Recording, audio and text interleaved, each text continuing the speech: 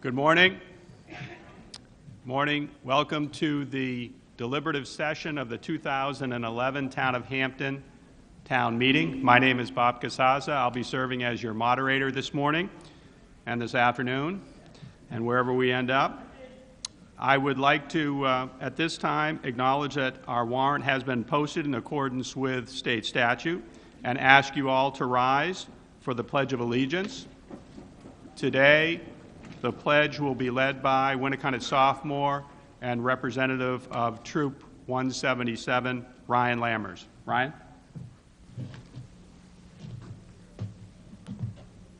I pledge allegiance to the flag of the United States of America and to the republic for which it stands, one nation, under God, indivisible, with liberty and justice for all. Thank you, Ryan. I'd like to introduce the officials on the stage. First, the Chairman of the Board of Selectmen, Dick Nichols. To his right, Bill Lally. And to Bill's right, Jerry Zanoy, Rick Griffin, and on the far right, Dick Bateman. Also joining us today is the Town Clerk, Jane Marzinzik, Town Attorney, Mark Gerald, our Town Manager, Fred Welch. The Finance Director is Michael Schwotzer. Our Administrative Assistant is Christina Osman.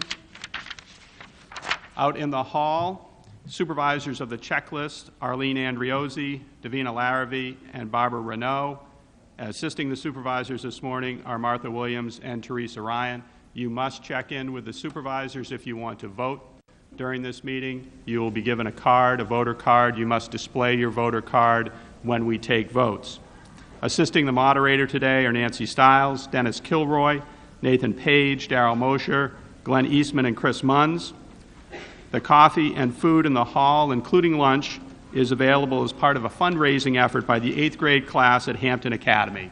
I'd ask you to support the 8th grade class trip to New York City by purchasing the food and beverages they are supplying in the hall adjacent to this room. This is a first-time trip for the 8th grade at Hampton Academy, and they'll be going to New York City in June 2nd and June 3rd. Today's session is to explain, discuss, debate, and possibly amend the 45 articles set forth in the warrant, with the exception of those warrant articles whose wording is prescribed by law. For example, the zoning articles. It is not necessary to vote these articles onto the ballot. All 45 will appear on the March 8 ballot. The work of the deliberative session is to determine the wording of the articles, to determine how the articles will appear on the ballot. Final action will come on March 8 at the Winnicott Cafeteria, and that is a new location for us. So voting on March 8 will be at the Winnicott Cafeteria, and the voting will be conducted from 7 a.m. to 8 p.m. The rules for today's meeting. We will proceed one article at a time. I will read the article. After the article has been moved and seconded for discussion, I will recognize the proponent of the article first and then open the article for discussion by the Assembly. I will recognize a new speaker on an article before returning to someone who has already spoken on that article, with the exception that the proponent of the article will be permitted to answer questions or offer further details regarding the purpose of the article in response to a question or opinion as appropriate. All questions should be directed to the moderator. If you wish to speak, please wait to be recognized by the moderator and speak into the microphone. This is critical to ensure that your remarks are carried by the cable broadcast. Channel 22 technicians will adjust the microphone if needed. Please begin your remarks by stating your name and address. Hearing assist devices are available. If you need a hearing assist device, please see one of the assistant moderators. We will deal with only one amendment at a time. The amendments must be in writing. After the amendment has been moved and seconded, please give the written amendment to me so that I can have it correctly and the town clerk can as well. And we will have paper up here on the stage, amendment forms for you to use. Please focus your comments on the content of the amendment or the article and refrain from personal comments. The moderator will revoke recognition of any speaker who speaks or acts in an abusive or disruptive manner. The moderator will also revoke recognition of any speaker who refuses to keep his or her comments relevant to the article under consideration or is needlessly repetitive. Non-residents will be allowed to speak on the affirmative vote of the meeting. If an issue arises during the meeting that is not covered by these rules, I intend to use fairness and majority rule as guiding principles with due consideration for the minority's right to be heard. This is your meeting, and as a result, the determinations of the moderator may be overruled. Voting will be conducted by voice, hand, or standing vote as appropriate. 5 voters may request in writing prior to a vote that the vote be taken by secret written ballot. After the vote has been declared and before any other business has begun, any non-ballot vote may be questioned by 7 voters, and the vote shall be retaken by secret yes/no ballot.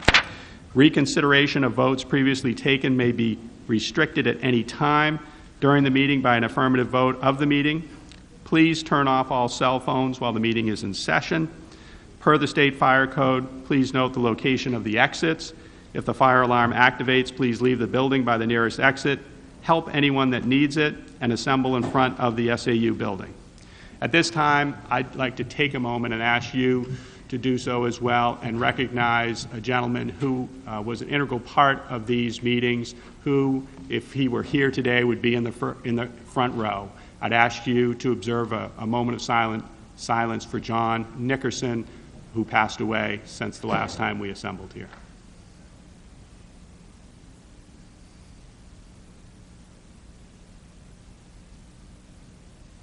Thank you. At this time, I will entertain a motion to allow non-resident staff of the town of Hampton to speak during the meeting, to answer questions, and to provide information regarding a warrant article. Specifically, the following individuals: Town Manager Fred Welch, Town Attorney Mark Gerald, Building Inspector Kevin Schultz, Finance Director Mike Schwotzer, Recreations and Parks Director Diana Martin, Assessor Ed Tinker, Planner Jamie Stephan, Administrative Assistant Christina Osman, Public Works Director John Price, and Lane Library Director Amanda Cooper. Do I have a motion to allow those non-residents? Mr. Lally. Do I have a second? Mr. Trainer. All those in favor of allowing those non-resident Hampton officials to speak, raise your hands. Down cards. Any opposed? Okay. The affirmative vote carries it, and those individuals will be allowed to speak throughout the meeting as recognized by the moderator. Before we start, just a frame of reference. We have 45 articles today on the warrant, and if you spent 10 minutes on each one of those, that would be 7.5 hours. If you put an hour in for lunch, that's 8.5 hours. That gets us to 5 p.m. A good day's work. I'd suggest to you that probably each one of these articles merits more than 10 minutes, but today is not the final word for any of these 45 articles. That's March 8th. I expect and I hope that there will be continued discussion, debate about all of these articles between now and March 8th. Our challenge today is to determine what will these articles look like on that March 8th ballot. So, also observing that I think we do our best work before 5 o'clock and not after 5 o'clock, I'd ask you to keep that, those constraints in mind as we go through all 45 of these articles. On to Article number 1. In the past couple of years, we have drawn the names of the candidates for office, and we've done so in an effort to be fair and to take away any sense that the ballot is seated to prefer any candidate. Since we last met, the legislature has stepped in, passed a law regarding how names shall appear on the ballot. So we will not go through the exercise of drawing names out of the hat, but I will read to you how the names will appear on the ballot as they have been seated in conformity with the new state statute. For selectmen: Michael E. Pierce, Dustin E. Marzinzik, Richard E. Nichols. For treasurer: Ellen M. Lavin. For trustee of the trust funds: Warren J. Mackinson, Stephen Falzone, Maurice Friedman, David W. Hamilton. For library trustee: Robert Lamoth, Mary Lou Herron. For planning board: Mark Lupley. For cemetery trustee: Matthew Shaw. For budget committee: Brian Warburton, Sandra L. Nickerson, Peter M. Trainer. And for zoning board: Thomas McGurk.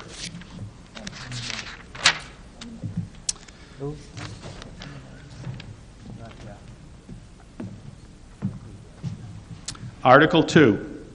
Are you in favor of the adoption of Amendment Number 1 as proposed by the Planning Board for the Hampton zoning ordinance as follows? Amend Article 3, Use Regulation, to add a new use. 3.45, Establishments for Games of Chance as defined under RSA 287-D:1, Roman 2, as worded as of January 5, 2011, by or in behalf of charitable organizations as regulated under RSA Chapter 287-D. This use would only be permitted in the business seasonal zoning district with a special exception from the Hampton Zoning Board of Adjustment and with site plan review by the Hampton Planning Board and prohibited in all other districts. This amendment is recommended by the Planning Board. I will entertain a motion to open discussion on Article 2. Moved by Ms. Woolsey. Do I have a second? Seconded by Mr. Traynor. Mr. Lupley, as Chair of the Planning Board, would you like to speak to Article 2? Mark Lupley, 7 Carlson Road. As stated in the article, this adds a new use to our existing regulations. The permitted use that's already approved at the beach was already given a variance before we came up with this article, and this allows us, once again, for special exemption review and site plan review by the Planning Board, and it is recommended. Thank you, Mr. Lupley. Anyone else wishing to be heard on Article 2? Seeing none, Article 2 will appear on the ballot as printed. Article 3, are you in favor of the adoption of Amendment 2 as petitioned for the Hampton zoning ordinance as follows? To impose restrictions on the sale of deadly MMA, mixed martial arts weapons,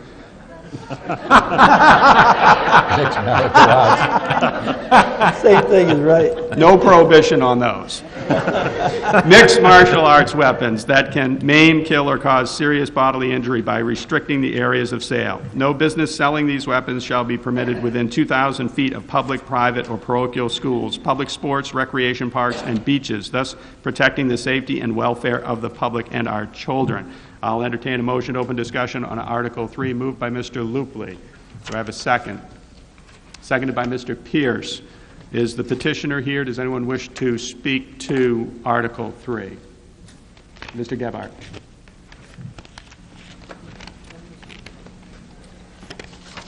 John Gebhardt, 4 Bailey Avenue. As a victim of attack by one of these weapons, we need to do something to control who these things can be sold to. The individuals who attacked me were teenagers. There were absolutely no restrictions on who can buy these things that was enforced or enforceable, and we need to do something. Anybody, whether he's a little kid, 8 years old, or an 80-year-old adult, can walk into these places, purchase these items, and do what they will. We need to do something to have some control over who purchases and what happens with them. And they need to keep them away from where our children are gathering. Thank you. Thank you, Mr. Gebhardt. Anyone else wishing to be heard? Yes, ma'am. Linda Gebhardt, 4 Bailey Avenue. I'm just bringing a show and tell. My husband was assaulted. We were out doing beautification work, pulling dandelions, doing community service, and the car goes by, and I hear my husband yell that he's been shot, and he was shot with this. And I just bring this because, if you weren't there, you didn't realize what this is. This is a hypodermic needle.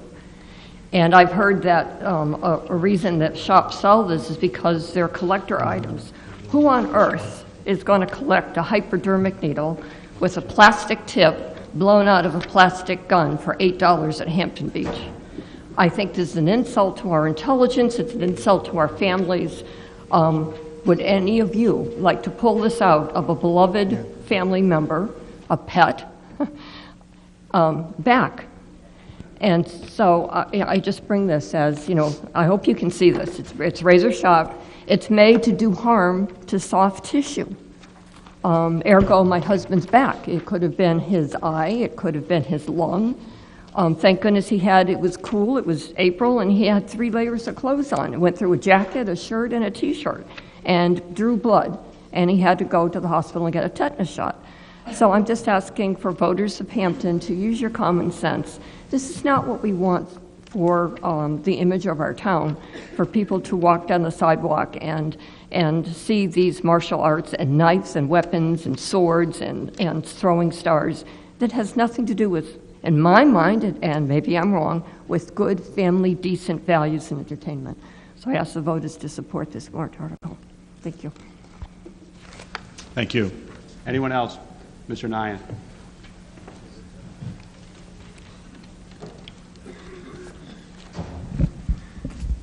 John Nyan, 4 Penniman Lane. Mr. Moderator, I come and speak in favor of this amendment.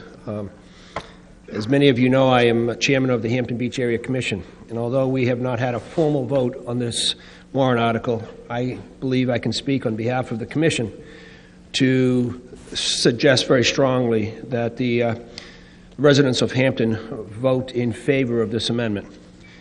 As you know, we're doing an awful lot of things down on the beach. One thing we do not need are items such as impacted Mr. Gephardt. I don't know if any of you have ever had the opportunity to walk into some of these stores where they sell these items, but they are not collector's items, they're weapons. And I would just strongly suggest that the residents of Hampton formally support this amendment. Thank you. Thank you, Mr. Nyan. Mr. Reid.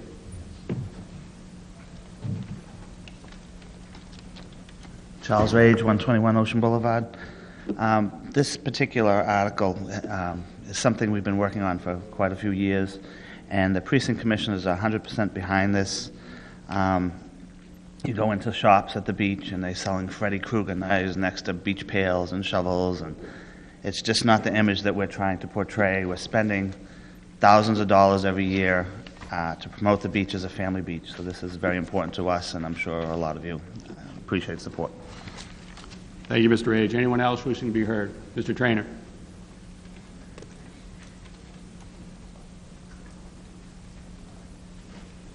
Peter Traynor, 59 Presidential Circle, Hampton. Mr. Moderator, can I ask a question of legal counsel? Is there a way of restricting an age on this article? That any person has to be 21 years of age or older? My understanding is that the language of this article cannot be amended, so that this language will appear on the ballot as printed, because it's one of those special types of articles that cannot be amended. So, to my knowledge, the answer is no. We can't insert any language. We can discuss and debate the pros and the cons, but we can't change the language. Okay, thank you, Mr. That's Moderator. correct, Mr. Traynor. Thank you for asking. Seeing no one else, Article 3 will appear on the warrant as printed. Article 4, are you in favor of the adoption of Amendment Number 3 as petitioned for the Hampton zoning ordinance as follows? To change the current zoning height limit in the BS zone on Ocean Boulevard from N Street south to the bridge from the current 50-foot height to 35-foot height limit. This area is mostly made up of cottages and homes of 1 to 2 stories. Any building going to 50 feet will not fit or blend with the neighborhood and does not belong in this area. Not recommended by the Planning Board. I'll entertain a motion to open discussion on Article 4, moved by Mr. Lupley. Do I have a second? Seconded by Mr. DeRocher. Mr. Lupley, do you care to speak to Article 4? Mark Lupley, Chairman of the Planning Board, 7 Carlson Road. This article, we already have an approved building site down there that's at 50 feet. The area is not clearly defined when the board discussed this as far as which area actually it encompasses, and there was a little bit of confusion on that, so it's not recommended by the Planning Board. Thank you, Mr. Lupley. Anyone wishing to be heard on Article 4? Yes, ma'am. Joanne Longville, full-time resident, homeowner at 21 Ocean Boulevard, which falls in the middle of this amendment. I'm also opposed to this change. I don't believe the language really reflects what the neighborhood looks like and the dynamics of height. I believe that will restrict our property values and also as we become a full-time community, the ability to make that happen. Thank you. Thank you. Anyone else wishing to be heard? Yes, ma'am.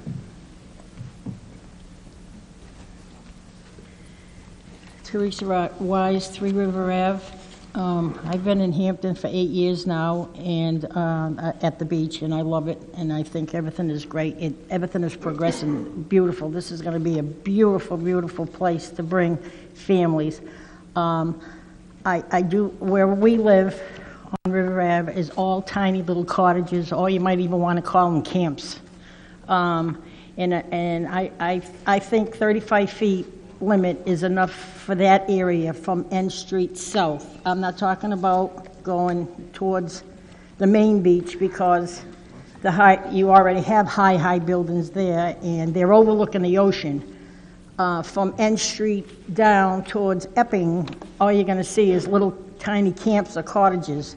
And some of the houses have gone up to 35 feet, and I think 35 feet for that area should be sufficient enough. I mean, I know the contractors like the money and everything, but if somebody's got a little camp and they want to go up 2 floors, it's still going to come out to like 35 feet.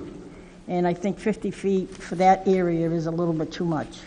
That's all and I hope that the people and who's ever in charge of this will put it on the warrant article and let the people vote for it, because there are a lot of people down there that are against any higher than 35 feet. Unfortunately, they're not registered to vote, so they have no say. So I'd appreciate it if you give it some serious thought. Thank you very much. Thank you. Anyone else wishing to be heard? Mr. Buck. Thank you, Mr. Moderator. Sandy Buck, 5 Toby Street, Hampton. I'm also a former planning board chairman many years ago, but we won't get into that. But I'm just raising this question, this amendment, primarily because I believe it is spot zoning, which is clearly illegal in planning purposes. So I would vote to uphold the recommendation of the planning board and not recommend this amendment. Thank you. Mr. Rice. Fred Rice, 15 Heather Lane. I was John Nyan's predecessor as the chairman of the Hampton Beach Area Commission, and during that time we tried to equalize and make fair the zoning according to the recommendations that were made in the latest Hampton Beach Master Plan. We tried to implement some floor area ratios per that recommendation that would have put all of the high-rise buildings from the casino north and kept the other areas of the beach in kind of a neighborhood area and leave them the way they were at two stories. During the discussions and during the time that we went before the planning board, the argument against that was that the people south of the casino, all the way down to the bridge, complained loudly that they wanted to have the opportunity to build to the same height that anybody else on the beach did. So now we're going in just the opposite direction. It's hard to tell what people want if one year they're saying, we want the right to go as high as we can, and then another year somebody comes in and says, oh, we want to go from 2 stories down to only 1 story. If you limited the southern end of the beach to only 1-story houses, 35 feet is not much more than 1.5 decent stories. Maybe you could squeeze 2 out of it. But it's going to be devastating to that end of the beach. It'll prevent people from being able to develop their own properties the way they want to. It'll prevent them from getting the maximum revenue out of their properties. And a lot of people are there for the income as well as for the residency. We have a lot of people coming to this beach, and with the other improvements that are coming down there, we may see more. We need to have a balance between commercial and residential at Hampton Beach. So I would support the recommendation of the planning board and not reduce the height limits on the structures at the beach. Thank you. Thank you, Mr. Rice. Anyone else wishing to be heard? I'll go. Mr. Gopalan, and then the board. Art Gopalan, 20 Windmill Lane. I just want to make a clarification on this article, Mr. Moderator. The abbreviation BS, I think it needs to be expanded out because I don't think it's a common knowledge, and what might be common knowledge associated with that abbreviation may not be very welcome. Thank you, Mr. Gopalan. My understanding is that that referenced business seasonal. I'll go back to my earlier comment about this body's inability to change the language. I'll leave it to the town, to council later on, as they prepare the warrant, whether it's appropriate underneath the article to put BS equals business seasonal or something to that effect. But otherwise, we're here to simply discuss whether Article 4 is a good idea or not for the town. The board. Mr. Griffin. Yes. I would like to say, I'm a member of the planning board also, and this is something that the planning board certainly doesn't support. But as a person that lives on Ocean Boulevard, I think that this is one of the least fair things I've seen come along for a while, because why should people that have been paying taxes for years with the idea that they have the same rights as everyone else that lives in that area, why should they be shortchanged now when they pay some of the highest taxes? Ocean Boulevard property does command a high tax rate. These people should be allowed to do what they want with their property, and this is a very bad example to start spot zoning like this. So I'm certainly against it. Thank you. Thank you, Mr. Griffin. Before I get back to the planning board chair, is there anyone else who wishes to be heard on Article 4? Seeing none, I'm going to go to the planning board chair, and then we're going to move on to the next article. Mr. Lupley. Mark Lupley, 7 Carlson. I just want to clarify, this is a petitioned article, and it will appear on the warrant as it was presented. Thank you. Thank you, Mr. Lupley. Article 4 will appear on the ballot, as Mr. Lupley said, as printed. Article 5.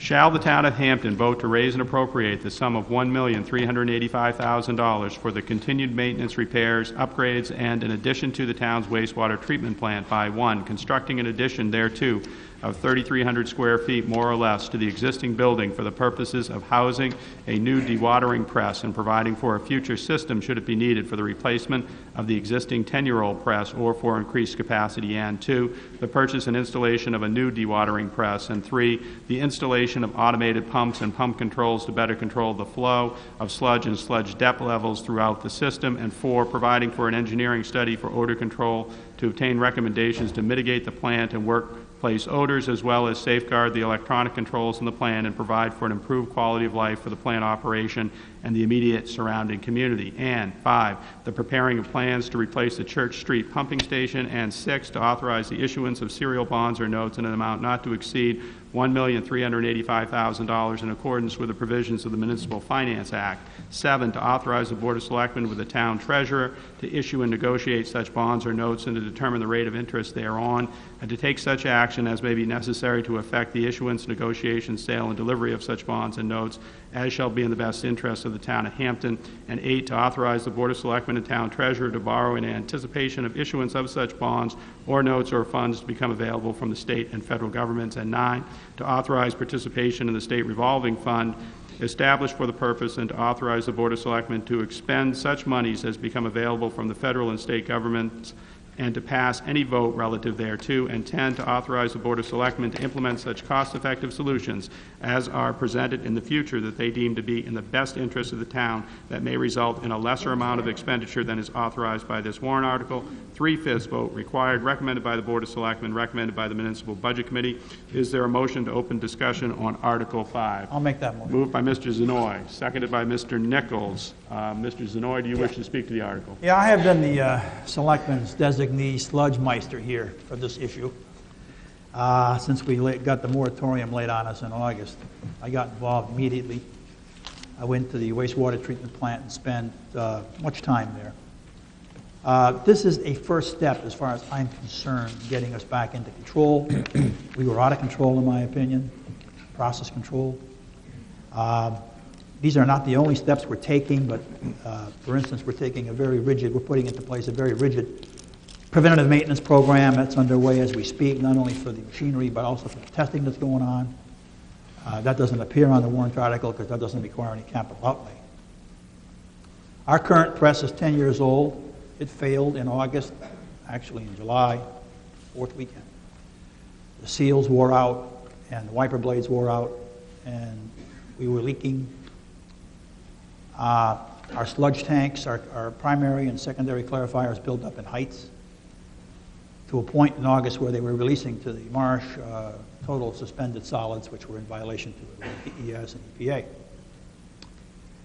Well, I got in the middle of all of that, and I visited places where they, and we studied some presses that we could put in place. We began a refurbishment of the existing press, which is not complete yet, but we're well on our way. We've got 2 chambers out of the 4 done. We're working on the 3rd one this week. Very highly contaminated interior. Screens were plugged up, and the seals were worn. Finally, we got a good preventative measure system in place for that, and we're working on it for the rest of the whole wastewater plant. These steps will take us the first way. We've been talking with DES. We met with them on January 11th. We got a direct order from them on the 20th of January in terms of what we had to do and by when. We're responding to that within the next week or 2, after which I expect the moratorium to be lifted. But these are the very first basic steps we absolutely need. We need backup to that 10-year-old press. Right now, if that runs 24 hours a day, 7 days a week, every day, it'll cover what happens to us in the summer, but if one chamber goes down, the press goes down, we're back into the soup. We absolutely need extra capacity. This is where the press comes in. We need room to put it in. That's where the building comes in. It's a big press. It'll give us 1,100 pounds of sludge an hour, which we need. In the summertime, we deliver 350 tons of wet sludge to the landfill. And if our press runs every day into 24 hours in a month, we'll cover that. We'll have maybe 20% extra capacity. It's not enough. For a 10-year-old press that's been badly taken care of, we need now to begin to get ourselves into control. The automated pumps will allow the sludge to be moved automatically with a SCADA system from the primary clarifiers to the gravity thickeners, and allow the sludge not to get stale and build up. They'll move it automatically.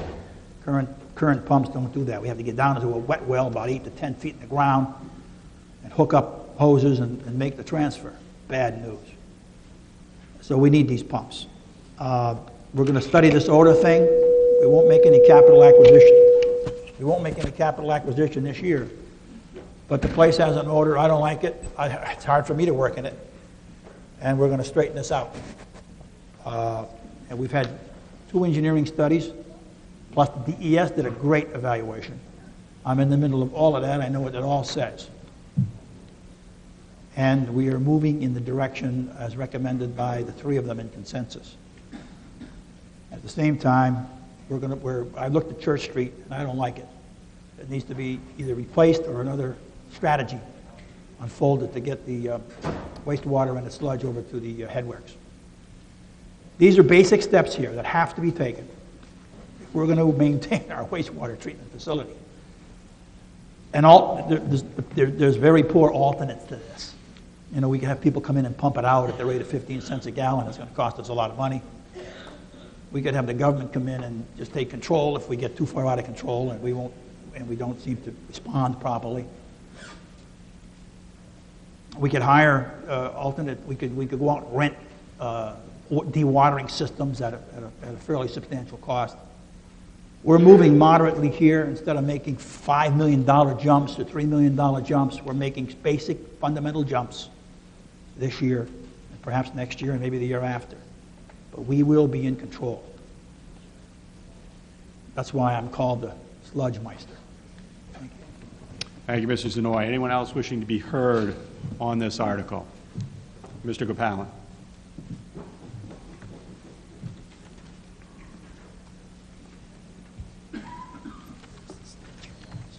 Art Gopalin, 20 Windmill Lane.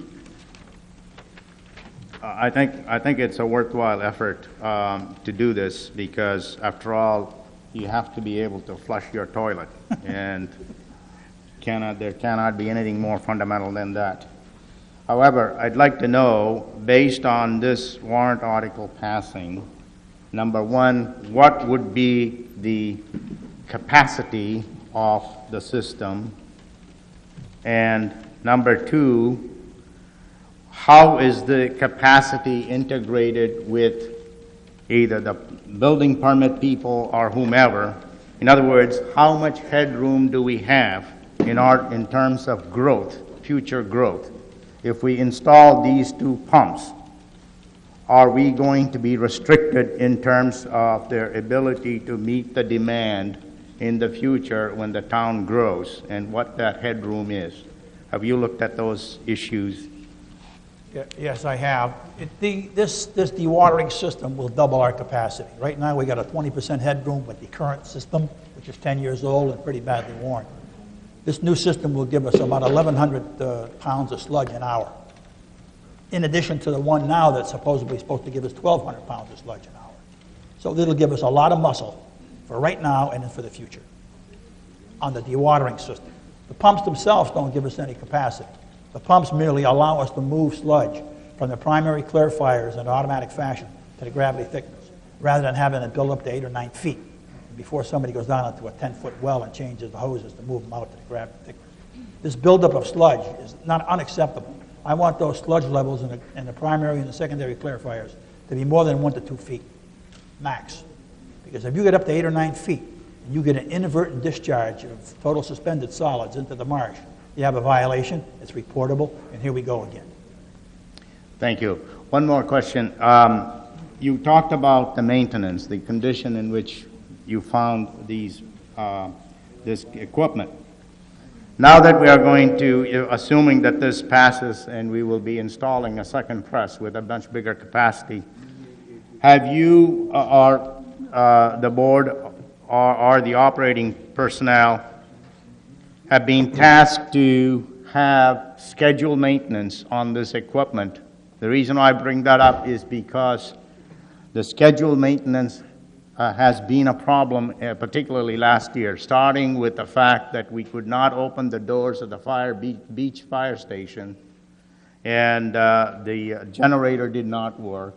And then we had this situation, and then subsequently we also found out that the storm drains are not being maintained, perhaps. So I'm concerned that we don't have a scheduled maintenance on these, especially since we are making this kind of investment. Would it not be better to have better to institutionalize a scheduled maintenance so that there will not be a forced outage? Yeah, absolutely.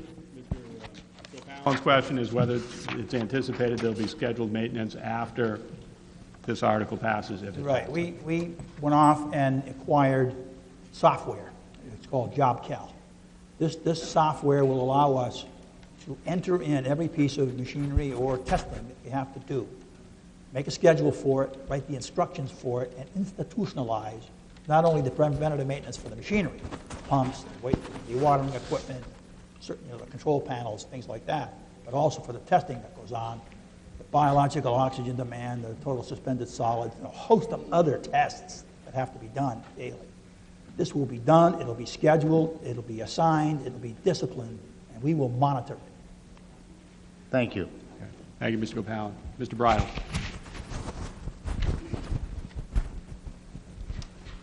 Yes, Russ Bridle, 225 Toll Farm Road. I'd just like to remind this board that last year you asked us to reverse the decision on Rye because you told us we had plenty of space to do it.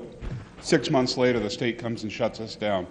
I'm not opposed to this article, but what I want to see is, are you guys going to start to look at getting sewerage in the rest of this town besides just east of 95? Rye, it has not been the problem whatsoever. Rye is delivering less than one half of what they've been allowed to deliver. They are not an issue here. The issue here was preventative maintenance, a breakdown of a key heart and soul of our system, which was the dewatering capability, a lack of preventative maintenance, as I said, and a plant that's just kind of deteriorated without enough attention. That's kind of the heart of the problem. The putting the sewer through the rest of the town, Rusty, I can't speak to that. That hasn't come up. I don't know Excuse me, it's come up many times. Many times. And it's been in the master plan, and it keeps getting put off. Yeah. The people of Western 95 are tired of not having sewage. Yeah. And all the time we see issues come up to fixing the plant, and we're not opposed to that. Yeah. But we want to get sewer out Western 95. Yeah, It needs to be done. We're polluting Taylor River. We're polluting our waters. We need to get it done. Those systems out there are old, and we got to start to address that. And I would hope that this Board of Selectmen will look at that and go look forward and start to work to that process of getting sewage west of 95. There's other areas in town too, but mostly west of 95. Thank you. Okay, thank you, Mr. Bridle. Anyone else wishing to be heard? Yes, sir, Mr. Guthrie.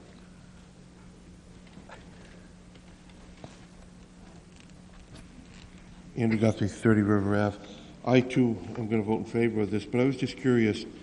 The cost here is about 1.8, and how much more are they going to need to spend to fix this water treatment plant? Well, let me Well, jump we in. have to, Mr. Zanoy, hold on. All questions through the moderator, please. Oh, I'm sorry. The cost, you peg at 1.8?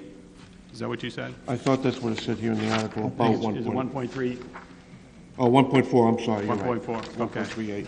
Okay, and your question for the board is? How much coming down the road, are we going to have to spend a lot more, like, say, in the next couple of years? Well, we're going to do an odor control evaluation. That'll tell us something about what's causing our odors and what we have to do to correct that. I don't know what's going to be the recommendation or what the cost of that recommendation is going to be. Certainly, if we go and we replace Church Street needs to be either replaced or we need to develop another strategy. That's going to cost us $3 to $4 million, perhaps, if we embark on that journey. These are the only things I have visibility on right now. So I really couldn't give you a better estimate than that.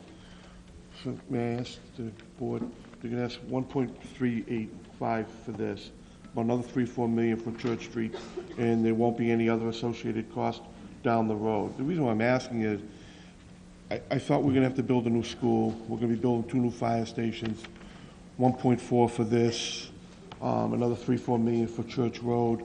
And I was wondering, do we have any capital plans here? That, Well, let me just jump in, Mr. Guthrie. All good questions. The article we have before us relates to the 1.4, but I want to know if is there going to be more coming down the road for Mr. this one Zanoy article? has indicated to you that he can see expenses in the future relative to Church Street. But beyond that, I'm going to ask that we confine this to the merits of Article 5. Thank you, sir. Thank you. Anyone else wishing to be heard on Article 5? Seeing none, Article 5 will appear on the ballot as printed. Article 6, shall the town of Hampton vote to raise and appropriate the sum of $7,593,340 for the purpose of constructing an addition to the Winnicott Road Fire Station for $4,509,950 and acquiring and conveying property and constructing a new beach fire station, including but not limited to demolishing and removing existing improvements and structures and making other ancillary and related improvements with respect thereto as provided in the memorandum of understanding described below for $3,083,390. Such sum to be raised by the issuance of municipal bonds or notes for a period not to exceed 20 years under and in accordance with the provisions of the Municipal Finance Act, and to authorize the Board of Selectmen and the Town Treasurer to issue and negotiate such bonds or notes and to determine the rate of interest thereon.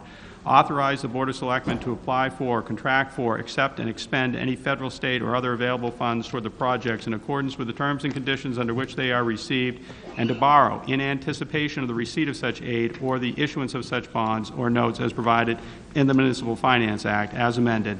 Authorize the Board of Selectmen to execute and deliver in the name of, on behalf of the town, a memorandum of understanding between the board and the Hampton Beach Village District Commissioners pertaining to the construction of a new beach fire station in the Hampton Beach Village District and the conveyance of certain property interests and other matters, all as more particularly described in said memorandum of understanding, and to ratify and confirm the prior execution of said memorandum of understanding by the board and any other prior actions of the board taken with respect thereto. Authorize the Board of Selectmen under such terms and conditions as the Board of Selectmen determined to be in the best interest of the town, including but not limited to appropriate rights of reverter, and as per the terms of the memorandum of understanding between the Board and the Hampton Beach Village District Commissioners. To accept from the Hampton Beach Village District Precinct the transfer of tax map 287, lot 31 in its entirety, and portions of tax map 287 lot 29 and tax map 287 lot 32 for a combined total of 18,200 square feet plus or minus, and to transfer to the Hampton Beach Precinct all of tax map 287, lot 28, at the expiration of the current lease with the town in the year 2013, and to authorize the Board of Selectmen to take any and all actions as may be necessary to carry out the project in the best interest of the town of Hampton. 3/5 votes required. This article is recommended by the Board of Selectmen, recommended by the Municipal Budget Committee. Is there a motion to open discussion on Article 6? Moved by Mr. Lally, seconded by Mr. Griffin. Chief Silver, would you like to speak to Article 6? Good morning, ladies and gentlemen. My name is Chris Silver. I live at 8 Reddington Landing in Hampton. I'm also the fire chief for the town of Hampton. This article is being presented this morning to implement the planning efforts conducted over the past 2 years following a 2009 warrant article appropriating funds for the design and planning for additions to the Winnicott Road Fire Station. This article is being presented for 2 fire stations because at that time I felt that it was important not only to plan for our needs within the district, the town district, but also for our needs within the beach district. I'll call your attention to some slides that will appear on the screen, and we'll advance through while I'm speaking. The project was proposed initially for Winnicott Road. My view was that in an effort to reduce any redundancy, to eliminate any duplication of services between the 2 locations, and to ensure that the town as a whole, all portions of the town, had appropriate, proper fire facilities to provide the necessary protection for the community, we should plan for both together. The beach station is the older of the 2 structures, constructed in 1922, and I don't think that there's much debate that the building is in desperate need of replacement. I think where the concern has been recently has been with the Winnicott Road facility. The reason why it is so important that this portion be included in this project is because there's a great disparity in cost for construction between the 2 districts. The nature of construction in the beach district requires pile-supported foundations, which brings with it a higher cost. As such, we wanted to reduce the size of the building as much as possible, which meant we had to relocate certain services and functions presently provided from that location. To relocate those, we were moving those to the Winnicott Road site. That means communications, administrative offices, emergency operations center, all would be relocated away from the highest hazard district of the community along the coast and move it further inland where it's a much safer, more appropriate location to operate those functions. A lot of effort went into the planning by members of the department, members of the community. We have answered just about every question that has been presented to us. Out in the hallway on the table, you'll see copies of plans, you'll see documents and schematic drawings demonstrating our efforts on this project. You may also find all of that information at the fire department's website, www.hamptonfirerescue.com, as well as a frequently asked questions section. This was also an effort and an exercise on the part of the Board of Selectmen and the Beach Precinct Commission to reach a memorandum of agreement on this project, which has been fully executed and signed. You may also obtain a copy of that out on the table in the hallway if you wish to review that. The cost of this project was initially estimated at $8 million, and that is a combined cost for both sites. We conducted that cost estimating in December of 2009.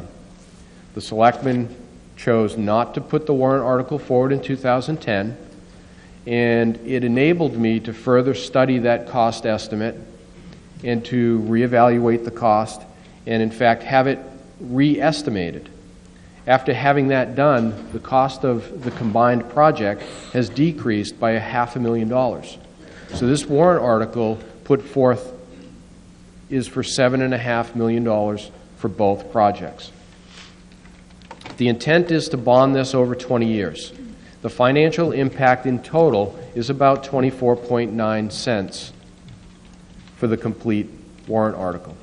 It's the intention to bond this in 2 phases. There'll be no tax impact during 2011. The first part of the tax impact will appear in 2012. Because we're going to construct one building followed by the second building, will bond the cost for the Winnicott Road Fire Station first, which is about 14 cents per thousand. We will then subsequently bond the cost of the Beach Fire Station project, which is approximately 11 cents, your total at 24 cents.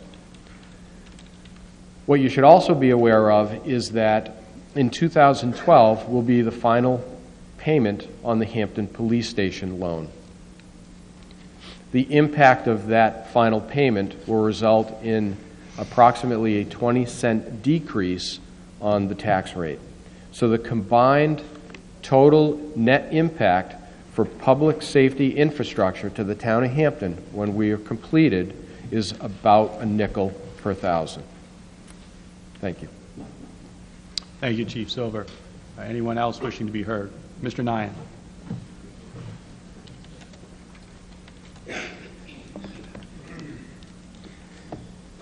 John Nyan, 4 Penniman Lane. In reviewing all of the warrant articles today, I know that there's a number of them out there that have direct impact on some of you that are out in the audience and those that are watching on TV. One that I believe is probably, if not the most important, has to be on the top 2 or 3 important warrant articles today. You know, when we have families and we go out to a community and look for the right community to raise children, raise our family, there's a number of factors that we look at. Schools and public safety. And I can tell you, at least in my opinion, that Hampton meets all of those requirements except one. We have a great school system here. Under public safety, we have a great police protection program, great leadership. Under fire safety, we have great fire safety leadership and a good core of firefighters. What we do not have today is adequate facilities for our firemen and for our fire safety program. Now, as Chief Silver mentioned, this is a problem that was identified a number of years ago. Under his leadership, he took that problem and created a need assessment. Under that need assessment, he went into a very formal, very detailed process to evaluate what we need here for fire safety in the town of Hampton. With the help of Patrick Cronin at the Hampton Union, I think we all read about the fire stations almost on a daily basis for the last year. During that period of time, there was a lot of meetings, a lot of discussions, and yes, a lot of heated debates. But that's in the past. We have all now discovered that communities and organizations within a community can work together. Once that process was established and completed, Chief Silver recommended a solution. And that solution was a 2 fire station solution. Not 1, but 2. I grew up in Lawrence, Massachusetts, and we had a different form of government. And one of the things as a resident of Lawrence, you had to put trust in your public officials.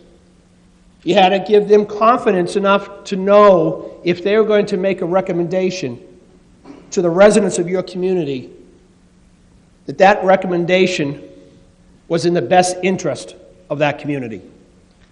I believe Chief Silver's recommendation is one that we all should get behind. I want to touch on one thing about financial, and the Chief mentioned it. I own a home here on 4 Penniman Lane. My assessment is probably higher than what my house is worth right now because of the economy. But what this will do for me in terms of my own tax increase, will be about $175 a year. $175 a year to give me adequate fire safety protection. I don't think that's a whole lot to ask. And I know that there are other money warrant articles and one thing adds to another. But ladies and gentlemen, please, please consider how important public safety and fire safety in particular is important to this community.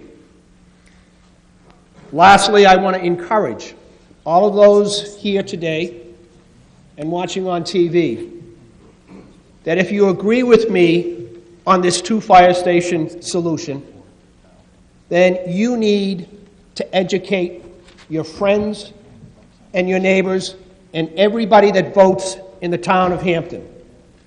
This is a critical warrant article that needs to be passed. Understanding that there's been a lot of confusion, understanding that we have over 40 warrant articles, and understanding that some people just will go in to vote and hope that they're checking off the right boxes. It is up to us to educate everybody in our neighborhood, everybody in this community, on what this solution is going to do for us. Thank you very much.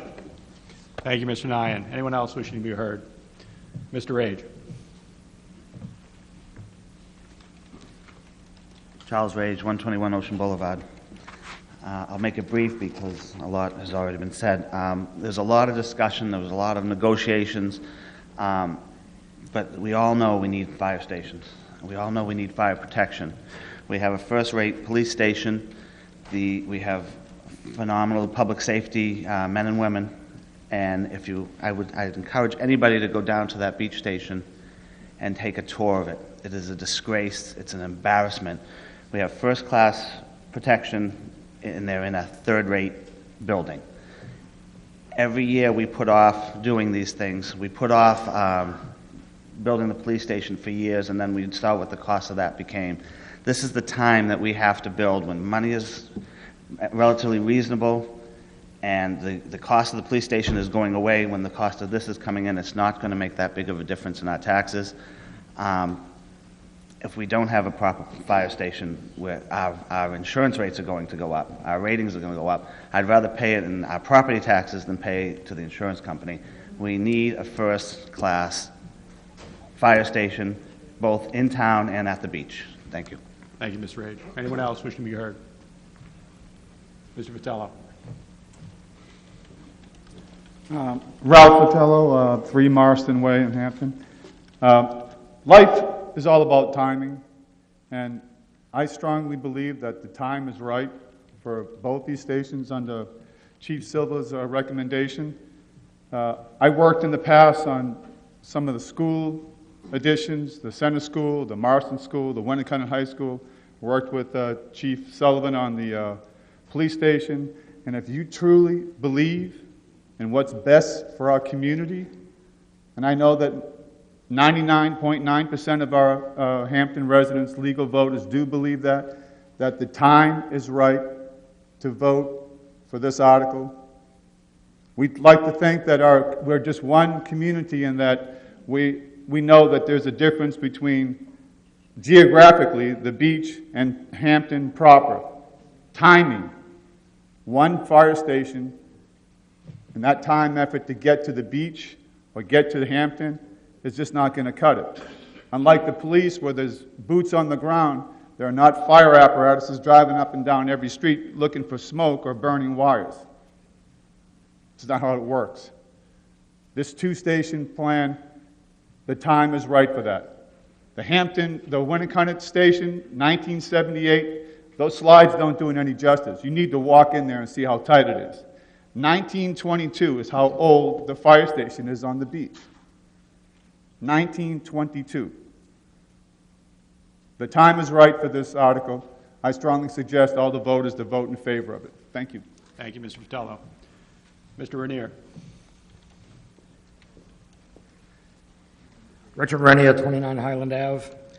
I'm speaking in favor of this article, and at the risk of being a little repetitious and talking about some of the things that have already been said, I'm just going to continue, though. It's been rumored that the voters will not approve, that some voters will not approve this article because the station at the beach would be located within the Hampton Beach Village District. You know, that evil empire over at the east side of town. I refuse to believe that the intelligent and informed residents of this community will place any credibility in that rumor and will be unified in supporting this article. Just very briefly, a little history on the precinct itself. What is the Hampton Beach Village District, as sometimes referred to as the precinct? The precinct does not encompass the entire area from Sun Valley to the Northampton state line, or everything east of the Salt Marsh. It is a small area within those parameters. It is a neighborhood. As Glen Hill or any other cluster of residences within the community are neighborhoods. Obviously, it also encompasses the largest business area within the town. It was chartered over 100 years ago. The main purpose to provide fire protection to an area somewhat isolated from the rest of the main village. In 2002, it became evident that the precinct could no longer self-support a fire department, and at that time, 3 vehicles that were owned by the Hampton Beach Village District Precinct residents were turned over to the town, and a leasing agreement was drafted up to continue the use of that building as a fire station. Yes, the location of a new station is on property presently owned by the resident and taxpayers of the precinct. That land, in the plan proposed by Chief Silver, is the most appropriate location for a new station at the beach. In order for this project to move forward, a memorandum of understanding was drafted. The memorandum of understanding is somewhat similar to a purchase and sale agreement between vested interested parties. In this case, the selectmen representing the town as a whole and the precinct commissioners elected by precinct voters. At times, just as in any negotiation, there were delays, legal issues, and sometimes dissension attributed to both sides of the table. A signed agreement has been finalized, the content in the best interest of all concerned. We can now move on. As to the existing fire stations, we have a $600,000 ladder truck that will not fit in the Ashworth Ave station. Doesn't common sense dictate that truck should be located in the most congested, multi-storied buildings area? Shouldn't there be additional space for a pumper and a properly staffed emergency vehicle where there is an influx of 150,000 plus beachgoers occupying the many rental units and patronizing the businesses during the ever-expanding tourist season? The Ashworth Ave, lead paint, asbestos hazardous, electrical deficient building built in 1922 has outlived its function in providing fire and rescue protection to the present Hampton Beach and the whole community. It must be replaced now. The Winnicott Road Station, built in 1978. From the outside, a decent-looking building, brick front, looks okay. At times, on the apron or around back, part of the 20-plus fire department vehicle fleet, valued at approximately $3 million, outside, exposed to the elements. That station needs additional room. The interior, crowded, expensive firefighter protective gear, inadequately accessible to those firefighters. Critical features of a modern facility below acceptable standards. The chief has shown you some of those problems. No space for a command communication center. Take a tour of both stations for yourself. I'm sure Chief Silver would be glad to accommodate you. Today's firefighters are no longer local volunteer residents responding to the clang of the town hall bell. They are no longer a part of a you-call, we-haul ambulance crew. I've been told that in the past, the local funeral parlor provided a hearse for the transportation of medical emergencies. The firefighters deserve the best of equipment, facilities to protect and maintain that equipment, and a safe environment commensurate with their skills, training, and dedication. As to the cost of this project, we have little or no control over the trillions of dollars national debt. We send billions of dollars to foreign countries. We pay for unfunded mandates from Concord. Well, ladies and gentlemen, I submit it's time for us to be a little selfish. We deserve to now do something for ourselves. We can, funded over 20 years with a minor impact on our taxes, bring to fruition a long overdue fire and rescue facilities for the protection of life and property of our families, friends, and neighbors. Vote yes on Article 8 on March 8th. Article 6. Thank you. Thank you, Mr. Rainier. Mr. Buck.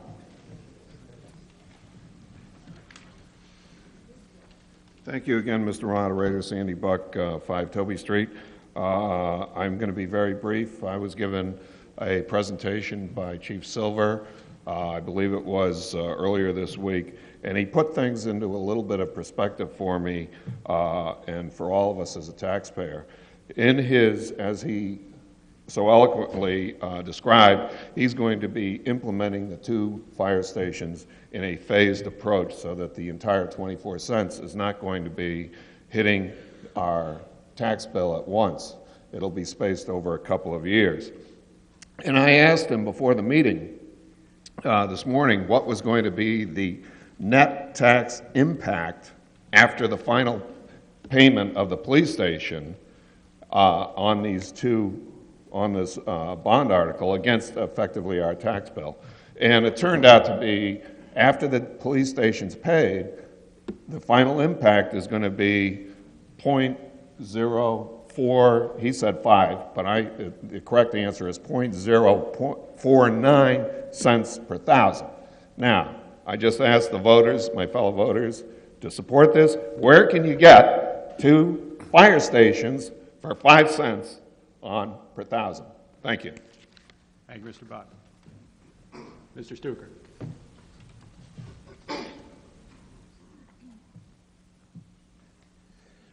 I found it remarkable that we had a fire chief in the first place who could have so much expertise on the planning of 2 fire stations to begin with. So all of us owe Chief Silver an enormous amount of gratitude for the work he's done on that, in addition to being a fabulous fire chief. This project, which we've talked about and analyzed and had many meetings about, is the best thing out there. We'll never get another chance to do this, to have a fire chief who can put together a plan this sophisticated, to have voters this educated, and yes, as someone said a moment ago, we've got to take this to our neighbors and tell them the benefits of this plan. But I don't think we'll ever get another opportunity like this. No one in this past year of the Budget Committee, no one has come to us and said, this plan is flawed. This is not a good idea. Here's why it won't work. Not one person has spoken against it. All of us know that it takes money to run this town. And I think if you take a look at the overall cost of ownership of what we've spent on fire protection in the last century and a half, it hasn't been a whole lot. And if you project this out to 50 years, I believe, is how long we expect these fire stations to last. If you take a look at your annualized cost of ownership on these 2 fire stations, we're getting one heck of a deal. I urge you to vote for this measure, and I urge you to ask your neighbors to take a hard look on the website of the plans or visit the stations. The beach station, our beach fire station, under any other circumstances, would have been condemned. That building would have been condemned had it not been for the fact that it's a government fire station. So we need to take a hard look at that, but we have to take a look at it in the context of the comprehensive plan that Chief Silver has devised. Thank you. Thank you, Mr. Stuker. Mr. Rice. Fred Rice, 15 Heather Lane. I'd like to commend Rich Rainier for an excellent summary on why we need both of these stations, and I'm in very strong support of this article. Here in Hampton, we seem to have a history of trying to kill our most important and most needed projects by what I refer to as the death of 1,000 cuts. You can have 49% of the people that say, I like it just the way it was proposed, and they will all vote in favor of it. And somehow, over the years, we've managed to cobble together 51% of people who say they're against it. The difference being that the people who are against it, you can't find any two people that are against it for the same reason. One doesn't like the size, one doesn't like the shape or the color or the cost or the height or what they think it looks like on the inside. Now, there are still people who call the police station a police palace and they've never been inside it. So this is the time when we've got to get together with that 49% and put it over, because it's something that we do need. I know a lot of people, one of the little cuts that they make is that, gee, we just can't afford it. Think about what happens if we have less than the best fire protection and it's your house that has a problem. Do you want them to be responding in equipment that's been sitting out in the weather, as was referenced? No, we want stuff that is properly maintained, properly prepared, ready to roll instantly all the time. And the beauty about this plan right here, this warrant article, is that it calls for a comprehensive plan that covers the entire town. This isn't a game of gotcha of we want good protection in our part of town, but we don't want the other guys to have it in the other part of town. The chief has done something that has, we've known that we've needed fire station improvements in town for several years. Chief Silver's predecessor tried several times to bring plans forward. Well, now he got it right. Chief Silver has got a comprehensive plan that covers the entire town, and it has both an integrated construction and development plan, but also an overall protection plan for the town. You can't really talk about a two-station plan without kind of implying that we're also in a minute going to be looking at a one-station alternative. The two-station plan is fully costed out by engineers who build these things. It's been phased so that we know that we can take down the uptown station first, put the command center up there, and then go to the beach station secondly, and have the minimum interruption on the command and control. If we don't do it that way, we could find ourselves in the, quote, the name of saving some money. We could find ourselves without any command capability and without a dispatch center for the whole time that the beach station is being built. So we need to look at the big picture on this. As Mr. Buck just said, it's 4 cents per thousand from what we're paying right now. We've got one hump year and then it's 4 cents per thousand. I don't know where you get that anywhere. As far as another thing on the impact of the overall warrant article, we've got people that are objecting to this because of cost. Oh, I don't think we can afford it right now. This is about 10% of what some of those people are spending for their weekly meeting at Rotary. 10% of what they're spending in a year. And yet they do that very, very graciously and willingly. This will protect our entire town in the manner that it should be. There's no reason why Hampton, which currently is rated as one of the highest per capita income communities in the entire state of New Hampshire, it's in the top 10% definitely, why we have to go the cheap route and cheat some of our residents out of having adequate, proper fire protection. This is a balanced plan, it is a good plan, it is solid, it is well engineered, it is well costed out, it has been developed by professionals, it's not a poke in the dark, it's a good plan, and I urge you to support it. Thank you. Thank you, Mr. Rice. I'm going to go back to the Chief, Chief Silver. Thank you, Mr. Moderator. Ladies and gentlemen, just one point I would like to clarify. It is not our intention to remove the existing Winnicott Road Fire Station. We intend to retain 60% of the building. The reason why we can't retain more is because of the way it was constructed 30-plus years ago. The codes were different. The building construction is masonry block, but it's unreinforced. It can't withstand the additional loads of any addition to the existing structure. It's also not constructed with the sufficient floor-to-ceiling heights so that we can add newer, updated mechanical systems and sprinkler systems. So a portion of it does need to be removed because it's just not modifiable. And then as much of it as we can retain. It was always our intention to retain. Thank you. Thank you, Chief. Yes, sir. Brian Lapham, 27 I Street. During the public hearing for the Budget Committee it was suggested that we get out and talk to everyone and ask any questions, get any feedback that we could. I didn't have to go very far, and I'm not trying to blow smoke, but I've already spoken to a couple of people at the beach, and their fire insurance rates have gone up dramatically. I didn't go through their policies or anything like that, but in my mind, it's already started. This is a very, very important move by the town. We need both stations. The precinct approved this plan.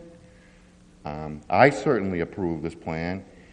And for once, in coming to these meetings, people have said, well, we want to see the outlay. We want to see plans. We want to see drawings. We want to see costs.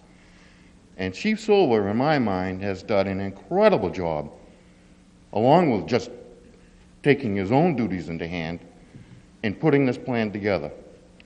I fully support this plan, and I hope the rest of the town will too. Thank you. Thank you, Mr. Markham. Anyone else wishing to be heard? Mr. Munns.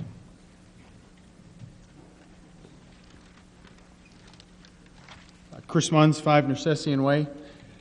Nothing is more fundamental than providing adequate public safety and protection for our citizens. And we're very fortunate in Hampton to have a highly skilled and professional group of firefighters, and we're also very fortunate to have the kind of leadership that we need in the fire department to help us in the future. The plan that Chief Silver and his team have put together is well thought out, and it results in something that we can all be very proud of and that will continue to allow us to grow as a community. Ralph Fratello is right. The timing is now to do this. Sandy Buck is right. 5 cents is a very small price to pay for the protection that we want. John Nyan is correct, and when he pointed out that $175 is cheap insurance. If we don't upgrade our facilities, we will all be looking at higher insurance rates, which will cost us significantly more. The time is right to do this project, and I urge everyone to vote in favor of it. Thank you, Mr. Munns. Got a few more speakers here. I'm going to go to Ms. Woolsey, and then I'm going to see where we're going to have. No, yes, sir, you can go right up. But I just want to let the body know that we're going to take a check with Ms. Woolsey. Go ahead, sir. Good morning. Thank you. Donald Bliss, 48 Milburn Avenue. One of the great things about town meeting, of course, is that we all get to come and speak our mind. One of the bad things about town meeting is that we all get to play at being an architect or an engineer or an expert fire chief or police chief for the day. I would urge you not to take all of the hours of engineering and discussion and planning and try and distill that down to 15 minutes of discussion of just dismissing this hard work in favor of something that is a cheaper project. If you look around the country and around the town at any infrastructure project, they're always complex. They're always very important issues that are integrated and have to work together.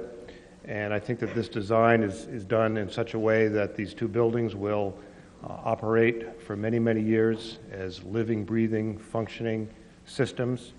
A fire station has to operate 24 hours a day, 7 days a week under the most difficult conditions, whether it's an earthquake, a storm.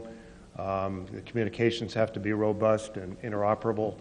And I think that it's very important that we support this plan and not a lesser plan that will not function for the needs of the community. So I would urge you to support this warrant article, vote for this project. It's been carefully planned out, well costed, and will serve us as citizens of the community for many years to come. Thank you very much. Thanks, sir. Mr. Gopalin.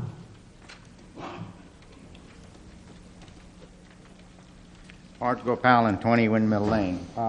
One of the key ingredients in this is the beach, obviously beach fire station and its location. And many of you might have been told off that there is a potential for flooding, and to overcome that, an installation of flapper valve. So in my mind, the functioning of the flapper valve to keep the water that's coming in from the sea is a key ingredient and a critical piece.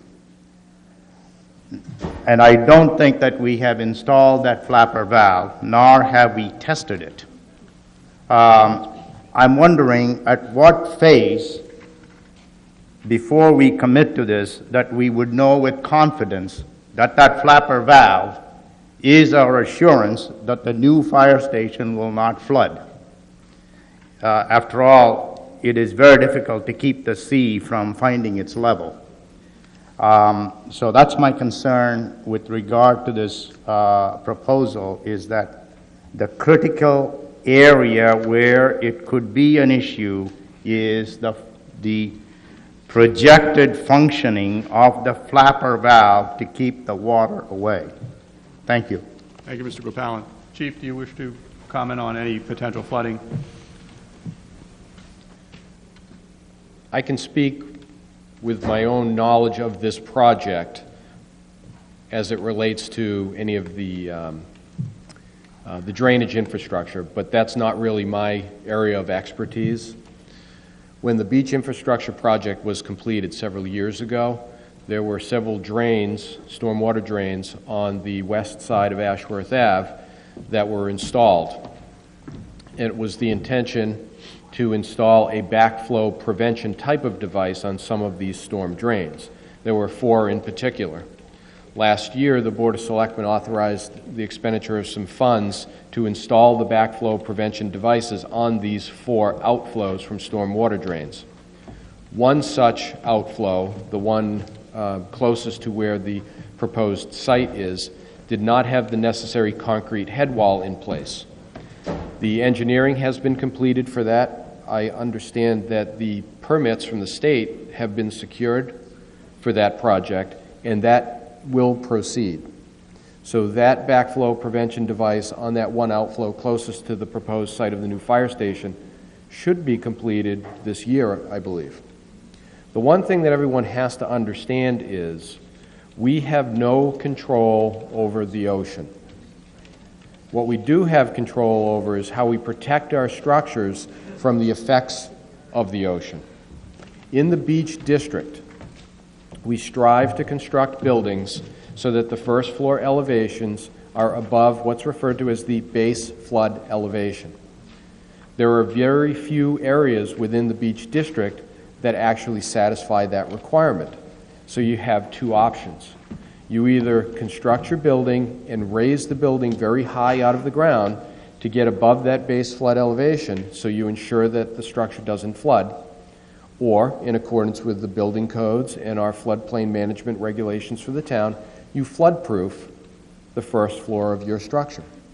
Our intention is to use polished concrete floors, concrete block, no sheetrock, no carpeting, so that in the event we do have flooding situations that exceed the base flood elevation and the structure does experience any flooding, then when the tide goes back out, we can hose it out, squeegee off the floor, and we can continue operating. Thank you, Chief. Ms. Woolsey. Good morning. In addition to money, I was talking to a member of the Budget Committee about a week ago who said, I don't think the public's going to vote for this bond. And I said, why not? He said, because people are telling me they hate firefighters and they're not going to vote for anything that benefits them. That's a really mature approach to decision-making for our town. All of us will benefit from the passage of this bond article. Constructing the town and beach stations will enhance the ability of this department to provide fire and rescue services. Mr. Znoy said a couple of weeks ago that buildings don't put out fires, firefighters do. Well, school buildings don't teach children, but decently maintained facilities provide a safer learning environment and protect our investment in the physical assets of the school district. Over nearly 30 years, the school board's budget committee members and voters have honored a commitment to orderly annual maintenance of the school buildings, and also passed 3 school bonds, plus the Winnicott bond, for $26 million. What's the matter with us?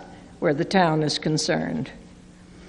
By the way, I don't want to get you upset, but lead paint on the ceiling, little particles coming down, you won't notice when you're breathing them, but it might cause long-term damage. And then there's mold.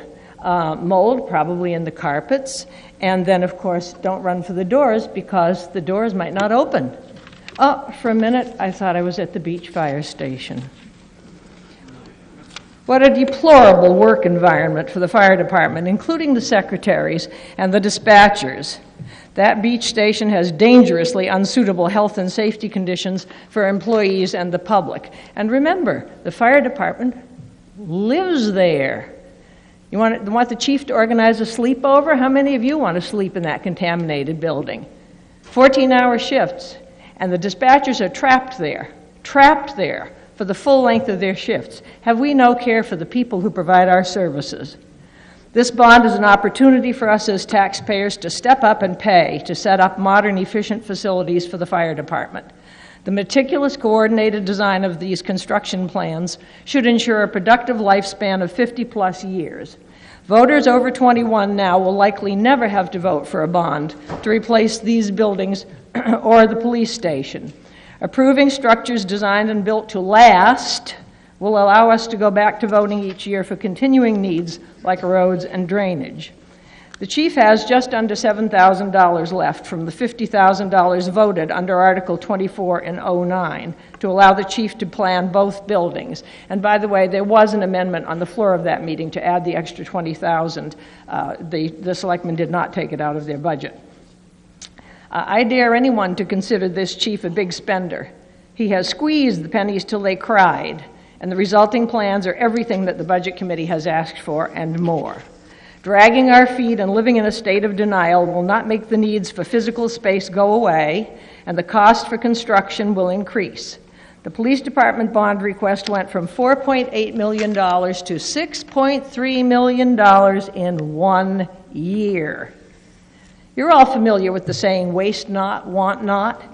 $50,000 of our money has been committed to these plans, plus 2 years of this chief's time. Just 4 months on the job as our fire chief, and he had this landed on him, and he has done a magnificent job, he and his staff and consultants and the volunteers. Am I disappointed that the Board of Selectmen barely managed a half-hearted backing for their own article? Yes, I am. But we share a common interest in our safety and security, and we have the last word. Remember, those selectmen have only 5 votes. No more on the cheap, no more kicking the can down the road while bad situations become worse, no more whining about what can't be done and speculating about what the voters may not want to do, no more risking public safety for lack of leadership. This is our town. We are masters of our own fate, and we will pass this bond. Thank you, Ms. Woolsey. As I indicated a few moments ago, I want to get the temperature of the room here. We have been at this article for approximately 45 minutes. We've heard from over a dozen speakers, and Article 7 also deals with fire safety. So I'm going to ask the body whether it wants to continue discussion on Article 6, and if it does, it will raise its hand. If it does not, it will vote no. A no vote means that Article 6 will go to the ballot as printed. A yes vote means that you want to continue further discussion on Article 6. Mr. Moderator, I just wanted to speak on the position of the Board of Selectmen. Well, I said what the intention was. I'm going to put it to the board. I'm sure that in Article 7, anyone who speaks to Article 7 will be able to convey their opinion about fire safety and the needs and how those should be met in the town of Hampton. So all those, a yes vote means you want to keep talking about Article 6. A no vote means you're ready to move on to Article 7. All those in favor of continuing discussion on Article 6, raise your voter card. All those who wish to cease discussion on Article 6, raise your voter cards. Down cards. Clear to me that the body wishes to move on to Article 7. Article 6 will appear on the ballot as printed. Article 7, by petition of Dwayne Windemiller and more than 25 other registered voters, to see if the town of Hampton will vote to raise and appropriate the sum of $3,700,000 for the purpose of constructing a new beach fire station.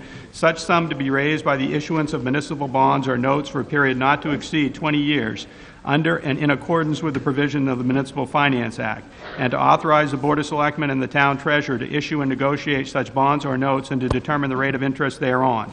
To authorize the Board of Selectmen to apply for, contract for, accept, and expend any federal, state, or other available funds toward the projects in accordance with the terms and conditions in which they are received, and to borrow in anticipation of the receipt of such aid or the issuance of such bonds or notes as provided in the Municipal Finance Act, as amended.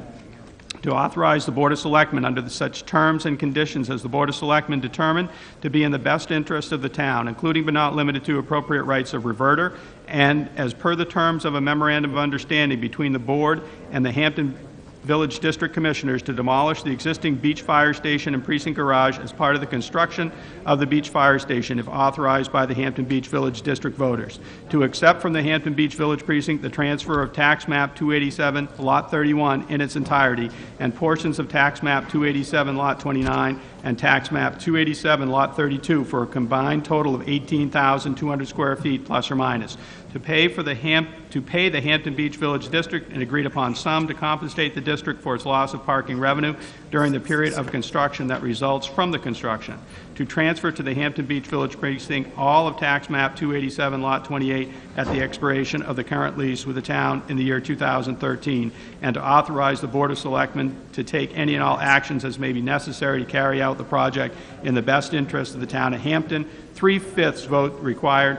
If the article to construct a substation at the beach as well as an addition to the Winnicott Road Fire Station passes, then that article, that would be Article 6, shall take precedence, and this article shall become null and void. Recommended by the Board of Selectmen, not recommended by the Municipal Budget Committee. Is there a motion to open discussion on Article 7? Moved by Mr. Zanoy. Is there a second? Second by Mr. Windemiller. Mr. Windemiller, would you like to speak to the article?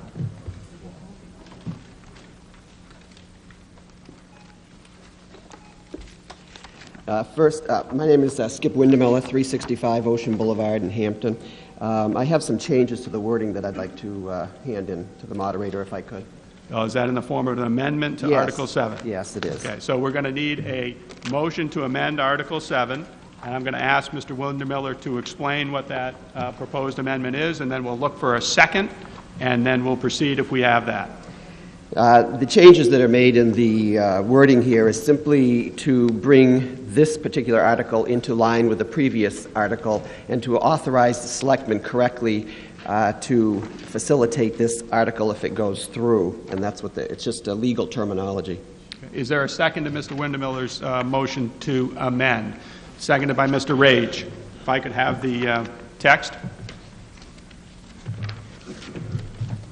Mr. Windemiller, is the amended language the language in red? That's correct.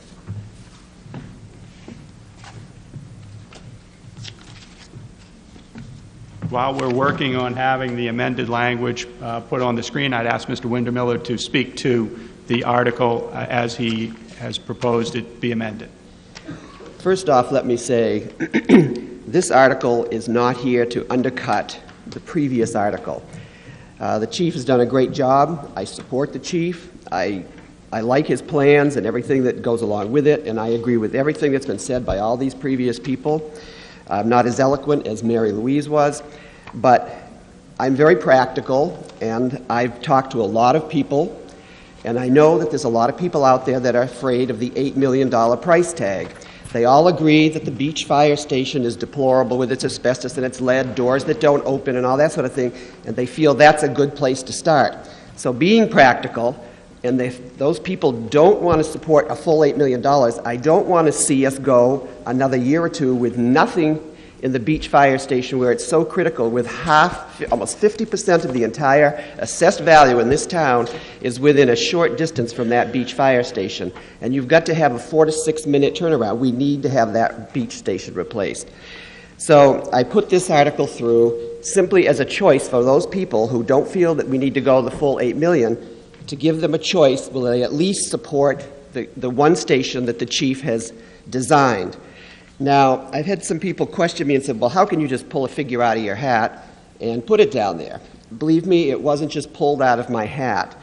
I took the chief's, all of the stuff that was done by Goudreau and Associates and all the specifications that the chief has put through on this beach fire station, and I looked at it and said, what do we need to do to this station? If there is not going to be the addition to the uptown station, we're going to have to keep the communication center and a few other things down here in the main station. So there will be an additional charge to what they had originally done on the $3.08 million.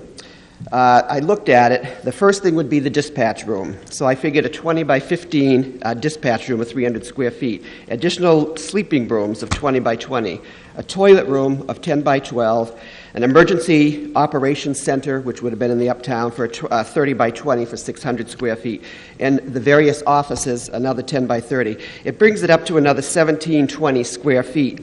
I've looked on the different websites. I've spoken to architects that have designed fire stations, and they've given me the $275 a square foot for this particular type of building. So that comes out to an additional $473,000.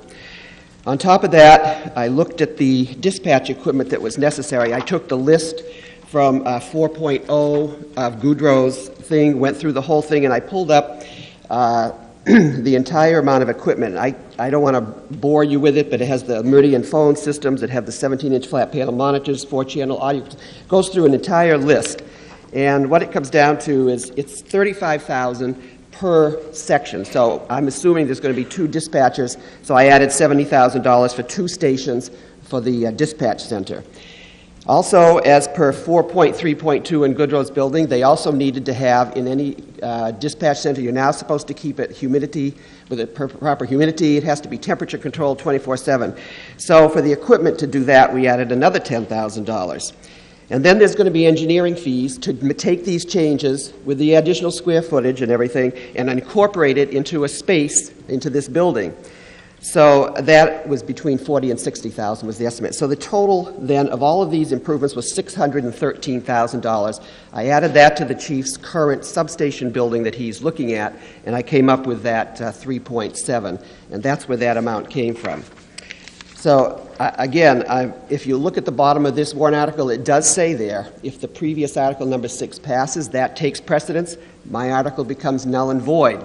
This article is there as a backup. And I hope, first of all, that everybody would see that maybe it would be great right now to go ahead and vote for Article 6.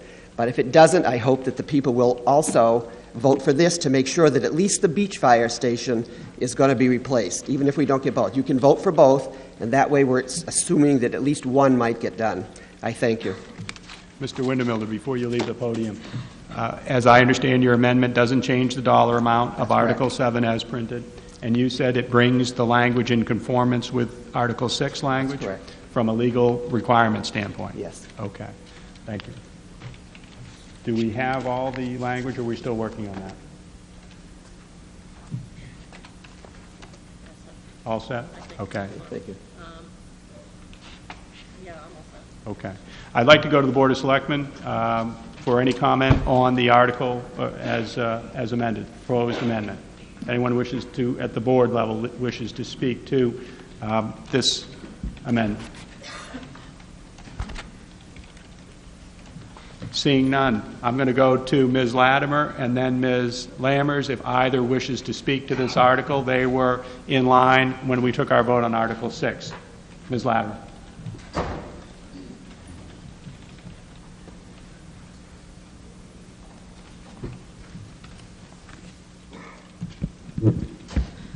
Let's see. Eileen Latimer, 251 Mill Road. I'm speaking against this article. And reason for that is we have a very good plan with Article 6 to address 2 stations. Our goal, usually I come up here and I'm a little bit more emotional. You'll have to forgive me. I've got a wicked cold. And I think I've had 10 years of emotion regarding the fire stations. But I think that great significance to not supporting this article is that it's very confusing to many people. We started this project with a need for 2 stations. We set about was piloted by the Board of Selectmen, a study that the taxpayers voted for in the amount of $25,000 for the Uptown Station. The results of that came back. Working for 2 stations, our fire chief did a great job in using that 25 to get proposals for both. Albeit we had a very significant fire in the middle of all of this that kind of heightened everybody's focus on what we do need, what we don't have, and so on and so forth. You've seen the plans. You've seen the pictures of what we have, what we should have. I would just, if you'd bear with me, I'm going to actually make this shorter than I usually do. Bear in mind, I am totally opposed to this warrant article. I respect Skip Windemiller for all the work that he's done, but in the 11th hour of the debate on these stations, there's not enough work for me, and there's 10 years and absolute plans, including money and financials, to back to, and I'm just going to list you some of my reasons. Please bear with me.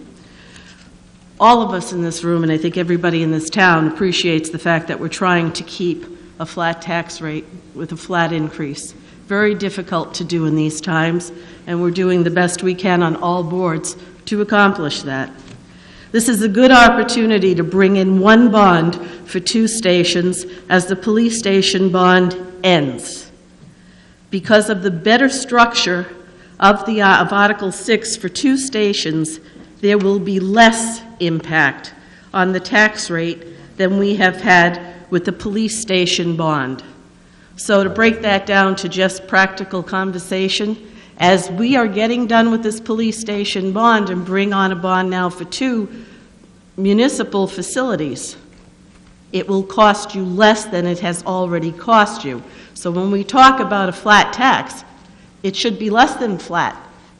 If it's going to cost you less, it shouldn't cost you any more than where you are right now, as one bond ends and another one begins. Furthermore, we've spent 10 years on this project. It's not an 11th hour project.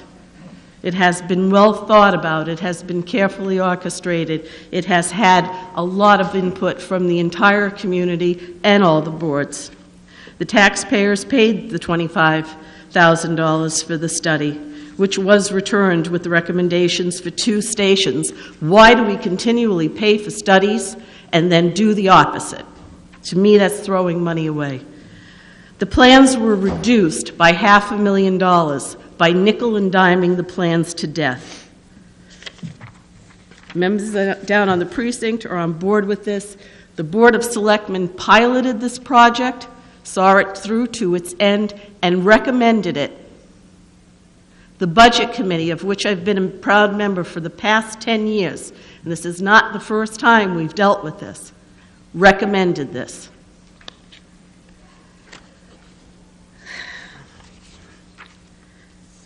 With just a few things in light on where we are right now as a community and kind of as a nation as a whole, labor costs are down. And building costs for materials keep going up. It's my recommendation that we do not confuse the voters. We do not endorse this article. We stick with Article 6, because I wholeheartedly believe that by doing the other, we're not serving the entire town with the 2 stations, and the longer we take on this issue altogether is going to cost us more money in the future for less. Thank you. Thank you, Ms. Latimer. Ms. Lammers, on the amendment. Rosemary Lammers, 155 Woodland Road. Today I get up basically with a question. What I love about deliberative sessions is an opportunity for us all to learn about these articles. And the question that I have really is relative to both Articles 6 and 7. And that is that there's language in both of them that speak to an appropriate rights of reverter. And I wondered if your board could address for the taxpayers, for the citizens at home and here, more specifically, what exactly does that mean? And why is the language in both of the articles? Thank you. So the question from the floor for the board or for the petitioner pertains to the rights of reverter.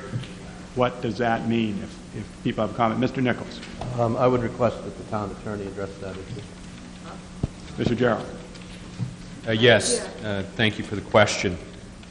The Beach Precinct, Hampton Beach Village District, rather, had a meeting on June 2nd where they had voted as to the presentation made by Chief Silver at that time. They authorized the Village District Commissioners to enter into a memorandum of understanding on appropriate terms and conditions that could include a reverter. A reverter is something that is actually now disfavored in the law in deeds, except for public entities. What it does is, depending on the language that's in a particular deed, it basically restricts the use of property to a certain use, and if that use is no longer made, then the property reverts back to the party that's granted it. And so what you see, there are actually entailed in both, in Article 6, two things in terms of property transfers. The village district will transfer property to the town of Hampton, where in that article a substation would be built, and the town of Hampton would in turn deed some property that's currently leased but will expire April 1, 2013 to the district. In the event that the property deeded to the town in 50 years, within 50 years, is no longer used for the fire station use, if it were not, for some reason, not any longer used, then the property there that was deeded to the town would revert back to the district. If that reverter occurred, then the property that the town deeded to the district, the current leased land, would revert back to the town. That's the meaning of the term reverter. And this was actually a subject of negotiation between the commissioners and the selectmen. That is included in a memorandum of understanding that does actually cover Article 6. There is not a memorandum of understanding at this point in time that covers Article 7. Thank you, Mr. Gerald. Mr. Windemiller, any comment on the rights of reverter? No? Okay. Mr. Pierce. Just for the amendment, I don't want to talk to the warrant. Just the warrant article itself, not the amendment. Okay. Why don't we do this? Ms. Woolsey, same thing. Let's take a vote on the amendment. Mr. Windemiller proposed an amendment. The language is in blue. Is that? Oh, no, that was just, I highlighted it. Can we show the amendment language or not?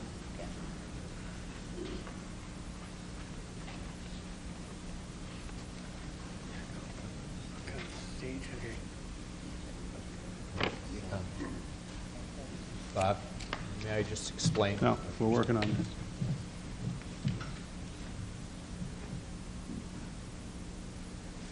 Okay, Mr. Windemiller proposed an amendment to Article 7 to add certain language, and he's given you the rationale characterization of that language. I'm going to ask for a vote. All those in favor of adding that language and deleting the language as shown on the screen will raise their voter cards on the yes. All those opposed will raise it on the no. So all those in favor of the Windemiller amendment, please raise your voter card. Down card. All opposed? I declare the Windemiller amendment has passed. So Article 7 is as amended by the Windemiller amendment. And Mr. Pierce, would you like to speak to the warrant article as amended? Article 7.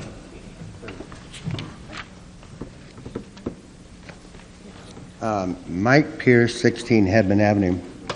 And I really appreciate, and I think everybody in town appreciates the effort that the fire chief has put into these projects. And I think that we have to give a round of applause also to the selectmen, the precinct, for coming together with the memorandum of understanding. I think that shows that we can all work together when the chips are down. However, back to this particular article, I think we should offer it to the public. The public should have a choice. The taxpayers are the ones who pay for all this stuff that we decide to do. And I'm not saying we don't need to do the Winnicott Station. I'm not going to go there. I've heard several opinions about its structural safety and so on and so forth. However, the beach fire station, like everybody has said so far, is a disaster. And there's no reason why a town with our means should have a fire station at the beach like that. So what I think we should do, in all honesty, is give the voters a chance to decide. After all, it is their money. And I want to add to that, once we get the fire station built at the beach, the ladder truck could probably go to the beach, therefore eliminating or reducing the cause of some of the really tight conditions at the Winnicott Road. I think we have to try to stand back and look at the big picture. We have two problems. We have fire station problems. We have some school building issues at the academy that need to be addressed. There's no sprinkler in the academy, for example. We've had mildew problems there. So I think we have to look at all these things that are coming down the road that we need to take care of. And if we proceed with one fire station, for example, that will give us more breathing space to address some of these other severe problems. And I think everybody agrees here in this room, along with probably everybody in town, it's not buildings that put out fires, it's people. We have some wonderful firefighters. We have some wonderful safety people working for the town of Hampton. And I'm not saying how they feel about having a new fire station, but there's other things to consider other than just spending the money while the money's cheap. We've got to look at the big picture, and I really would appreciate you not allowing anyone here today changing this article, because we owe it to the taxpayers to give them the opportunity, because it is their money. Thank you. Thank you, Mr. Pierce. Ms. Woolsey. Mr. Moderator, I move to amend Article 7 to zero the dollar amount. Ms. Woolsey has proposed an amendment to Article 7 to change the number $3,700,000 to $0. Is that correct? Yes, sir. Is there a second to that? Seconded by Mr. Traynor. Would you like to speak to your amendment, Ms. Woolsey? Yes, Mr. Moderator, briefly. This is a private petition bond article, which is very unusual. This is an article that has piggybacked, admittedly, on the figures that the chief has put together.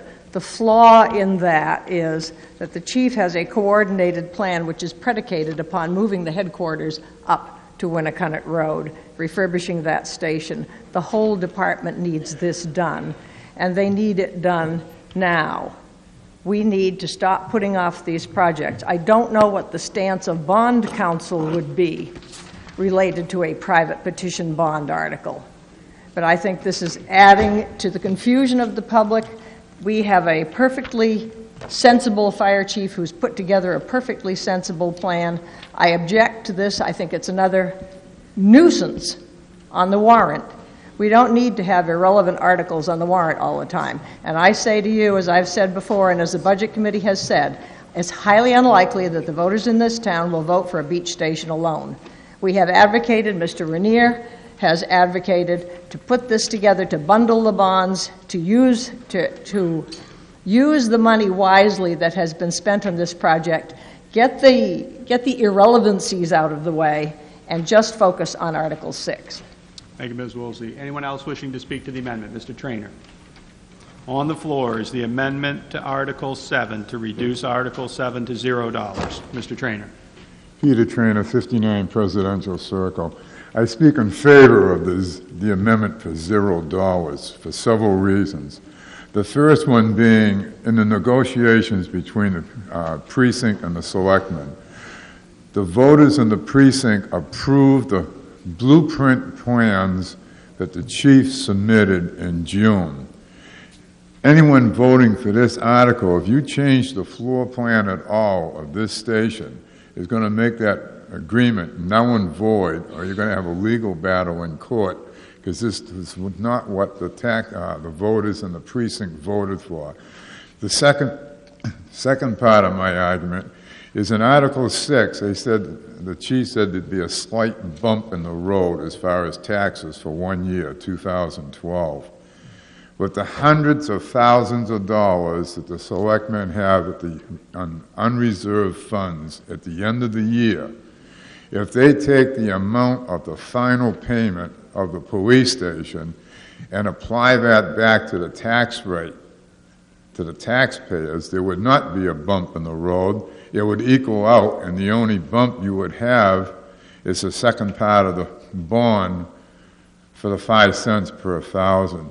This article, probably well-intended by the petitioner, the original article, is splitting this town from the village to the rest of the town. Everybody in this town gets a tax bill that says the town of Hampton, and it's about time we have an article that says, build 2 stations, the taxpayers in Hampton need the 2 stations for the public safety, and if you don't think insurance rates will go up, I own property in another state, and they only just built a fire station 2 miles away from that property, and it lowered my house insurance by $400 a year. Now, if you turn around and you multiply that by 5 years, because the insurance companies reevaluate or look at towns and cities every 5 years, that's $2,000 more in my pocket. And the same thing is going to have the opposite effect eventually in this town if you don't build these stations. Thank you. Thank you, Mr. Trainer. Yes, ma'am. Sharon Raymond, 2 Lamson Lane. I support the zeroing out of this article. We heard the plan. The plan was Article 6. The chief has developed a plan that supports the whole needs of the town. It's a 2 fire station requirement that we need to do. This article just confuses things. We have a plan that shows 2 fire stations. This article has no plan. We don't know what we're buying for $3.7 million.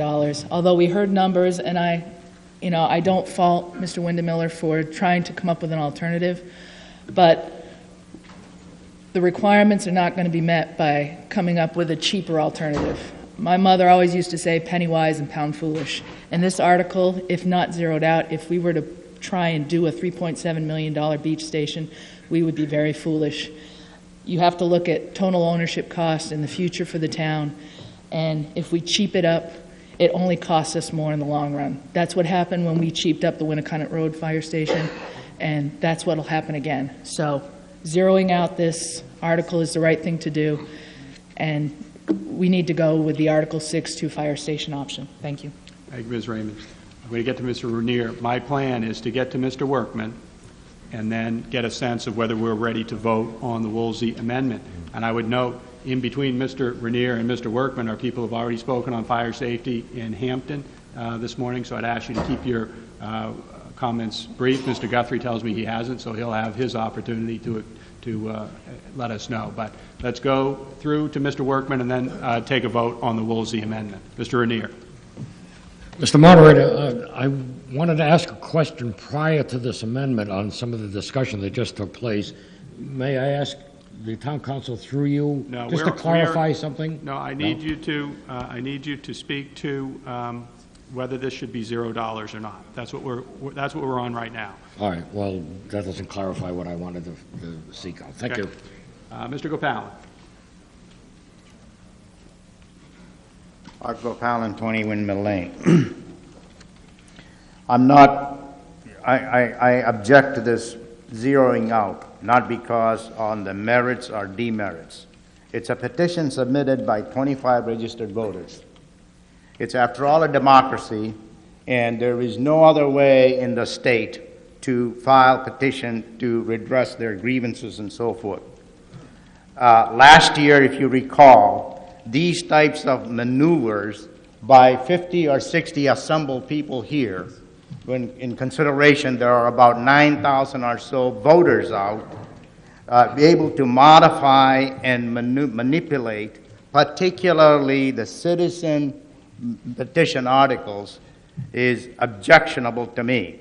I think we ought to let the voters decide, that is 9,000 of them, an opportunity to go through this and make a decision. by inserting the zero, you are insulting the intelligence of people that are voting at the booth on March 8th. Part of the reason why I think there is apathy is because of maneuvers like this, which usurps the validity of a democratic process. So I object to arbitrarily zeroing out dollars just because you do not like that position is not correct. It is not the way we do business in this country, I hope. And that's the reason why I'm objecting to this. Thank you. Thank you, Mr. Gopal. Mr. Guthrie.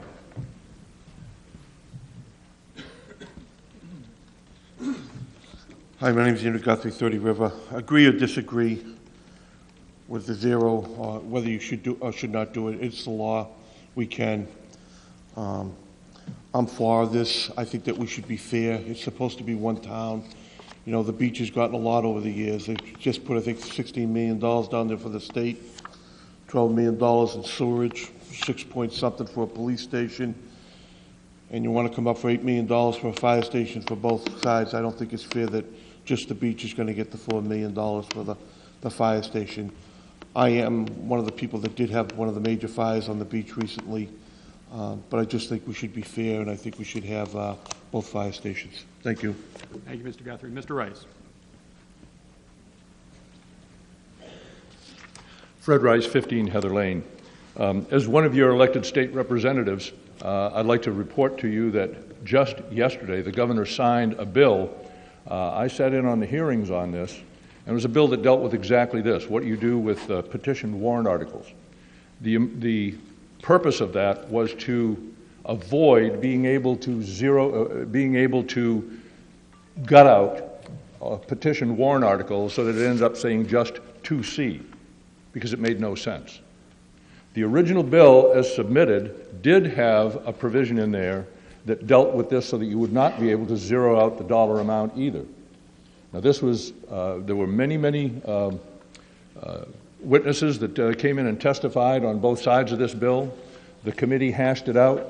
The amendment was not included, so that you are now still able to zero out a warrant article. And the thinking on that was that we're going back to what any town that still has town meeting is able to do. If you're in a town meeting, you may, and you always have been in this state, been able to zero out a warrant article and then vote on it. So we're going back to what the town meeting always used to have. This thing was voted on by 424 elected representatives, 5 council members, and a governor, and it was passed in this format. And those 424 people represent 1.2 million residents of the state of New Hampshire, and that is something that is considered in that regard to be for the good of all the people in New Hampshire. It was thoroughly wrung out. So what is being done here is entirely appropriate. It is not anything different than we did before we had SB2 in this town right here. Having said that, I do agree with the zeroing out of this one. I believe that warrant articles should appear in their full text, and the sense of them should not be gutted.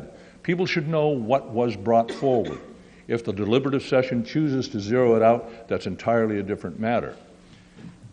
This warrant article, if not zeroed out, would stand as an inexpensive alternative to the 2-station option. You've heard plenty of testimony up here and plenty of discussion about what the value of the 2-station option is. It's a good plan for the town. So the zeroing out of this one, I don't think will diminish it. I applaud Mr. Windermiller for his work on the thing. I think he's done more than most citizens have for this town, and I appreciate the work that he's done on this. This happens we won't have to agree to disagree on, though. Thank you very much. Thank you, Mr. Rice. Mr. Workman.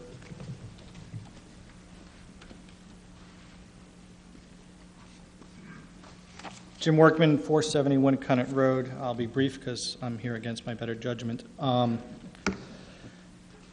In years past, I have either stood here, stood there, or sat there, and been castigated by a cast of characters, chief among them Mary Louise Woolsey, when articles were amended out, the petition either zeroed or whatever, and we were changing the intent of the article, yet here she is doing exactly that same thing. Do I wish this article was not on the warrant? Yes. Am I in favor of Article 6? Yes.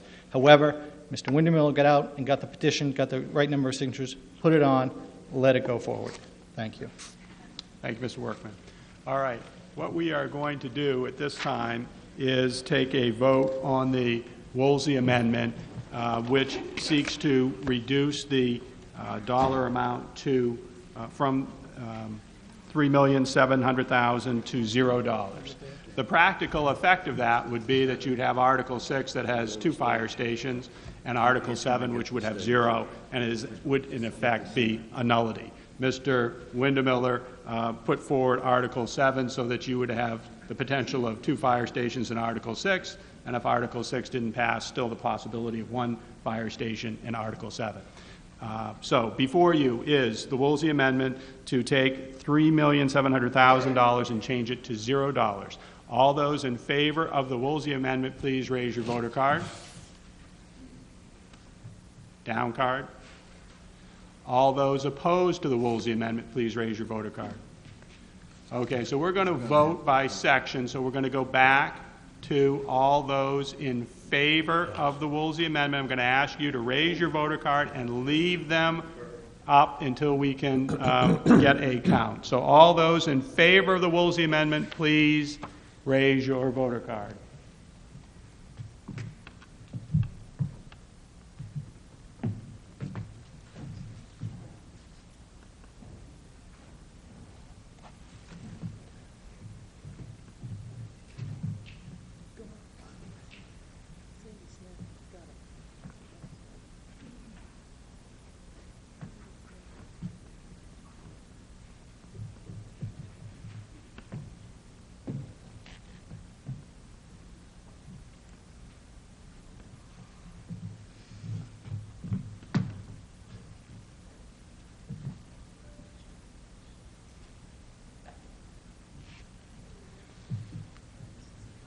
Okay, down cards.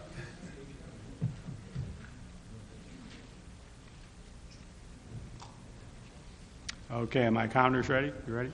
All those opposed to the Woolsey amendment, raise your voter card.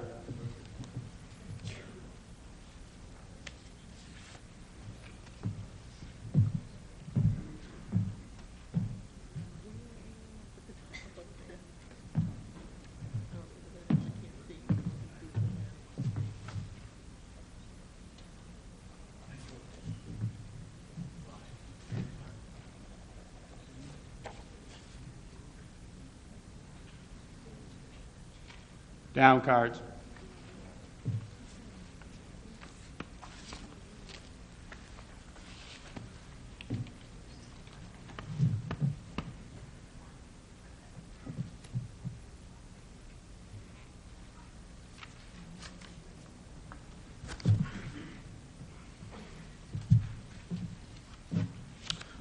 The number in favor of the Woolsey amendment, 38. Those opposed, 35. The Woolsey amendment has passed. And now we're on Article 7 at $0. Is there any further discussion on Article 7?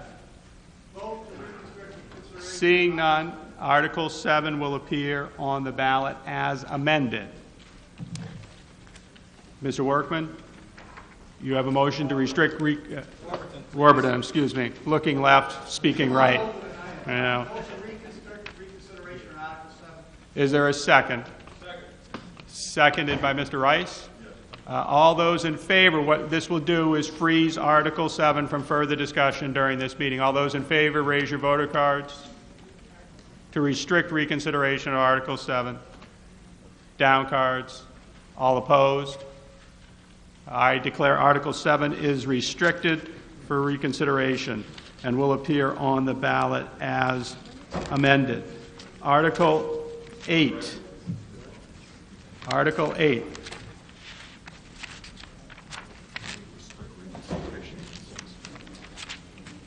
I have a motion to restrict reconsideration of Article 6 from Mr. Buck. Is there a second to that? Seconded by Ms. Woolsey. All those in favor of restricting reconsideration of Article 6, raise your voter cards. This would freeze Article 6. Down cards. All opposed? Article 6 is restricted from further consideration during this meeting. On to Article 8. Shall the town of Hampton vote to raise and appropriate the sum of $1,292,300 for the purpose of purchasing equipment and materials to permit the collection of solid waste and recyclable materials in-house by the Department of Public Works instead of by an outside contractor through the purchase of 3 double-arm automated refuse collection trucks and 2 20-foot storage containers for compacted materials and 9,895-gallon wheeled refuse and recycling containers for distributions to single and 2-family residential locations currently receiving refuse and recycling collection, and to authorize the issuance of serial bonds or notes for a period not to exceed 5 years in an amount not to exceed $1,292,300 in accordance with the provisions of the Municipal Finance Act, and to authorize the Board of Selectmen with the town treasurer to issue and negotiate such bonds or notes and to determine the rate of interest thereon and to take such action as may be necessary to effect the issuance, negotiation, sale, and delivery of such bonds and notes as shall be in the best interest of the town of Hampton, and to authorize the Board of Selectmen and the town treasurer to borrow in anticipation of the issuance of such bonds or notes or funds to become available from the state and federal governments or other parties, and to authorize the Board of Selectmen to expend such funds. 3/5 vote required, recommended by the Board of Selectmen, recommended by the Municipal Budget Committee. Is there a motion to open discussion on Article 8? Moved by Mr. Lally. Is there a second? Seconded by Mr. Nichols. Mr. Lally, would you like to speak to the motion? Yes, sir. The past few years on this Board of Selectmen that I've been privileged to sit on for the past 5 years, we've made some strides in bringing some problematic areas to light and to look into the future to see how to solve these problems, and it's just not on a year-to-year basis. When I first come on the board, there was some problems with drainage in town, solid waste in town. Obviously, we're still working on union contracts in town. Those are the big things we want to get done, along with the fire department, both locations.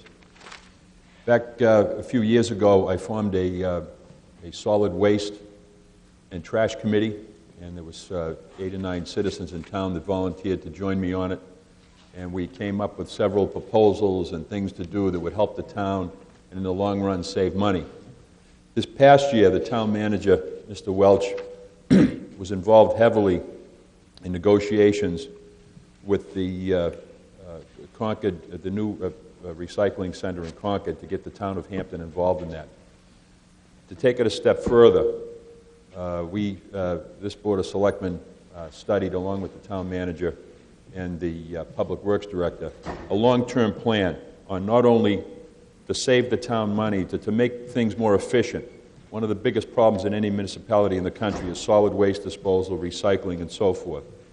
The plan we put before you today is going to bring dividends back to the town in several areas.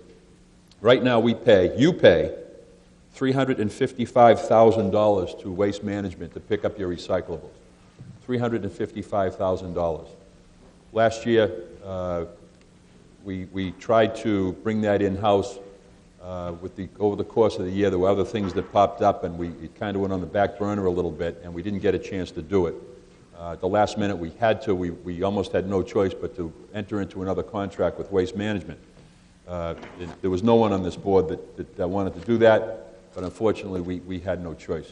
You have to have your refuge picked up. This proposal, as it sits on this article, would bring us into the 21st century as far as picking up refuge. The double-armed automatic collection trucks have been used all over the country. I believe Keene, New Hampshire, uses them now. I know Mr. Rice is in the audience and has a lot of expertise in this. I'm sure he'll say a few words on the subject. The storage containers to store the material, and we propose to buy 9,895-gallon wheeled refuge recyclable containers for the citizens of town. So you'll have the town of Hampton will purchase those. So we will all be on the same level as far as trash pickup. These trucks come in, they automatically lift them, dump them, put them back down. We will see in a few years that by doing this, especially with our recyclables and bringing them to Concord, we're actually going to be making money. Right now, Waste Management doesn't pay us for these. They pick them up, they bring them up to turnkey, and that's the end. That's the last we see them. Concord will actually be paying us for the recyclables, for the tonnage that we bring up there. So I think it's a win-win for the town. I don't want to take up a ton of time on this, but it's an important article.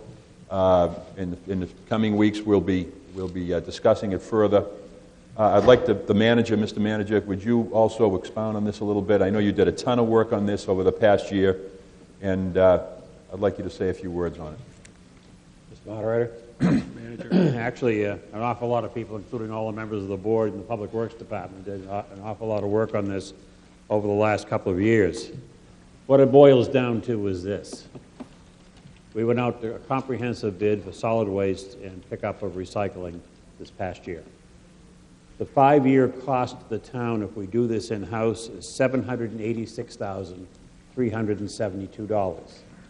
If you don't do it, the 5-year cost is $807,200. At the end of that 5 years, $295,100 of that $786,000 disappears because your equipment will be paid for. The net effect is to lower the cost of the town substantially. We're talking about several dollars or several cents in the tax rate that will have an impact on your property taxes. It will decrease your overall costs and will bring benefits to the town of recycling and solid waste. Now, when you look at recycling, we currently have a projection, and you'll get to an article later on in the warrant, which authorizes us to join the cooperative in Concord. That projection today is we will be paid $25 per ton for every ton of waste that we tip at the Concord facility. As membership in that facility goes up, the number of dollars per ton goes up to us. It's a benefit to the town that we're going to share in those costs, and those are net costs. Those are checks that are going to be drawn to the town on a quarterly basis. So your recycling unit is going to start to pay benefits, provided we can pick it up and transport that to Concord, all within this budget, and save the town money. I think that's as nutshell as I can get on the issue. Thank you, Mr. Welch. Anything further, Mr. Lally? No, sir. Okay, I'd like to move to our Public Works Director, if he would like to take the podium, and then we'll go out to the audience, to Mr. Kepner in particular. Would you like to speak at this time? No. Okay. Mr. Kepner. Dennis Kepner, 105 Mill Road. I simply would echo what Mr. Lally and the town manager, Mr. Welch, have said. I've been a member of the Recycling Education Committee since its inception, when Bill Lally spoke of it. I see this. I know that there's a lot of big-ticket items on the warrant this year, and I know that times are tough. But somebody earlier said something about kicking the can down the road.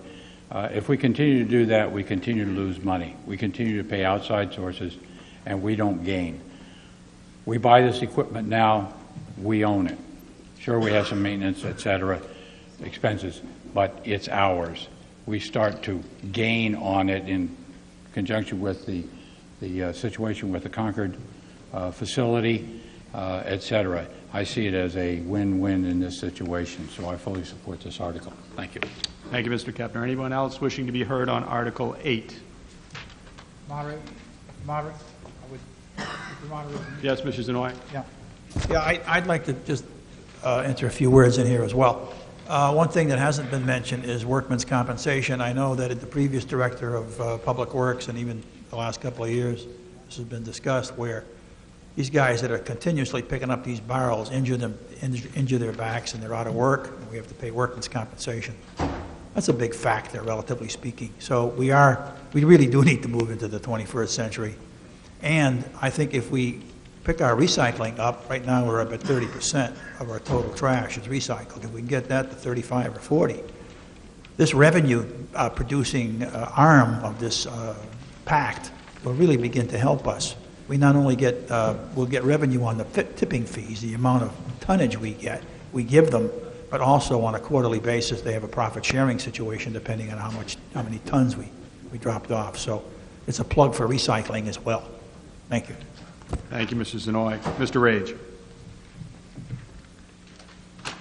I'd like to make an amendment on that the town make available the recycling and refuse containers to the commercial locations at the cost that the town pays. My biggest problem over the years with recycling, with waste management, is getting these containers from them, offering to buy them, being sent back and forth between different locations. Mr. Rage, I'm just going to look for a second. Mr. Rage has proposed an amendment to Article 8. The amendment, as I have it, is that the town would allow commercial locations to purchase recycling and refuse containers at the town's rate. Is there a second? Mr. Diner has seconded the Rage amendment. Go ahead, Mr. Rage. That's about all. That's it. Good, Chuck. Mr. Moody on the amendment. Anyone on the amendment? Mr. Rice on the amendment. Mr. Kepner? Seeing no one on the amendment, we will take a vote. All those in favor of the Rage amendment, raise your voter card. Please read the amendment again.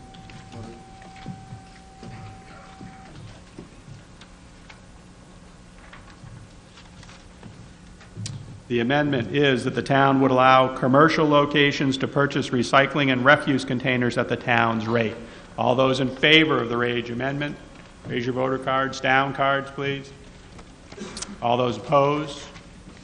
I declare that the amendment has passed. So Article 8 now is amended to reflect the Rage amendment allowing commercial locations to purchase recycling and refuse containers at the town's rate. Mr. Moody, to the article as amended. Article 8. Art Moody, 3 Thompson Road. That leaves the multifamily, industrial. When we started recycling in the last decade, 2 decades ago now, I guess, beach location says they didn't have room for recycling, and they didn't have time. So now we're going to give them 2 95-gallon wheeled refuse and recycling containers, or charge them. I don't think too many people will pick that up. City of Nashua started this less than 10 years ago. And it was such a huge expense that they had to do it over 2 years in bond issues. And guess what? Now they're replacing the fleet with green fuel, some kind of greener fuel. What this amounts to is each location, single family, 2 family, and I guess commercial now, is visited and designated a spot in front of their residence. And I don't know if there's a pad put in the ground or what, but that's the spot where it has to be for this armed truck to pick them up. And I presume, Mr. Moderator, that if you don't put them in these town-approved receptacles, that you can't put it in anything else, in a smaller capacity or anything. Am I correct in that? Do we have an answer to Mr. Moody's inquiry about whether the recyclables will be picked up if they're in anything other than the 95-gallon wheeled refuse containers? Does anyone on the board or Mr. Price wish to address that? Mr. Price. If you would just yield the podium for a moment, Mr. Moody, so that we can get a response to your question. Mr. Moderator, John Price, Director of Public Works. We will not be picking up material if it's not in these containers. It defeats the purpose of the double arm containers on the side of the road. Thank you, Mr. Price. Mr. Moody. I put my trash and recycling out about once every 2 months. And that's filling a much smaller container for refuse and the smallest recycling bin. I don't have any room, and I'm single family residents, and I just don't have any room for these 2 wheel containers inside. I think this is not for Hampton. I really think you're going to regret this if you go to this system. And for the others that don't, well, that means the other commercial now will have to use this or nothing. They can't pile it on the side of the road as they do now. And stack their cardboard and tie them up as they're supposed to do, which they seldom do. The multifamilies that we pick up now, you'll still have to have regular packers and two men, I assume. Anything over 2 family is going to be not have these things. So I think it's really weird.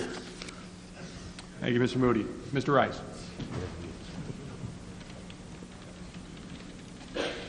Fred Rice, 15 Heather Lane. I've made my living in the solid waste industry for the past 36 years, and I've been on probably 300 or 400 landfills around the country. I've seen collection systems all over the United States. I've put together the recycling programs for a half a dozen different cities. This is the best thing that Hampton has done in its waste management program ever. As the Board of Selectmen will recall, and many people who watched the Selectmen's meetings a couple of years ago, I did a little show and tell to try and illustrate why this was a good move to go to automated packers. And eventually, well, we've got big enough cans now with this program that we won't need to worry too much about weight versus volume, but that's the next step if you want to save more money. It'd be pretty hard to poke holes into this proposal. Every single part of it is going to save the town money. It's going to make it more efficient. It's going to make it cleaner and easier for the collection crews. I'm a little bit concerned. There was an article, a letter to the editor in the Hampton Union, I believe it was last Tuesday, that took a shot at this thing and said, well, gee, maybe we don't want to do it right now. And without mentioning the writer of the letter, I would like to address a couple of the issues in here because it's misinformation. As Ronald Reagan used to say, it isn't that my opponents are lying, it's just that their facts are not true.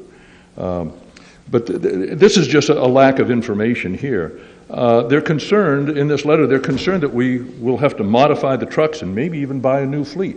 Well, this is what the whole article is. It's to buy 3 new trucks. You can't modify the trucks that we have. These are new trucks. Our maintenance on these things would go down tremendously. There'd be no maintenance for the first couple of years to speak of. It'd be very, very minimal. One is the startup costs. Oh, the one that really got me was, since we commonly have 3 to 4 50-gallon garbage pails for disposal each week, the allocation of only 1 pail for garbage and 1 for recycling would be inadequate. The Public Works Department will not pick up 50-gallon cans. The ones that you have are 32-gallon cans. The ones that we are proposing, that are being proposed in this article, are 95-gallon cans. And I would submit that if you had to even buy an extra can because you threw away so much, if you throw away so much refuse that you fill 4 50-gallon cans a week, then you are buying enough stuff that your income is sufficient that this is going to be a very small drop in the bucket. The numbers just don't match. The average family will put out 2 or 3 30-gallon containers. With recycling, a lot of it goes into the recycling bin, and the recycling rate has come up significantly in the town of Hampton.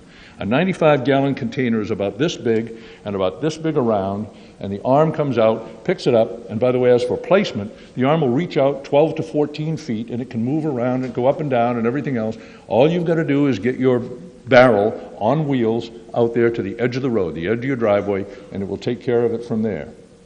These things have been in existence, in operation, and in use for 33 years that I'm aware of.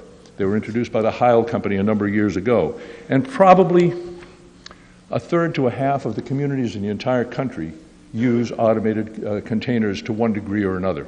There are probably 20, 30, 40 million people who are impacted by these. Some of the other things in here, residents would be required to purchase additional containers if these weren't enough. Yeah, if you threw away that much, that'd be fine, but I don't think the average person is going to throw away that much every single week. And I think that the cost would not be that much for somebody who produces that much trash. They're trying to say we can't afford the expense of the additional containers needed, and we're not the only Hampton residents in this financial situation in this poor economic period. If I hear that again, I think I'm going to scream. The poor economic period, I just sat in on a report by an economist up in Concord, said that New Hampshire is virtually back to where it was before the economic recession began. Our employment is back where it was. Now, for those who still are unemployed, yeah, that makes a difference. But that is not the majority of people right now. We're on the verge of moving back in, and we can't wait and do this in a linear fashion. We need to be prepared to save money at the time when people start getting money back, because they're going to need to use it on other things. This is a minimal investment for a dramatic change that will save this town millions of dollars over the coming years. Thank you. Thank you, Mr. Rice. Anyone else on Article 8? Seeing.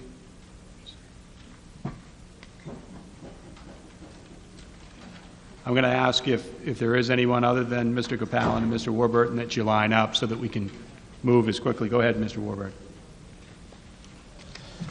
Mr. Moderator, Brian Warburton, 24 Sanborn Road. I'm going to be brief. Absolutely in favor of this, and I want to start off by commending the Board of Selectmen, and specifically Selectman Lally, and the Recycling Committee led by Dennis Kepner and others. I happen to work very closely with those folks the last several years in my former capacity. We have come, through Manager Welch's help, too, a long, long way in recycling in this town and the whole refuse situation, and I just think it's a great idea. I just want to make two comments, though, for a moment of personal privilege to everybody in the room. I think we need to have a round of applause for the great job our Public Works guys have done the last 4 or 5 weeks. What a winter this has been, and I told Mr. Price his help has been unbelievable, and I'd like to have a round for the job they've done in this town. And I urge everyone to vote on this. With one question, maybe Mr. Nichols can answer. Dick, are we going to have, each resident will have two barrels, so one for refuse and one for recycling, and if they need more, they'd purchase more. Right. But those are certainly large enough. But thank you, guys. A great article. Thank you. Thank you, Mr. Warburton. Mr. Gopalin, and then we'll see if we are ready to move on.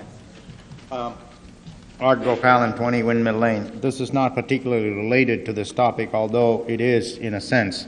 Mr. Moderator, in the past year, the voters had, I believe, via an article proposed and voted on to provide fiscal impact. You are correct, and there are no fiscal impacts on the warrant this year because of an opinion issued by the Attorney General's office precluding those. So I understand that the town has prepared fiscal impact information for every single one of the warrants, and they are available, I believe, in the auditorium.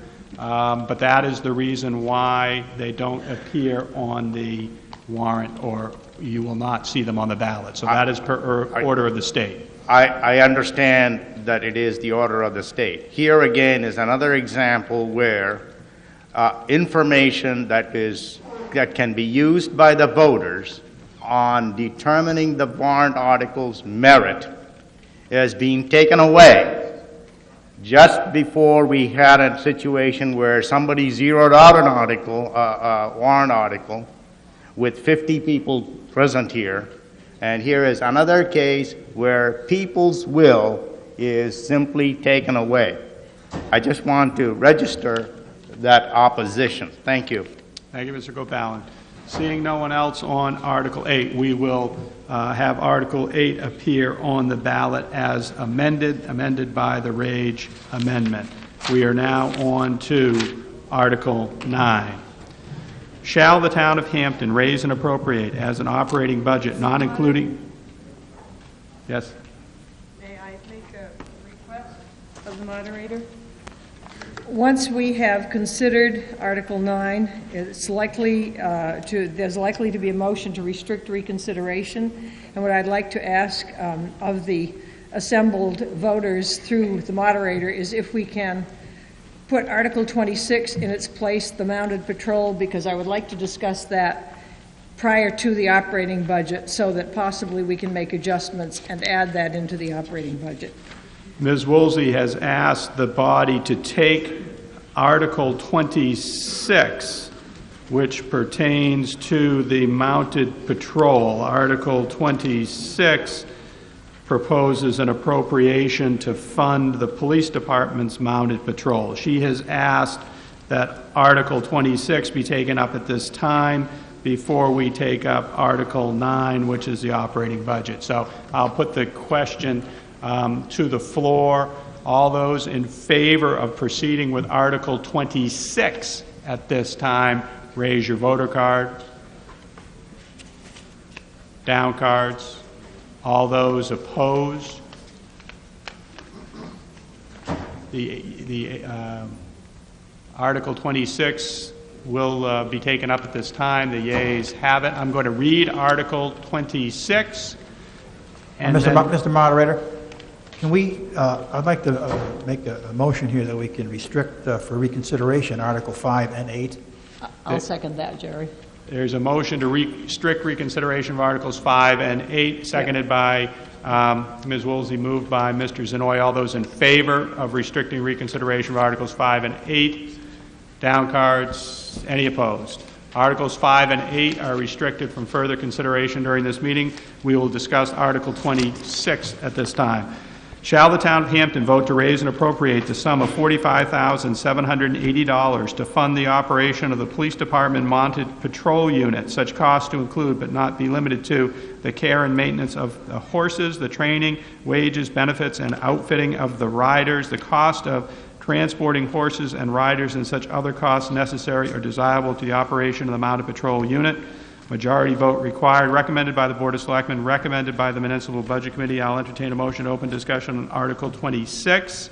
I'll make that motion. Moved by Mr. Griffin, seconded by Ms. Woolsey. Okay. Ms. Woolsey, my custom is to look to the sponsor of these articles first. So, True. Is there anybody on the board who wishes to speak to Article 26? The board, we have voted to endorse the Mounted Patrol, and the people have worked very hard to raise money, and we felt that this is something that should go before the voters. Thank you, Mr. Griffin. We are in support. Jerry had his hand up, I think, Mr. Moderator. Mr. Zanoy, did you wish to add any comment? Well, I mean, I think the board in total is, I was dissenting, the lone dissenting wolf on this one. And I'll be more than happy, Mr. Nichols was too. I'll be more than happy to make comments if Mrs. Woolsey's at the podium. We've heard from the proponent of the article, and now Ms. Woolsey, and then I'll get back to you. If I may explain my reasoning. Mr. Zanoy has been asking and asking and asking as a member of the Board of Selectmen, since this was brought up, for a figure of what it costs to run the Mounted Patrol out of the Hampton Police Department.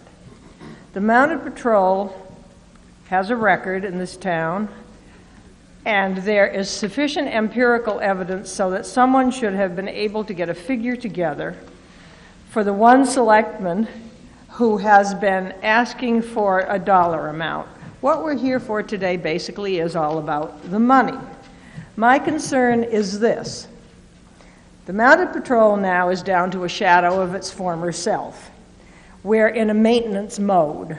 There are little cups in grocery stores down at the beach for donations. This Mounted Patrol deserves better than that. The chief deserves better than that. And the public deserve better than that. So my question is this. First, if I may, through the moderator, has Mr. Zanoy any amount of money as to what it takes to operate not just 2 horses for PR, but the Mounted Patrol out of the Hampton Police Department on an annual basis? Well, Mr. Zanoy, the question is whether there's any figure different than what's stated in Article 26 to operate what is planned to be the Mounted Patrol. Article 26 represents the 2 horses. The Mounted Patrol operated with 4 horses, I believe, when it was at full capacity. I don't have those figures for the 4 horses. But I understand the figure stated in Article 26 is for 2 horses. Right. For the remainder of this year, but have you been given, has Mr. Zanoy been given a figure from his board or from finance office? Does he know? Because I want to know as a taxpayer. He has a valid question. I want to know the dollar amount, it's a general amount, that it would take to operate the Hampton Police Mounted Patrol annually in the operating budget. And I'll explain to you why. I don't believe, I spoke with Mr. Zanoy earlier, and I don't believe he's received such a figure. It's a valid question. He's a member of the Board of Selectmen, and he's entitled to an answer. I have a problem with nickel and diming and going from hand to mouth and basically subjecting the Hampton Police Department to death by 1,000 cuts. If we need a mounted patrol in the Hampton Police Department, that is a policy decision on the part of the Board of Selectmen, any Board of Selectmen. This isn't something you can run from year to year. If we want to make a commitment as a town with the leadership of the board to saying, well, let the public vote on it, that's like throwing spaghetti against the fridge to see if it's going to stick. The public at large doesn't know. There is no figure. Mr. Zanoy has been manfully asking, and there is no figure available for you and for me as to the cost of this as it builds forward into the future. Because you can't just sit here with 2 horses. If we're going to run this, run it right. If we're going to run it right, what does it cost? If we're going to run it right, we're going to have to do this and grow it over the next several years, and I want to know the cost. And so what I'm saying to you is this. I want to see the Board of Selectmen as the leaders in the community, as the decision makers, as the policy makers, put their money where their mouth is. Either say today that they have a commitment. Never mind fobbing it off on the public. Let them say that they have a commitment, and if they do have a commitment to maintaining the Hampton Police Department Mounted Patrol in the police department, I will move to zero out this article, and then immediately as we go into the operating budget that follows, I will move in the $45,780 to add to that budget, and that will still bring us in below the 2010 operating budget. Make that commitment, keep that in the operating budget, and stop jerking this department around on a function like that. Thank you, Ms. Woolsey. Chief Sullivan. Lally.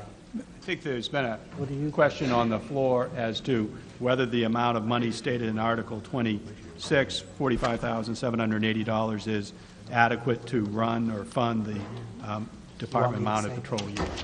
And I'd ask you if you have commentary on that for Ms. Woolsey. To answer that question, Mr. Moderator, yes, that this article, the amount of money that is put in here is targeted to deal with 1 year's costs and all of the training, equipment, and items necessary based on our judgment to run the Mounted Patrol for this year. I think if I may talk to the history of where we are. The intention of the police department right now is to continue with the 2 horses as we have now. We don't see a foreseeable change in that in the very near future. With regard to our history, in general, the costs for the Mounted Patrol over the years have run in the, and this is up to the 4 horses we ran. At one point we ran 5, but those numbers ranged in the $35,000 range. Why this number is higher is the amount of training that we feel is necessary to work on our horses and our riders, as well as some equipment that's necessary for this year to continue with the cost for this calendar year. Thank you, Chief. Mr. Moderator. Let me go back to the board. Yeah. Yes, I just wanted to speak for the 3 members of the board that voted for this. We're looking forward to having this as a warrant article, and so that if this does pass, the chief will in the future be able to put it into his budget. That's how we look at it, the 3 members that voted for it.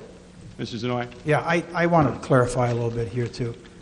My major thrust with this article wasn't so much how much it would cost if we had 4 horses.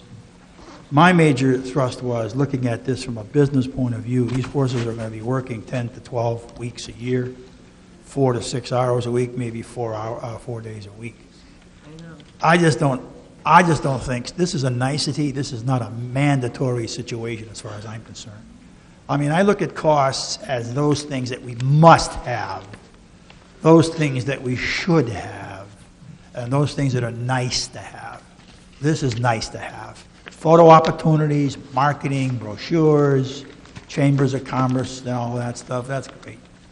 But I'd rather have him, the chief, have money for a canine dog corps, so that we could sniff out the drugs on the beach, if you will. I'd rather have him have money for a closed-circuit surveillance situation on the beach. I'd rather have him have money for more motorcycles and policemen on motorcycles in these summer crush months. But to have horses sit around for 40 weeks, eat oats, roll around in the hay, and visit the veterinarian, I don't get it. Thank you. All right, Mrs. Zanoy. Mr. Warburton. Mr. Moderator, thank you for letting me speak on this article. I couldn't disagree with my friend, Mr. Zanoy, more on this, but I'm going to comment on two different things here. This past New Year's Eve, I had the opportunity to have an hour-long discussion with former Deputy Police Chief Dennis Pelletier, who, as many of you know in this room and at home watching live or the replay, Chief Pelletier was instrumental in helping to create the Hampton Mounted Patrol. Most recently, as yesterday, I was speaking to Fred Rice, and I said, this bothersome thing for me every year with these warrant articles is that we're now deciding which part of an operation we're going to take out to let the voters decide. Ladies and gentlemen, when I became a selectman in 1995, in all the ensuing years after, Mounted Patrol was part of the Hampton Police Department budget. Mrs. Woolsey is absolutely correct when she asked, and she asked at the public hearing at the junior high, and I'm not sure she got the answer. I certainly didn't get the answer at home. Is there a plan, if this warrant article were to pass, to, number one, put it back in the budget, the operating budget? Number two, will we get back to the full complement of 4 horses? And number three, when are we going to start letting our department heads run their departments? I think Chief Sullivan's in a very awkward position on this. I certainly understand that department heads throughout the year were asked to cut budgets. But as I look from Mr. Schwartz's 2010 year-end figures, and correct me if I'm wrong, the police department is handing money back in, much like others. The other thing I want to comment on, as many of you know, not only as a former selectman, but in 6 seasons as your state's park superintendent, I spent a lot of time on Hampton Beach, specifically in nights, weekends, holidays, virtually 90% of my life. Mr. Zanoy talks about ceremonial in Chamber of Commerce and ribbon cuttings. What about crowd control? When Times Square on New Year's Eve for one day has 1 million or 2 million people, they're not supposed to have horses for crowd control? That gets into the area, I believe, that separates what selectmen's duties are and what we should be listening to in our department heads. I have a proven record, much like I said to Chris Silva earlier, of supporting our department heads and supporting what an operations team is within the town. I'm getting very concerned now that we're now picking and choosing what it is we want the public to vote on. And I would like to ask the Board of Selectmen today, and many of you up there are very good friends of mine, but you also know when I ask a question, I appreciate an answer. If this warrant article passes by the voters, will you then put this back into the police department budget as a permanent part of their operation like it has been? Selectman Lally? Yeah, let me, and this is not, Mr. Warburton, an exercise in polling the Board of Selectmen today. Okay? Just asking the question.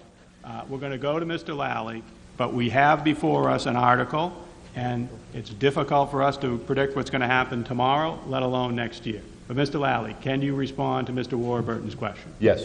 It's always been my intention to have this in the police budget. Last March, when this first came up that it was going to be out, the selectmen had voted. I was on vacation in Florida. I come back. I read in the Hampton Union that the Mounted Patrol was gone. I said, what happened? I was gone for 1 week. What happened to the Mounted Patrol? That's when I started getting calls. They were going to do fundraisers at the beach and so forth. For the late Jimmy Kennedy started it, a bunch of people down there, and they got the money back. Those people want the Mounted Patrol.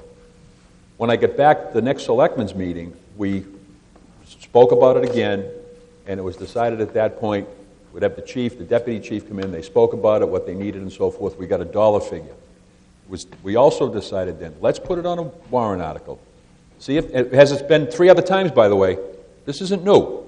The Mounted Patrol has been on the warrant article 2 or 3 other times that I know of. It's not always, that money's not always been in the budget, Ms. Woolsey. It hasn't. It's been approved by the voters at town meeting and at voting. The other problem the chief of police and the last 3 chiefs of police have had with funding a Mounted Patrol is, there's what they call the Friends of the Mounted Patrol, who raise money separately from what the town and the chief's budget is. Mm-hmm. They also purchase stuff like bridles, tack, things that the riders need, training, go to Kentucky to purchase a horse. They spend gas, they drive down there. So the chief, it's a separate money area than what the chief has. The chief has no control over that money, so he can't tell you. I guess he could ask the Friends of the Mounted Patrol, what did you spend last year? But you know what? They're a private entity. They might say, I'd rather not, chief. And he's got no control over that. So that's where when Mrs. Woolsey asked the question, what does it cost? She's right. What does it cost? But the chief can tell you what he knows for sure for training riders, how many riders he's going to put, what schedule he's going to put out in the summer. And even that's tentative with rain and so forth. And guys working doubles, so that's a tentative. And like I said, Mr. Zanoy and I had this conversation at a selectmen's meeting when he said, I want to know the money. I said, fine, but it's almost impossible to come up with a standard dollar figure because it's so fluid in the summertime with that. But to answer your question originally, I got off on track. I would support putting it back in the budget. See if the town, for the 3rd time now, and it's always passed 3-1, that the town of Hampton has passed this article many, many times that they want the Mounted Patrol. And I think you have enough people on that beach that donated a lot of money, by the way, in raffles, raffling off motorcycles, people coming in and putting... There's a community spirit that people want something to happen, and they're going to spend it out. They pay their taxes, plus they're throwing more money. That tells you that they want it. And I'm going to wrap up. And Selectman Lally, thank you. And I'm just going to make 2 more comments to Mr. Moderator.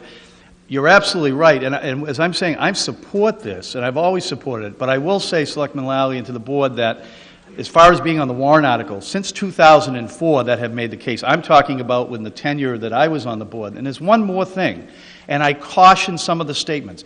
You said, in your opinion, if it passes this year, you'd be glad to have it go back in the budget. I refer you to the many warrant articles like Crossroads and everything else were overwhelmingly passed by the voters every year in a warrant article, and we still have it in a warrant article. Thank you. Thank you, Mr. Warburton. Yes. Mr. Pierce.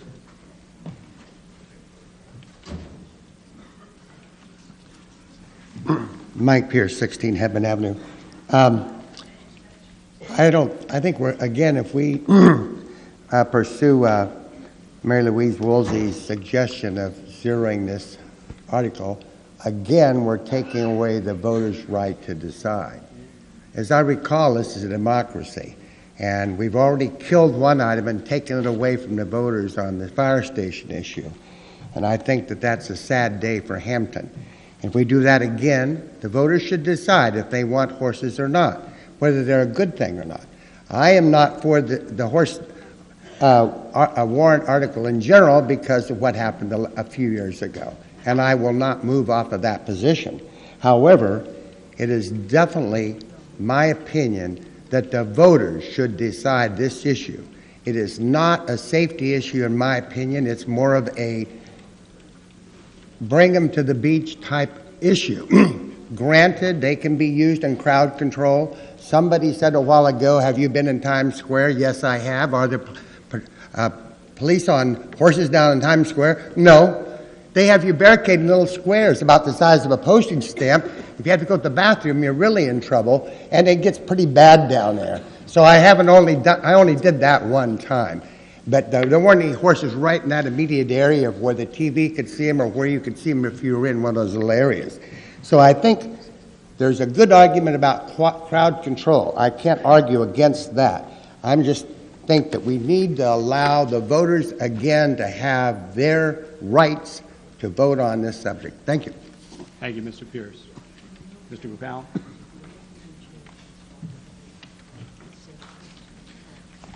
I think Art Gopal and 20 Windmill Lane. I think there are two issues, excuse me, associated with that. One of them is what the total cost is, and I think I'm not sure where the total cost is, and I'm not even sure whether that's going to be rolled into the following year's budget. That's one item.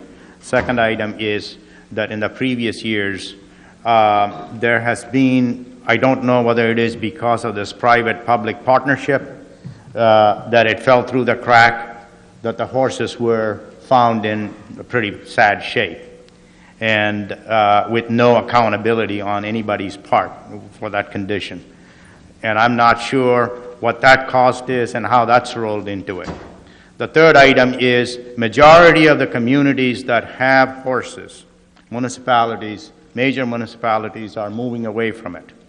I think they seem to know how to do without the horses because of the issues associated with them, perhaps, or the cost and so forth. So I think we want to make sure that, first of all, the voters do approve this article on its own first, and then determine whether or not the total amount of cost, and I don't know how much that is, and so I would like to have us look at it as a taxpayer with those numbers so that we know how to respond to it, whether we want it or not. Thank you. Thank you, Mr. O'Fallon. Chief Sullivan, and then Mr. Nichols. I just wanted to come up and respond to one comment of Mr. Gopalan's. I believe it'd be beneficial for us to stay on what is the focus here. What is it that we want as a community for our mounted patrol? Be very clear. You made a comment that there was nobody accountable for what happened. You're wrong. I am accountable. I was the chief of police and stepped up. That happened on my watch. It's my responsibility. That's what I said at the time. You look at the photographs, these are our horses now. There's been some accusations that they're not being cared for. That's wrong. They're healthy. They're in good shape. Our vets say they're in good shape. They're in good shape. Let's focus on what is here.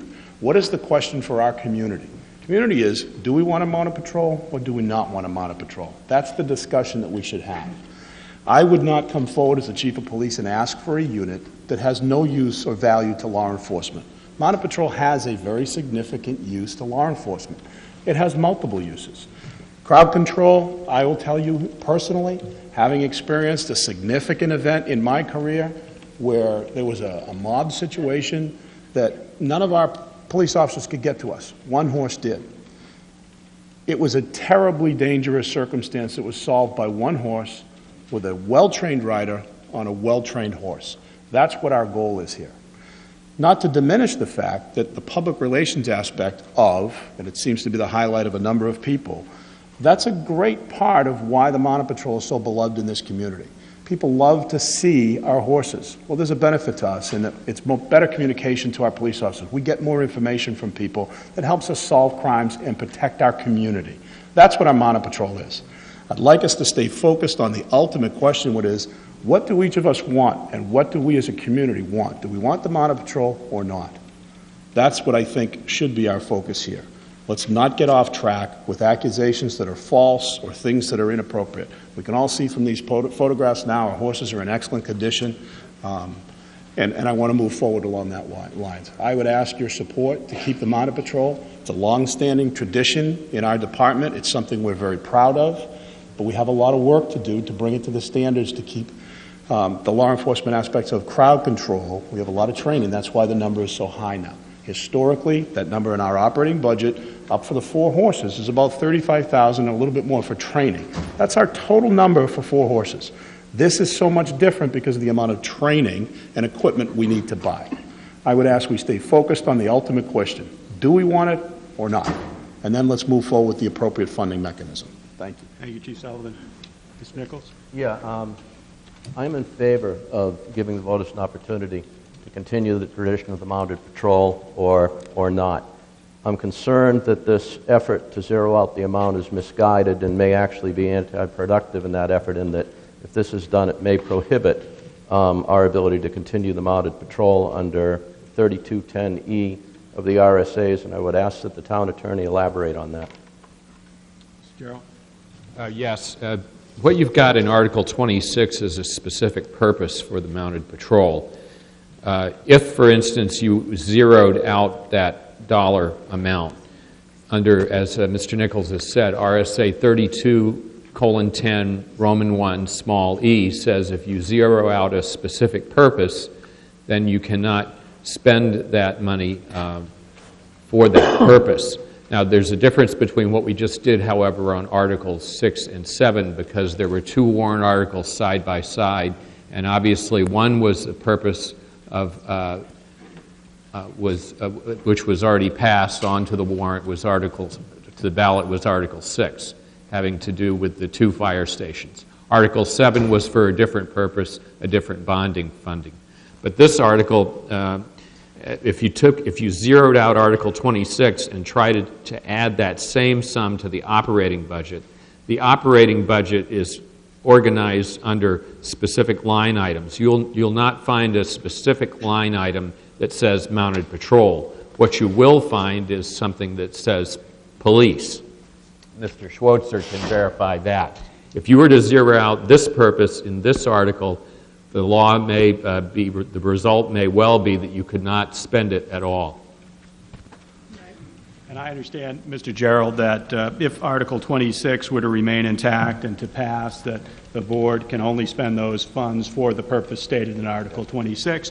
But if money were zeroed out and then the police line item were increased by $45,780, that the board would not be required to spend that $45,780 on a mounted patrol, but those funds would simply be for police. Correct. And decisions would be made, management decisions would be made as to how to expend those funds. Is that correct? Okay. All right. We have an article on the floor, Article 26, and it's the amount of $45,000. We have Article 9 looming in the amount of $24 million. So I know there are a lot of people over here who want to speak. I'm going to ask them to speak among themselves. Let's get a couple more speakers up here and then have the audience see if we need further discussion on this article. I'm going to talk. I'd like to see if these folks can decide among themselves who should go forward and speak to the podium. But we spent a lot of time on this, and I'd like to get a sense of where you folks want to go. So, Mr. Rice, if you're one of them, and then I'll take one other, and then we'll ask the audience if they want further discussion on 26. Fred Rice, 15 Heather Lane. I am very much in favor of keeping the mounted patrol. I wish that this were a part of the budget. I believe that that is where it belongs. But I do not think that here, now, on the floor, shooting from the hip, is the time to zero out this article in hopes that maybe later on we'll put it into the big bucket called the operating budget where it can be spent any way possible. How many times have we heard the argument about it's a bottom line budget, you can go wherever you want with it. This ensures that it is spent for the purpose intended. That's what a warrant article does. It limits what it can be spent on. And it ensures, this whole article ensures that we can maintain and keep and train and keep up at proficiency a mounted patrol, even though it's only 2 horses. You've heard the chief give his commitment that he wants to enlarge that and have a fully trained, larger mounted patrol, and I take him at his word. He knows the value of this. The people who say, oh, it's only for show, probably don't spend much time down at the beach and have never seen a mounted patrol or a horse in action. They're worth 6 or 8 police officers. And right now we're low on police officers compared to what we have been in past years. So 1 horse, we're going to get a lot out of that. I would strongly urge you to vote against this amendment and zeroing it out, and let's let the full article go to the voters, and we'll see whether they want a mounted patrol. Thank you. Ms. Rice, there is no amendment on the floor. Do we have a consensus as? No. No. No. Do we have a consensus of whether there's one person over here who's going to speak, and then we're going to poll the crowd? Mr. Preston. I wanted to come in today and say how much I think it's important to support the Mounted Patrol. I'm on the board of directors for the Hampton Mounted Patrol. The beach has always supported, the community has always supported the horses. They've done a lot of good things in town. Businesses have stepped up many times to support the horses, purchasing trucks, trailers, donated horses. Last summer, we were concerned about whether or not we could afford to house the horses until this town meeting, and the Mounted Patrol Board got together and raised $30,000. There's a lot of money that's available to support the horses, and the Mounted Patrol has agreed with Chief Sullivan that if, in the event that they need something special, whether it's saddles or some training or something, that we would go to the business community and try to raise funds to do that. So I would hope you would all continue to support the horses in town. They're a good thing. The kids like it. The beach likes it. I think they should stay. Thank you. Thank you, Mr. Preston. All right. All those in favor of concluding discussion on Article 26, raise your voter card. Down cards. All those opposed? Article 26 will appear on the ballot as printed. We're now back to Article 9. Is there a dollar figure in Article 26? Yes, there is. It's as stated. It's as printed. Mr. Bridle. Moved and by Mr. Bridle, seconded by Mr. McFarland to restrict reconsideration of Article 26. All in favor, raise your voter cards. Down cards. Any opposed? Article 26 will be restricted from further consideration at this meeting. Article 9, shall the town of Hampton raise and appropriate as an operating budget, not including appropriations for special warrant articles and other appropriations voted separately, the amount set forth in the budget posted with the warrant or as amended by vote of the first session for the purposes set forth therein, totaling $24,271,521. Should this article be defeated, the operating budget shall be $24,074,309, which is the same as last year, with certain adjustments required by previous action of the town meeting or by law, or the governing body may hold one special town meeting in accordance with RSA 4013, Roman 10 and 16, to take up the issue of a revised operating budget only. Majority vote required. Note, this warrant article, the operating budget, does not include appropriations proposed in any other warrant article. Is there a motion to open discussion on Article 9? Moved by Mr. Stuker, seconded by Mr. Traynor. Mr. Stuker, as chairman of the Budget Committee, would you like to speak to Article 9? Yes, thank you, Mr. Moderator. There's been a lot of talk here so far today about the democratic process, and I certainly think the town deliberative session is a hallmark of that. But the nuts and bolts of putting together the town budget, and one that we urge all of our voters to pass next month when they go to the vote, is a process that goes on many, many months. It has many, many people appear before us from every single department head. I think most of the Budget Committee members are here. I think I can characterize this last budget year as one where we had a lot of harmony and cooperation, where we had a lot of people come together on the budget. Certainly, if you watch the Budget Committee on television, it's the best reality show in town. But I think you can see where we wrangle over and look at every single item.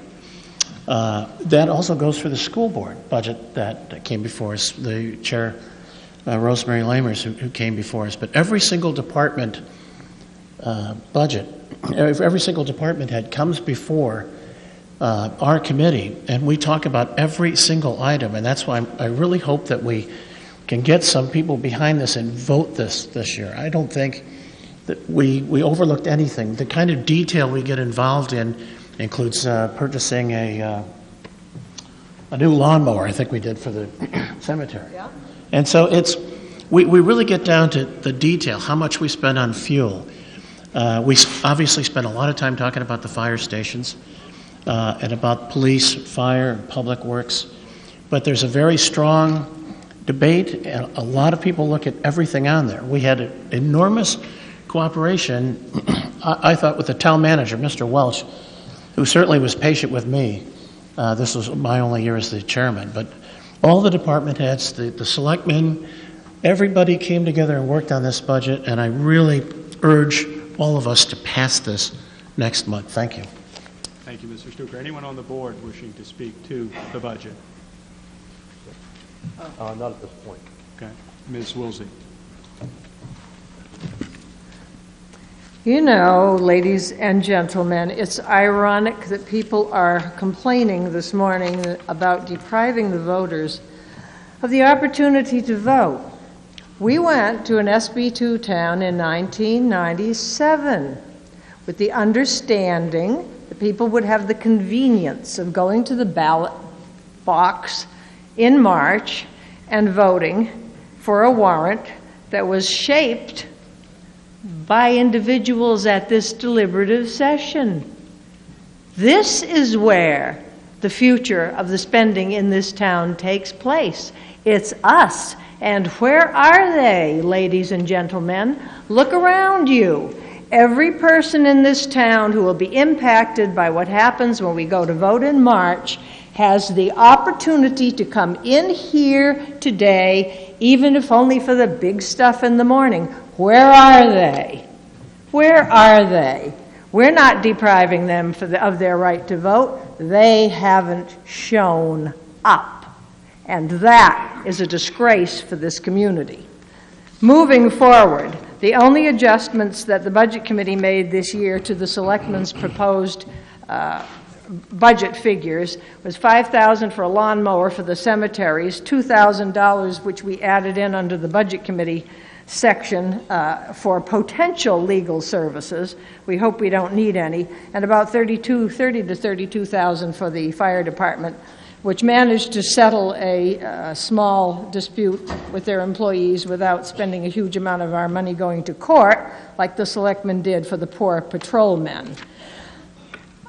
I want to call to your attention what's happening in this town that concerns me greatly about the money. At this very moment, while you and I are sitting here, we are carrying a surplus. A surplus. We're all crying about money, folks.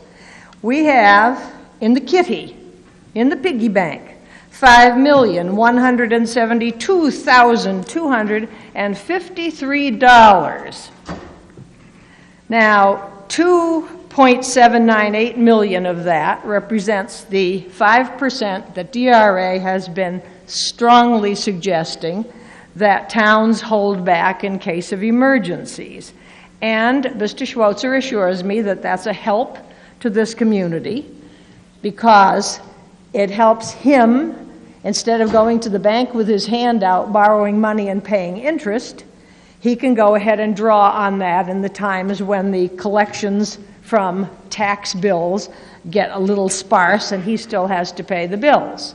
So we're looking at $2.798 million.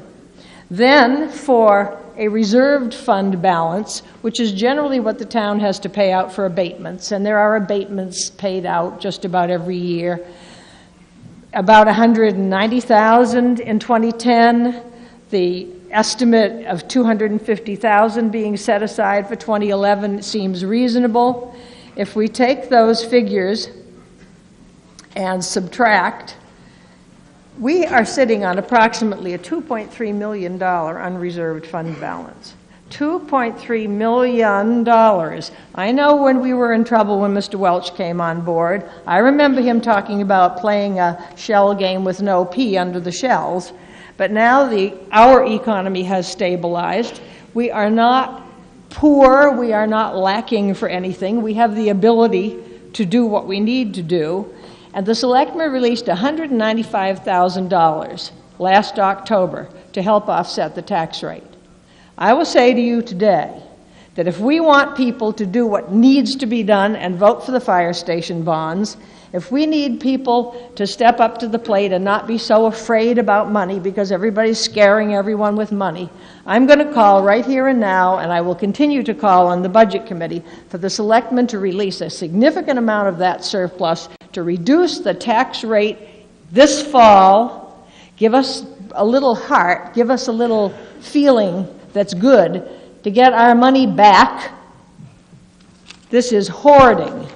This is hoarding. This is, I said squirreling, I'm going to upgrade it. This is hoarding. This is not to the benefit of this community. If we are paying our bills, if we are voting our operating budgets and paying our bills year by year, and we are not getting the benefit of the surplus at the end of the year, that's shameful.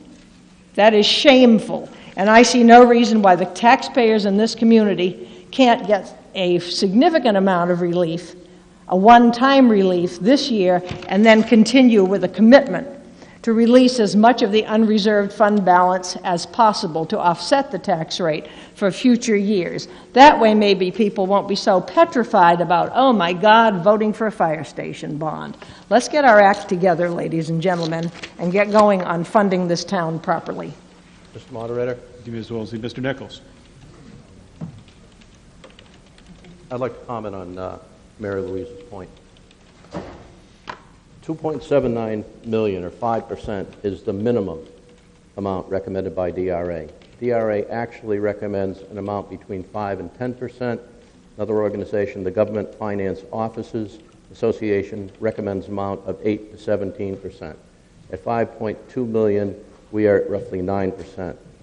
Generally speaking, using surplus to reduce the tax rate is a sound practice. Stability and continuity in the tax rate are equally important as keeping taxes down. A tax rate that is all over the place year to year creates the perception of a poorly managed community. Changes are magnified due to the fact that the full year differences show up in the second tax bill. Weakening the balance sheet by driving the 2011 tax rate artificially low is short-sighted. The wastewater treatment plant, Hampton Academy upgrades, collective bargaining impact, major tax abatement appeals, state of New Hampshire cost downshifting, potential return of donor towns, spiking of employee severance costs driven by people retiring in response to NHRS reform are all potential tax impact issues going forward. As you may know, the legislature is in the process of looking at pension system reform. Some of those changes could cause a number of people to retire prematurely. Right now, the town's exposure, if everybody over 20 years that's employed by the town were to retire, is $830,000. Weakening the balance sheet with all of these potential issues out there is ludicrous. A weaker balance sheet will put the finance director back in the TAN business, not only incurring interest expense, but also consuming more time managing cash flow. At one point, the undesignated general fund balance, I believe was 2005, was down to $300,000. We now have it up into the range where DRA recommends. Somewhere along the line, 2006 or 2007, we spent $80,000 in TAN interest. 2010, we spent $400 in TAN interest. There's a benefit to that balance sheet. I don't want to see Hampton placed in a position other towns are in of having no margin for surprises and, as a consequence, having to lay employees off. Operating spending increased 19% between 2003 and 2008 when spending peaked. Despite combined increases of $786,000 in health insurance and retirement costs since 2008, the 2011 budget is $5,000 less than 2008 actual spending. The trend in property taxes is down over the past 3 years. $16.33 in 2008 to $16.28 in 2009 to $16.11 in 2010. I'm not aware of any other local communities that have been able to accomplish a flat or actually slightly downward direction in the tax rate. I believe that taking money out of surplus for maintaining a flat tax rate makes all the sense in the world, but to drive it artificially low so that it can just come back the following year just does not make any sense. And I believe at this point it's appropriate to hear the town manager and the finance director's opinion on this. Mr. Welch. I know I'm the only person sitting in this hall today who actually took over a town that was bankrupt in New Hampshire. Why were they bankrupt? Not because they spent too much money. They were bankrupt because they had no surplus. Absolutely none. They had a number of emergencies that occurred. The keys had to be turned over to the state. We actually had to go and make a deal to try to keep the elected officials in office and the budget committee and the town meeting functioning. That's a bad policy.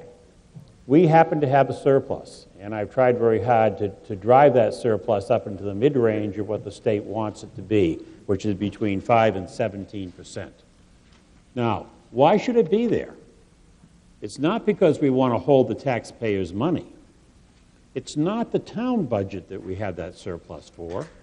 It's the town, the county, the precinct, and 2 school districts.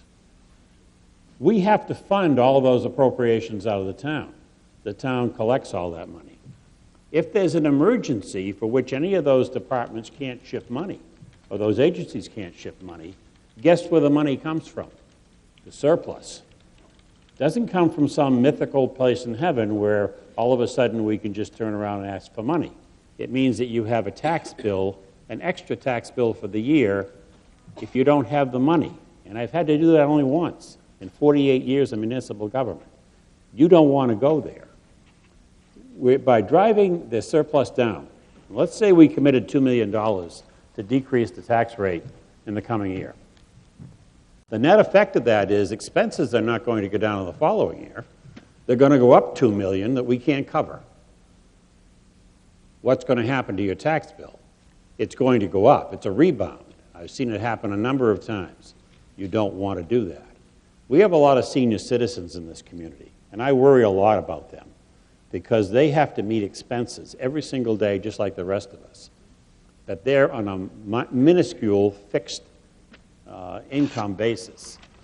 To force them to have to come up with a lot of extra money in one tax bill in the fall is not a good policy. Right now, we're stabilizing the tax rate. The chairman had mentioned that we have a number of expenses coming. And I'm going to be very candid and say that, in my opinion, you're probably going to be looking at a between $4 and $7 million bond issue next year for the sewer plant. We don't know exactly what that's going to be. That's just a guesstimate on my part. But at least that amount of money, somewhere in that range. How are we going to sort of pad that to get down some of those costs? Surplus. Those costs have to come down somewhat. We need to be able to manage, and without money, we can't manage. You're saving $800,000 a year in TAN expense simply because we don't have to borrow. I asked the finance director the other day what would happen if we depleted our surplus down to the 5%. He's already told me he's going to have to borrow somewhere in the area of $3 million this coming year. And the following year, somewhere in the area of an excess of $6 million. So you can plan pretty much on your TAN expense account going up to $4 or $5 or $6 or $800,000 in the next couple of years if you don't have the ability to shift those funds from surplus in to manage that rate. It's a bad policy to not be fiscally conservative. One of the things that I've instructed the department heads to do is when you get your appropriation, I expect you to do two things. I expect you to bid for the products. And if you don't have to bid for the products because they're under the bid limit, I expect you to wheel or deal as much as you can to get the absolute lowest price you can. The result has been savings in the budgets. That's where your surplus comes from. Don't squander it in one shot. Meter it out over a period of years for coming expenses that are going to be high and difficult to fund, and things that you're going to have to do or the state or federal governments will order you to do. I'd like to make one other comment and then ask Mike to comment. We're very aware of the fact that 2010 is ending with a $5 or $5.2 million balance, and we do have a plan. And Mike, could you cover that?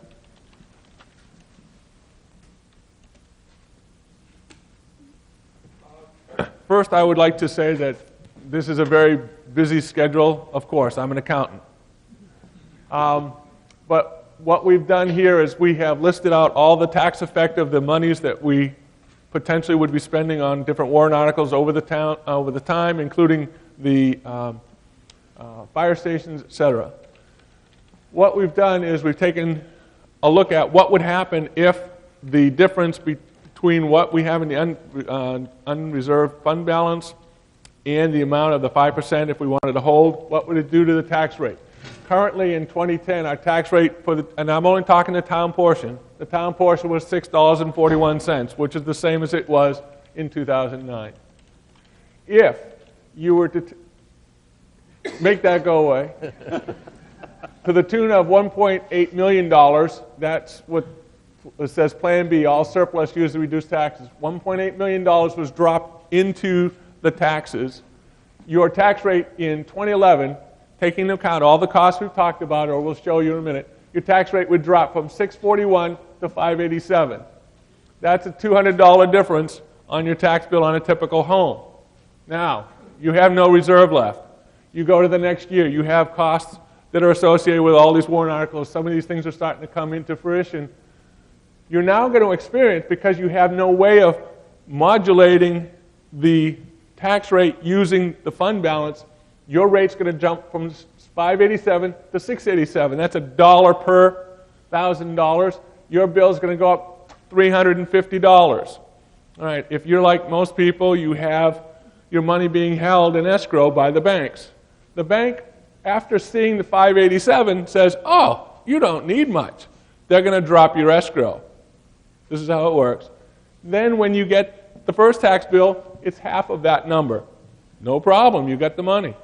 Then the second bill comes through, and guess what? You're short. So bang, you're going to have to then come up with $300, $400, $500 for that second tax bill that you weren't planning on. The second year, the next year, it basically is fluctuating because the costs aren't changing that radically.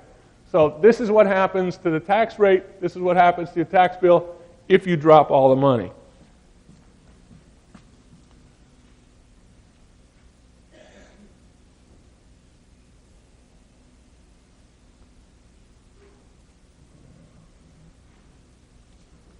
Okay. This is if you use the surplus to moderate the tax rate, which is exactly what the Board of Selectmen have been trying to do for the last couple of years. Once again, 2010, $6.41. We have the taxable impact of the operating budget at $24 million, all the warrant articles, et cetera. Comes down to is that you only need to use $141,000, that's what that number is up there, of the fund balance to make the tax rate come out to $641 for this year, for 2011. Now in 2012, you will start to have the impact of the major warrant articles if they're passed for the fire stations, et cetera. But you now have money still in the fund balance, and I'm talking about the fund balance that exists today. You can bring down $1.2 million of that money to offset those large increases. Once again, $6.41. What did that do to you? You have a flat tax rate. That's really one of the objectives of what this whole planning and fund balance usage is. Now, the problem is, well, we sort of used it up. And that's why you only have $434,000 left. But you notice you're only talking an 18-cent change. And this is 3 years out. Things change. Warrant articles, we don't know what they're all going to pass at. But this gives us the ability, and I'm talking us as the Board of Selectmen, they're the ones that can do this. That gives them the ability to modulate the tax rate by using the unfunded, undesignated fund balance in a reasonable fashion. It also helps me in that if you start going towards some of these larger projects, I will use we don't have excess money, but I will use some of the monies that we have to front fund and front load the loans before I have to go out and get the bond. That's how we've done it over the past. It works out well. We have minor impact, and also it also delays, in essence, some of your bigger payments, because if you don't take the bond out right away, the first bond payment is only a year later. So it's once again, it's a delaying action which helps you because I don't have to spend the money out. Mike, could you just drop that down a couple of rows and show the impact and the percentage of ungenerated designated fund balance as percentage of total appropriations? Oh. Plan A. Yep. That's it. Yep. There we go. What Mr. Nichols is asking is where are we in regards to the percentage of what we expect to hold. Currently, we're at 9.3. When we talk the percentage at that level, that's 9.3% of the total bill that I have to pay. When I talk about the total bill, I have to pay the town bills. Every month I pay both schools, which is Winnicott and the local school. I also pay the county. Mr. Buck loves that. He thinks that's great. And then also the village precinct. So I have a $55 million bill. You know, you people, we're only dealing like with half, which is the town portion. But I actually have to get in and then spend the $55 million. So if we have shortage in taxes, I still have to come up with that. So anyway, We're at 9.3. Then what's happened is we've used a bit of it. We're down to 7.9. Here's when we take out the bigger hunk, we're at 5.8. But this portion, we've once again, the reason why we didn't completely fund that year's tax rate is that we want to hold at the 5% level. There's still fund balance in there, but now we're running at the number which is the suggested minimum that we retain. Mr. Griffin? I'd like to address Mrs. Woolsey's comment about, how few people are here today. I think it's true. From what I can see, this is the least amount of people that I've seen here in a while. And I think that's also reflective of how many people are running for public office this year. There's cases where the write-ins are going to win. And I think that why is it that people aren't putting their name out there or coming here?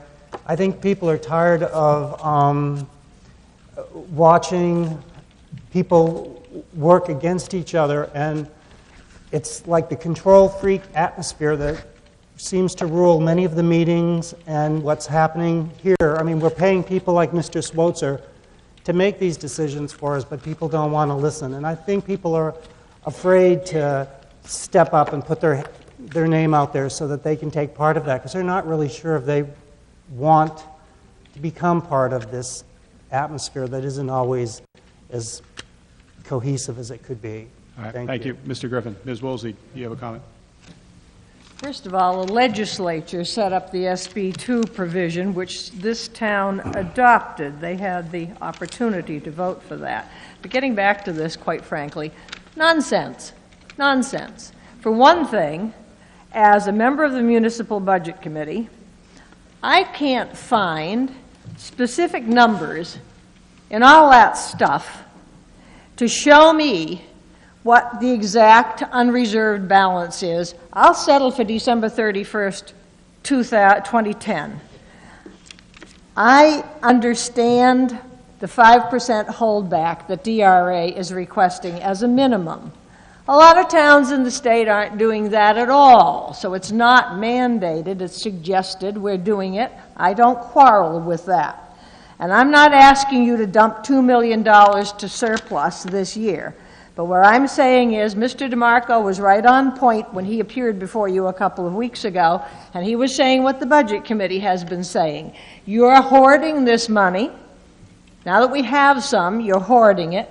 You're putting it off to the side like you have your 2 articles in this warrant for your little projects. If you want roads built, if you want equipment bought and put in the capital reserve fund for the Public Works Department, put the article in on the warrant and let the public decide. You're sitting here saying, oh, well, let the public decide on the mounted patrol and all this other stuff. Well, then don't be afraid to put selectmen articles in there for money to spend. Never mind picking off little balances from the prior year and from the unreserved fund balance.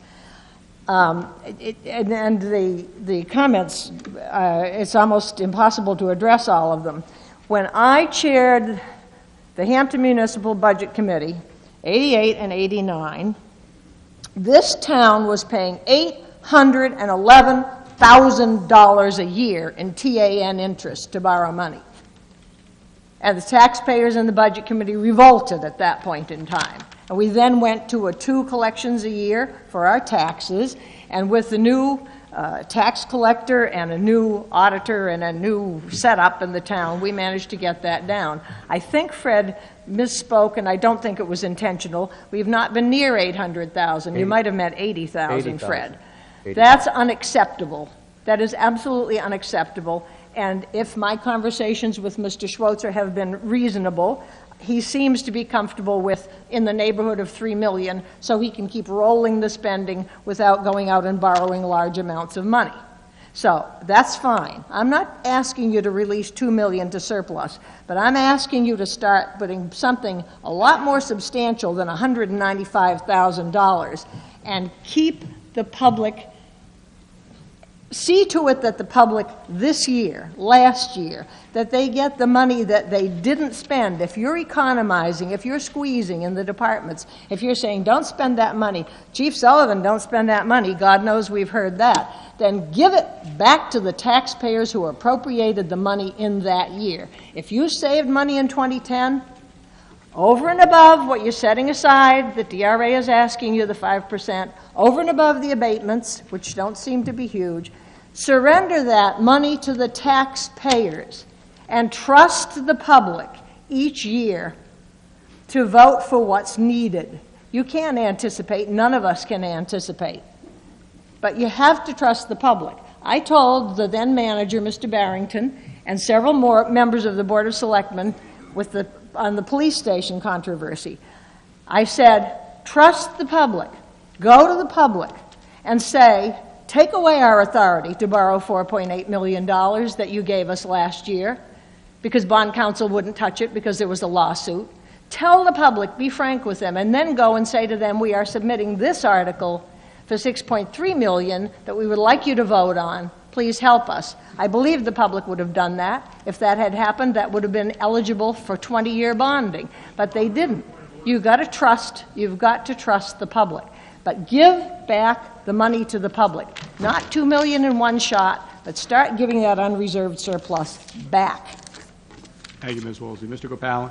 Mr. Moore, are you all set? Well, the conversation doesn't seem to be on the topic. Understood. Mr. Gopal? Art Gopalan, 21 Middle Lane. As a taxpayer, what I look at is what is my taxes are going to be. And I'm not in the budget committee, I'm not an official anywhere. But from the taxpayer's point of view, the management of the town is reflected on how the taxes are handled.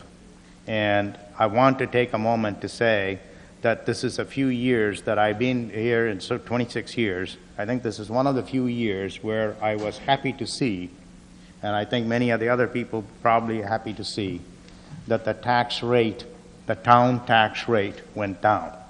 And I want to thank the board, I want to thank the manager, I want to thank all the department heads for having a mindset that says that we can do better than simply piling more money onto the people. Somebody spoke about senior citizens. I'm one of them, and I have a fixed income, so I have to manage that within that income, and I appreciate others doing it, particularly at the town level. So I'm not going to get into the minutiae of it. The second point is, we all know that the spiking charges that have been the case of $650,000, if I remember correctly, the last two times that were kicked down the road. So it is going to come back this year, and I think the chairman mentioned it. That's what I'm concerned about, is that there is going to be a whole heck of a lot of a charge that might show up just because the legislature has failed to resolve the pension issue that comes out of the spiking charge. So those 2 points I want to make. Thank you. Thank you, Mr. Gopal. I don't see anyone further wishes to speak. I'm going to ask Mr. Zanoy if he needs to. Otherwise, we're going to recess. Do you need to? Yeah, I just want to say that I look at the state deficit of $800 million or even higher.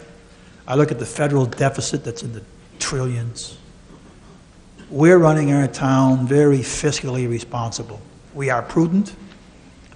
We're fiscally responsible. We're tight. We're holding each departmental manager responsible for every line item.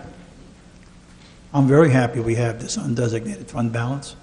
Mr. Moore mentioned that to me about a year ago. He said, please, please, please do not strip that undesignated fund balance. We don't intend to. We need safety. If Mr. Price has to plow roads another 3 or 4 weeks like he's had over the last couple of weeks, he's going to have no money in his budget. We're going to have provisions for that. We have to deal very prudently and very financially, fiscally responsible. I ran on that platform. We're doing it. Thank you. Thank you, Mrs. Zanoy. Seeing no one further, Article 9 will appear on the ballot as printed. We are at the noon hour, We will, Mr. I'd like to... Got a motion from Mr. Trainer to restrict reconsideration on Article 9. Do I have a second on that? Seconded by Mr. Griffin. All those in favor of restricting reconsideration on Article 9, raise your voter cards, down cards. Any opposed? Article 9 is restricted from further consideration during this meeting. It is approximately 12:15. We will resume at 1 o'clock, and I would again ask your consideration. There are folks in the hallway who are fundraising for Hampton Academy's June trip to New York City. If you can see fit to make purchases there, help their cause out, help the Academy, Hampton Academy, 8th grade, get to New York City June 2nd and June 3rd. Thank you very much. We'll be back at 1 o'clock.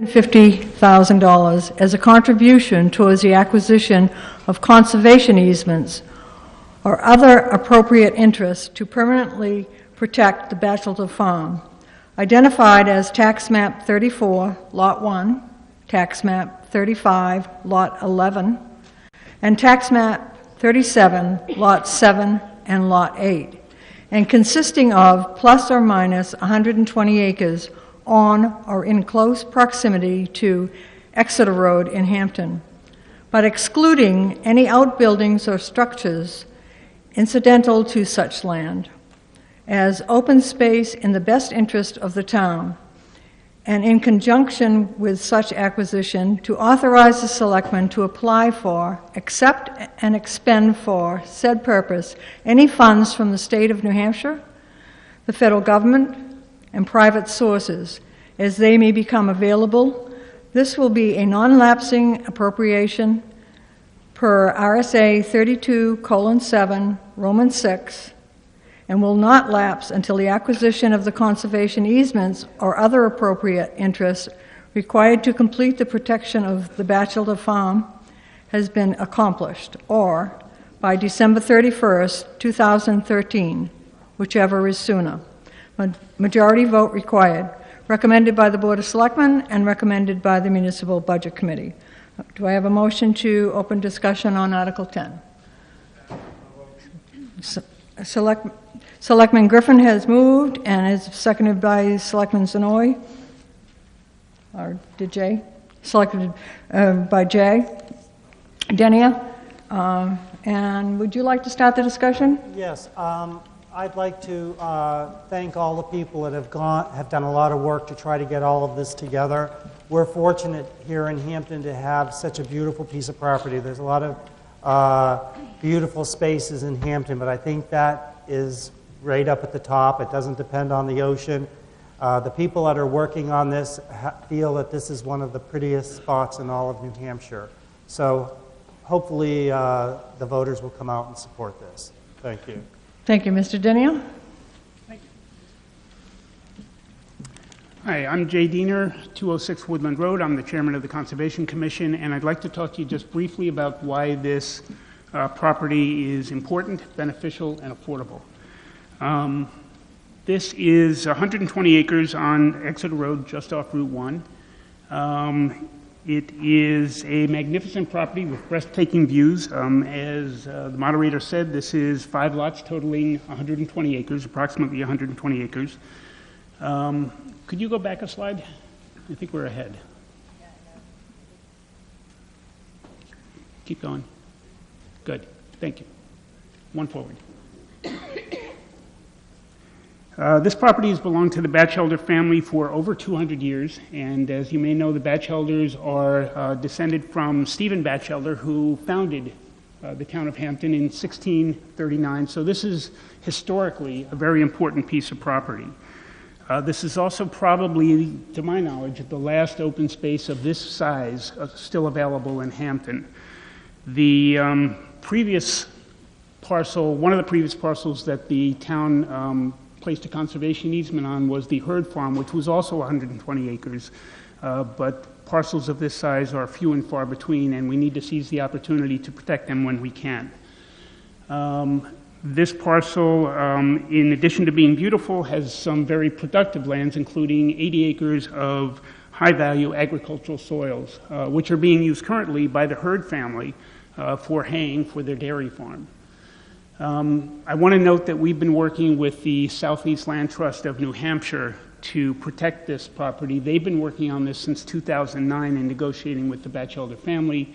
This has been a target property for the Conservation Commission for much longer than that, and we're very grateful for the fact that this is finally coming together. Next, please. Keeping these acres undeveloped benefits the town of Hampton in many ways, not the least of which is through stormwater drainage and natural filtration that protects our aquifer. As many of you probably know, the town is very highly developed. We have a higher rate of sealed surface than most other communities in the state of New Hampshire, and we're dealing with some significant flooding issues in town due to the amount of sealed surface that we have. So anything that we can do to preserve our open spaces are not only just going to add to the beauty of the town, but are going to protect our water resources in town. This land also has tremendous value as harvestable farmland and forest, and it is also very important as a wildlife habitat, both in terms of its uplands and its wetlands. And it also has tremendous value as recreational land for the residents of the town of Hampton. Next, please. This land will always be open to the public under this conservation easement, and it will be available to the public for passive recreation activities, including hiking, hunting, birding, cross-country skiing, snowshoeing. In that regard, it's similar to the ice pond, which we acquired in 2007 and which is used year-round by Hampton residents for hiking, for fishing, for canoeing, and for snowshoeing, and ice hockey in the winter. The easement stays with the property, so even if this property is sold, it will be protected, and it will be protected forever. The conservation easement cannot be removed, it cannot be altered. So this is a forever opportunity. The preliminary appraisal for the conservation easement itself was placed at $800,000, and our town assessor was asked to take a look at that and to see if he thought it was reasonable, and he came back to us and told us that yes, he thinks it's a very reasonable figure to look at for the value of this easement. The way this is going to be funded is through a farm and ranch land protection grant that is going to be applied for by the Seacoast Land Trust this summer. We're asking for $400,000, and for this grant, a 100% match is required. To meet that match, the Conservation Commission is committing $100,000 from its land acquisition fund. The Land Trust has committed to raising additional funds. They have also secured $30,000 from the Moose Plate program in the state of New Hampshire. And lastly, we were asking the town voters to contribute $250,000 to make up that match. This is a one-time expenditure. This is not going to be a bonded article. So we pay for this once, and it's done, and it lasts forever. Next slide, please. Because this is not going to be town-owned property, but it will be privately owned, we will still be collecting property tax on this property, so there will be no loss of revenue to the town. The fact that the property will not be developed means that there will be no additional costs or financial burden to the town for any essential services that development might otherwise require. Next, please. Just to sum it up, this is a very unique opportunity for a unique property. It is 120 acres of historic and valuable farmlands, wetlands, and uplands. This is being funded through a variety of sources designed to give the Hampton taxpayers the most bang for their buck. Just to put things in perspective, when we acquired the Herd Farm conservation easement, also on 120 acres, in 2003, that was appraised at, the easement itself was appraised at over $700,000. The ultimate cost, or $7 million rather, the cost to the taxpayers for that easement was $2.3 million. So by comparison, this is a bargain. We don't know with the austerity program that's being proposed by the federal government whether or not grant funding such as the farm and ranch land grants are going to be available in the future. If we don't seize this opportunity now, we don't know if we're going to have another chance to be able to afford this kind of a conservation easement. Lastly, this has been recommended by the Board of Selectmen. It's been recommended by the Municipal Budget Committee. It's recommended by the Conservation Commission. So we hope that you'll support this article and that you will again commit to this one-time expenditure that will protect this land for ourselves, for our children, for our children's children, and forever. Thank you. Thank you. Mrs. Gessel? Thank you. Ellen Gaethel, 23 Ridgeview Terrace. I'm also on the Conservation Commission. We have been working on this for a very long time, and I'm going to be very short. I really hope that everyone will come out and vote for this article. In the long term, it's a very good deal for the town of Hampton, and for it's good for the Batchelders to keep it in their family. So I urge you to vote in favor of this. Thank you. Thank you. Mr. Page. Nathan Page, 200 Drakeside Road. Just someone is asking me, how are people going to use this property? And it's mentioned the items that you can use it for. And on Drakeside Road, when a developer donated land for a conservation easement on Drakeside Road, we've had, it's amazing, in the 30 years I've been next door to it, how many people use it. I donate my time, I plow out the parking lot for the site on Drakeside Road, and there's people out there. As soon as I get done plowing it, an hour later, there's 2 people out there snowshoeing. They're out there cross-country skiing. They're out there, there's geocaching and stuff. There's people are constantly using our conservation land. And so for just a little over $2,000 an acre, I don't know where we can buy an acre in Hampton for $2,000, besides the Batchelor Farm. But please support this. We look forward to adding this to our inventory, and I appreciate your vote on this article. Thank you. Is there anyone else wishing to speak on the article? Seeing none, I declare that the article will appear on the ballot as printed.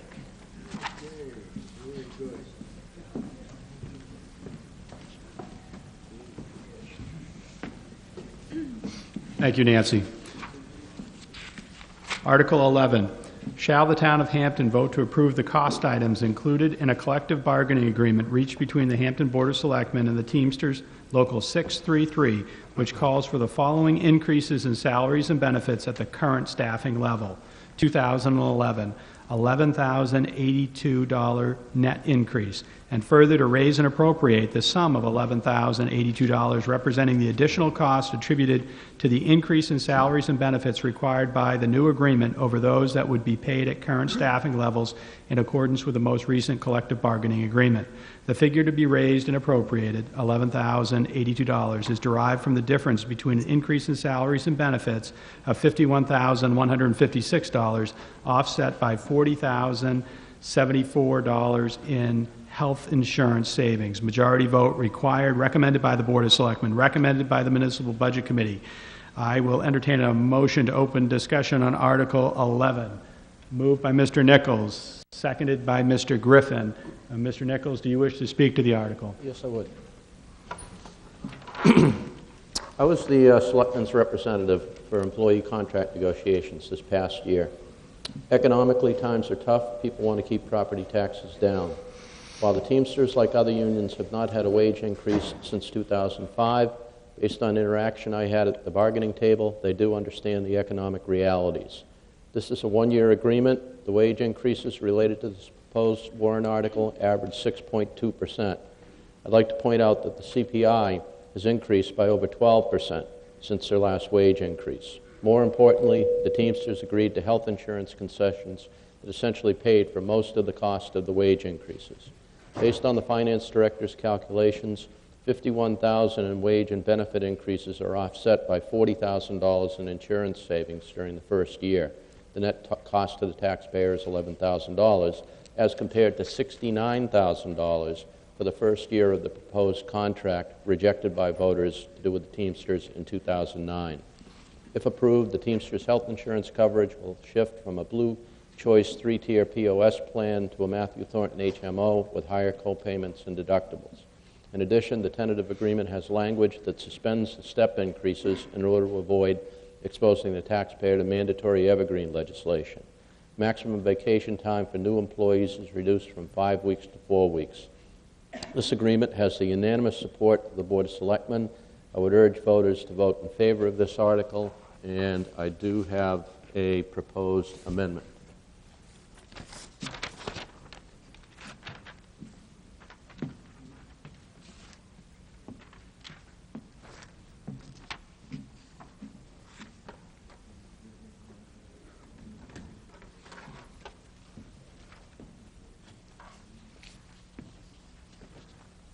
I've handed the amendment, the proposed language, to the town clerk. Mr. Nichols, would you like to explain your amendment? It is basically just more of a housekeeping I'm sorry. town clerk reminded me, I need a second. Is there a second to Mr. Nichols' amendment, seconded by Mr. Bateman? Yeah, it's basically just a housekeeping activity that clarifies some of the financial impact of the article. All right, we will wait for the language to be placed on the screen so that we can all see the particulars of the language. There it is. Anything further, Mr. Nichols, that you wish to say? And can everyone read that in the audience? Okay, let me have the amendment, please. I'll read the language that Mr. Nichols has proposed to be added to Article 11.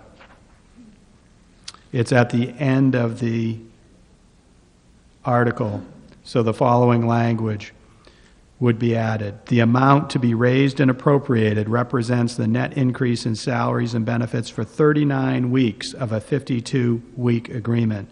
Accordingly, the annualized cost of the agreement is $14,776, with $3,694 paid during the first 13 weeks of 2012. Because the proposed agreement does not include a pay plan, the evergreen provisions of RSA 273A 12 Roman 7 do not apply, and the agreement itself does not include an evergreen clause.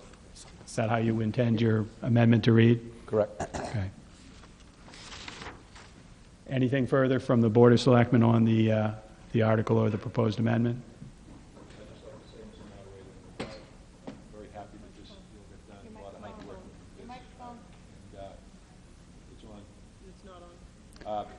I agree with you. Okay. Mr. Lally speaks in support of the Nichols amendment. Mr. Pierce? Okay. All right. Is there anyone who wants to be heard on the amendment? Seeing none. All those in favor of the Nichols amendment, please raise your voter card. Down cards. Any opposed? Nichols amendment has passed. Article 11 is as amended. Mr. Pierce? Michael Pierce, 16 Hedman Avenue. To me, I fully support this warrant article because there was some good give and take on both sides. And I think that's what it's all about in Hampton. We try to work together, try to look at everybody else's point of view, and try to come up with the best solution. And I think this is an excellent example of what can happen if we all put the effort in working together towards a good solution. So I fully support it, and I thank the board for working as hard as they did to get to this contract, bring it to conclusion. Thank you. Thank you, Mr. Pierce. Anyone else on Article 11? Seeing none, Article 11 will appear on the ballot as amended. Article 12, shall the town of Hampton vote pursuant to RSA 149M17 to approve, confirm, and ratify the 15-year agreement for the disposal of recyclable materials entered into by the Hampton Board of Selectmen with the Concord Regional Solid Waste Resource Recovery Cooperative, whereby significant revenue to the town will be generated from the town's delivery of acceptable recyclable materials to the cooperative's publicly owned single-stream recycling facility now under construction. Majority vote required. Is there a motion to open discussion on Article 12? Moved by Mr. Lally, seconded by Mr. Bateman. Mr. Lally, would you like to speak to Article 12? Is this on now? Yes. This is, we discussed before in the previous article about the waste and recycling. This is the agreement that would allow us to go to the Concord Regional Solid Waste Cooperative as one of their members. I'd like to, if Manager Wells could just expound on that. I know he has some figures. Fred? Mr. Moderator, in a nutshell, I'll keep this as brief as possible. The cost to go to the Concord Solid Waste Facility is estimated to be $50,000, and the interest, the income from the facility is estimated to be $70,000 a year. That's in year one of the first full year of operation. This would be a 15-year agreement. There are provisions within the agreement under unusual circumstances for the town to exit it, provided the facility stops making money. So at least we're protected in that respect. This will allow us to market our recyclables and as a cooperative and as a part owner in that cooperative. It's in the best interest of the town. This is going to allow us to make some additional cash to be deposited in the general fund to help reduce taxes. Thank you, Mr. Welch. Anyone else wishing to be heard? Mr. Gopalan. And then Mr. Moody. Art Gopalan, 20 Windmill Lane. Point of clarification, it says that when Concord facility, regional facility comes on board, do we know when that is approximately going to happen? And secondly, up until that point, what is the cost associated with this operation where we have to take it to someplace else? Is there anyone on the board who wishes to address Mr. Gopalan's question? Mr. Welch. Mr. Moderator, the cooperative has made arrangements for the town to market their recyclables through them, through the vendor who will be operating the facility, which is Casella's. It'll be shipped to Charlestown, Massachusetts for recycling, and we've already been guaranteed the cost will be no greater than what the costs are to go to the recycling facility in Concord. Okay, when will that be operational? We believe that the facility will be operational 1 year from this coming June, at the latest. So 2012 June. That's correct. Okay. And up until that time, we will follow the same process that we've been following, which means that there is a... We will be picking up the recyclables starting on July 1 of this year. Yeah. And those recyclables will then be picked up by Casella and shipped to their facility. For the same dollar amount? That's correct. All right. Thank you. Just Thank you, as Mr. a, Gopalan. point of clarification on that. My understanding, Fred, is that the revenue value of the recyclables during the period where they're going to Casella is essentially flat. That's no correct. income, no cost. When the Concord facility comes online, I believe you indicated based on current market values, that goes up to $25 a ton. That is correct.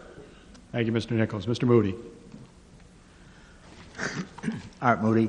The costs, do they include dues or just the transport of the recyclables?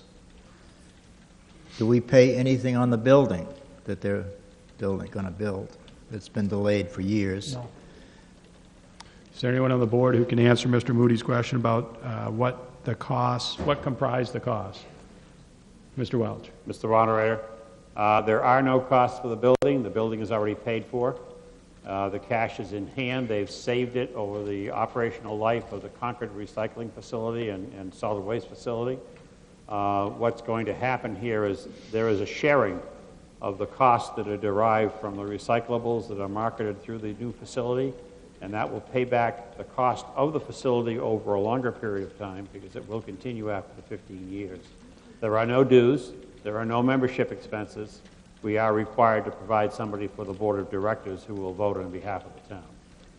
The building is already paid for, but the operation is going to pay back for the building over a period of years? Are those the two different contradictory statements? No. The building is paid for already. The district has the money to purchase the land, which has been purchased, and they have a contract signed to erect the building, and that is paid for. That they will be taking funds off the top of the receipts for the district after the guarantee of $25 a ton is paid to the cities and towns who belong to it, and those funds will go to pay the district back over a period of time for the cost of the building. And this is the least number of years that we could get into this operation? The 15-year contract is the least number of years currently. Our understanding is that will be renewed at the end of the 15 years. I'm generally opposed to getting involved in tangling alliances outside the town. It never seems to work out because we're usually the biggest town, like 53B, and we get dumped on. The new vehicles that we're going to have to buy, is that included in the costs? Mr. Moderator. Transporting vehicles. So the question from Mr. Moody is whether there's an additional cost other than what has previously been discussed relative to transport. Mr. Moderator, there is not. We currently contract for that feature. should the town decide later on to purchase those vehicles and do the transport themselves, and that would be something that would come out, I assume, the Department of Public Works Capital Equipment Fund. The existing capital reserve equipment cost would pay for those? It would if the town opted to do that. Okay. Thank you. Thank you, Mr. Moody. Mr. Munns? Chris Munns, 5 Necessian Way.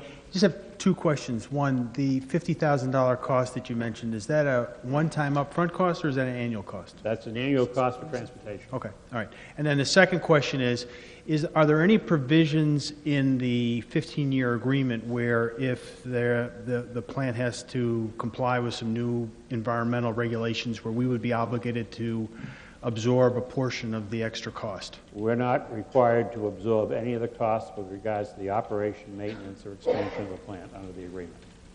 Okay. All right, thank you. I would add to that that if the revenue element of it goes negative, we have the option of getting out of it at that point. Okay. All right, thank you. Thank you, Mr. Munns. Thank you, Mr. Nichols. Ms. Kaiser? Ann Kaiser, 7 Palmer Street. You may have already answered this question. If Article 8 fails and Article 12 passes, Article 8 is to fund the equipment to do our own recycling, and Article 12 passes, what are our options at that point?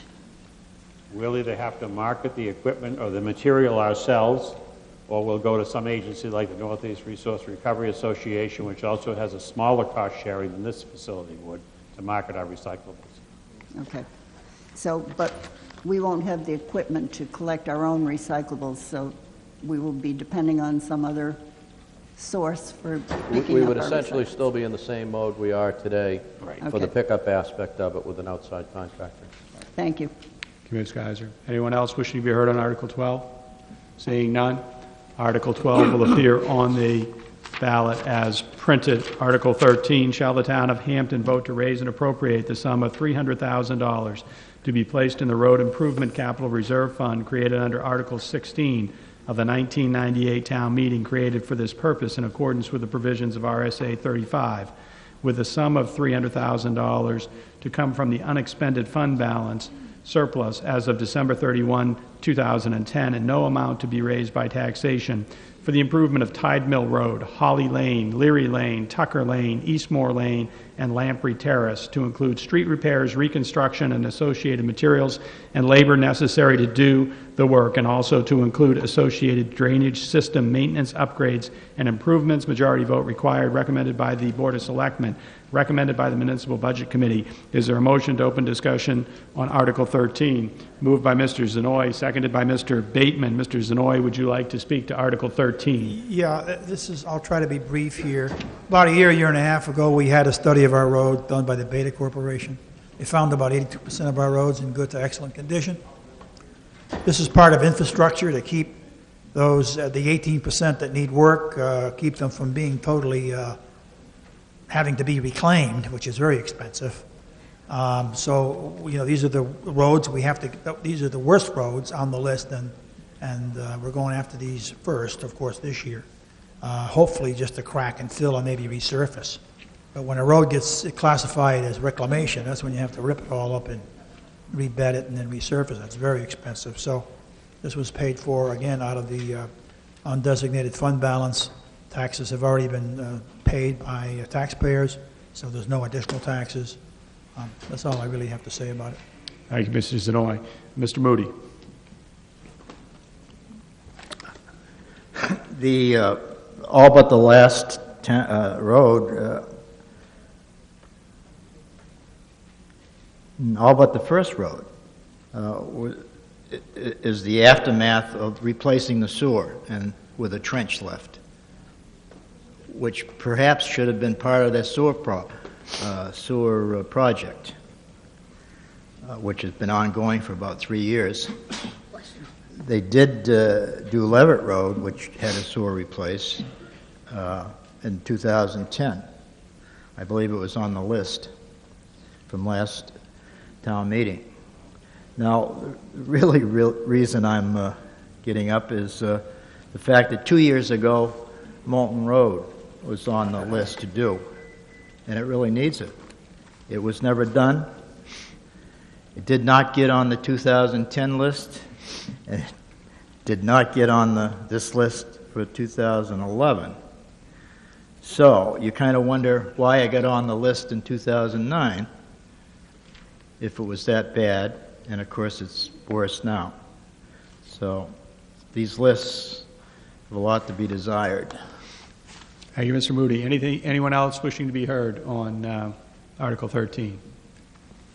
Seeing none, Article 13 will appear on the ballot as printed. Article 14, shall the town of Hampton vote to raise and appropriate the sum of $300,000 to be placed in the Department of Public Works Capital Reserve Fund created under Article 23 of the 2008 Annual Town Meeting in accordance with the provisions of RSA 35, with this sum of $300,000 to come from the unexpended fund balance surplus as of December 31, 2010, and no amount to be raised by taxation. Majority vote required. Recommended by the Board of Selectmen. Recommended by the Municipal Budget Committee.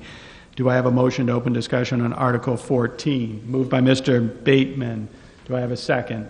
Seconded by Mr. Zanoy. Mr. Bateman, would you like to speak to Article 14? I think perhaps we are in a section of housekeeping. Warrant articles. This is truly falling back to other town meetings, what has been put in place so that we can continue. And I think the most important part for 14 is how it ends. No amount to be raised by taxation. Thank you, Mr. Bateman. Anyone wishing to be heard on Article 14? Seeing none, Article 14 will appear on the ballot as printed. Article... Moderator? Yes. Moderator, I would like to move to restrict reconsideration on Articles 10, 11, 12, 13, and 14. Mr. Nichols has moved to restrict reconsideration of Articles 10 through 14. Is there a second? Mr. Pierce has seconded. All those in favor of restricting reconsideration Article 10 through 14, raise your voter cards. Down cards. Any opposed?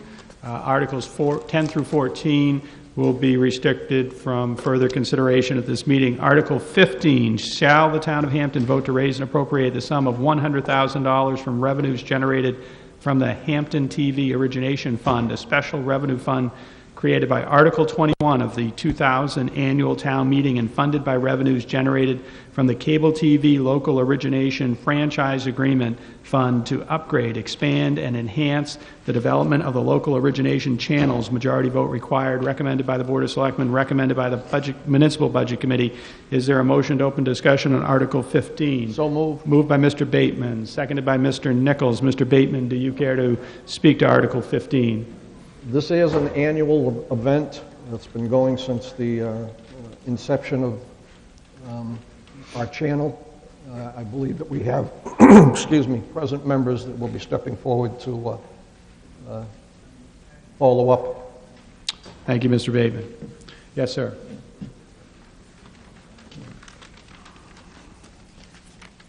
Ed St. Pierre, excuse me, Ocean Boulevard.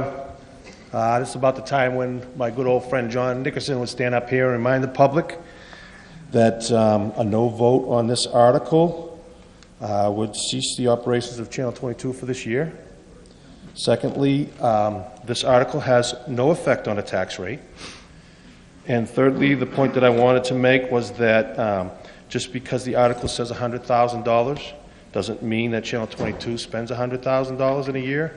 It is just a limit so that the operations can move along and they can buy the equipment and pay for the technicians that are needed.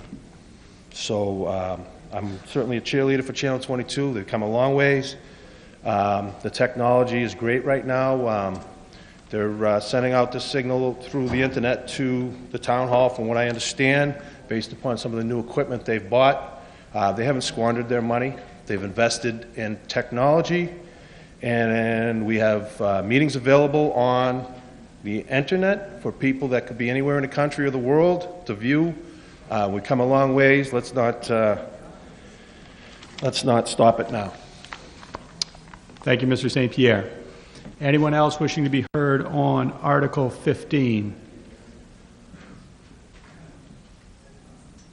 Seeing none, Article 15 will appear on the ballot as printed. Article 16, shall the town of Hampton vote to raise and appropriate the sum of $17,550 generated from the sale of town-owned cemetery lots and authorize transfer to the Cemetery Burial Trust Fund.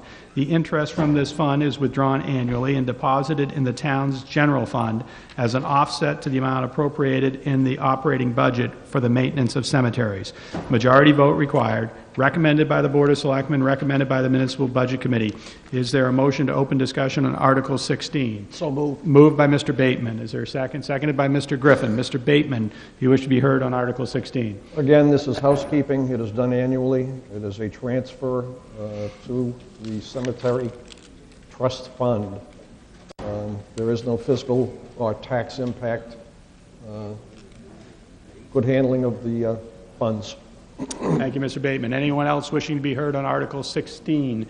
Seeing none, Article 16 will appear on the ballot as printed. Article 17, shall the town of Hampton vote to raise and appropriate the sum of $90,000 from revenues generated from the Police Forfeiture Fund, a special revenue fund created by Article 55 of the 2003 town meeting to carry out all lawful functions allowed under federal, state, and local criminal justice forfeiture programs. Majority vote required. Recommended by the Board of Selectmen. Recommended by the Municipal Budget Committee. Is there a motion to open discussion on Article 17? Moved by Mr. Lally. Seconded by Mr. Bateman. Mr. Lally, do you wish to speak on Article 17? Yes, sir. Again, just it's an annual article that's placed on the ballot. Just a matter of carrying out the programs that the state, federal, local criminal justice forfeiture programs, and basically a housekeeping matter at this point. Pretty self-explanatory. All right. Thank you, Mr. Lally. Anyone else wishing to be heard on Article 17? Seeing none, Article 17 will appear on the ballot as printed. Article 18, shall the town of Hampton vote to raise and appropriate the sum of $65,000 for the purpose of replacing some of the fencing at Tuck Field and Eaton Park, as well as repaving and striping in front of the Cave Building and surrounding area of Cuss Lane as determined by the Board of Selectmen, Town Manager, and the Town Recreation and Park Director, and to fund said appropriation by transferring $65,000 from the Recreation Infrastructure Special Revenue Fund established under Article 44 of the 2007 Annual Town Meeting. Majority vote required. Recommended by the Board of Selectmen. Recommended by the Municipal Budget Committee. Is there a motion to open discussion on Article 18? Moved by Mr. Bateman. Seconded by Mr. Lally. Mr. Bateman, would you like to speak to Article 18? I would like to approach with an amendment which is basically a point of... yeah. Oh, okay, then we'll take care of it without it. All right. Do you wish to speak to the article at all at this point?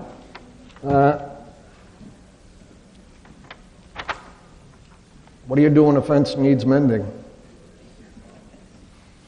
Okay. Ms. Martin.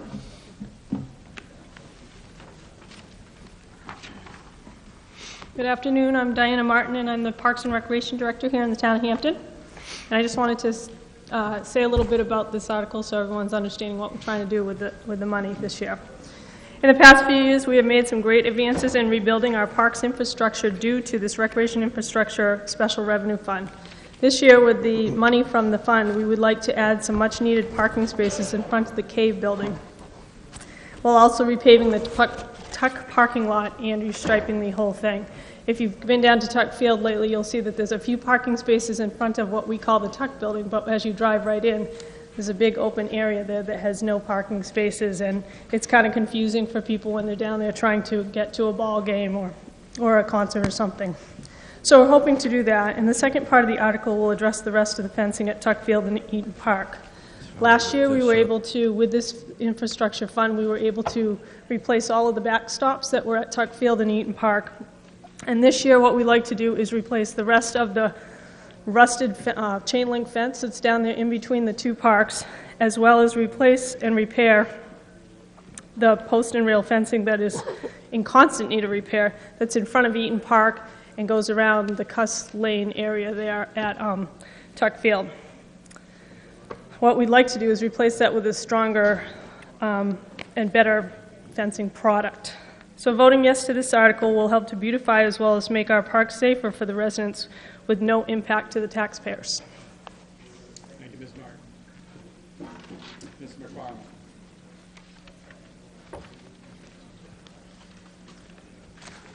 Mr. Moderator, just addressing a slight amendment to this article, as I noticed a previous article having the same wording, having come from the unexpended fund balance, no amount to be raised through taxation. I propose that we amend this Article 18, 2007 annual town meeting, and no amount to be raised through taxation.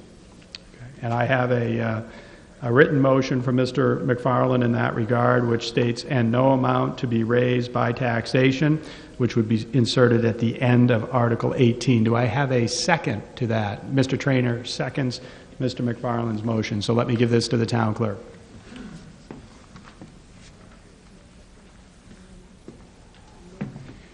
And I guess just in speaking to that for a moment, I think in all fairness, the public needs to be aware that this is coming from a special infrastructural fund, that we're not asking for any monies to be raised.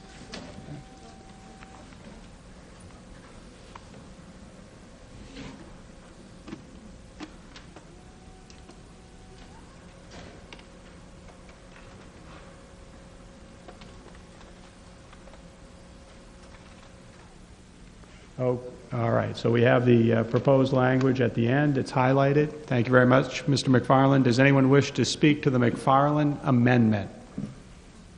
Seeing none, let's vote on the McFarland amendment. You can see the highlighted language. All those in favor of the McFarland amendment, raise your voter card. Down card. All those opposed? I declare that the McFarland amendment has passed. Article 18 as amended. Does anyone wish to speak to Article 18 as amended? Mr. Moody. Mr. Moderator, 2 points. One, a quick historical note. I'm surprised that the new building is still called the Cave Building, but the original Cave Building was moved there after the riots at Hampton Beach in the early 60s. And caves, for the information of anybody who cares, historically, the CAVE stands for Committee Against Violent Eruptions. Number 2, Cuss Lane is not the loop road. Cuss Lane is a very short road at Founders Park, one of the sides of the triangle that is Triangular Park that is also bordered by Park Avenue and Landing Road. The road around the Loop Road, I guess people call it, was named by the Board of Selectmen in the 1970s as Meeting House Green. And the street signs that were put up, which are no longer there, were very long because of that long name. Thank you, Mr. Moody. Anyone else wishing to be heard on Article 18 as amended? Seeing none, Article 18 as amended will appear on the ballot, or Article 18 will appear as amended on the ballot. Article 19, by petition of Christos Valhouli and more than 25 other legal voters of the town, the undersigned residents of Hampton petition the town of Hampton to place on the warrant the request to see if the town of Hampton will vote to raise and appropriate the amount of $5,000 for the construction of permanent improvements to the town of Hampton Skateboard Park. Specifically, said requested funds would be used for the construction of a cement skateboarding bowl, and the balance of construction and planning costs beyond the amount requested by the warrant article shall be paid for by privately raised funds and donations to the project. Majority vote required, recommended by the Board of Selectmen, recommended by the Municipal Budget Committee. Is there a motion to open discussion on Article 19? So moved. Moved by Mr. Bateman. Is there a second?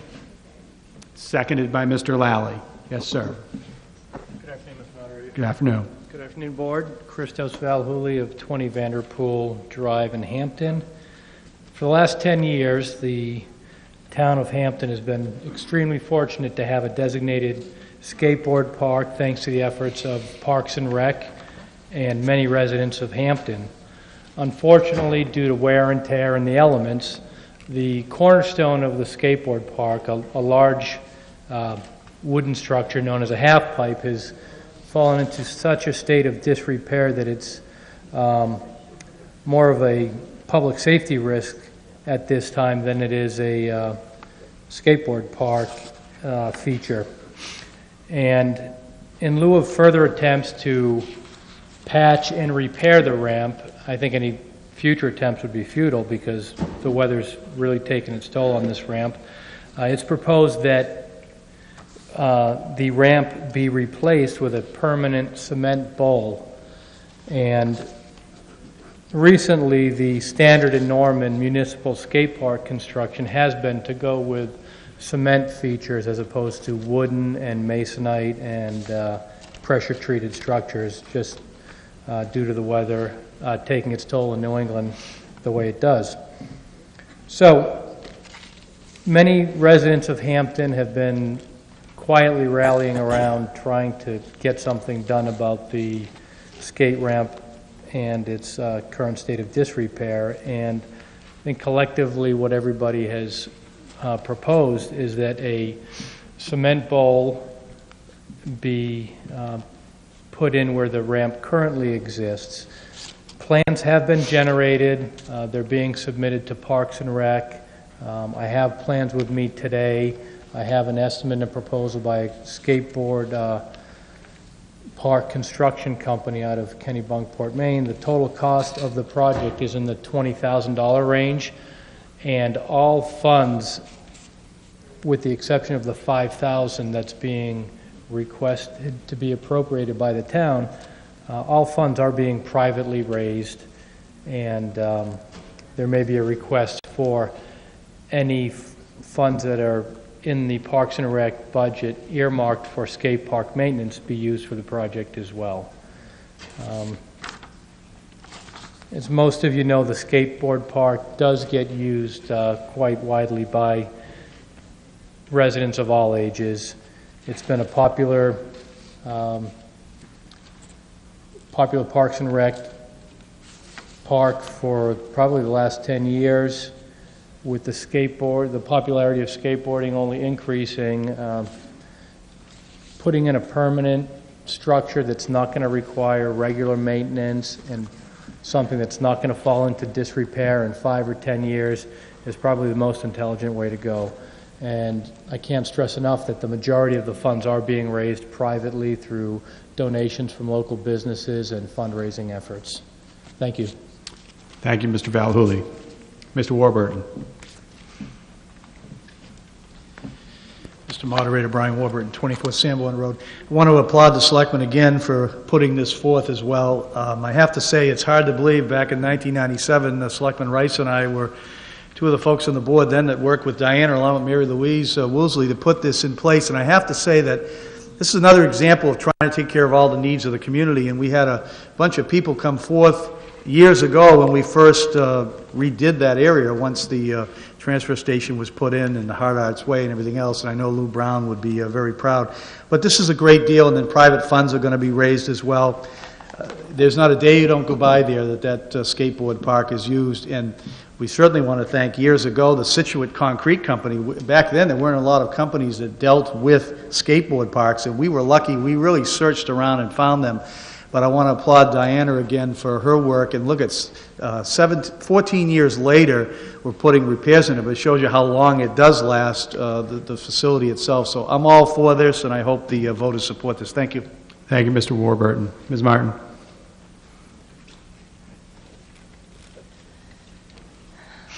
Okay, I had a few things I was going to say, but Chris said them all. So I guess I'm just up here to say that, again, that we are very much in favor, even though we did not write this petition. We are very much in favor of this, and I do again want to stress that we have already raised some of the money, and it will be mostly from private donors as well as fundraisers. So this, again, as Chris said, is an expensive thing that the town has needed for a long time. I've been in contact with the skaters all the time, and they've always wished for this particular thing, but because of our half pipe being in good shape at the time, it was one or the other, so we've put this on hold. Now that the half pipe has to be removed this spring, this is the time to jump on this, and we're getting a really, really terrific deal on this. So I hope everybody supports this article. Thank you, Ms. Martin. Anyone else wishing to be heard on Article 19? Seeing none, Article 19 will appear on the ballot as printed. Mr. Moderator, could I make a motion, please? Yes, Mr. Lally. I'd like to move to restrict reconsideration on Articles 15, 16, 17, 18, and 19. Is there a second to Mr. Lally's motion? Mr. Zanoy. So the motion before us is to restrict reconsideration of Articles 15 through 19. All those in favor, raise your voter card. Down card. Any opposed? Articles 15 through 19 will be restricted from further consideration during this meeting. Article 20, by petition of Thomas Morgenstern and more than 25 other legal voters of the town, shall the town of Hampton vote to rescind Article 44 of the 2007 annual town meeting that established the Recreation Infrastructure Special Revenue Fund and use those funds to reduce the town's tax rate. Majority vote required. Is there a motion to open discussion on Article 20? Mr. McFarland, seconded by Mr. Gebhardt. Does anyone wish to speak to Article 20? Ms. Martin?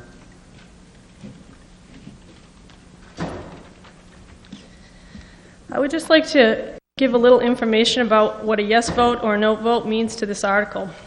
This article asks us to rescind Article 44 from the 2007 town annual meeting. This is the article that started the Recreation Infrastructure Special Revenue Fund.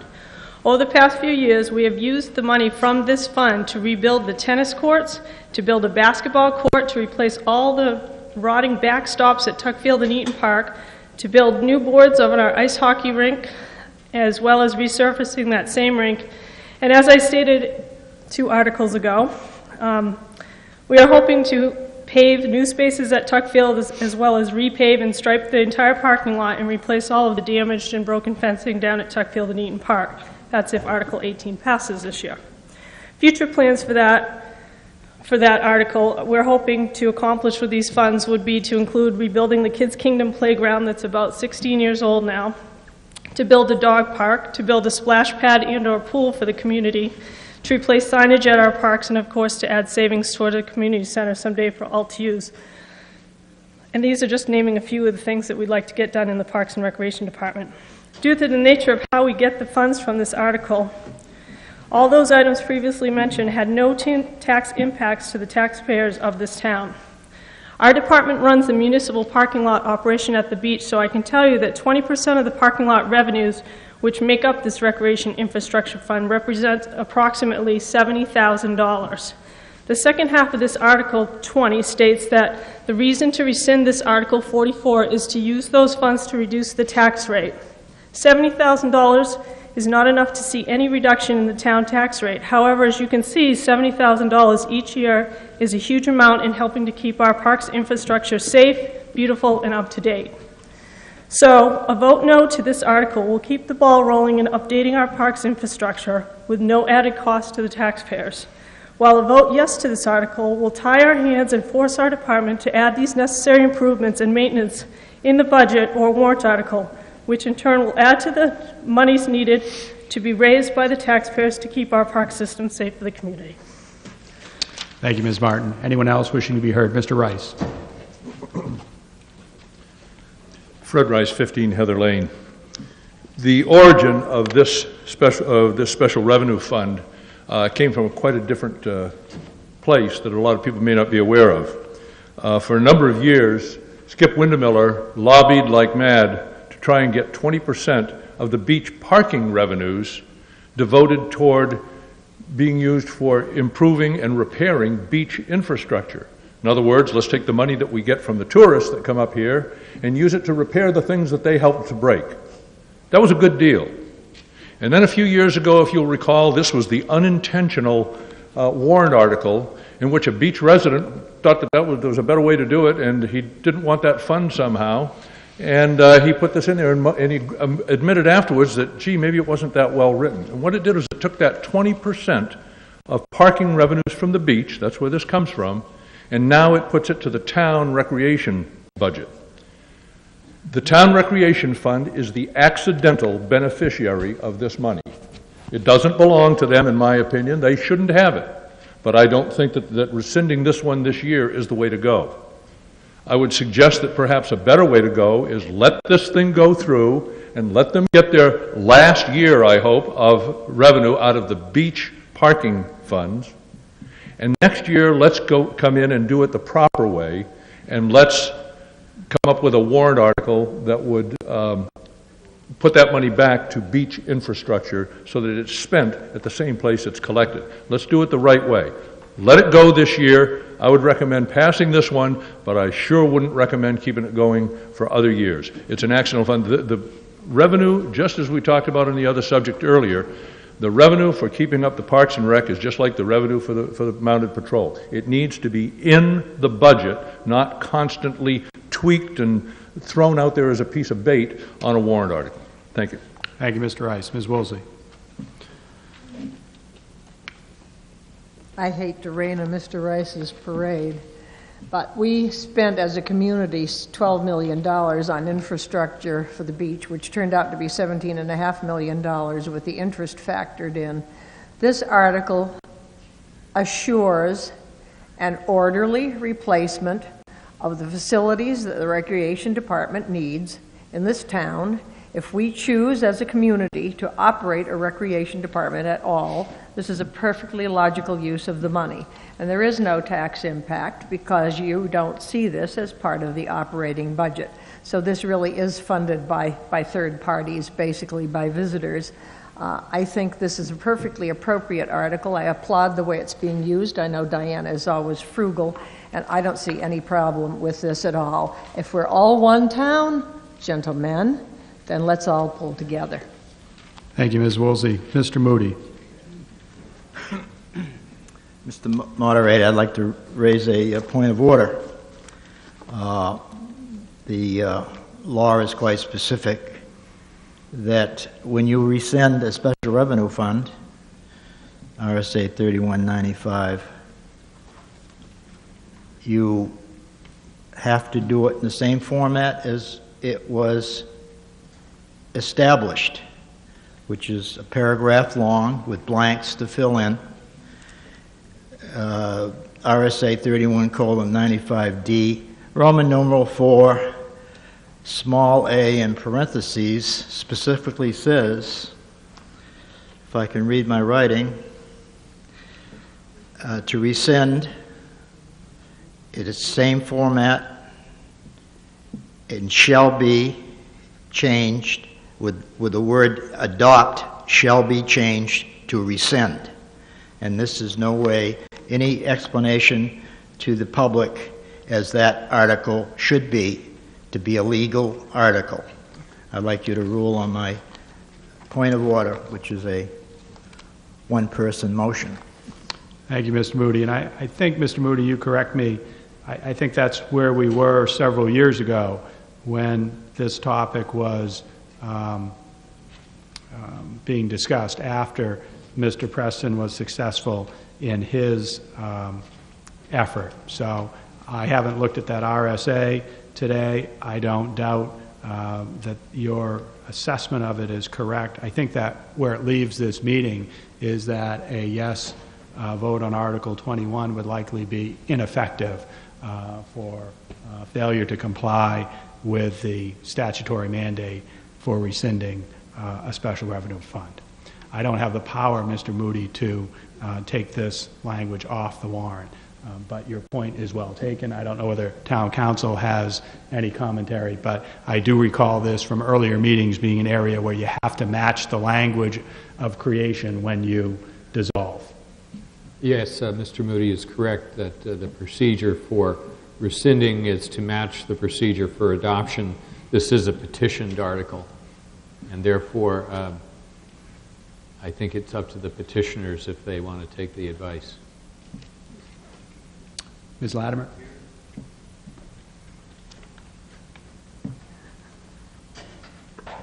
Eileen Latimer. Clearly, this is a mess we make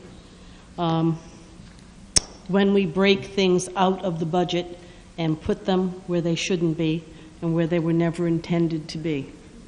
As a municipality, we have a recreation department. Things need to be paid for and maintained within that department, and that needs to be reflected within the budget. Unfortunately for the rec department in recent years, excuse me, they've been a victim to things being taken out of the budget. And they've gone to the citizens and through the parking fees, getting many of those things done. Be very clear as we sit here and home and wherever you are, that the recreation department needs that $70,000 or whatever it ends up being at the end of the year to operate, to maintain, for probably the youngest segment of our population who can find lots of things to get hurt on when they're not maintained. I am on the budget committee. Hate to see this, and it's been an overwhelming theme all day today. This should be in the budget. This should be in the budget. This should be in the budget. And I'll concede this is not the format of the time right now to do that battle. So I'll do this one. I would love to see these things in the budget going forward. We'll take that battle on next year. For now, I will tell you, there is no place to get the money for what is needed in recreation for the things that are paid for by approving this article. That being said, I would ask you to support it, keep your ears open, and give us input into the year going forward. Thank you. Thank you, Ms. Latimer. Anyone else wishing to be heard? Seeing none, excuse me. Yep.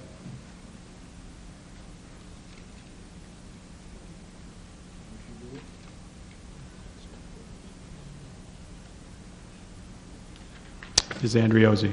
Hi, it's Arlene Andriozzi, 243 Winnicott Road. I just want to clarify things, if I may. I think the last speaker said to vote for the article if you wanted to continue with the recreation infrastructure. The Article 20, calls to rescind it, so I believe you would need. Okay, and then we've got that straightened out, I think. And the next thing I just wanted to mention that I do agree with you. The recreation department, in a time like this, a recessional area time, they're the first ones to go. You're not going to spend just like you do in your own budget. You have to cut things out. This infrastructure, recreational infrastructure, allow us to make the repairs that we need to keep our fields and to keep our recreation areas in an operable condition. So I do vote no on this article. Thank you, Ms. Andriozzi. Yes. Yep.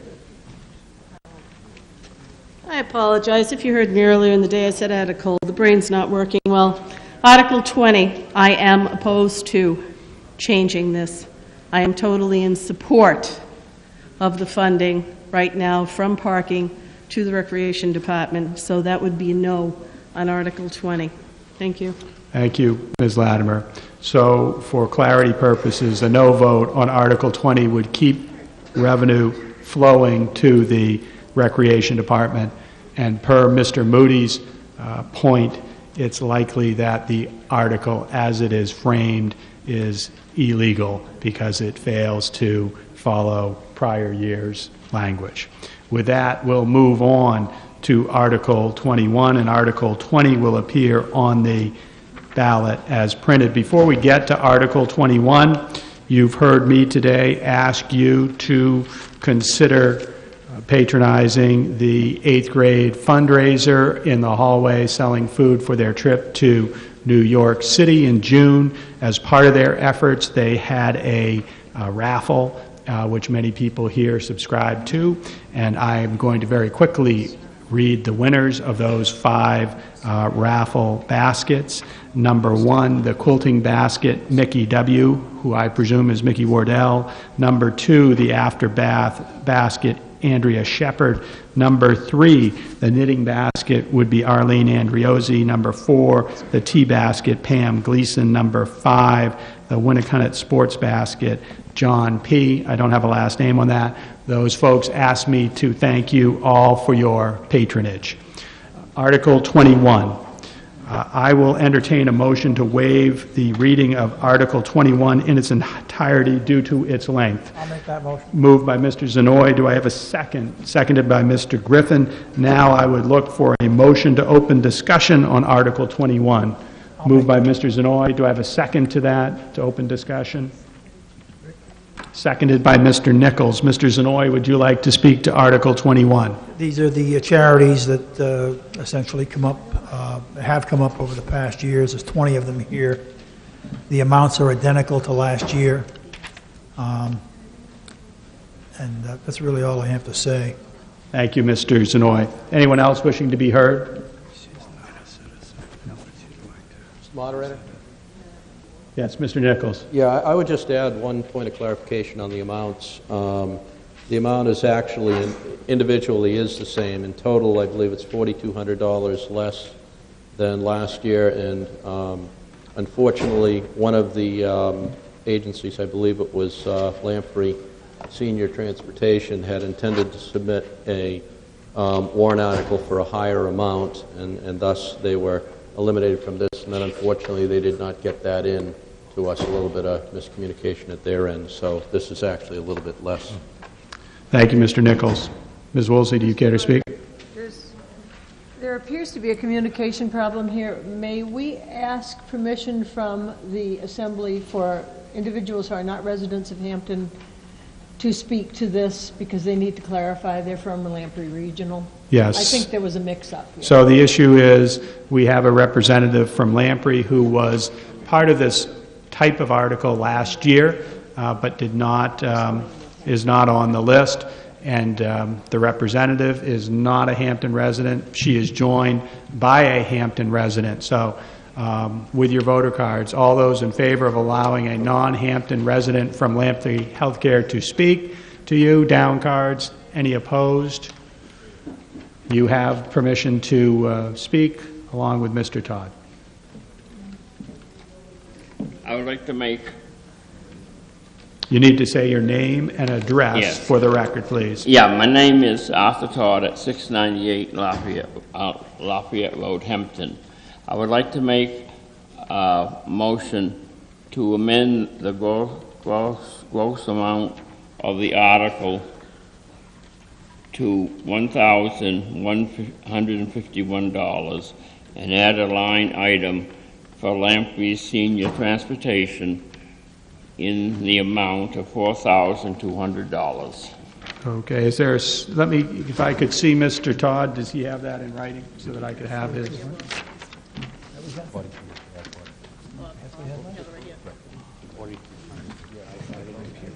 No, I'm going to let this go, Mark. So Mr. Todd would like to amend the gross amount of Article 21 to $178,151. So that's up from $173,951, and add a line item for Lamprey Senior Transportation in the amount of $4,200. I don't know the gentleman's name. Do you want to just take that as a start? I would second that motion. So moved by Mr. Todd, seconded by Mr. Nichols. Okay.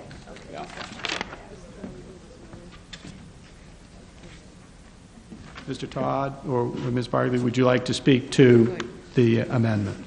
I would. Thank you, Mr. Moderator, and residents of Hampton for allowing me to talk on behalf of Lamprey Healthcare, Senior Transportation, and our seniors.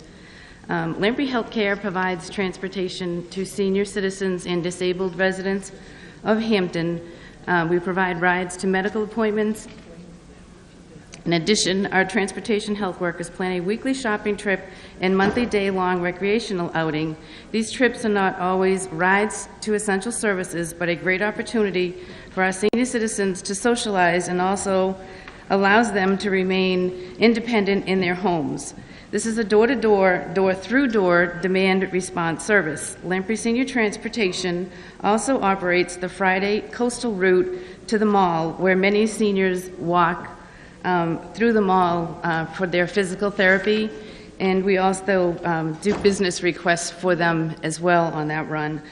Lamprey Healthcare Transportation, we ask for a $3 donation for the medical appointments, and we ask for a $5 donation for the monthly day-long trip.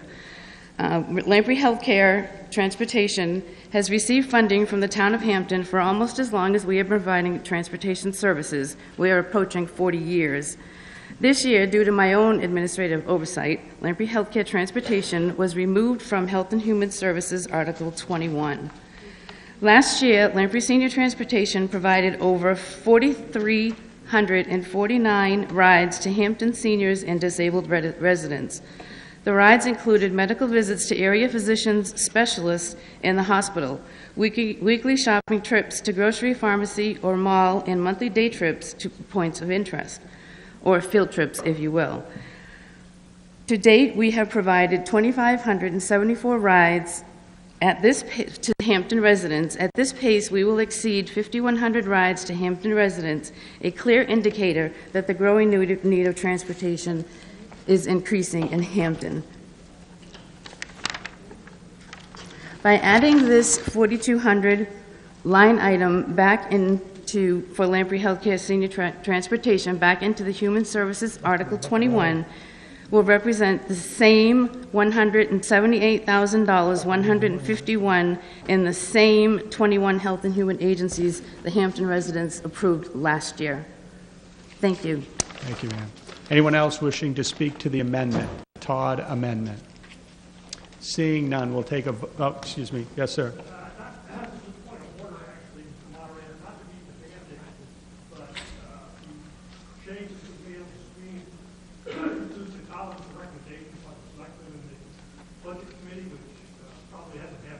Right. So, to Mr. Freese's point, the 4,200 should only be in the left-hand column. It should not be in the middle column and in the far right column. Is that your point, Mr. Freese? Okay. All right. Mr. Moore. Sorry to not come to the podium, Mr. Moderator. The gross amount of the article is hidden in the first line, so you might want to scroll it to the beginning, all the way. Yep. Page that 173 as well. Correct. Thank you.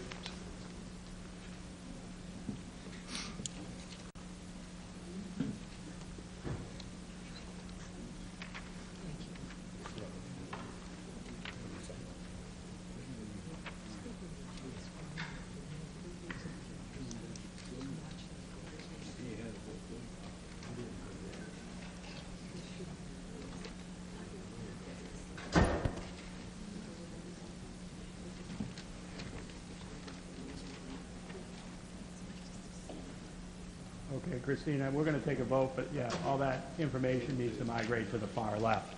All those in favor of the Todd amendment, please raise your voter card. This is to add $4,200 for Lamprey to Article 21. Down cards. All those opposed. I declare that Article 21 is now amended. Is there further discussion to Article 21 as amended? Seeing none, Article 21 will appear on the ballot as amended by the Todd amendment. Thank you. Article 22, shall the town of Hampton vote to raise and appropriate the sum of $42,750 for the purpose of providing full larviciding of mosquito breeding areas in the town, including catch basins, and for spraying of adult mosquitoes during the months of June through September 2011, majority vote required. Recommended by the Board of Selectmen, recommended by the Municipal Budget Committee. Is there a motion to open discussion on Article 22? Moved by Mr. Griffin. Is there a second?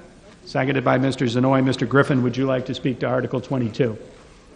Excuse me. I'd like to say, that this is something the board is very much in support of, and we're grateful for the good job that the mosquito control people do, both Dragonfly and Ann Kaiser and the rest of the group.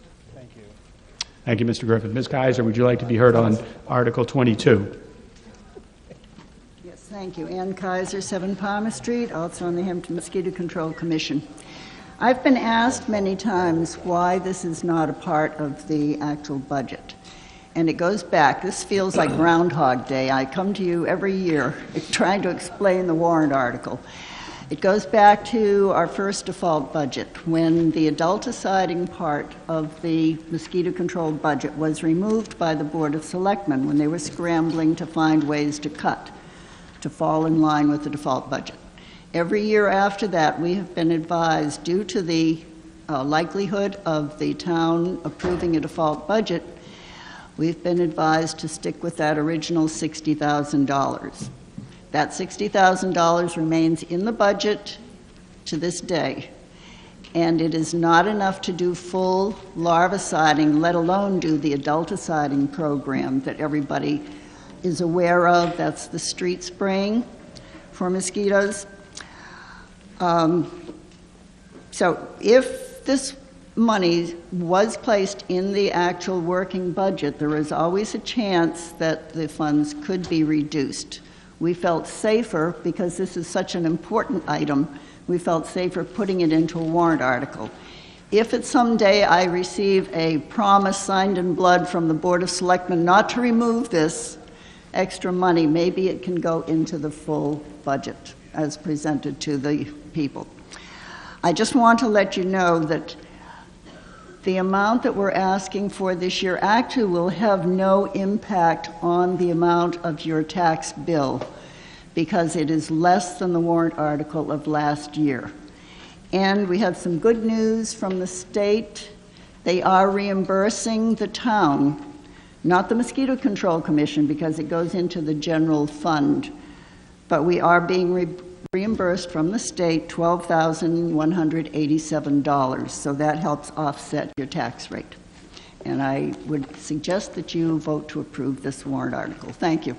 Thank you, Ms. Kaiser. Mr. Renier. Richard Rennie at 29 Highland Ave. Just like Ann, I kind of get up here and put my 2 cents in as a member of the Hampton Mosquito Control Commission. The article does talk about mosquitoes, but I'd just like to inform the public of one additional aspect of what our budget entails. If you drive around the marshland or the marsh area during the summertime, you'll see those big black boxes that sit out in the middle of the marsh. A lot of people ask what those are for. They are to control the bluehead flies, those big dive bombers that we all experience during the summertime. For some reason, those boxes and the way they're painted and the way they're positioned attract those flies. So it isn't that we only use our budget to control the mosquitoes, but it also alleviates another problem that you see.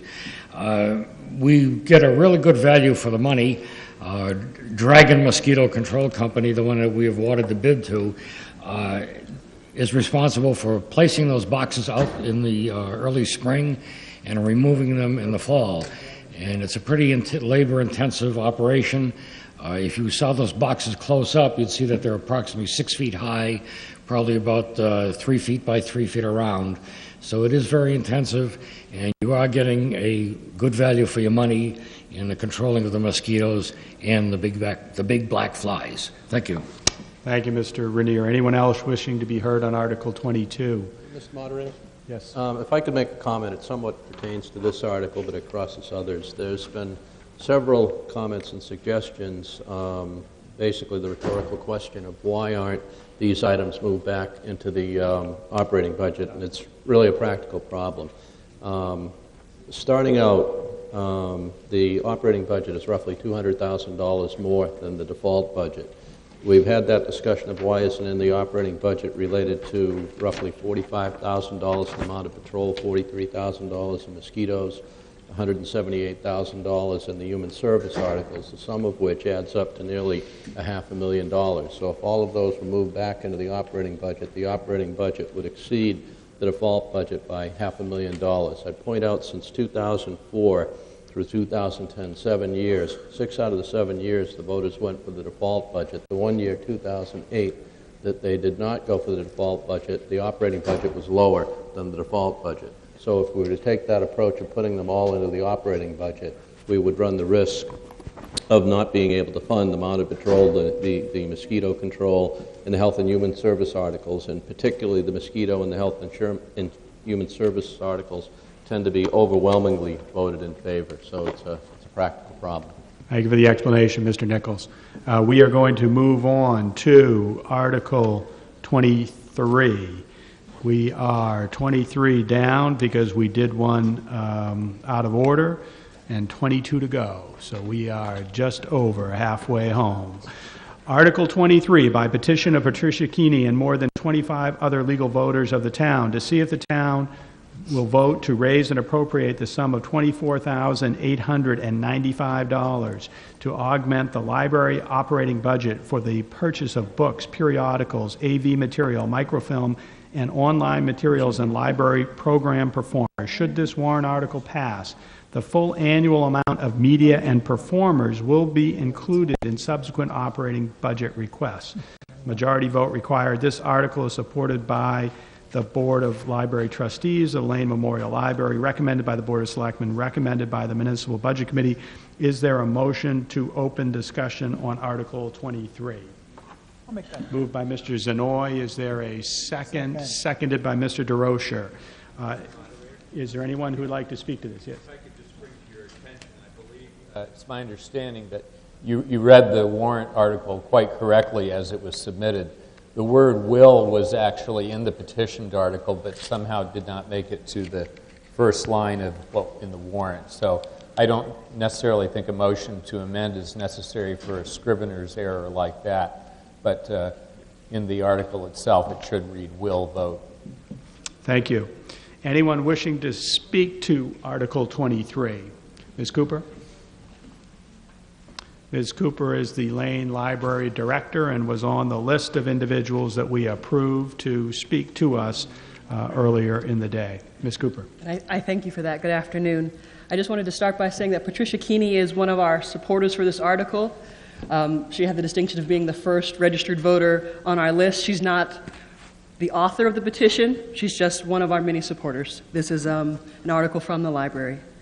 For us, for the library, we're a department that's operating both a building as well as trying to provide you with media and programs. The overhead for operating a 100-year-old building and a 27-year-old addition is such that we have not been able to advance the funding for what's really the core mission of the library. The media and program lines that are in the 2011 operating budget are the default level numbers. Since media and programming is really at the center, or should be at the center of what we do, that's the purpose of this warrant article. We'd like to see if the town would support us in operating above that base level, that bare minimum. We hope that this is an opportunity for voters to come out and show their support for the library. We welcome the opportunity to be able to offer expanded media titles and programs.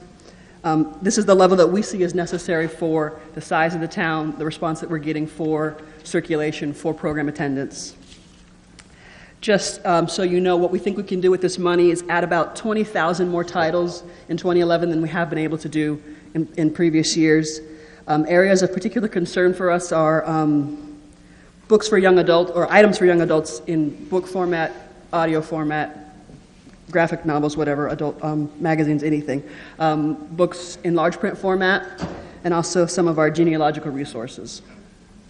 The program money, which is actually a small part of this article, should go, we hope it will go a long way. One of the things we're hoping to do, during the summer reading program, we have 6 major events going over the 6 weeks of the program. Our meeting room only fits 150 people. Many of the performers that we book can do double performances. They're back-to-back performances, basically. So instead of having 150 of the 400 kids who come out, we could have 300 of the kids who come out be able to come to each of our performers. So that's the target for what we do with the program money. I hope you can support us. Thank you, Ms. Cooper. Anyone else wishing to be heard on Article 23? Mr. Gopalan, and then Mr. Moody. Art Gopalan, 21 Mill Lane. This is just a point of clarification in my own mind. The town operating budget summary for library, it says it's projected to spend $800,000, $824,000, and of which the administration, which includes the wages and so on and so forth, $620,000, and roughly $200,000 is left for appropriation. I'm not sure what that represents, that appropriation. Second piece was on the table outside. The current budget for the appropriation that's being put forth here for materials has been $74,000 for the last however many years. But in any event, that's what's being added on here. It is rather confusing to me where this fits in relation to the operating budget where the appropriation is, and what other numbers are or not included to make this all come together in my own mind, because I'm looking at numbers that are pretty big, $800,000, $200,000 appropriation, and then I see $70,000. Is the $70,000 part of the $200,000 that are now being raised as a warrant article for $20,000 more?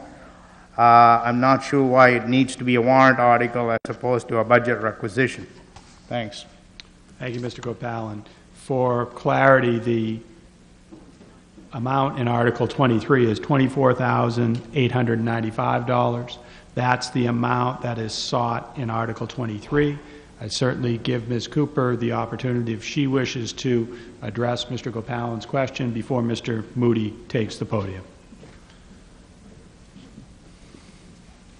Sort of just the nature of the beast of how the budget is written down in the large town books. The $200,000 that is what we call our operating expenditures above and beyond payroll breaks down into administrative costs like our custodial cleaning,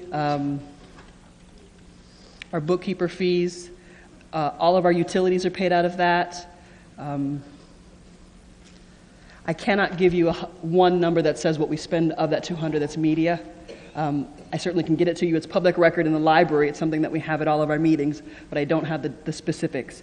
But that 200 covers everything from snow plowing to books, to picture books.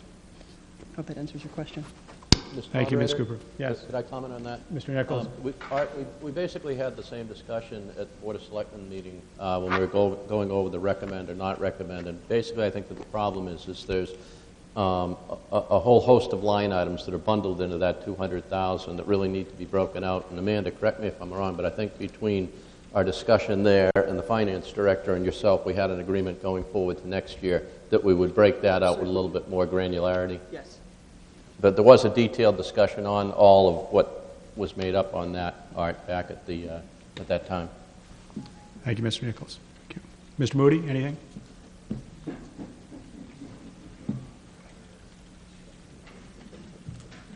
I didn't hear the first of what Mr. Nichols said, but you used the number 200,000. Could I ask specifically what was that reference to? There's a line in the budget called appropriations. I believe that's what it's called. Or Amanda, what is it? Yes, it is appropriations, right. And the fundamental problem is it's just kind of a one line with too many items that are bundled into them. It needs to be broken out in order for people to understand it, to Art's point. My question is, I go in the library quite often, not only to look at the bulletin board, but to use photocopying and so forth. And by the way, I'm not too good at this, but the staff, including the director, outstanding experiences with them. The last audit that's been published is 08, 31 December 08, in the last town report. And there was a balance carried over 200,000, over 200,000. Do we have any updated figure on that? because by law, by library activism in Concord, selectmen have to turn over the entire appropriation to the library trustees, whether they use it or not. So there's an accumulation there, plus there's other revenue that can be spent directly. I was just wondering what the, say, 09 even, December 31, 09. The net amount, as I recall, at the end of 9 was 222,000. Is that correct, Mike? Do we have a number for 2010 yet? But that will be available in conjunction with the audit. Yeah. Right. We don't have that number as for the end of 2010 at this point, Art. I know probably some of that was used last year because they did, as I remember the minutes of the trustees, I think they authorized over 60,000 to move things around in the library, change the setup and so forth and all that. So I imagine it's probably less than 200,000 probably. There was, again, at the same selectmen's meeting, there was a discussion of that. Is Mary Lou Herring here? Mary Lou, did you want to maybe give the same? I thought you did a good job of explaining that at our meeting.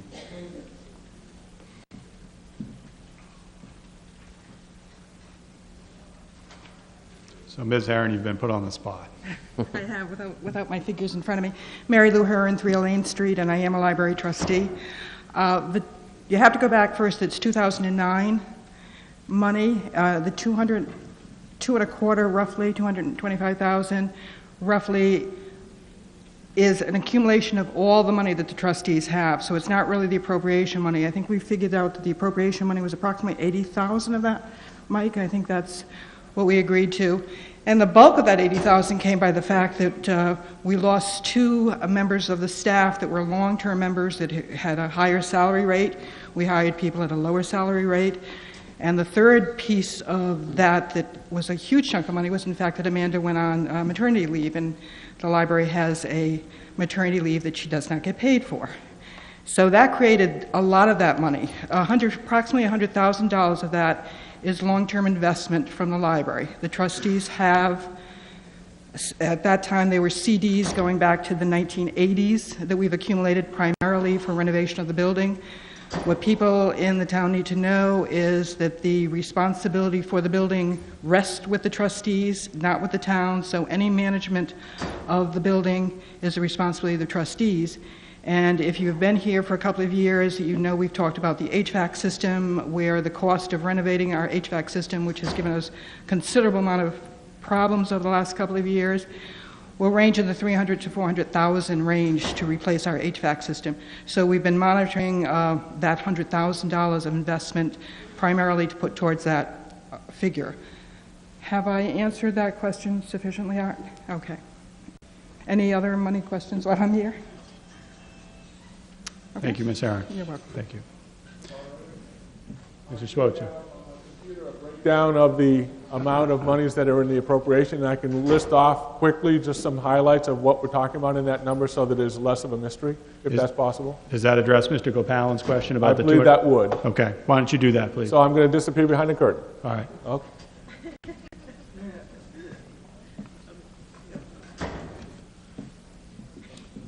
In the current budget, they have multiple line items, and I will read them down. Operating supplies, $11,456. Utilities, $43,325. Adult services, which is books, audios, etc., $21,000. Children's services, $18,000. Reference services, $32,740, which mostly is nonfiction and periodicals. Technical services, $26,145, which should then make up the number of the $200,000. Thank you, Mr. Schwocher. So as I understand Ms. Cooper's presentation, this warrant article, Article 23, and the sum $24,895 is money that the library seeks to augment offerings in the areas that are described in Article 23. Anything further on Article 23? Seeing none, Mr. Freeze.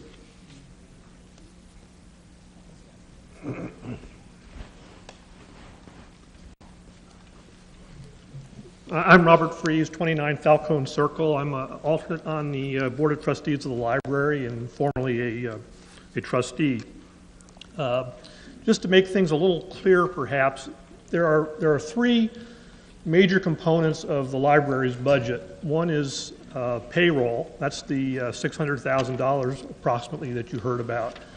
The other parts are maintaining the building, which is becomes more and more expensive as time goes by, as that's an old building, and as Mary Lou mentioned, we have the looming HVAC situation that will have to be addressed at some point. And then the third component of that is the function of the library, the purpose of the library, materials and books and those sorts of things. The Board of Trustees of the library has worked hard to maintain a level budget over the past several years. And as a result of that, over time, more money has become necessary for the building due to inflation. Utilities have gone up a lot. Other costs related to the building have gone up. Payroll costs have gone up some too, primarily, for example, medical insurance. So we're left with, in order to keep the budget level, we're left many times with cutting back on the last component of the budget, which of course is books and similar materials. So the object of this warrant article is to give us a little extra money for the purpose of the library, which is if we don't have books, there's no point in having a library in the first place. So. Thank you. Thank you, Mr. Fries. Anyone else on Article 23? Seeing none, Article 23 will appear on the ballot as printed. Article 24. Mr. Moderator? Yes. I would like to move to restrict further consideration, Article 20, 21, 22, and 23.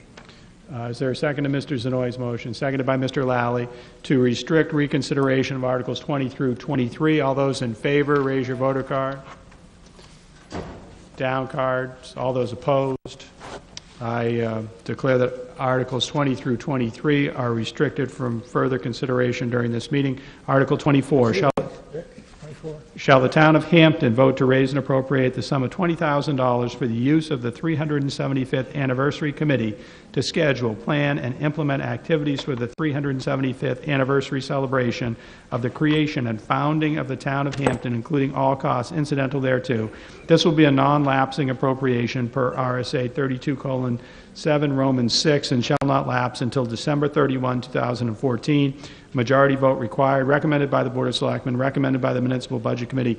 Is there a motion to open discussion on Article 24? Moved by Mr. Griffin, seconded by Mr. Lally. Mr. Griffin, would you like to speak to Article 24? Yes. We are pleased to have Ben Moore in charge of this 37, in charge of setting up the committee for the 375th anniversary, and I think it's something that everyone in Hampton is looking forward to, so we hope that this will pass. Thank you. Thank you, Mr. Griffin. Anyone else wishing to be heard on Article 24? Mr. Moody.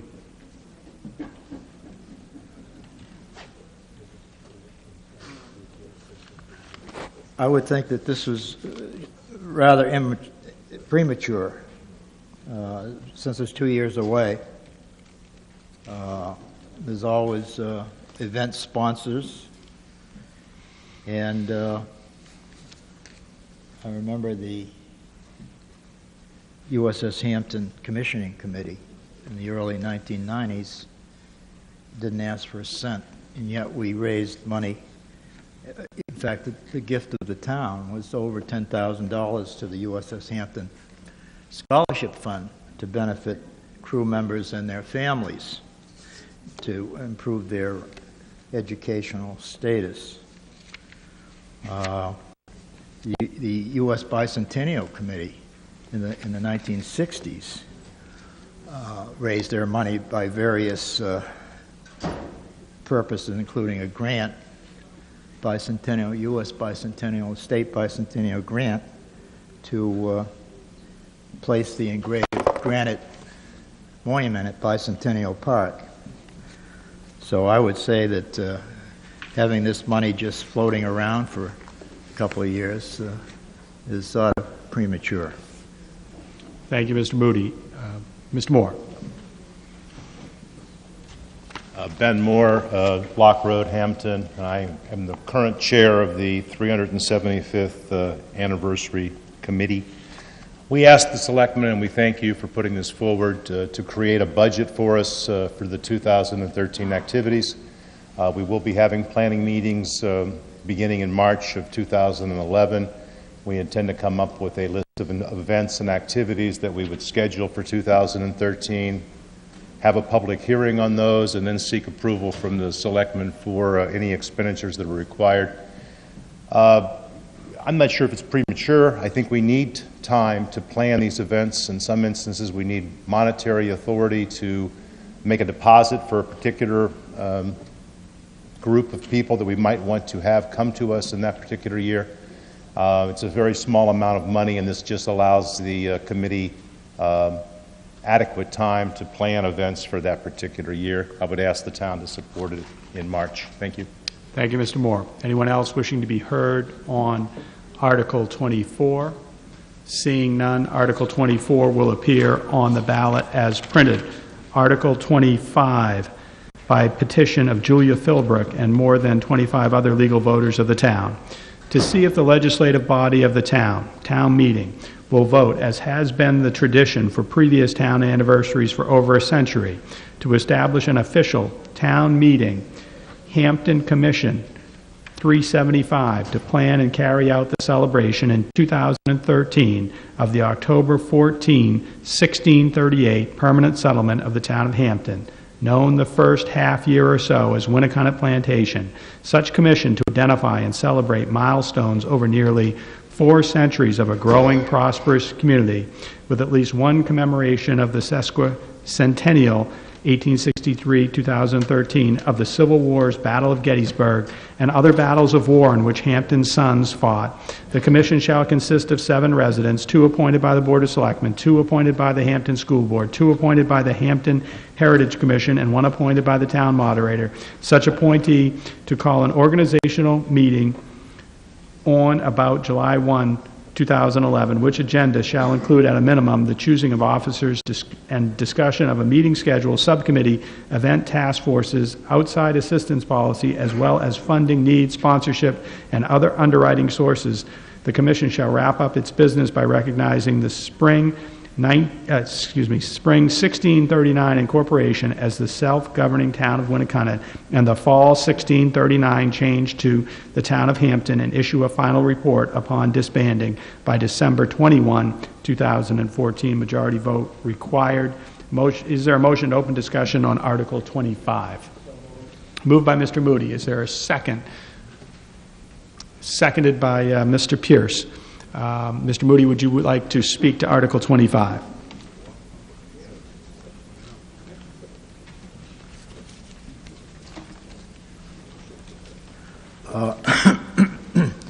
Art Moody.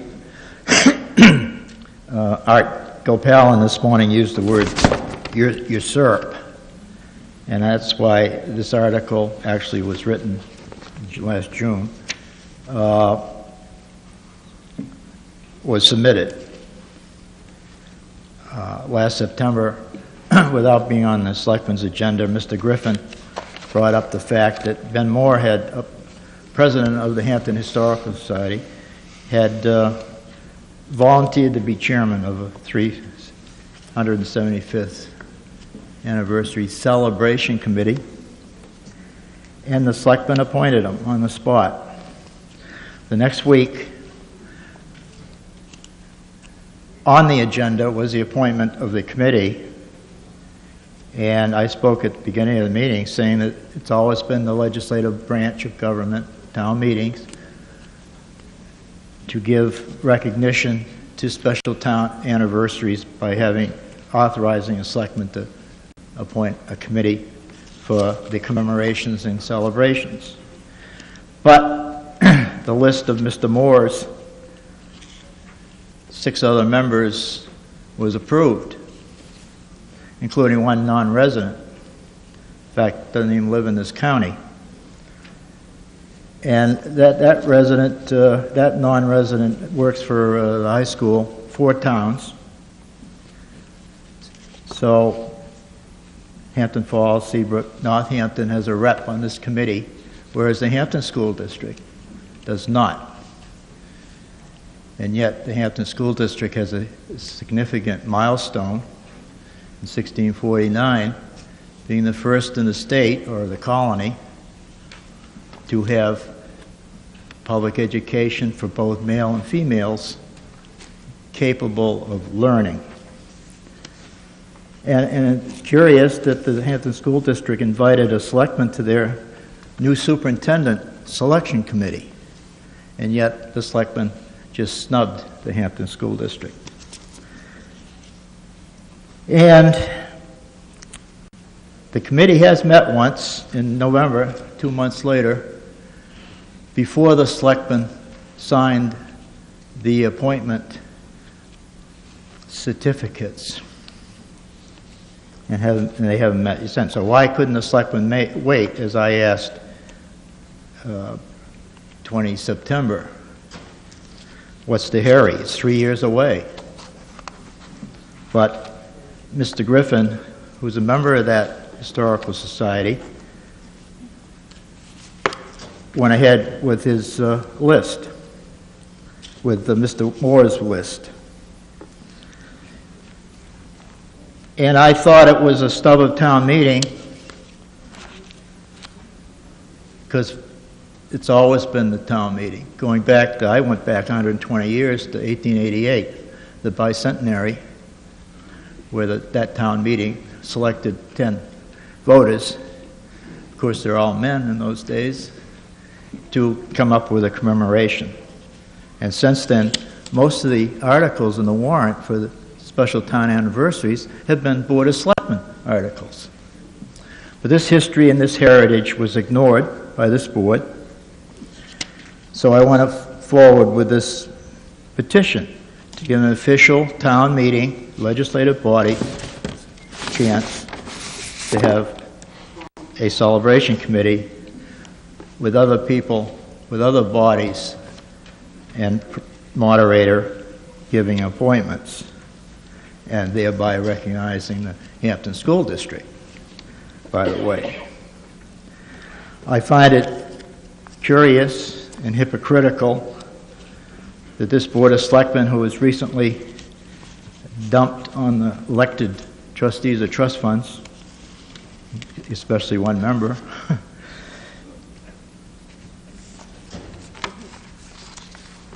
for a conflict of interest, dredging up some mostly recent, I guess, code of ethics ordinance that the selectmen passed, which to affect other bodies beside their own. Only town meeting has that authority to adopt such a ordinance, especially in light of the fact that 30 years ago a Board of Selectmen did pass a Selectmen's Code of Ethics, Article 8 in the Town Ordinance Book, and Article 9, Creed for Board of Selectmen, which article, or the 9th Creed, is particularly involved with this, that a member of the Selectmen carrying out the private corporation's power play would produce inside track, including a non-resident. But I want to end by quoting Article 8, Board of Selectmen's Code of Ethics, by this ethic-prone Board of Selectmen. Article 8:804, fair and equal treatment. Small c, parentheses, obligations to citizens. This is a gist. No selectman shall grant any special consideration, treatment, or advantage to any citizen which is not available to every other citizen. No other citizens had a chance on that board. Furthermore, no selectman should make, encourage, or accept any ex parte or other unilateral application or communication that excludes the interests of other parties in a matter under consideration when such application or communication is designed to influence official decision or conduct of the official himself or other selectmen or agencies in order to obtain favored treatment or special consideration to advance the personal private gain of himself or others. Thank you. Thank you, Mr. Moody. Mr. Moore. Thank you, Mr. Moderator. Ben Moore, Lock Road in Hampton. I'd like to make two comments on Mr. Moody's remarks, and I do have an amendment to offer to this article. My historical research indicated that for the 325th anniversary in 1963, that the only activity that occurred was $1,000 that was given to spend on an Old Home Day celebration. There was no committee appointed, and that didn't happen until 1963. The actual 1988 committee for the 350th was appointed 5 years in advance, and I would like to propose an amendment.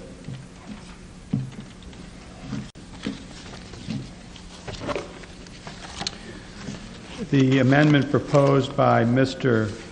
Moore would be inserted after the last sentence of the petition article, and it would read, "Such commission to replace the committee of similar function appointed by the Board of Selectmen in 2010. Is there a second to Mr. Moore's amendment, which is to add the language, "Such commission to replace the committee of similar function appointed by the Board of Selectmen in 2010. Seconded by Mr. Pierce. Mr. Moore, would you speak to your amendment? Of course. Should the voters vote in the affirmative on this particular article, I'm not in favor of it, but that's neither here nor there. I want there to be no confusion that there's going to be two committees floating around working on the 375th. So should the voters approve this approach, I'm happy to, all the world loves a volunteer, I'm told, I'm happy to fade into the background. So that's my amendment. Mr. Moderator. Thank you, Mr. Moore. Yes, Mr. Griffin, on the amendment? Well, I think it might have something to do with it. I just wanted to say where the idea came from about doing the committee that Ben is chairing did come from the Heritage Committee. That's where the idea was discussed at the beginning, and that's why I brought it forward. I'm a member of the Heritage Committee. Thank you. So Mr. Griffin has offered his explanation as to how the original committee came to be, or the first, maybe the only committee came to be. So we have some language that's been proposed as an amendment. It's been seconded. It is up for discussion. Is there any discussion on the Moore amendment? If not, we will take a... yep. Mr. Lally or Mr. Nichols. I'd just like to point out, I think there's a bit of a problem that we might want to understand here. The initial... Sorry. Well, I got it. It's okay. The initial article with the $20,000 of funding, it's not clear that with this article and this amendment, what occurs in relation to the $20,000 in funding if both are approved. Yeah, and I don't think we've had a motion to restrict reconsideration of 24, so we can proceed here with the Moore amendment, see where we end up on 25, and depending on that, we can decide, the body can decide whether it's necessary to go back to Article 24, and I'll let Attorney Gerald study that while we're working on the Moore amendment. Mr. Moody.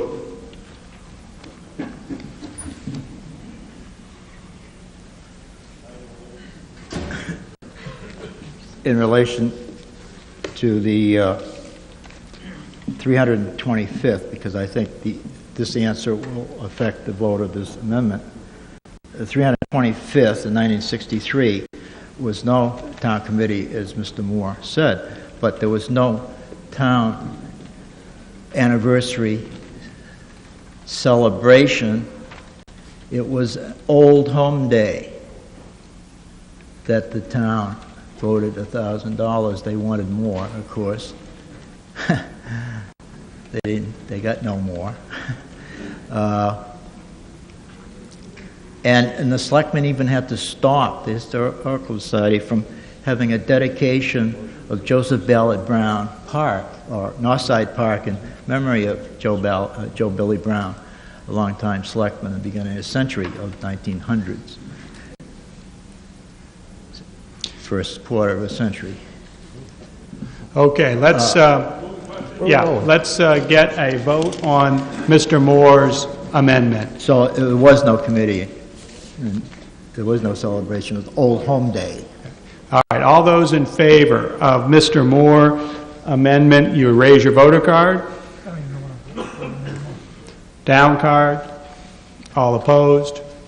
Amendment carries. Any further discussion on Article 25 as amended? Seeing none, Article 25 will appear on the ballot as amended. I want to get over to Mr. Nichols. Mr. Moderator, I'd like to make a motion to reconsider Article 24. There's a motion to reconsider Article 24. Is there a second? Okay. No, not consider. So, Mr. Moore, all those in favor of reconsidering Article 24, raise your voter cards. Down cards. All opposed. The motion passes, so we are back into Article 24. Mr. Lally?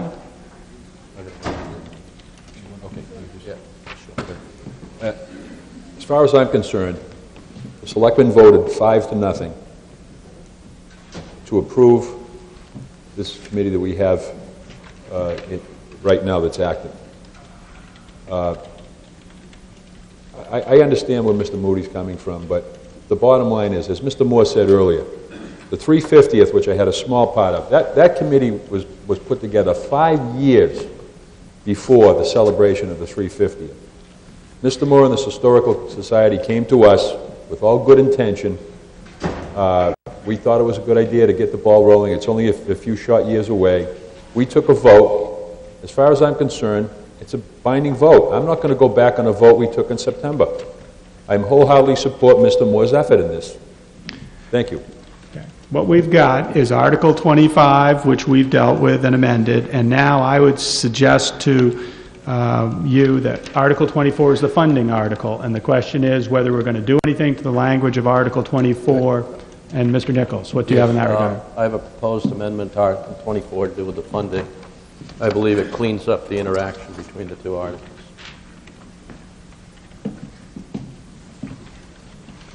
So Mr. Nichols has before me, has given to me an amendment to Article 24, which in the second line, where it says 375th Anniversary Committee, inserts the following words, or Hampton Commission 375th. Is there a second to Mr. Nichols' amendment? Second. Seconded by Mr. Traynor. Would you like to speak to the proposed amendment, Mr. Nichols? Well, essentially, Mr. Moore's amendment to Article 25 defers to the committee established by 25. What this amendment does is, on the funding piece of it, the funding could apply to either the committee set up by Article 24 or the committee set up by Article 25 if Article 25 passes.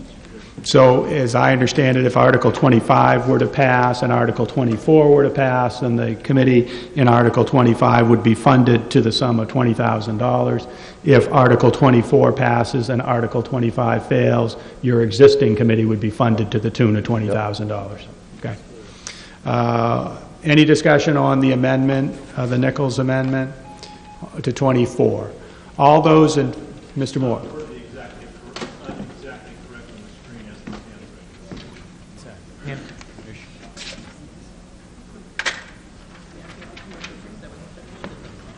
Commission. Commission is missing. Hampton Commission 375.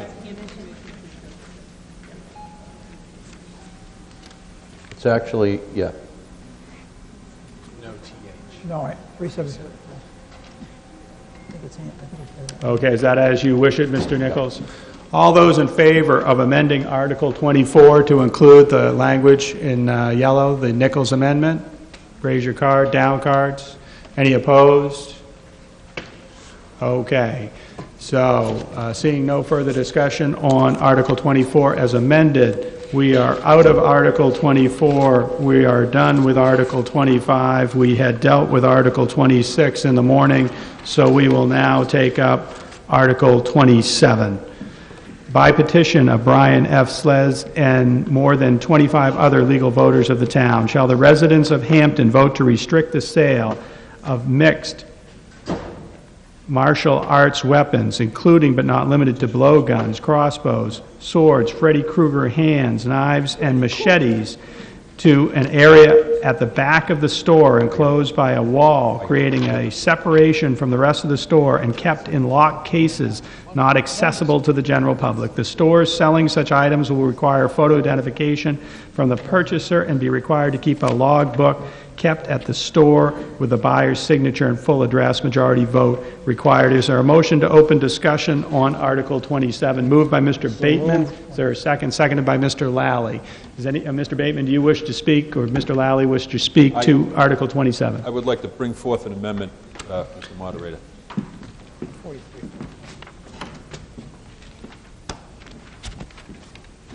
The reason for the amendment is to indicate statutory authority, also to just reformatted for readability, and also it spells out who enforces and the penalties for violation, which the article essentially did not. So it spells out that there is enforcement. So while the town clerk has that, the amendment. Yeah. This is a private petition article? Yes. So we are amending the private petition article? Correct. And that's okay. Permissible, yes. Okay. Yeah. And also Mr. Lally's amendment defines in greater detail the weapons that are referred to by category as mixed martial arts weapons. So there's you'll see greater definition of those, as well as, he says, reference to statutory authority for regulation of these items, and also a enforcement piece. We could absolutely, we can pass these articles all day, but if there's no enforcement to them, they're not worth the paper they're written on. This would guarantee enforcement and the penalties for each violation. So I'm going to read this to you because it's very difficult to read up on the screen. So if I could have that back from the town clerk.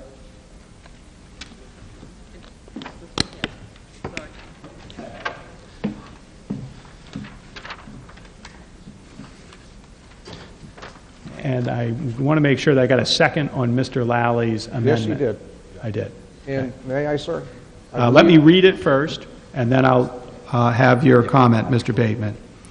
Shall the residents of, this is the entire Article 27 as with the Lally amendment, shall the residents of Hampton vote to regulate the display and accessibility of martial arts weapons pursuant to NHRSA 31:39, 1P as follows. 1, to restrict the sale of mixed martial arts weapons, including but not limited to throwing stars, throwing darts, nunchaku, blowguns, or any other objects designed for use in martial arts that are capable of being used as lethal or dangerous weapons, to an area at the back of the store enclosed by a wall, creating a separation from the rest of the store and kept in locked cases not accessible to the general public, to require the stores selling such items to require photo identification from the purchaser and keep a log book at the store with the purchaser's signature and full address.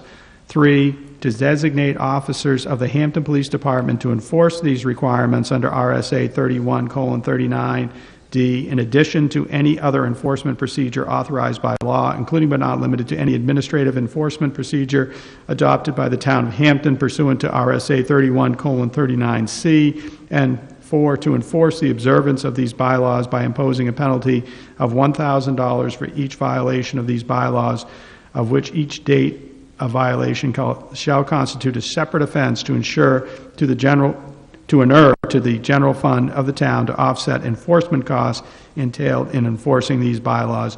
Majority vote required. Mr. Bateman. Go ahead, I what do you just got, wanted to Bill? have the town attorney speak on this also, sir, if you could. All right, who's first?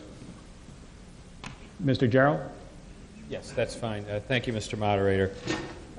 Thanks to the efforts of then Representative Stiles, now Senator Stiles, in the 2010 legislature, the provisions of RSA 31:39 were amended to give towns authority that they did not have before, which was, and I'm going to read what we were given authority to because the amendment tracks this exactly, regulating the retail display and accessibility of martial arts weapons, including throwing stars, throwing darts, nunchaku, blowguns, or any other objects designed for use in the martial arts that are capable of being used as lethal or dangerous weapons.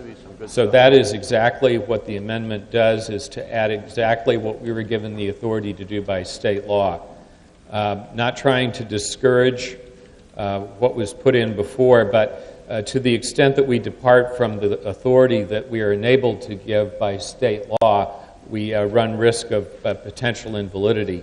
Moreover, this article previously included the word knives, and I noticed in a recent article, December 5th, in the New York Times, the strength of the knife lobby in the country. As a matter of fact, in New Hampshire, a ban was lifted on switchblades, stilettos, dirks, and daggers, giving a new life, they say, to the knife rights lobby, the little-known cousin of the more politically potent gun rights movement. We don't want to risk the possibility of there being an unconstitutionality by departing, I think, from the authority that state law gives us. The Supreme Court of the United States in June passed down a ruling on June 28, 2010 in the case of Otis versus City of Chicago, in which they recognized a right for self-defense under the Second Amendment of the U.S. Constitution, to keep and bear arms for the purpose of self-defense, thereby invalidating District of Columbia, a law actually in Chicago in that case, that had some restrictions on gun control. So I understand perfectly what's thought about here. I sympathize with Mr. Gebhardt having been hit by that blowgun. You see that awful commercial of that person hitting a blowgun dart into the throat of a projectionist in a movie theater. It's a terrible commercial and gives you an idea of what maybe he went through. So in addition to limiting the objects involved to those that were given authority to govern, this amendment actually adds the enforcement mechanisms that, again, RSA 3139 gives for any of the instances of bylaws for town meetings that town meetings can adopt. So it's adding to them in that respect. So there's been essentially no change being made to the operative provisions about requiring photo identification, keeping a logbook, and keeping them at the back of the store. We are using some indentation. Mr. Zanoy is being helpfully reminding us of the need to make these articles readable. So that's another one of the purposes of breaking this out so that a voter can readily see what's going on. Thank you, Mr. Gerald. Anyone else on the amendment, the Lally amendment? I'd just like to point out that the sponsor, the author of this article, the article itself was very well received. We had an opportunity brought to us to actually put some muscle in there so that it can be enacted. And that's precisely what needs to go forward. If you have a situation without the power to step in and do anything, you're back exactly where we are presently. So this format, I believe, makes it very clear how it's going to proceed and what the penalties are. Thank you, Mr. Bateman. Mr. Ranier? On the Lally amendment. Mr. Moderator, just a question. Is there anything in this, the main article or the amendment, that applies to existing businesses or businesses that may come into town to want to sell these articles? Because I know there was some discussion about that a while back. Are we able to do this for the businesses that now presently sell We this are. type? We are. But should there be something in that article to define that? No? Is it necessary? Not there, they're not excluded. I don't think so. The other one, though, if it, restricting them to a zone, that's for new businesses coming in. Right. Restricting the zone, That's but for new businesses. but there's nothing here that specifies new business. This is for people, that are So if this article passes, Mr. Moderator, if this article passes, Effective that immediately. means that the businesses that are now selling this material have to comply. will have to move it to the back of the They have to back of comply the to that. facility. Yes. All right, thank you. Thank you, Mr. Renier. Mr. Gephardt?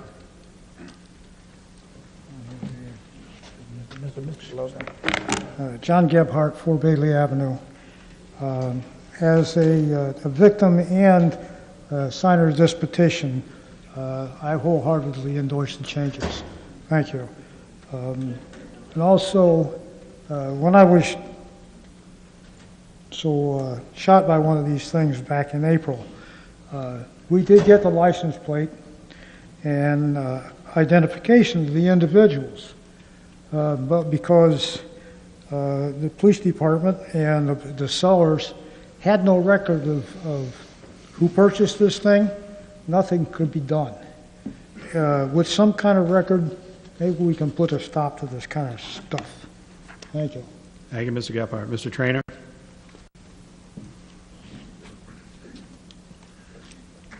I completely support the article submitted by Selectman Lowry. I have a couple of questions on a preceding article dealing with the same type of material. In this article, there's nothing about an age requirement in this bill. Mr. Chairman, Mr. Moderator. You're correct. This article, as amended, does not speak to age, but as I understand it, regulates how these items would be sold. I answer the question. Gerald? I believe, Mr. Trainer, that there is, regarding martial arts weapons, there is a provision already in state law that speaks to that issue about age. I think it may be a little weaker than many would like, but I think what it does is it enables you to, it has a requirement regarding people under a certain age having to get a parental consent. Could an age limit be inserted into this private petition article? That anyone under the age of 18 or 21, whatever it is, shall not be allowed to purchase or possess? Is there an age mark on that? I was looking for the... Even 18. I think it was the age of 18 that applied to, but the way the sale of martial arts weapons in a state statute reads is any person who shall sell, deliver, or otherwise transfer any martial arts weapon to a person under the age of 18 without first obtaining the written consent of such person's parent or guardian shall be guilty of a misdemeanor.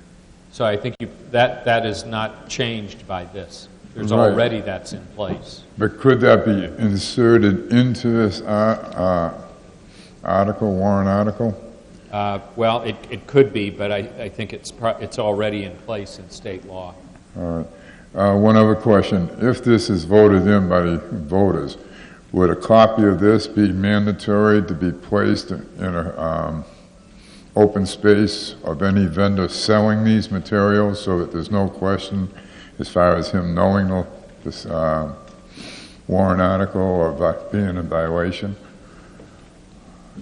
That amendment could be made so that it's required to be, the law is required to be I displayed. think you already have an enforcement piece in this, Mr. Trainer, where the Hampton Police Department has enforcement authority, and I would expect that if they found a violation, they would advise of what the town ordinance was. Yeah, and I would think as the things that happened in the past, like this, especially at the beach and some of the shops, the police department would definitely, stop in, make sure these people selling would have a copy of this, and, just fair warning, if you're done with this stuff unless you comply by these rules. So I wouldn't think that'd be a big deal, Peter. I think they would, notify these people. Right. It wasn't the police department enforcement. It was more or less a merchant claiming didn't know, Right. So on and so forth, so that the department or the town didn't get caught in a catch-22. I'm sure they would do that. Thank you. Yeah. Thank you, Mr. Trainer. Good questions. Thank you. Anyone else on this article? On the Lally amendment? So we're going to take a vote on the Lally amendment. All those in favor of the language that you see in blue on the screen, raise your voter card. Whoa.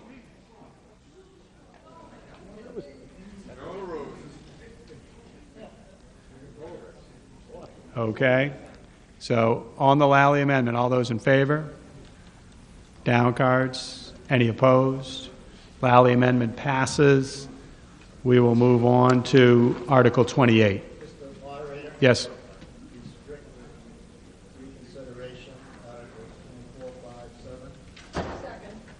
So we have a motion to restrict reconsideration made by Mr. Moody, seconded by Ms. Woolsey for Articles 24, 25, and 27.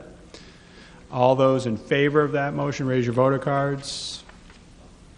Down cards. Any opposed?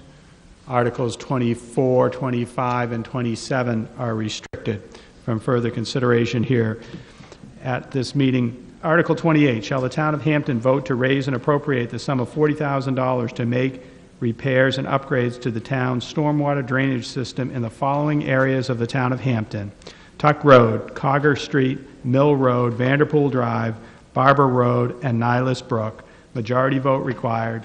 Recommended by the Board of Selectmen, recommended by the Municipal Budget Committee. Do I have a motion to open discussion on Article 28? Moved by Mr. Nichols. Do I have a second? Seconded by Mr. Bateman. Mr. Nichols, would you like to speak to Article 28? Yes, I would. This article is one step in a longer-term plan to address areas with chronic flooding problems. It addresses the town manager's highest drainage improvement priority, which is the area of Cogger Street and Tuck Road, which flows under Vanderbilt and under Barber Road. The cost is $40,000. This is a more economical approach than was initially proposed. I recall driving down Cogger early in 2010 and seeing a hose coming out of the basement of virtually every house on the street. We haven't done a lot since the 1986 study. We need to begin to address these severe problems, even though they only impact a small number of property owners. When you go to vote on this warrant article, imagine you live on Cogger Street. Thank you, Mr. Nichols. Mr. Page. Yes, Nathan Page, 200 Drakeside Road. Last year, as the chairman of your Conservation Commission, I walked the entire length from Tuck Road to the Nihilus Brook with the engineers from Beta Group. And this is a no-brainer. We need to get this done. The engineer and I, we looked at it. We both looked at different plans with them, reviewed their findings. It's a good plan, and it's a good start. This is nowhere near the finish, but the $40,000, please vote for it. And we'll need to keep adding to that year after year as well, but until we get the entire drainage fixed. But this is a good, comprehensive plan to get started. Thank you. Thank you, Mr. Page. Anyone else wishing to be heard on Article 28? Seeing none, Article 28 will appear on the ballot as printed. Article 29, by petition of Matthew J. Henderson and at least 25 registered voters, shall the town of Hampton raise and appropriate $3,000 to pay to Experience Hampton, Inc., the organizer of the 2010 Hampton Holiday Parade, to defray the expenses of the 2011 Holiday Parade and related expenses. Majority vote required. Recommended by the Board of Selectmen, recommended by the Municipal Budget Committee. Is there a motion to open discussion on Article 29? Moved by Mr. Bateman. Is there a second? Seconded by Mr. Pierce. Is there anyone who would like to speak to Article 29? Yes, sir. Matt Henderson, 101 Little River Road. First, I'd like to thank everybody in the town, the Board of Selectmen, all the agencies and departments for making the parade what it was this year, and hopefully we'll do more next year. This article is very similar to articles in the past that will help offset some of the costs with the agencies, the police officers, Department of Public Works, Parks and Rec. So I appreciate your support in this. Thank you, Mr. Henderson. Mr. Moderator? Yes. I'd like to offer forward one short amendment.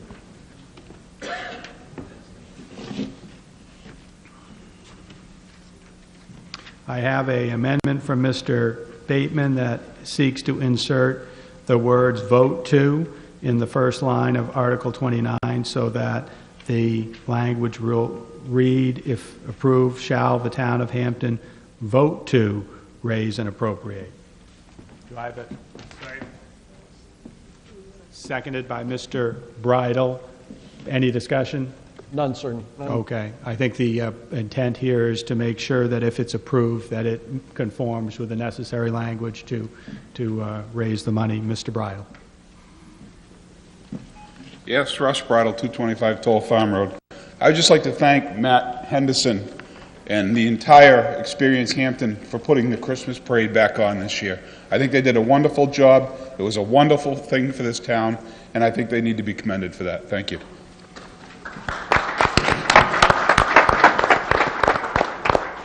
Anyone else wish to speak to the Bateman amendment? Mr. Lally. I would. I just one minor problem with this. I'd like to thank Mr. Henderson also and his crew. They did a fabulous job. But as Rusty just said, it was a great Christmas parade. I'd like to make a motion to eliminate the word holiday and make that Christmas. Well, let's do this first. Let's take the Bateman amendment and let's vote on the Bateman amendment. So we are dealing with things one at a time. All those in favor of the Bateman amendment, adding the highlighted language to Article 29, raise your voter cards. Down cards. All those opposed. I declare the Bateman amendment has passed. Now, Mr. Lally. I would make a motion. We'll take the word Hampton Holiday Parade, make that Hampton Christmas Parade. It was moved by Mr. Lally and seconded by Mr. Warburton to switch out holiday and insert Christmas.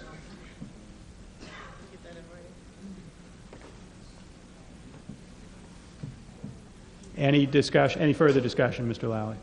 No, I just think that it is what it is. I think it's the town of Hampton, the Hampton Chamber of Commerce always had a Christmas parade.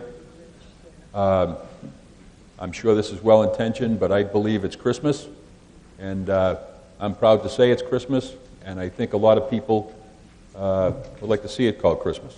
That's just my opinion. Thank you, Mr. Lally. Mr. Griffin.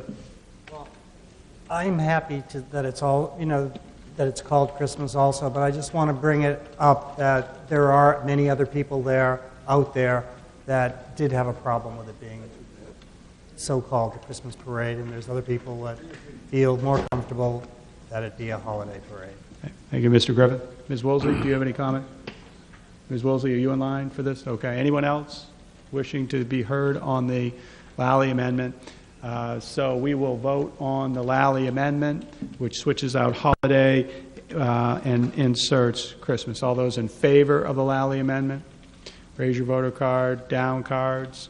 All those opposed to the Lally amendment, I declare that the Lally amendment has been adopted. Is there any further discussion? Mr. Page. It's a comment to the moderator. I would hope that the next Christmas parade, thank you very much for doing that, Mr. Lally, that next year we could actually have Santa Claus ride on a piece of equipment that's owned by the town of Hampton, and not on. We don't have to borrow a truck from Rye or Seabrook or some other place. Let's get the we have a Hampton Santa. Let them ride on a Hampton fire truck or Hampton sweeper or a Hampton wreck truck, whatever. But let's put them on a vehicle that belongs to us. Okay. Thank you. All right. Thank you, Mr. Page. I'll move to restrict consideration of Article 29, 8 and 29. Okay. Sounds like we're done with Article 29. There's a motion to restrict reconsideration of Articles 28 and 28, moved by Mr. Page, seconded by Ms. Woolsey. All those in favor of restricting reconsideration of Articles 28 and 29, cards up. Down cards. All those opposed. Articles 28 and 29 are restricted from further consideration at today's meeting. That brings us to Article 30. Shall the town of Hampton vote to authorize the submission to the state legislature of the following acts so that the town can transition from a calendar fiscal year to a fiscal year beginning July 1 and ending the following June 30, entailing an 18-month transitional budget and tax payment schedule as outlined in said act, which will involve no change in the schedule of periodic tax payments. Majority vote required. an act authorizing the town of Hampton to collect taxes for one 18-month accounting period, be it enacted by the Senate and House of Representatives in general court convened. Section 1, notwithstanding any general provisions of law to the contrary, the collection of taxes in the town of Hampton shall be governed by the following provisions. Taxes assessed as of April 1, 2012 shall be assessed for a single 18-month accounting period running from January 1, 2012 to June 30, 2013. The town shall budget receipts and expenditures and raise and appropriate revenues on the basis of a single 18-month period. Taxes for the 18-month period shall be paid as follows. On July 1, 2012, a payment on the taxes for said period shall be due and payable, which will equal 1/2 the amount of taxes paid on the 2011 assessment. A second payment shall be due and payable on or before December 1, 2012, which shall be equal to 2/3 of the 18-month assessment made on April 1, 2012, less the amount of the payment due July 1, 2012. The balance of the taxes due on the then current 18-month assessment shall be due and payable on or before July 1, 2013. Taxes assessed as of April 1, 2013, and in all subsequent years shall be due and payable as follows: 1/2 on or before December 1st of each year thereafter, and 1/2 on or before July 1st of each year thereafter, and the fiscal year of the town shall thereafter be July 1 to the following June 30th. Interest on taxes assessed in the town of Hampton as provided in paragraph 1 shall be charged upon all taxes not paid on or before the due date as set forth in RSA 80, which shall be collected from that date with the taxes as incident thereto. Section 2, this act shall take effect upon its passage. Entertain a motion to open discussion on Article 30. Moved by Mr. Nichols, seconded by Mr. Lally. Mr. Nichols, would you like to speak to Article 30? Yes. The objective of this article is to align the town's fiscal year with the state of New Hampshire and the schools. The current situation with overlap is awkward at best. It will get us out of the situation of operating for 3 months without an approved budget. If approved, we will line up with most New Hampshire municipalities. Most significant aspect is a one-time 18-month transitional budget year that will run from January of 2012 through June of 2013. Property tax due dates and amounts would not change. It does not change the date of town meeting. Thank you, Mr. Nichols. Anyone else wishing to be heard? Ms. Woolsey. I have an inquiry, Mr. Moderator, on the proposed amendment. It's my understanding that the legislature just passed wording that would restrict deliberative sessions from taking private petition articles and cutting them off at shall we vote to. Does that apply to selectmen submitted articles as well, do you know? It would apply to all articles. It would apply to all articles. Okay, so it's not possible to cut that off. And then speaking to the article itself, no wonder people go crazy with these warrant articles. We have a system that has served us well for years. We're going to transition to coincide with the school year. What are we going to do next? Transition to coincide with the federal year, which goes October to September 31st. We operate for 3 months without a budget. Well, no, we don't. The statute says that what you do is operate usual and customary for the first 3 months of the year until the town meeting, which actually acts as a little bit of a break on the system. You tend to perhaps keep your spending within limits and a little more consistent in those days. I think this is extra larding of the warrant. I am opposed to it. I hope the town, in its wisdom as they go to vote, unfortunately will probably be overwhelmed by the number of articles on this warrant again. I don't see any reason, logical reason, for changing our fiscal year. The 18-month taxation is not, I know some towns that have adopted this have gone back. I think this is an unnecessary disruption in our system, in our fiscal system, and I think this is just more window dressing that's being thrown at us. I am really opposed and frankly offended by that article. Thank you, Ms. Woolsey. Anyone else? Mr. Lally. I'm certainly in favor of this article. Back year and a half or so ago when Congress passed the National Reinvestment Act, it was written in such a way that there had to be shovel-ready projects and municipalities could apply for money.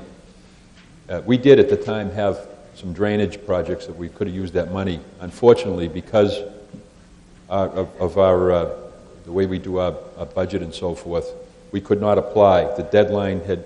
Mr. Manager, do you remember how that was? We lost out on that because some cities and towns in New Hampshire actually got quite a bit of funds from the government for these projects. We could not get it because we were over the limit as far as the budget, correct? We were off the date. We were off the fiscal cycle. The fiscal cycle. So when Portsmouth and other people were reading in the paper how all these other places got money, Hampton couldn't even apply because of our cycle is off. So I think this puts us in line with the rest of the state. It helps out. I think after the first year we get over the hump. I think it helps us out as far as state budget-wise, school budget-wise, and so forth. We'll all be on the same page. I think it makes life easier. Thank you, Mr. Lally. Ms. Kaiser? Thank you. Ann Kaiser, 7 Palmer Street. I was working in our tax office in Hampton when Northampton made this same change. And there was a lot of confusion with the taxpayers understanding this program. However, it has worked out very well for the town of Northampton once they got over that first bump of having to pay a little more tax during that first year of the implementation, that 2/3 due in December. They have become happy with it. I heard Mrs. Woolsey say that there were some towns that had voted to go back to the old system from the new fiscal year. I don't know of any. She may know of some specific towns. I know a lot of towns are voting to go back away from the SB2 regulation, the deliberative session, but I haven't heard of any that have voted to return to the non-fiscal year or the January to December year. This makes more sense. A person gets a tax bill, they know the first half is exactly half of the tax bill. It's not a half of the previous year's tax bill. Once the system is in place, that's the way it will be. And the town knows exactly what they are getting. You know what you're paying for. You're paying for the bills that were approved at town meeting. You're not working on some hope for the first 3 months as we do presently until town meeting, where you're working on last year's budget and you're hoping that the budget that you're going to be paying your taxes on will get approved. With this new fiscal year, you know exactly. It's already been approved. You know what your tax bill is going to be. Your first bill is going to be half of that. The second bill is going to be the other half. So once you get over the bump, once you get people educated into what that first transition year consists of, then it becomes much easier and it makes a lot more sense. Also, with having to borrow funds often in order to pay that bill that we get from the schools, because they are on the fiscal year that we are not presently, we have to borrow funds in order to pay their bill. With this system, we wouldn't have to do that. So we would be operating under the same fiscal year that the school department is. Thank you, Ms. Kaiser. Mr. Moody, then Mr. Goodall.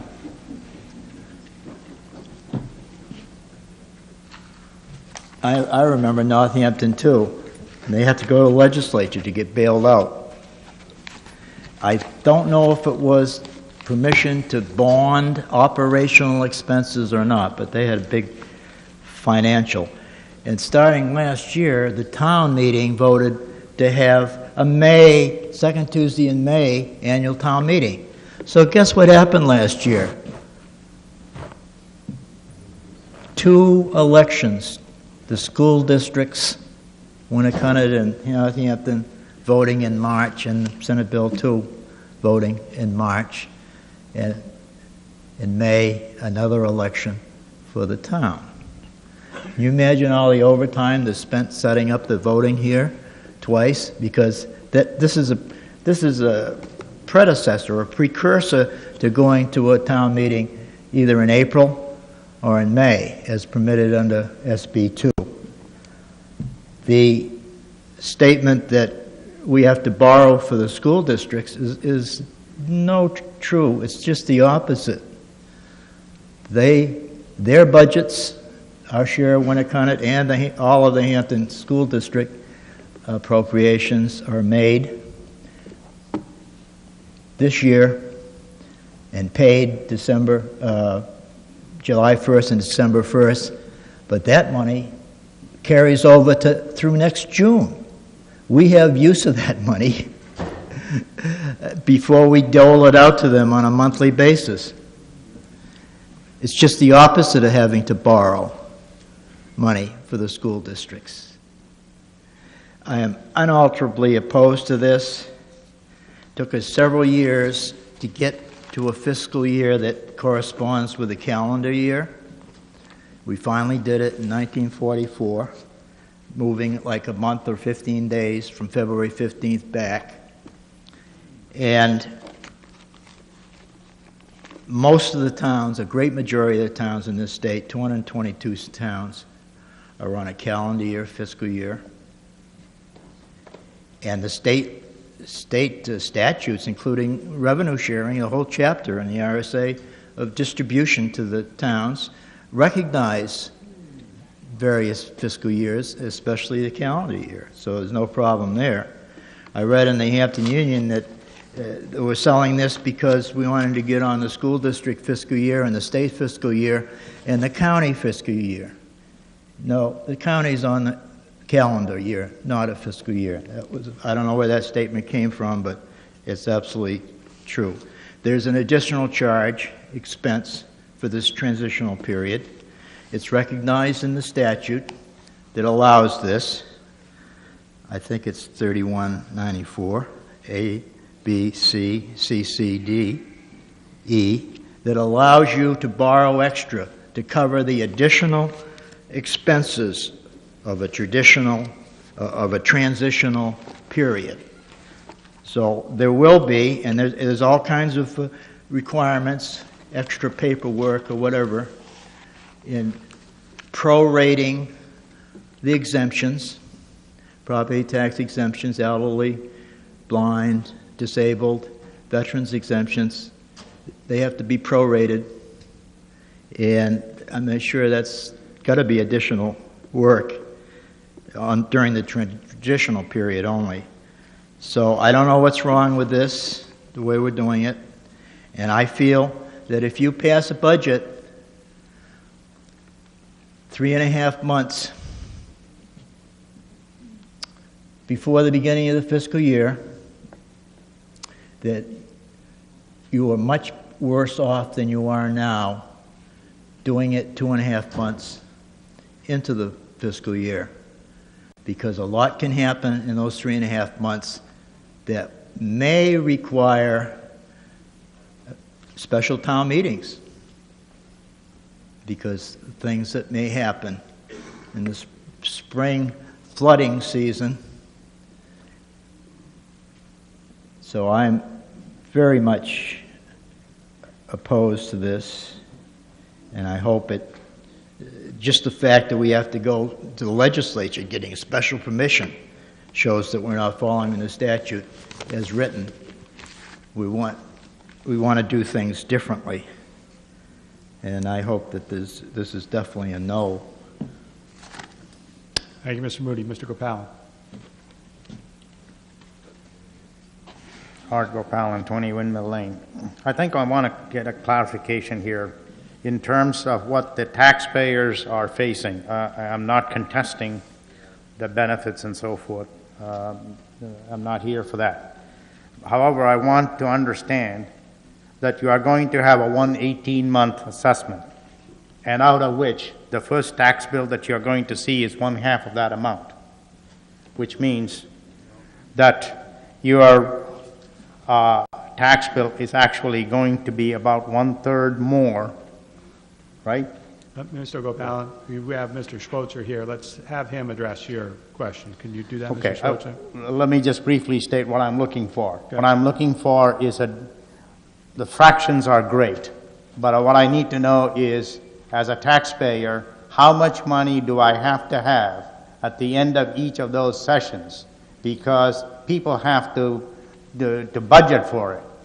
They cannot go out and borrow, or they cannot go out in the backyard, pull it out of a Dollar Tree. So I need to know that. Thank you. Thank you, Mr. Gopalan. Mr. Schweitzer, are you able to provide Mr. Gopalan with an answer to his question about how the 18-month period, the 18-month assessment would be allocated? I believe I can. We're talking about an 18-month period. All right, this is to transition from the calendar year that we're in until the fiscal year. What we'll have to do is we'll have to generate an 18-month budget. All right, that's basically, we will have to take what we normally do with 12 months and then look at the additional 6 months. Now, some of it is seasonality, so therefore it might be slightly more than half, might be less, but that's just the budgeting. It would come around anyway. For the tax purposes, when it says you're assessed on April 1st, what they're talking about is they set the value of the property. And at that time, you would pay 1/2 of the prior year's bill, no change. That's the same amount you would get next year as you would this time in this transition. Then it says 2/3 of the total bill. And what's happening is in November, we would go up and set the tax rate on the 18-month period.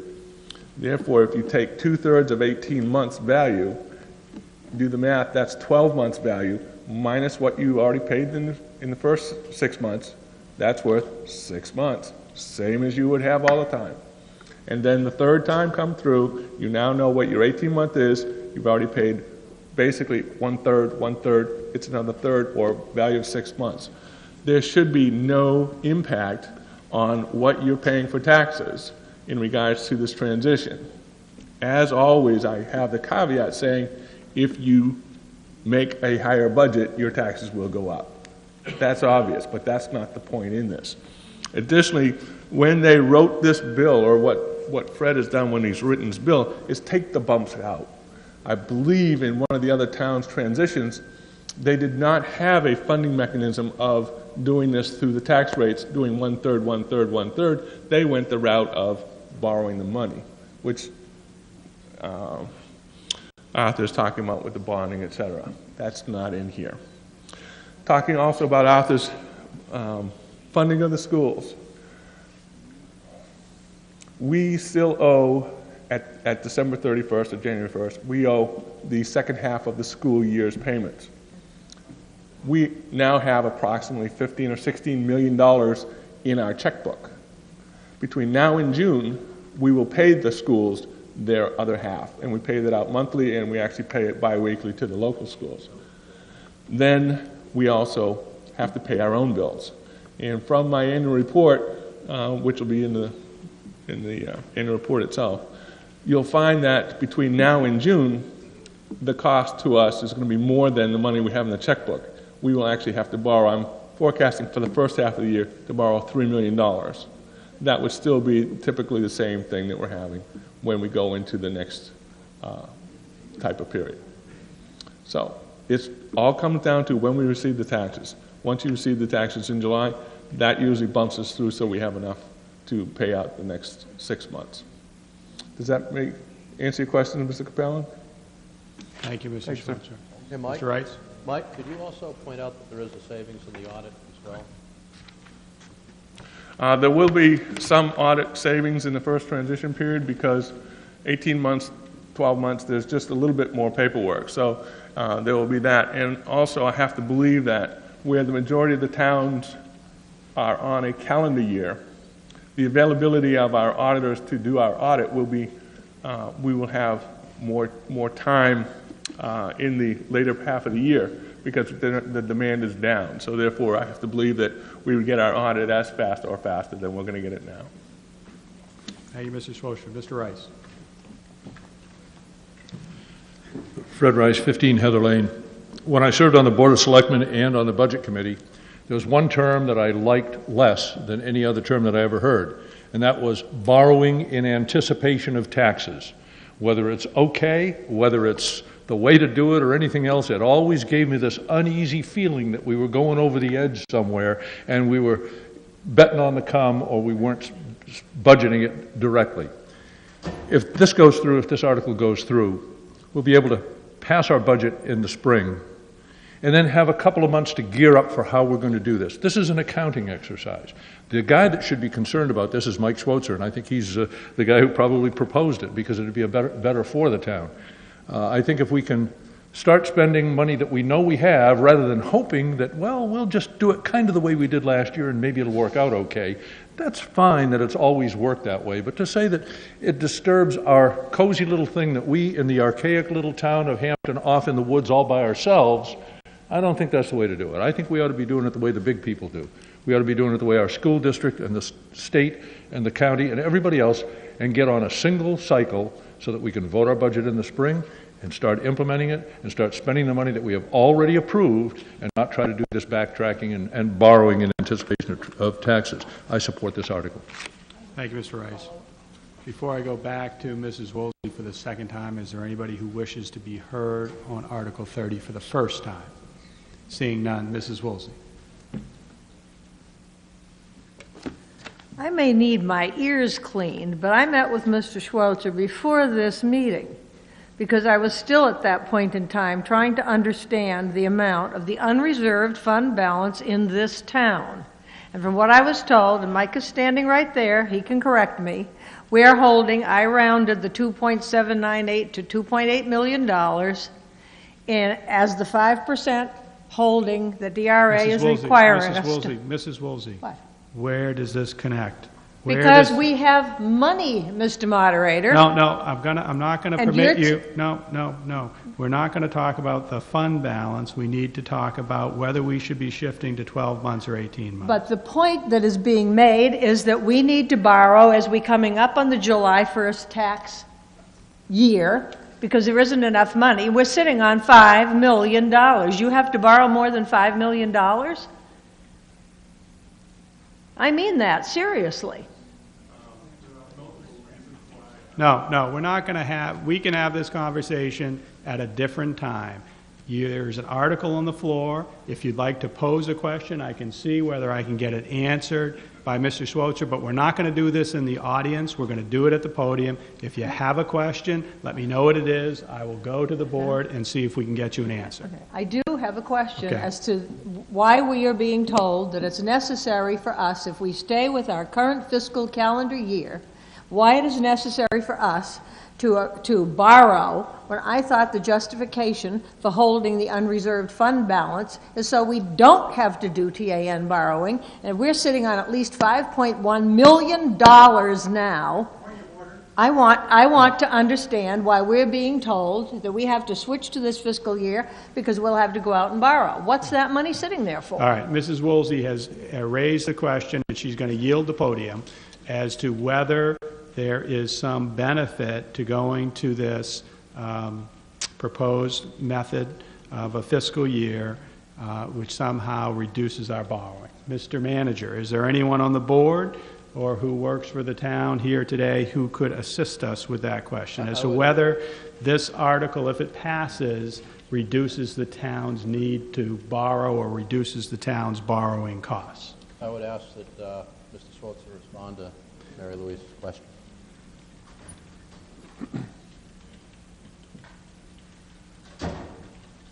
So, Mr. Schweitzer, the narrow issue before us is whether this Article 30, if passed, puts the town in a better position for borrowing. Will the town, by switching, reduce its dependence or its need to borrow and thereby reduce its borrowing costs by shifting to the method proposed in Article 30? It's my opinion that it will not change the need for borrowing. The borrowing also has other implications in that there's at least $2.8 million of unpaid taxes that were outstanding. That's money I don't have, all right? So that the unfunded balance that we're talking about is not necessarily cash in my bank. And also, there's timing of bills. So therefore, to me, the $3 million that I'm talking about, it'll probably happen in 1 month, the month of May, which is how last year we only had $400 in TAN borrowing. We hold off as long as possible. And if we got people to send in their money early, hey, that'd take care of it. Thank you, Mr. Schweitzer. Anyone else on Article 30? Seeing none, Article 30 will appear on the ballot as printed. Article 31, shall the town of Hampton vote with regard to New Hampshire Revised Statutes Annotate Chapter 79-E to adopt the provisions of New Hampshire Revised Statutes Annotated Chapter 79E to permit the Board of Selectmen as the local governing body to accept for consideration requests for community revitalization tax relief incentives that are filed in accordance with the provisions of RSA 79-E and for commercial structures and new residential structures, especially affordable housing located along Lafayette Road, the High Street Business Zone, the Professional Office Zone, Ocean Boulevard, Ashworth Avenue, the Business Seasonal Zone, and the Industrial Zone that represent compact development areas, and for the replacement or substantial rehabilitation of qualifying structures to include replacement of qualifying structures that have been destroyed by fire or acts of nature and whose rebuilding has not been started before January 1, 2010 or completed by January 1, 2011, regardless of how long the destruction occurred before the town has voted to adopt RSA 79E. And B, to modify the provisions of RSA Chapter 79-E so that for structures that have been so destroyed, their value for taxation purposes during the tax relief periods afforded by RSA 79-E:5 shall reflect the pre-destruction assessed value as updated to the value that would have been in place for the buildings had they not been so destroyed. Majority vote required. Acceptance of the law allows the selectmen to grant up to 5 years of tax relief on new or rehabilitated structures from taxes on the values added that are in excess of the original taxable values. Is there a motion to open discussion on Article 31? Moved by Mr. Zanoy, seconded by Mr. Griffin. Mr. Zanoy, do you wish to speak on Article 31? Yes, I do. This article here tends to provide a benefit, and it's listed in the article, the areas that we've identified. It's residential, Lafayette Road, Route 1, the beach. It's in the article. But this warrant article is meant to enhance the downtowns and town centers with respect to economic activity, cultural and historical character, and sense of community. It's meant to also encourage the rehabilitation of the many underutilized structures in urban and town centers as a means of encouraging growth or to replace underutilized structures. This offers the opportunity for people that have businesses that need to be enhanced, need to be beautified, need to be, rebuilt if necessary, to do so and get a tax advantage in doing so. The tax advantage is that they can enhance their property, they can build, rebuild, and enhance their property and not be taxed as to its increased value as a result of the enhancement until completion of the building, and then 5 years thereafter. They have a period of 5 years max. They can go without getting taxed after completion of the enhancement or the rebuilding or the revitalization. And in some cases, that can be extended a couple of years to 4 years. So it gives the people along there, we've all seen the garage doors along Ocean Boulevard, and some of these structures that have been in place for 30, 40, 50, 60 years that really need to be revitalized in accordance with the Beach Commission's mission and the revitalization of Hampton Beach as a whole with all these shells and bathhouses that are going in. It's really time that we give Hampton Beach a facelift. It really needs it. We got the 1930s, 40s look out there. Same thing with Route 1 from the Hampton Falls border right to the Northampton border and High Street, wherever the business district and Winnicott Road. This allows people to rebuild, enhance, beautify, and get a tax benefit by not having to pay that increased valuation as a result of what they did for a period of 5 years after completion of when they're finished with this. Mark, you have anything else you'd like to say about it? Mr. Gerald? The state law that we're looking at here that we're allowed to adopt for qualifying structures gives the tax benefit, it's an incentive to someone to rebuild or substantially rehabilitate existing structures. The benefit is that for up to 5 years, if you're willing to go through the procedure and sign a covenant with the Board of Selectmen, you get a tax benefit in that what you're taxed on is the assessment that was in place for the existing building, and therefore you're not taxed on the added value of what you may build for up to 5 years. The problem is for communities like Hampton, which have several key locations that have had buildings destroyed by fire or other acts of nature. Currently, neither the state law nor town law covers those situations.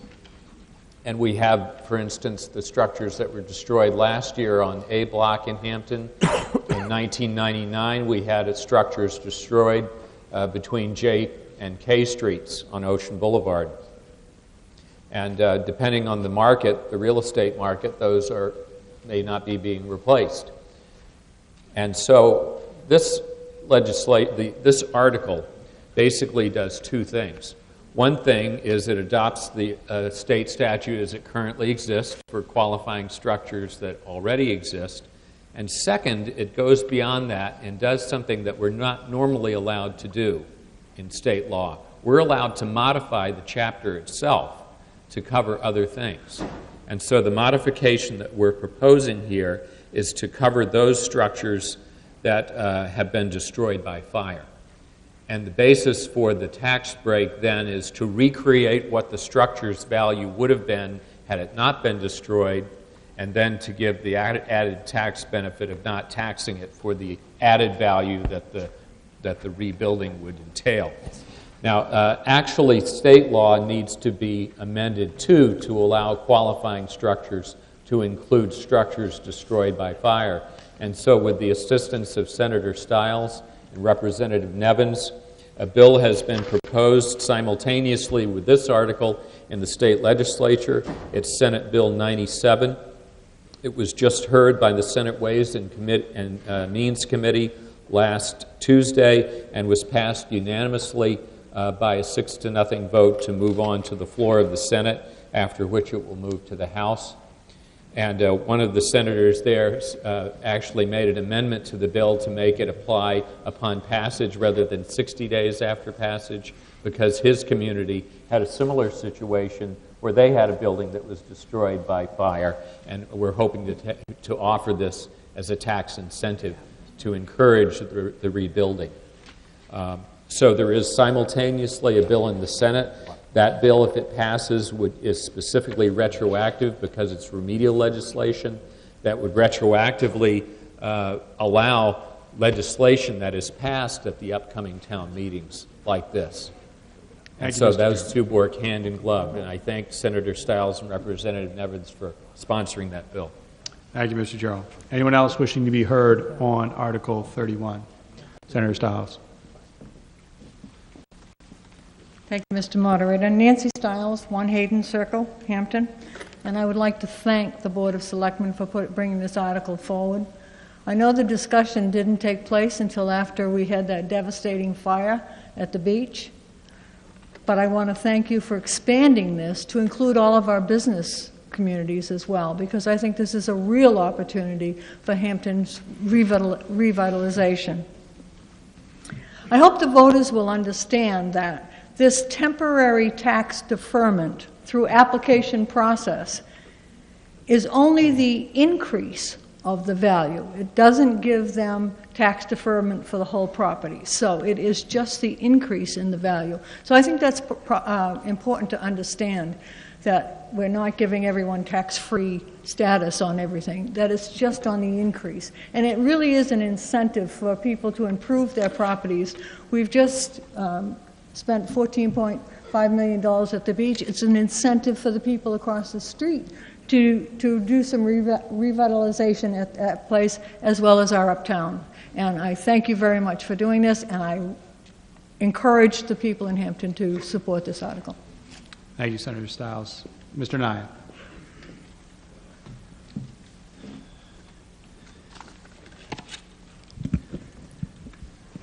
Mr. Moderator, I want to echo Senator Stiles' appreciation to the Board of Selectmen for putting this warrant article together.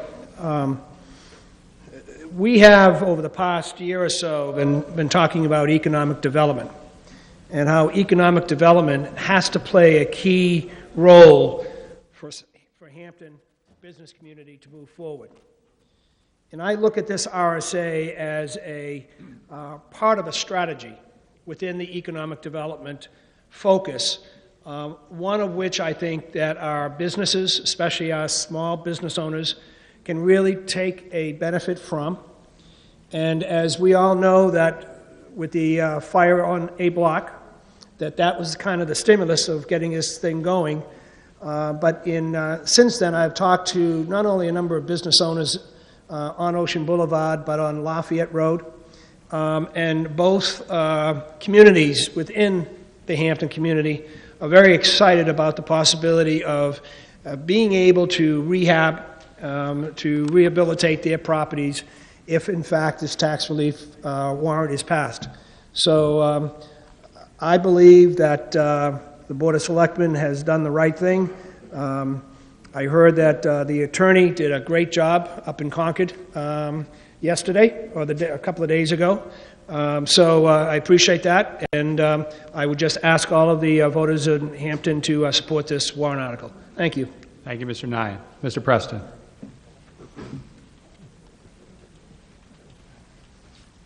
Bob Preston, 35 Campton Street. I serve on the board, the Hampton Beach Commission with John Nyan, and the whole board endorses this proposal. I want to talk about it from a different light. In 1999, I owned the property next to the old salt. It was the beach walk. And shortly after the fire, we had a meeting and we said, well, can we rebuild? Can we afford to do it? Before the old building, we would kind of limp along and we'd do okay, but they said the cost of the new building might be $1 million. When you start to look at the insurances and the taxes and the mortgages and everything it takes to put those buildings together, you do need some help. So this is a way for us to invest back into the community, and in the long run, it's going to provide more jobs and a better tax base for the town. Thank you. Thank you, Mr. Preston. Mr. Moody.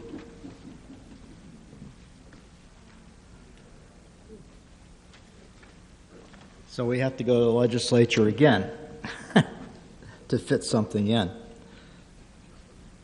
So how can the legislature, which is prohibited by the state constitution from passing retrospective laws, affect our empty lots, which now this law says only can be pertaining to structures, existing structures? I don't know. But what this means is more welfare for the South Beach, commercial beach, which is Hampton Beach Village District from Winnicott Road south to the river, is only 20%, about 20% of our tax base. But we spend a lot more money. And the rest of us are subsidizing that every year.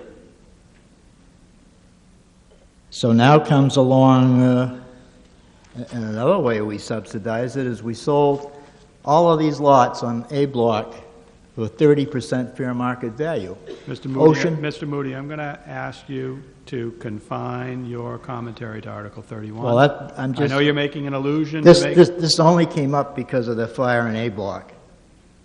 Well, and I think that's pertaining to that. No, I want you to talk about whether you're in favor of Article 31 or not. I am against it because it puts the taxes that are forgiven, in here it says 5 years, but if it's residential, it can be 7 years, and if there's affordable housing, it can be 9 years that will pay no taxes for that period of time.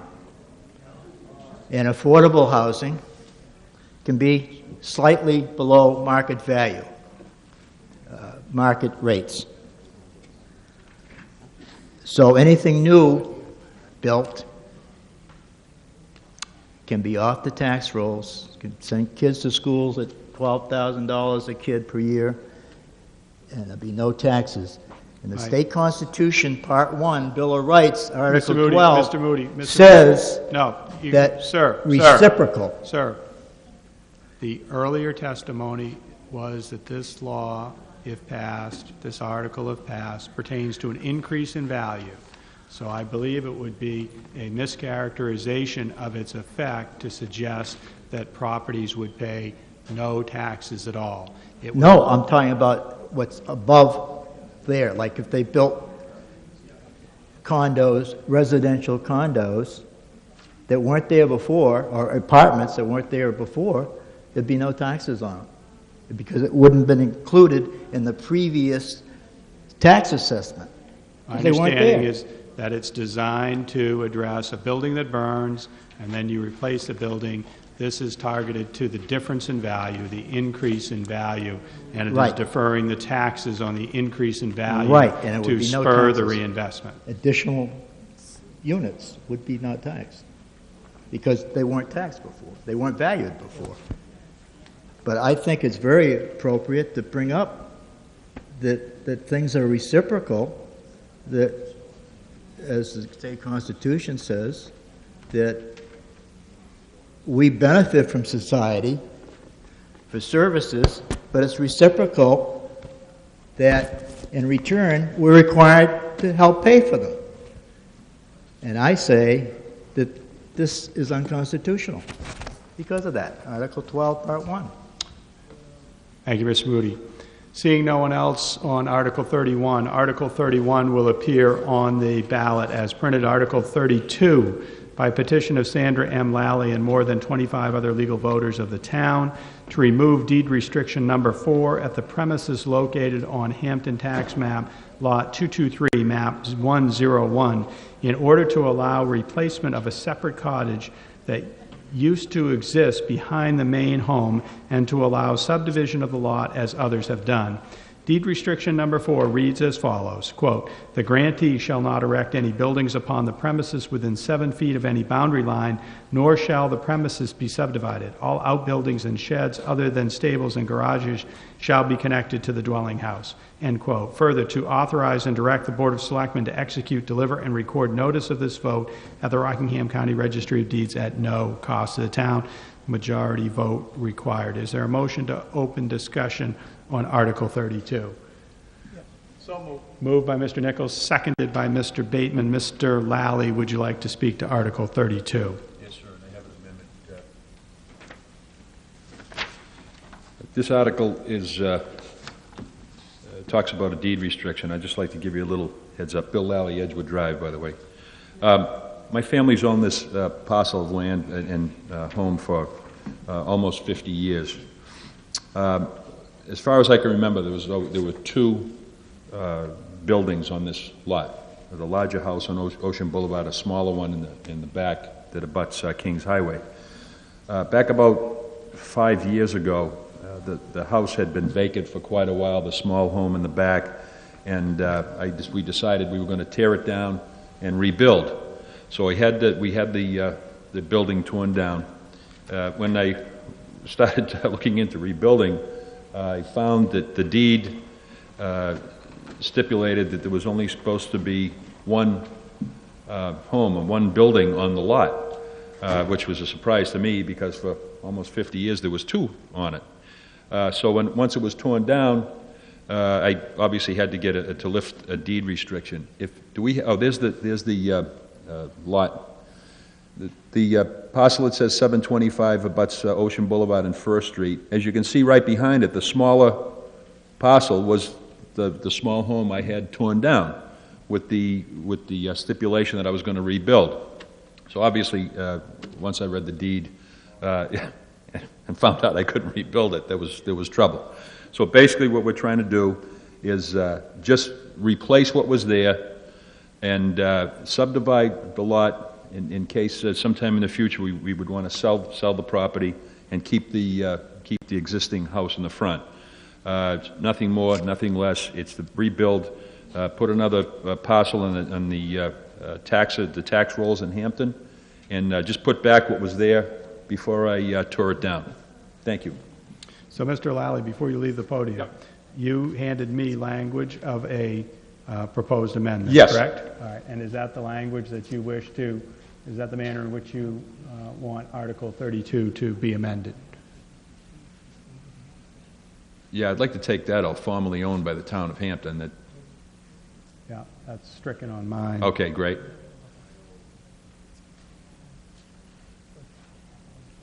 I'm going to read the article in its entirety as consistent with the proposed amendment. Is there a second? Seconded by Mr. Warburton. So as amended, this Article 32, if the amendment is passed, the Lally amendment, Article 32 would read, to release and remove deed restriction number 4 as to the premises located at 725 Ocean Boulevard, tax map 223, lot 101, owned by William and Sandra Lally, in order to allow replacement of a separate cottage that used to exist behind the main home and to allow subdivision of the lot as others have done. Deed restriction number 4 reads as follows, quote, the grantee shall not erect any buildings upon the premises within 7 feet of any boundary line, nor shall the premises be subdivided. All outbuildings and sheds other than stables and garages shall be connected to the dwelling house, stable, or garage on the lot, end quote. And further, to authorize and direct the town clerk to execute and deliver to the lot owners for recording a notice of this vote at the Rockingham County Registry of Deeds at no cost to the town, majority vote required. Is that how you wish it to read? That's it, sir. Okay. Thank you. Mr. Warburton, to the Lally amendment. Mr. Moderator, real quickly, I rise in very big support of the Lally amendment, and I think Mr. Lally explained it to the folks in the audience here and to the viewers at home exactly what's going on with this piece of property. So I hope the voters will vote yes on Article 32. Thank you. Anyone else wishing to be heard on the Lally amendment? Mr. McFarland?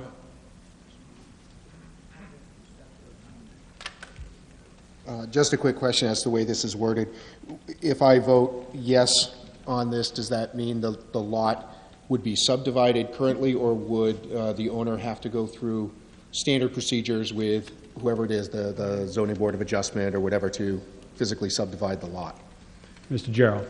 The owner would have to go through standard procedures just like anybody else. Thank you. Anyone else wishing to be heard? Mr. Moody?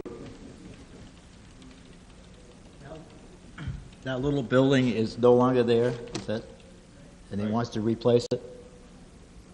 That's my understanding, that the site plan that you were shown... That looks like the tax map to me. Tax map that you were shown... I'm just wondering what kind of precedent this would sound if it passes somebody I'll wants ask to Mr. recreate Gerald. something.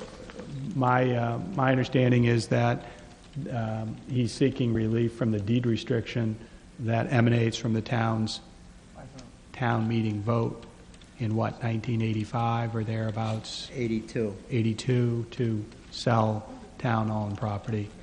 And during that, or as part of that process, certain restrictions were placed on the deeds that emanated from the town, and he's asking, coming back to the same body to ask that certain restrictions be relaxed, removed, released as to this particular parcel. So I don't see it setting a precedent for other parcels. Other parcels who would want this relief would have to come back to this body and seek the same relief.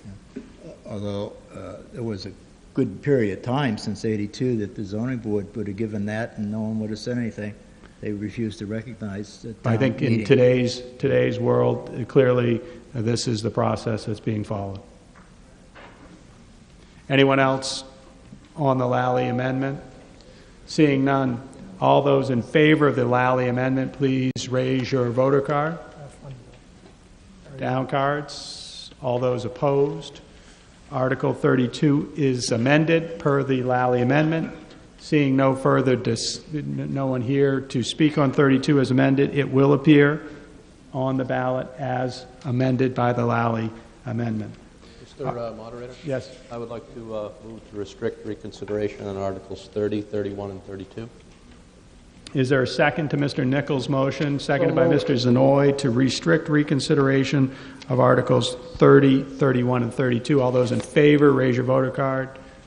Down card. All those opposed. Articles 30, 31, and 32 are restricted from further consideration at today's meeting. Article 33, by petition of John Graves and more than 25 other legal voters of the town of Hampton, we, the undersigned residents of Hampton, petition the town of Hampton to place on the warrant the request to lower the rental percentage rate on the leased land properties from 2% to 1% annually, since the lessees are also required to pay real estate taxes on said land as well as a lease. A yes vote brings the rental rate to 1%. Majority vote required. Is there a motion to open discussion on Article 33? Moved by Mr. Pierce. Is there a second? Seconded by Mr. Gebhardt. Is anyone here who would like to speak to Article 33? Mr. Moody.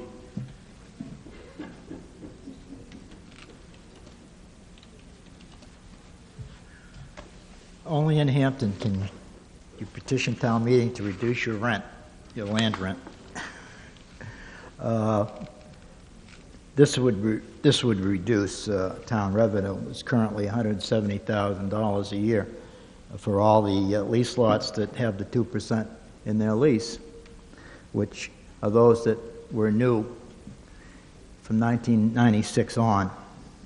There are still 7 lots that have old leases, and we get nothing for that town asset, beach land, except the real estate taxes, which is required by statute for private use of public lands. And I'd like to propose an amendment by adding on the following. Amend by removing the question mark at the end, placing a period in its place, and adding the following. Only 2% of the previous year's valuation is the annual rent the town gets for the beach land's privately used town asset. Parentheses, Article 37, March 1996 town meeting. Close parentheses, period. The lessees can purchase their lots at any time, and the land rent is eliminated, period. Property taxes on public property used for private purposes is a mandate of state law.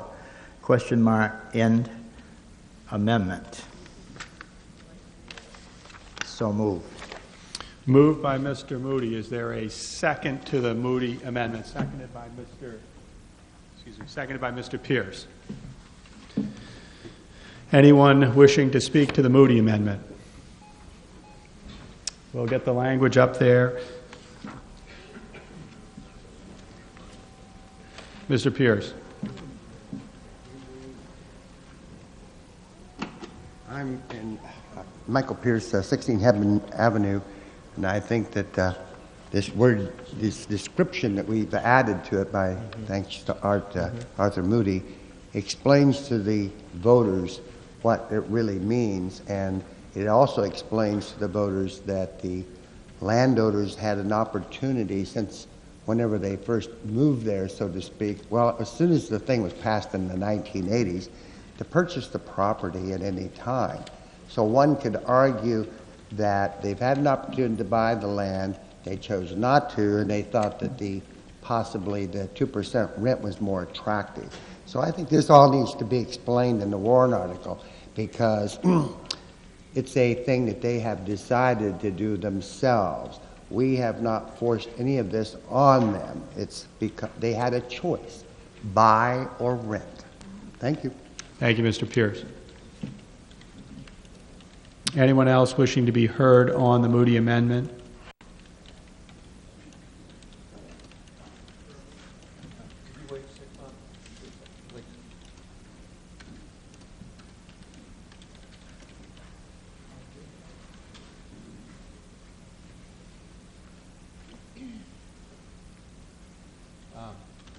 May I say something? Mr. Gerald.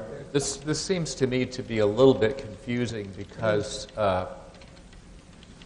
what Mr. Moody's first sentence talks about is what's currently in place. And I think to throw that back in makes it a little confusing. Well, there was some Mr. Gerald, it would not be the first warrant article today that is confusing. Agreed. So unless there's an amendment by us after we deal with the Moody amendment, I don't see any legal impediment to it.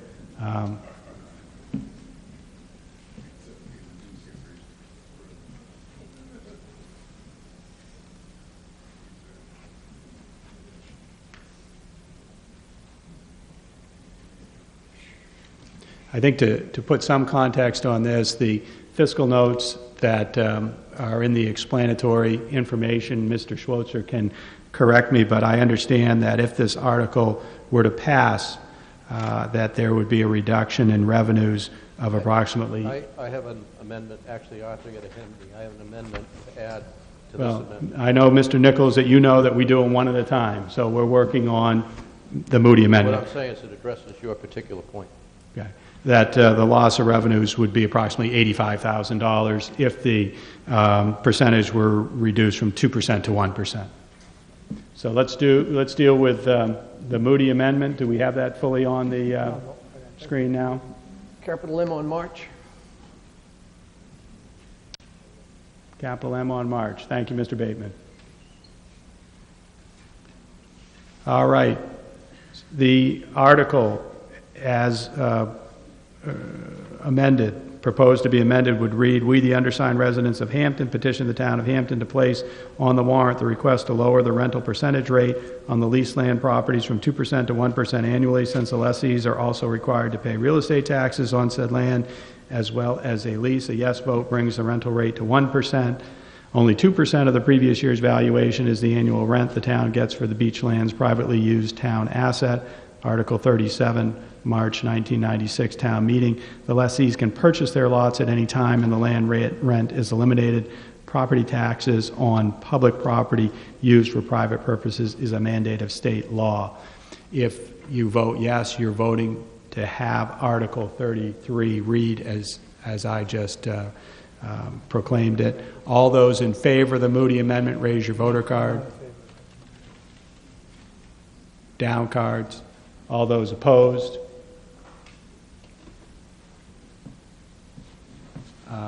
Dennis, Glenn, could you take a count? Darrell?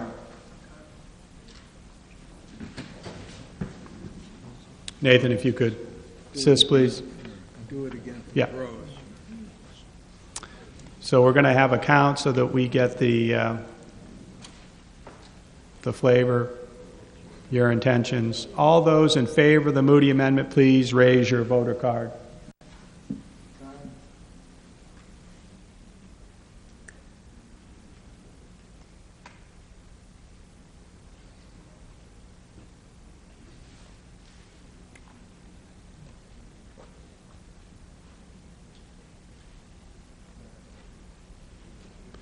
All those opposed, down cards, all those opposed to the Moody amendment.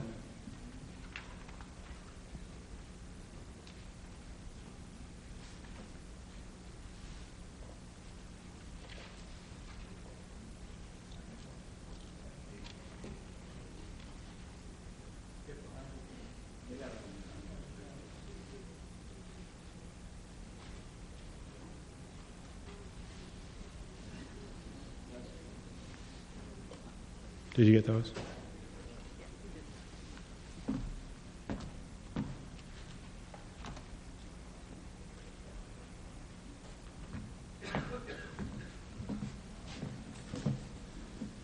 The vote is 25 in favor of the Moody amendment, 25 opposed to the Moody amendment, so the Moody amendment fails. Mr. Moderator? The moderator has made it a practice not to vote in any capacity, so I choose not to vote to break a tie. And the amendment, having not achieved a majority, fails. So we're back to Article 33 and Mr. Nichols. I have a proposed amendment.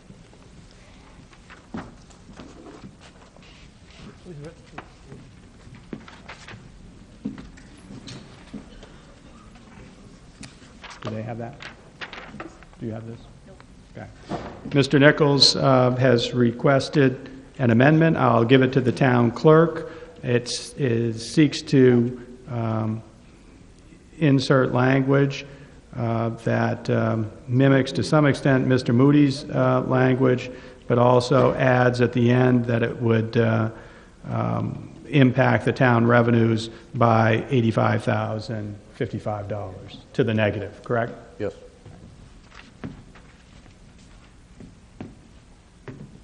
While the town clerk is inputting that, or the administrative assistant is inputting that, would you care to speak to your proposed amendment, Mr. Nichols? And after you speak to it, we'll look for a second. Sure. Basically, there are two elements to the amendment. One is basically clarification of the language, just to make it clearer. The second is warning the voters that there is, in fact, a cost associated with approving this, and that cost is $85,000. I am opposed to reducing the land rent from 2% to 1% for, quite frankly, one, most of the reasons that Arthur indicated. People had an opportunity to buy it, et cetera.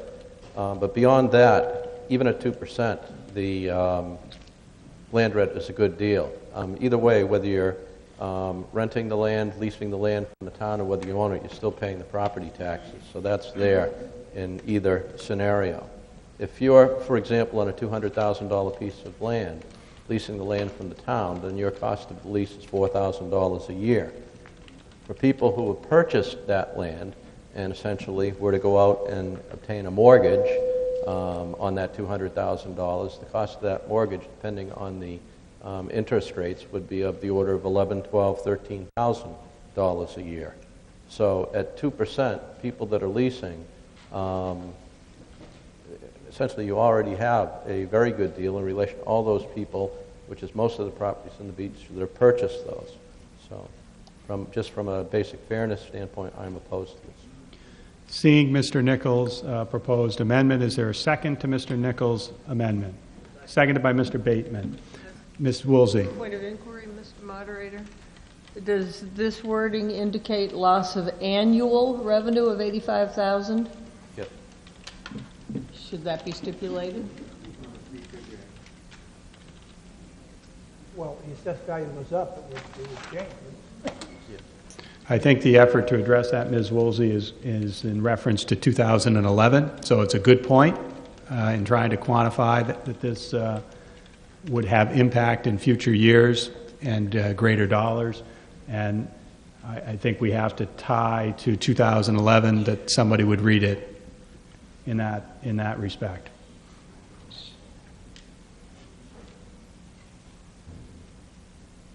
Mr. Moody, on the Nichols amendment.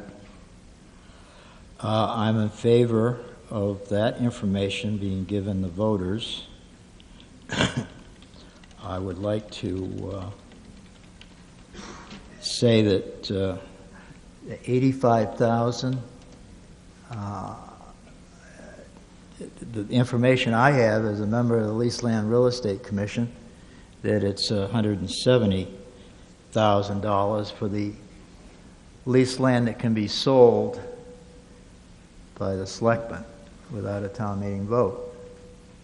Mr. Schweitzer, would you care to advise the meeting how you calculated the $85,000 figure? This is going to sound really simple, but I took the annual rent that we received last year and divided by 2. Why? 2%, 1%. 1% is half of 2. Why correct. divide it in 2? 2% to 1%. That's you're going to get half the the money if you're charging 2% now and you charge 1% later. I mean, I see. Okay, you're right. Right. You're right. It's due by April 1st. Anyway, there are 2 other lots that are sold, that are leased by the selectmen. One a parking lot, and one a motel maintenance easement that this 2% has been added to also, by the way. And that total amounts for 2011, because we're going to have a revaluation by the second half tax bill, that is an additional $3,332. So you can add half of that to the 85,000. You can add 15, 1650. Anyone else on Mr. Nichols' amendment? Seeing none, let's have a vote on Mr. Nichols' amendment. The language is shown on the screen. If you are voting in favor, you're voting to have Article 33 read as displayed. All those in favor of the Nichols amendment, cards up. Down cards. All those opposed, declare the Nichols amendment has passed. Seeing no one further to speak on 33, Article 33 will appear on the ballot as amended by the Nichols amendment. Article 34. Shall the town of Hampton vote to permit the Board of Selectmen to demolish the old town office building at 136 Winnicott Road and to provide for reclamation of the site? Majority vote required. Is there a motion to open discussion on Article 34? Moved by Mr. Griffin. Is there a second? Seconded by Mr. Lally. Mr. Griffin, would you like to speak to Article 34? Well, I'd like to say that this is something that's come up many times before, and we have taken the asbestos out of the building, I believe, and we're ready to do this, and I think that now is as good a time as as any. Thank you, Mr. Griffin. Anyone else wishing to be heard? She knows the shortcut. Ms. Woolsey. Just because I'm a suspicious taxpayer, what's that going to cost? Is there anybody There's on no the board? money in here. Is there anyone on the board who can answer Ms. Woolsey's question about cost? Mr. Welch. Mr. Moderator, the reason this does not have an appropriation article in it is because we have received at least one offer to take it down for free. So following up Ms. Woolsey's question, is that the representation that it is not a money article and will not cost anything to the town? There is no appropriation requested, Mr. Moderator. If we should get another offer to take the building down for free, the selectmen need permission of the town to do that, so the warrant article's here for that. And that includes site reclamation? That would have to be something that we would take out of the existing materials for fill at the town. Mr. Rice? Fred Rice, 15 Heather Lane. When we acquired the present town hall building for something just under $700,000 for acquisition costs, included in that was all of $17,000 to raise the old town hall building. When the new town hall was entered and we tried to put in, after we decided where we wanted to put the elevator, and it went in there, we found out that there was a kind of a bathtub leak under there that caused an awful lot of money. It cost another $100,000 more than what we thought, and that $17,000 became part of that. I think it was close to $120,000 that went into the elevator, and so we didn't have that $17,000. It was always the intent, when that was first done, to tear down that building, and I think that has been sitting on the back burner ever since by all of the selectmen that have been around since. It just never has come up to the front. There have been several somewhat aborted efforts to try and turn it into other things. I don't think the building was it wasn't well suited as a town hall, and it darn sure wasn't well suited for any of the other proposed stuff in there. There have been problems with its construction, no elevator in it, asbestos, whether there was or wasn't, were all in there. And if you can get it done for free now, you will be doing the town the biggest favor that has been done in a long time. It's an eyesore, it's deteriorated, it's been vacant and going to pot for the last 10 years, and I certainly would recommend that this be voted to be passed. Thank you. Thank you, Mr. Rice. Anyone else wishing to be heard on Article 34? Mr. Moody. You know, there's a vault there with a heavy bank steel door. I don't know what you can do with that, but that was the only remnants of the old 1800s town hall that burned in 1949. Concrete and red brick and everything. So I don't know, that stood alone all by itself for a couple of years, but we built a little shed over the side, and that was eventually moved around that vault. And in 1975, we built a two-story addition in the back for $80,000. Thank you, Mr. Moody. Anyone else on Article 34? Seeing none, Article 34 will appear on the ballot as printed. Article 35, shall the town of Hampton vote to authorize the Board of Selectmen to establish sewer billing rates for the connection of state property to the town of Hampton municipal sewer system so that the town may recover its costs and expenses for receiving and treating sanitary sewer waste discharged from state-owned facilities. Majority vote required. Is there a motion to open discussion on Article 35? Moved by Mr. Nichols. Second. Seconded by Mr. Bateman. Mr. Nichols, would you like to speak to Article 35? Yes, I would. This article simply authorizes the selectmen to set rates that will allow the town of Hampton to pass on the cost of processing wastewater generated by tourists using state of New Hampshire facilities. Essentially, it addresses an obvious inequity and will benefit the Hampton taxpayers. Thank you, Mr. Nichols. Anyone else wishing to be heard on Article 35? Mr. Moody.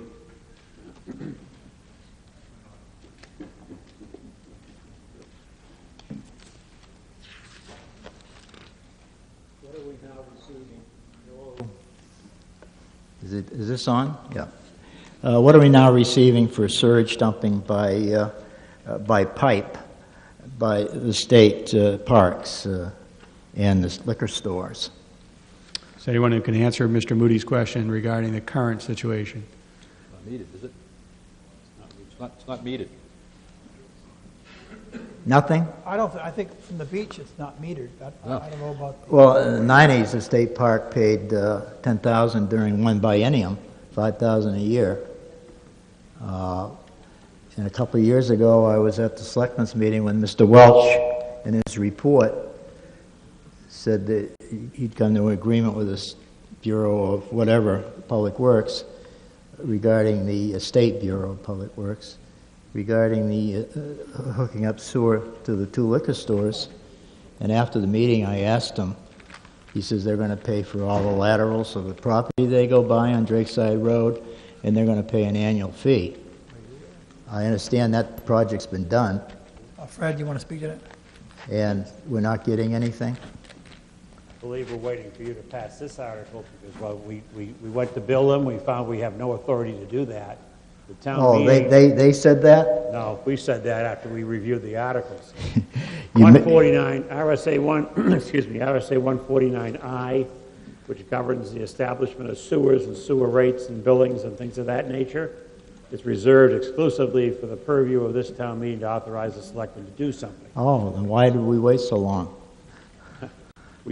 We went through and tried to find a reference that allowed us to legally do this. We couldn't find it, so we put this in.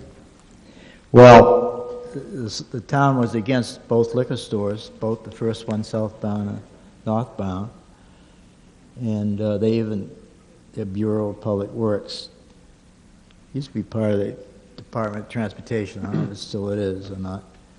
They do work for the state.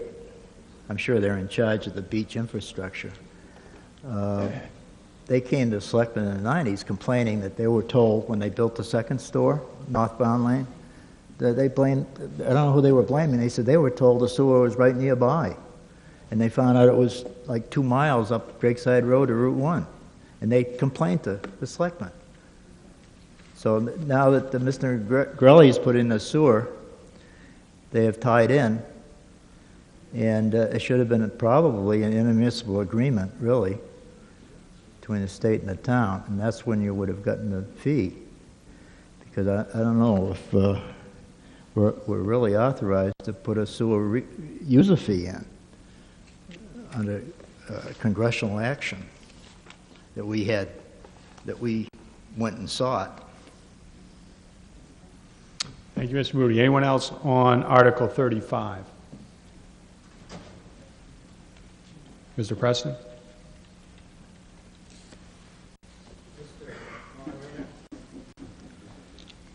Hi, Bob Preston, 35 Campton Street. I'd be against this proposal. I see the state investing an awful lot of money down at the beach now. I see Senator Stiles is going to go to the state and try to get additional money coming back to our community from the room and meals taxes. This is all money that's coming from people that spend the money here. They come to our beach, they stay in our cottages, they park in our town parking lots, our state parking lots. They go across the street and buy sandwiches that raises room and meals taxes. They may be renting a cottage from the real estate people, paying a good amount of money to be here for the week and not have to go back to the cottage where they can use a bathroom. Now, I wouldn't like the state to come in and say we should charge for these restrooms. And Dredd now is saying, well, we need to make more money to pay for some of the stuff we're doing. I don't think that we would want to increase their expenses when we have nice restrooms down there like that. Thank you. Thank you, Mr. Preston. Anyone else, before I get to Mr. Moody, anyone else wish to be heard on Article 35? Mr. Moody. I presume, given the sewer use and construction ordinance, sewage use and construction ordinance, that this is just state facilities in the town of Hampton. Do you need an amendment to make it that so, adding a word? I don't think it could be anything other, could it? Pardon? I don't think it could be anything other. Well, it doesn't say that. That's what brought my, see, the next one on rubbish is Hampton Beach State Park. I have an amendment, whether you want it or not. It says connection of state property to the town of Hampton. Maybe we could hear from the manager. Mr. Welch? Mr. Moderator, the authority to charge anything to the state under 149I only exists for facilities located by state law within the town that are connected to our sewer system. If somebody from out of town wants to connect to our sewer system, they need to come to this town meeting to get permission to do that. We could address that at that time. Well, we don't have 149I in there, and you don't say Hampton, state-owned facilities in the town of Hampton, so we'll all take an oath that it's no other intent. Thank you, Mr. Moody. Anyone else on? Yes, Mr. Welch. Mr. Moderator, I just want to, I understand the prior comment on the state's facilities and so forth. I just want you to know, and I had a conversation just last week with the Commissioner of Dredd, we are no longer exempt from any of the fees, licenses, permit charges, use fees, or anything else for the use of state property by Dredd any longer. The Commission has received an order from the Governor's office that those waivers are no longer to be given. I'll give you a good example. Recreation came to me a couple of weeks ago. That's why I called the Commissioner's office, saying that they have to file a user fee, an application fee, and they have to obtain insurance to indemnify the state for the use of the state beach for the Easter egg hunt. That prompted me to call the Commissioner, and the answer is that every activity that takes place on state property, whether it be the town or anyone else, the fees will no longer be waived, and the full fee will be charged. So that goes along with this. We had that conversation. He understands that we have to charge for our actual expenses. We're not asking for a profit. But that's one of the reasons why this article's in here. We've been talking about it for some time. Thank you, Mr. Welch. Seeing no one further on Article 35, Article 35 will appear on the ballot as printed. Article 36, shall the town of Hampton vote to amend its solid waste ordinance adopted under Article 33 of the 2009 annual town meeting by rewriting Section 4A4 so that it reads, State of New Hampshire, the State of New Hampshire operating state-owned equipment and contractors engaged in work for the state at the Hampton Beach State Park and state-owned Hampton beaches may deposit refuse collected at the state park and beaches and from refuse collection receptacles on Ocean Boulevard at the facility at a cost to be established by the Board of Selectmen under the same terms and conditions as all others except town departments under Section 4A3 under this ordinance. Excluded from this provision are materials removed by the raking of the sand on state beaches. Such materials will be accepted and deposited at a special location and charged for at the town's cost of disposal. Majority vote required. Is there a motion to open discussion on Article 36? Moved by Mr. Zanoy. Is there a second? Seconded by Mr. Bateman. Mr. Zanoy, do you wish to speak to Article 36? Well, it's pretty self-explanatory. I mean, we pay about $68 a ton tipping fees at present for our general tract. Beach recycling rate is extremely low at 4% of their total trash. So maybe this will be an incentive for them to start recycling, and they won't have to pay as much for the general trash. But this is somewhat of a business, We just can't do things for free. We can't take sewerage for free. We got to pay for it. We got to buy machinery, buy equipment. We can't take trash for free because we got to pay $68 a ton to dispose of it. So I mean, you know, it's a business as far as I'm concerned, and things are getting tight. We have to make sure the town gets its share of revenue. The state certainly gets its share of revenue on meals and tax, meals and service tax, meals and rooms tax, and so you know, it's a two-way street. Thank you, Mr. Zanoy. Mr. Nyan.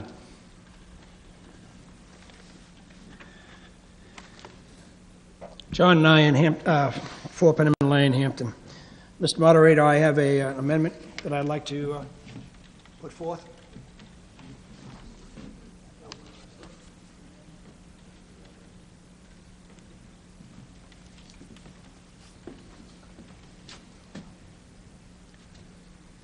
While that's being inputted, Mr. Nyan, would you describe, if you would, for the audience your amendment, and then we'll look for a second. Okay. The purpose of my amendment, let me explain, and for those that are following along with the Article 36, on line 6, after the word cost, I would include the following. And, I'm sorry, I might need that back just to make sure I have the right wording.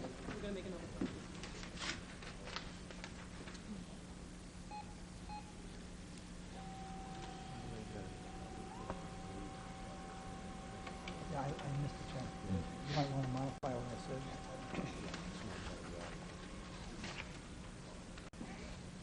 Thank you. On line 6, after the word cost, I am recommending that we add or a services exchange agreement worked out between the town of Hampton and the state of New Hampshire. And then that would be period after New Hampshire, then delete to be established by the Board of Selectmen under the same terms and conditions as all other except town departments under Section 4A, 3, under this ordinance. Mr. Moderator, let me just make a comment on why I am suggesting this amendment. Being fully involved with a lot on what's going on at the beach presently, I know that there's a number of exchanges taking place right now between the state and the town of Hampton. Some of those exchanges are very positive, and we're working together as one community. Others, there seem to be a reactionary situation where one organization is reacting to the other. The reason for this amendment is that I would like to see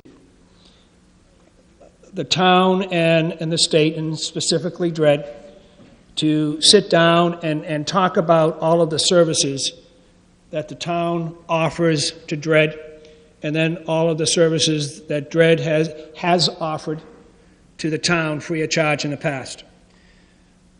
My phrase, services exchange agreement, would allow the Board of Selectmen to work with the state of New Hampshire, specifically DRED, in either charging them a cost for a particular service or a services exchange. And what I mean by that is that if DRED does this for us, we will then in turn do this for DRED, i.e. the services exchange term. So that's the reason for my amendment, and I believe you need a second, Mr. Moderator. Second. I do. Seconded by Mr. Warburton. You wish to speak further to your amendment, Mr. Nyan? Not at this point. Thank you. Mr. Warburton, to the Nyan amendment. Mr. Moderator, I come here today speaking not as a DRED or State Parks employee, but certainly somebody who has had a lot of experience in great relationships with the town and other entities involved. I think this is a serious mistake, and I support the amendment because I think it talks to relationships/services between governmental bodies. When you look at the entire trash situation, and I certainly understand we're all paying different costs and you've got to absorb things, and Selectman Zanoy, I understand that point as well.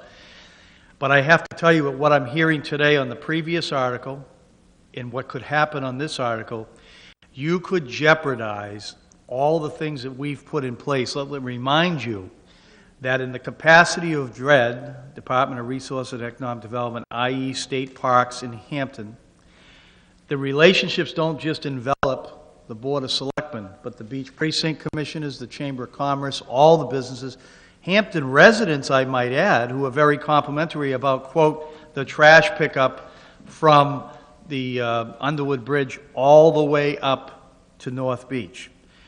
The other thing I want to add that you have to be very careful when you talk about services. Currently, and I would hope that if I have any input, certainly this summer, that this current schedule that we worked out with Fred Welch and Dick Nichols and others allowed trash to be picked up by DRED till midnight, 7 nights a week. I personally would feel bad if this was passed. I think John Nyan's amendment needs to be passed. I'd be very much in favor of John Nyan's amendment, but if this amendment's voted down, I really fear that we're going to get into this who's charging what, and then services at most are going to be deleted. So I speak in favor of this amendment. I'll come back later and speak on the entire article. Thank you, Mr. Warburton. Mr. Rice. Trying to get recognized over here. Fred Rice, 15 Heather Lane. I think this article, without the amendment, is very ill-advised. I think the amendment is essential if you're going to continue to consider it. If you go down to Hampton Beach in the summertime at 6 o'clock in the morning, there is absolutely no trash on the beach. There's nothing in the barrels. It's all clean. The state doesn't own any restaurants down there. It doesn't have any lodging facilities or anything else. Everything from the west side of Ocean Boulevard to the east into the water, that belongs to the state. No trash is generated there.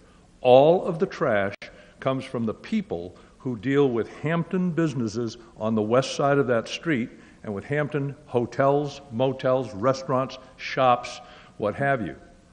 They carry that trash over and they either throw it on the beach or they can put it into the barrels that have been placed there by DRED at its cost that the town hasn't done anything for. Then DRED runs a truck all day long, as Mr. Warburton just stated. They run a truck all day and well into the night to carry that stuff up to keep the beach clean. And you want to penalize them for having picked up the town's trash. I don't think that makes very good sense. I think what you need to do, as this amendment calls for, is to come up with a services agreement. Because what I see, if this amendment goes through without the article goes through without the amendment, I can very well see that DRED would say, okay, if you're going to charge us for disposal, we're going to charge you for pickup. You don't pay us for pickup, we won't pick up. Then you're going to have a filthy beach. It's a self-defeating thing if you don't have an agreement with them. They're going to want to charge you for what they do for you. And for years, and I've watched since Brian was in charge there for over the 6-year period that he was in charge down there, the amount of trash that was picked up, the frequency, the number of barrels that were put out, the amount of recycling that was put in has increased tremendously. And you're going to jeopardize every single bit of that if you say, we're going to make you guys pay for it. Switch to another part of this that still deals with this. Mr. Welch said that he's had a discussion with DRED and they're going to start implementing all of these fees. And so you've got to do this in order to recoup your own costs. I'm presently co-sponsoring a bill which is going to be in hearing this week that is going to prevent any state department or agency from implementing any new fee without full legislative review.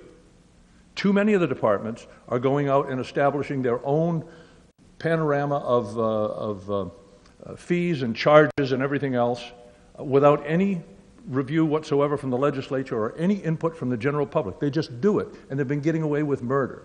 That is going to stop. The support for that bill that's coming through is already very high. To stop the state agencies for establishing their own off-to-the-side means of charging their own fees at whatever rate they want to. So I think you're going to have an impasse in here if you let this thing go through without an amendment. Take the charges out. Just say that, take the whole thing out, and just negotiate with the state. You pay them for what they do for you, and they pay you, so forth. And it might work out to where you've got a pretty even, Steven split. So I would very strongly support this, and I think that the article without this amendment is a very ill-advised one and should not pass. Mr. Moderator? Mr. Rice. Mr. Nichols. Yeah, I'd like to comment. I support this amendment for all the reasons that John and Fred and Brian articulated. I think it simply gives us flexibility, and what it does is it corrects a problem in the current town ordinance where the town is preventing itself from passing these costs on. So I'd like to speak in support of this amendment. Thank you, Mr. Nichols. Let's get a sense here. We're still dealing with the article, but let's take a vote on the Nyan amendment. All those in favor of the Nyan amendment, raise your voter card. Down card. All those opposed. So the Nyan amendment, as it sits, has passed. Article 36 now reads as it appears on the screen. Is there any further discussion on the Article 36 is amended? Senator Stiles. Thank you, Mr. Moderator. I have a couple of questions that I have just for clarification. Mm-hmm. If we were looking to charge, my understanding is that you would pay a tipping fee for all garbage that we would be taking to Concord, but based on the tonnage, you would get some money back. Is that correct? No? We basically pay a tipping fee that is roughly $68 per ton. There's also a transportation cost associated with getting it up there, and the net of all that, I believe, is roughly about $86 a ton. That's for trash. Trash, yeah. Okay. Not So recycling. you don't get any money back? No. And let me qualify on recycling, and specifically recycling that is taken to the transfer center, which is obviously what the state does, as do a lot of residents like myself. I don't have it picked up, I take the recycling. We are actually paying now $190 a roll-off for the recycling.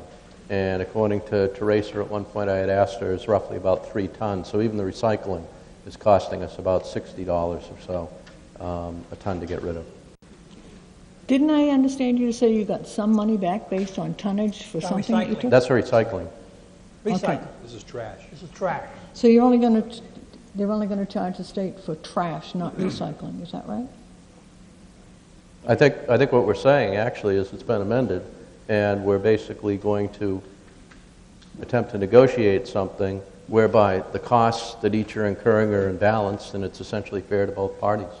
I would encourage you to do that. Thanks. Yep. Thank you, Senator Stiles. Mr. Preston.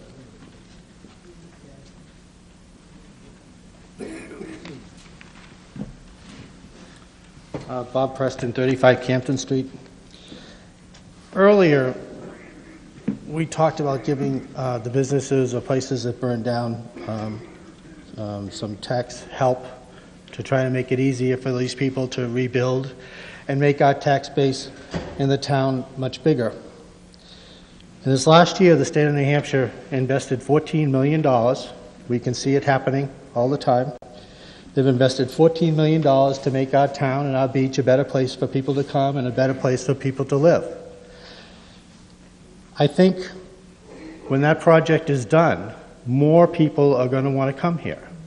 More people are going to want to live here, build a better place. I think we're going to get our money back from the state of New Hampshire from increased tax assessments down the road. So I think we're kind of shooting ourselves in the foot here to pick up some money for trash or money for sewer collections. I think it's important that the town of Hampton and the state of New Hampshire work together, and I don't think we have to fee each other to death. Thank you. Mr. Moody. And we're going to try to wrap this article up. Until we closed the dump in the middle 1990s, the state had free access to our dump, clock around, even a whale they put in there. We have to call people on overtime to come on a Sunday to cover it up with gravel that we bought from Kensington.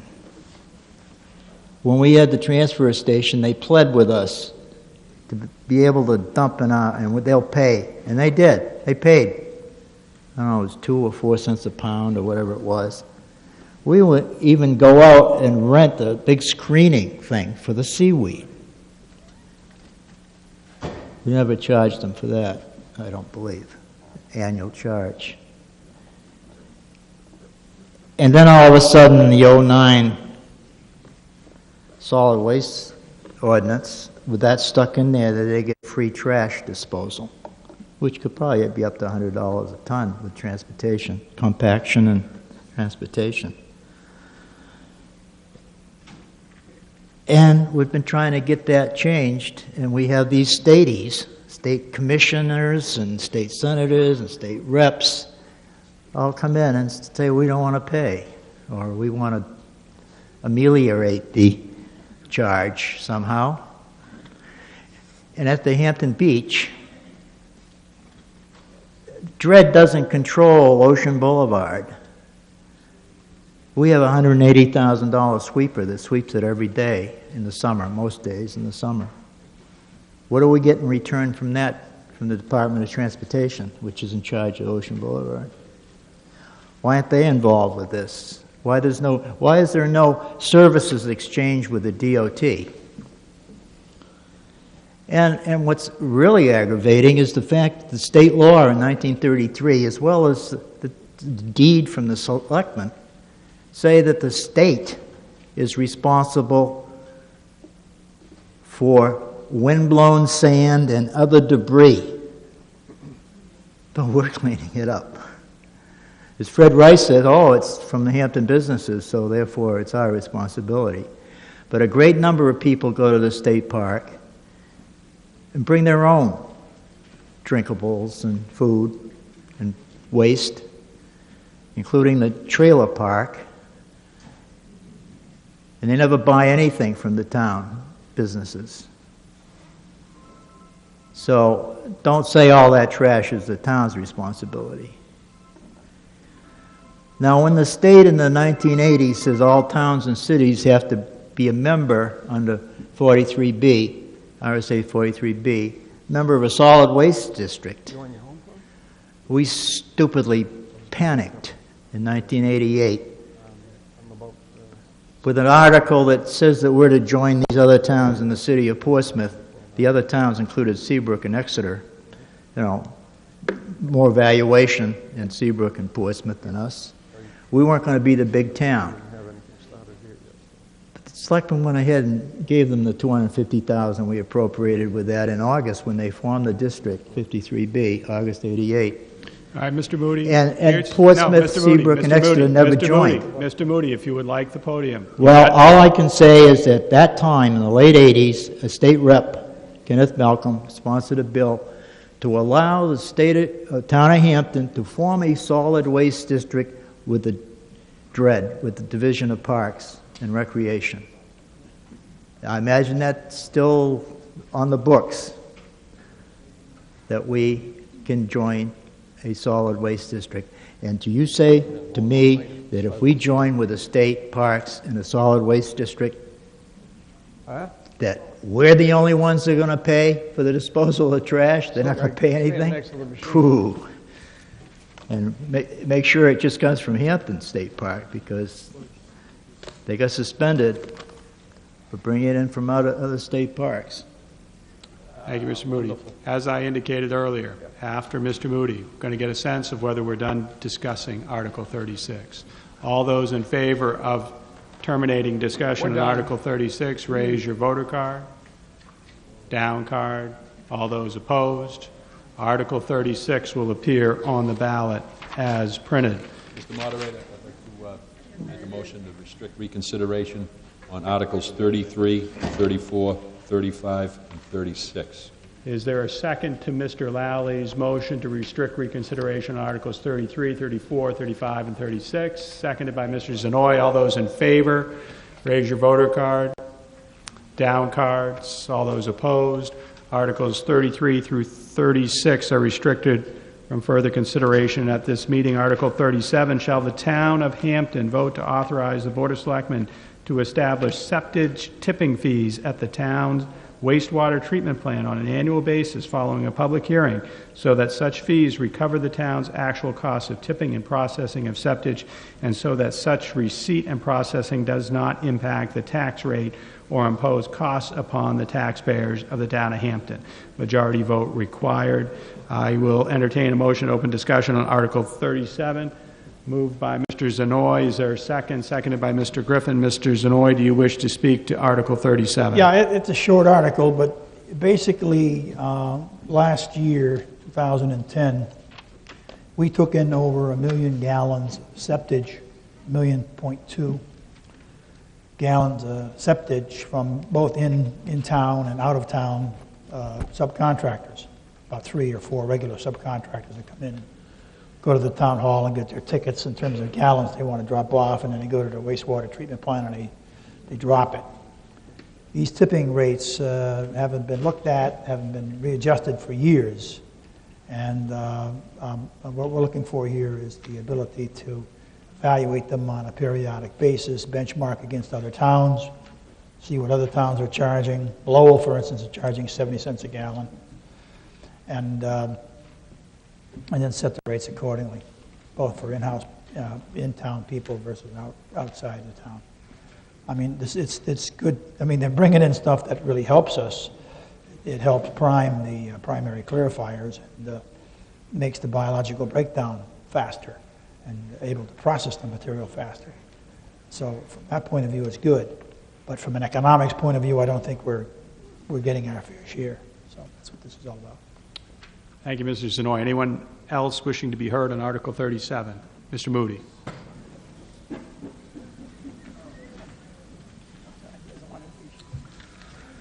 I petitioned the next article because it hadn't been done for a long time. Update the fees. I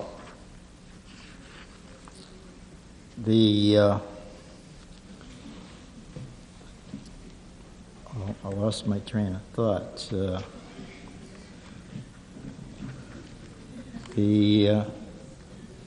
I want to know the statutory authority. We all know that the towns have only that authority granted by the legislature. Case law, case law, case law. And we saw that regarding SB 2 when we don't have the fiscal impact anymore because the law doesn't provide for that on the warrant or the ballot. And we saw it previously when the moderator ruled, recommended by the deliberative session, also out of order.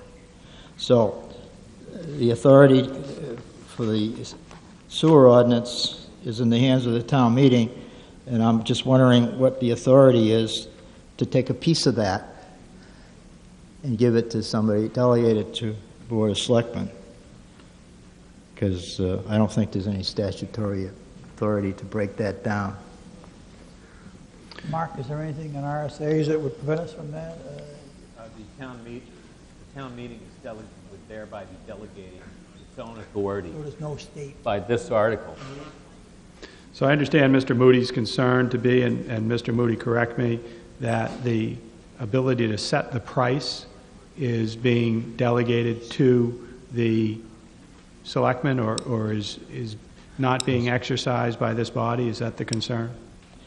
The fact that the sewer is in the hands of the town meeting, we took it back after the Rice sewer debacle.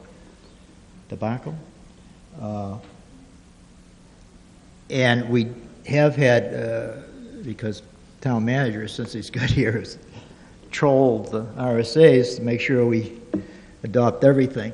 I think we have had those fees, that statute that allows selectmen to set fees, but it's indefinite as to what kind of fees that they can set. So you're saying that they can set the fees under that other delegation law rather than the sewer law? I think I'm going to boil the question down this way to the town council. Is there any concern relative to Article 37 that this body, if it passes, the Article 37 is somehow engaged in an improper delegation of authority to the Board of Selectmen. No, I don't think so. I don't think it's improper delegation. Okay. Moreover, there's a procedure set forth in here to do that. Okay. So there's the opinion of Town Council, Mr. Moody, on that topic. Okay, the annual basis thing, I don't think you want to do that, but, so, when they do change the fees, then they can go into the ordinance and change it automatically, even though we took that authority away from them. Because these things are in the statute, in the ordinance. Yeah, and I think that's, as I understand, that's the heart of your question, as to whether that authority can leave the voters and go to the selectmen to review and set fees. The voters are giving it. The names of the towns that are allowed to bring in septage are also in that this section, and 3 or 4 of them were never authorized by town meeting after the town meeting took that back in 1989 special town meeting. So we've got the question. They're still in there. Yeah, we got they're the still question. Listed as if they have authority Mr. Moody, to bring in septage. I got an answer for your question, Yep. and that's the opinion of Town Council. Anyone else wishing to be heard on Article 37? Mr. Moderator? Yes. I would just Mr. make Nichols. one comment that these fees have not been updated for 10 years. Thank you. Seeing nothing further, Article 37 will appear on the ballot as printed. Article 38, by petition of Jason Plouffe and more than 25 other legal voters of the town, are you in favor of increasing the septage disposal fees by 20% for the first set of rates in Sewage Use Ordinance Section 2:604 G7, which were last raised 20 years ago? For example, for up to 1,000 gallons, the non-resident fee would increase from $55 to $66, and the resident fee from $35 to $42, with residents still being eligible for a sewer non-availability property tax rebate each year, and add, quote, gray water from vehicles, washing systems, etc., end quote, to the second set of rates for under 150 gallons from campers, RVs, and carpet cleaning services, which fees would increase by 50%, $4.50 to $6.75, and $3 to $4.50, respectively, for non-resident and resident. Majority vote required. I will entertain a motion to open discussion on Article 38. Moved by Mr. Lally. Is there a second? Seconded by Mr. Griffin. Mr. Lally, do you care to speak to Article 38? Mr. Moderator, I'd like to offer an amendment.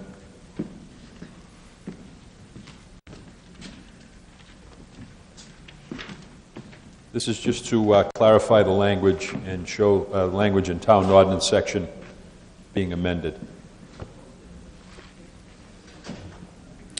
So if you could add some further rationale, and we'll see if we can have a second to your amendment. We'll get the changes on the screen so that we can all review it. Mark, do you want to talk to that? Sure. All right, Mr. Town Council, Mark Gerald. Yes, the petitioner here has offered to amend an existing ordinance, and this sort of speaks to what Mr. Zanoy has been trying to do, is to break things out so that people can actually read them and understand them. And so this is an attempt through amendment to set forth what the ordinance is now and what the changes would be. I do have one question. I don't know if Mr. Moody or somebody else who's involved in this can answer it, but this puts the gray water from vehicle washing systems into the same category as the campers, recreational vehicles, and so forth that have a maximum capacity of less than 150 gallons. I wasn't sure whether the intention of the petitioner was to include that in the same category with that maximum capacity or not. At least there's been the attempt on the part of the amendment is to make this clear, not to change the subject matter. Let's get the language up on the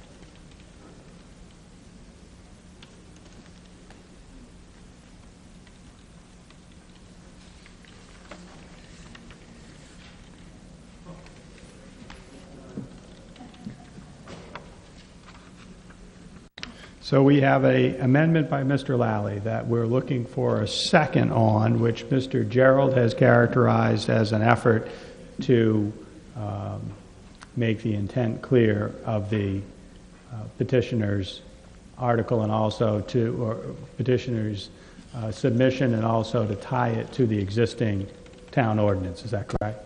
Is there a second for Mr. Lally's amendment? Mr. Bateman seconds it. Mr. Lally, do you have anything further to add before I go to the audience? No, sir. Mr. Moody.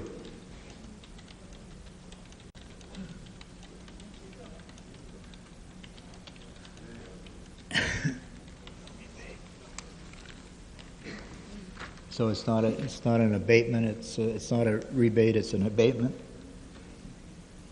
That's one of the changes. As far as I can see, I don't have a copy of the amendment, so I can't say. Here. I just Use my thought copy. after 20 years, it was time to upgrade, because we were over 60,000 spent last fall, since September, to correct the sludge problem. You're pumping out the tanks? And you know, septic is very concentrated. Yes, it is. Mrs. Zanoy, I'd like Mr. Moody has the floor. Mr. Moody, if you'd like to address the Lally amendment, please do so. Oh. If not, we'll go on to the next speaker. Okay. The format is improved. And Mr. Gerald's question, the gray water wasn't in there, but DES has ruled that it can't be dumped out on the ground like they used to in Hampton, from Northampton. So that has to go through a treatment process. So I was just adding that. I did discuss this with someone at DPW. And Mr. Price was not available that day. I had no problem with that. Mr. Moderator, can I just ask Mr. Moody if that gray water from vehicle washing systems is also subject to that 150-gallon maximum capacity? Well, you can have 200.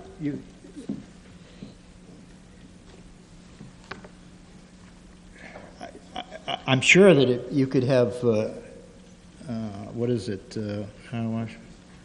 RVs, carpet cleaning service is the same thing. It's already in the ordinance.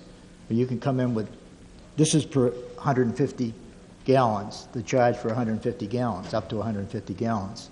You can have two of those, I imagine.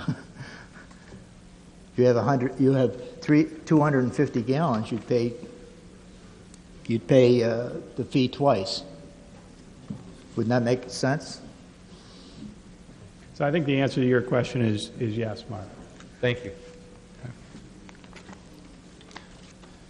All right, seeing no one, Mr. Gopal.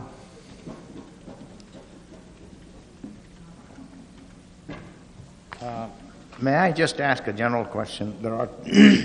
This is the second time that we got competing articles, and having participated in this, I have a difficult time determining which is going to take precedence over which. So I think it's a fair question that Mr. Gopalan has raised. We have Article 37 and Article 38, which seem to cover the same territory. If both Articles 37 and 38 pass, does the board, its council, its manager have an opinion as to whether they conflict? Are they complementary? If they conflict, will one take precedence over the other? Is that? That's correct. And moreover, the voter has to make a decision knowing beforehand all those scenarios. So is there anyone on the board, the manager or town council who can address? Mr. Moderator, this is the conundrum of having, this is a private warrant article. The petitioner is a fellow by the name of Jason Plouffe. I don't know if he's in the audience, but he can't. I would like him to speak to this. But once we have a few warrant articles today that almost compete. Actually, there's 3 or 4 of them today. But anybody can put in a warrant article, and I understand Right? that, but a voter in the voting booth. I totally understand. I agree with you. And I read these two, they read about the same, and one of them has got specific details, the Yep. other one doesn't, and I don't know what to do with it. And that's, I wish this fellow was here that wrote this. Mr. Nichols.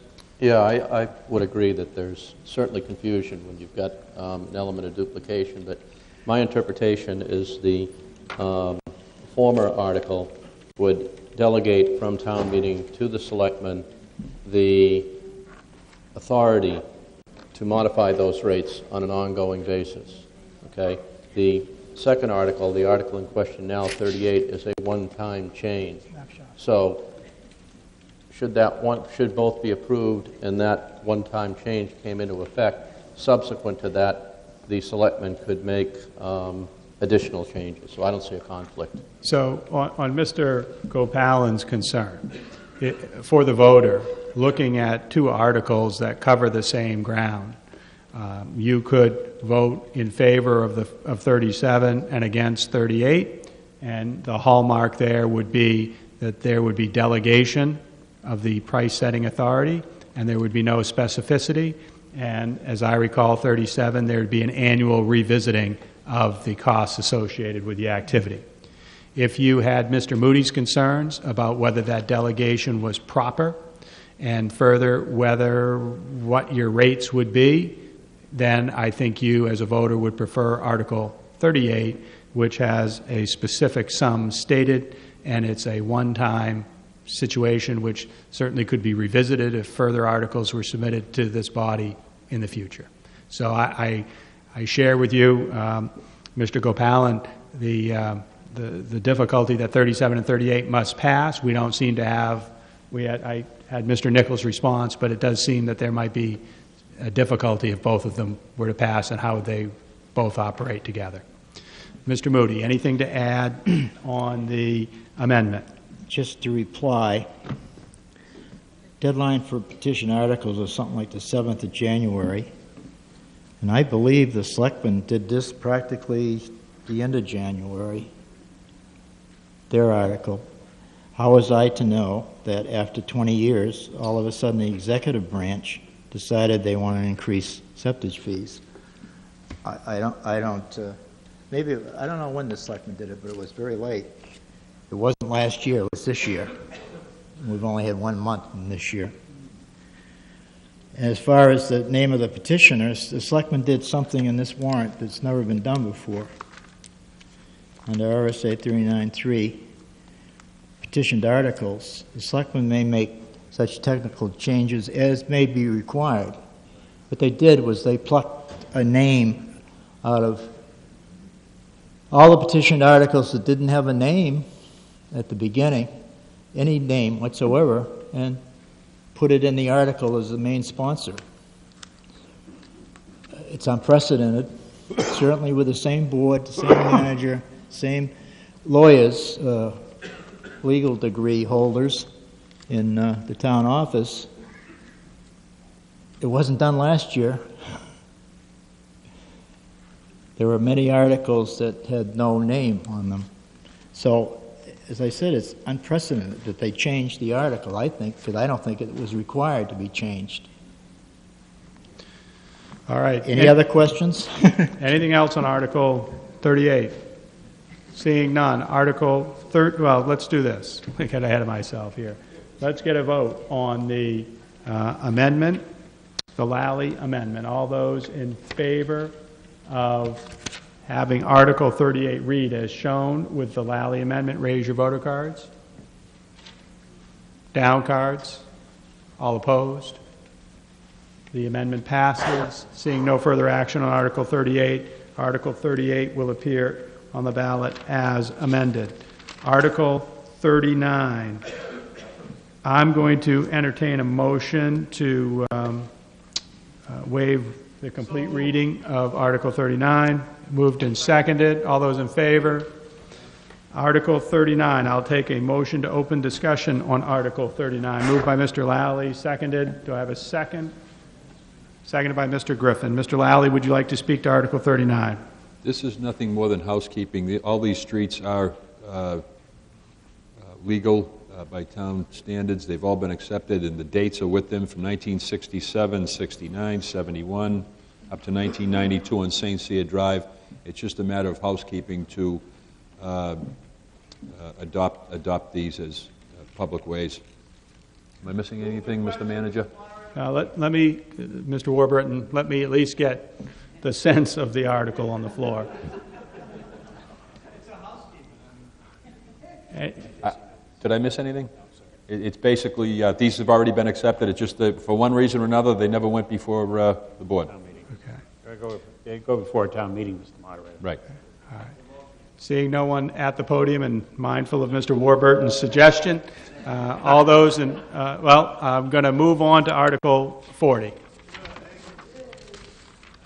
So Article 39 will appear on the ballot as printed. Article 40, shall the town of Hampton vote with regard to New Hampshire Revised Statutes annotated 231:43 to discontinue part of the land area that has been laid out as highway land, including railroad purposes, on the southerly side of Winnicott Road, but which is not being used for governmental purposes, totaling approximately 2,189 square feet, and depicted as Parcel A on the land transfer plan by Millennium Engineering, Inc., dated December 23, 2010, with said discontinuance to be in accordance with the provisions of RSA 231:43 and with any and all public utilities, including drainage, preserved in their current locations in accordance with RSA 231:46, and B, to quitclaim to the abutting property owner, 47 Winnicott Road Realty Trust of Tax Map 176, Lot 16, the Holmes and Ells Law Office property, any interest that the town may have in said Parcel A area in return for the sum of $9,368.92, and with no damages to be paid by the town,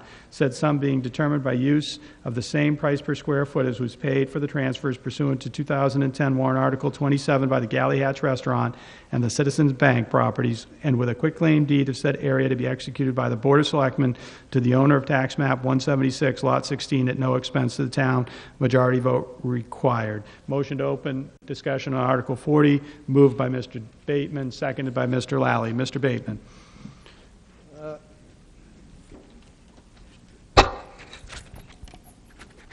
As we became better informed as to designating where true property lines were, we found that in the past there had been some deviations. Nothing that was intended, but the lines were muted, I guess is the best way of saying it. Having gone through a process of finding specific lines and properties, we've come up with a couple of difficulties, which truly aren't so difficult since the land has been occupied for a lengthy period of time, and the individuals who have occupied that have stepped forward and would like to own it. I believe that you have an interested party waiting to speak. Thank you, Mr. Bateman. Mr. Ells.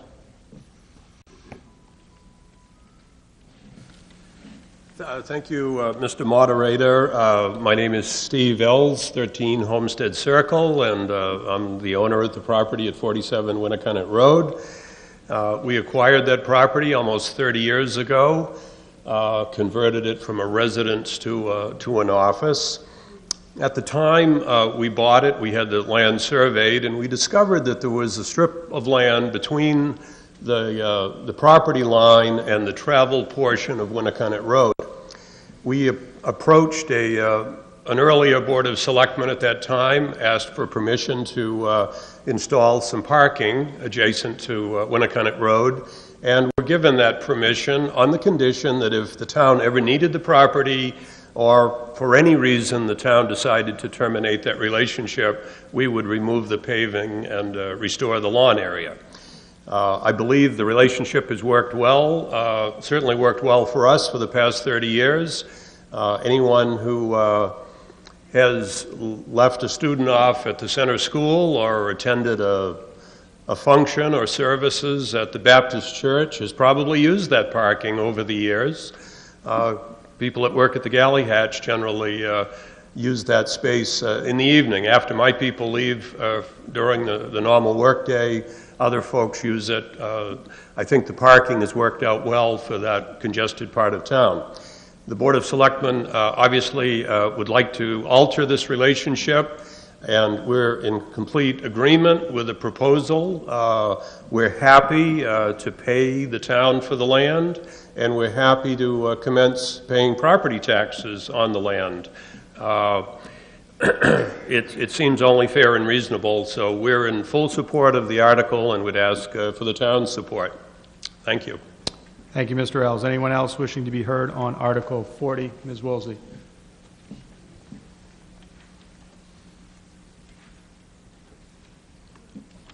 Where does this end, gentlemen? I certainly have tremendous respect for Attorney Ells. He was counsel to the Board of Selectmen in the old days. This is not personal. It has nothing to do with Holmes and Ells. You initiated this. How many more pieces of property are you going to step forward as selectmen and try to sell? What are you doing here? If I can see if Attorney Ells had petitioned you and had an interest in doing this, he's expressing an interest to go along with this right now, but I think you're overstepping your bounds as a Board of Selectmen in this community. Trying to just chop up and sell these pieces. Were the abutters notified? Did abutter notices go out for this?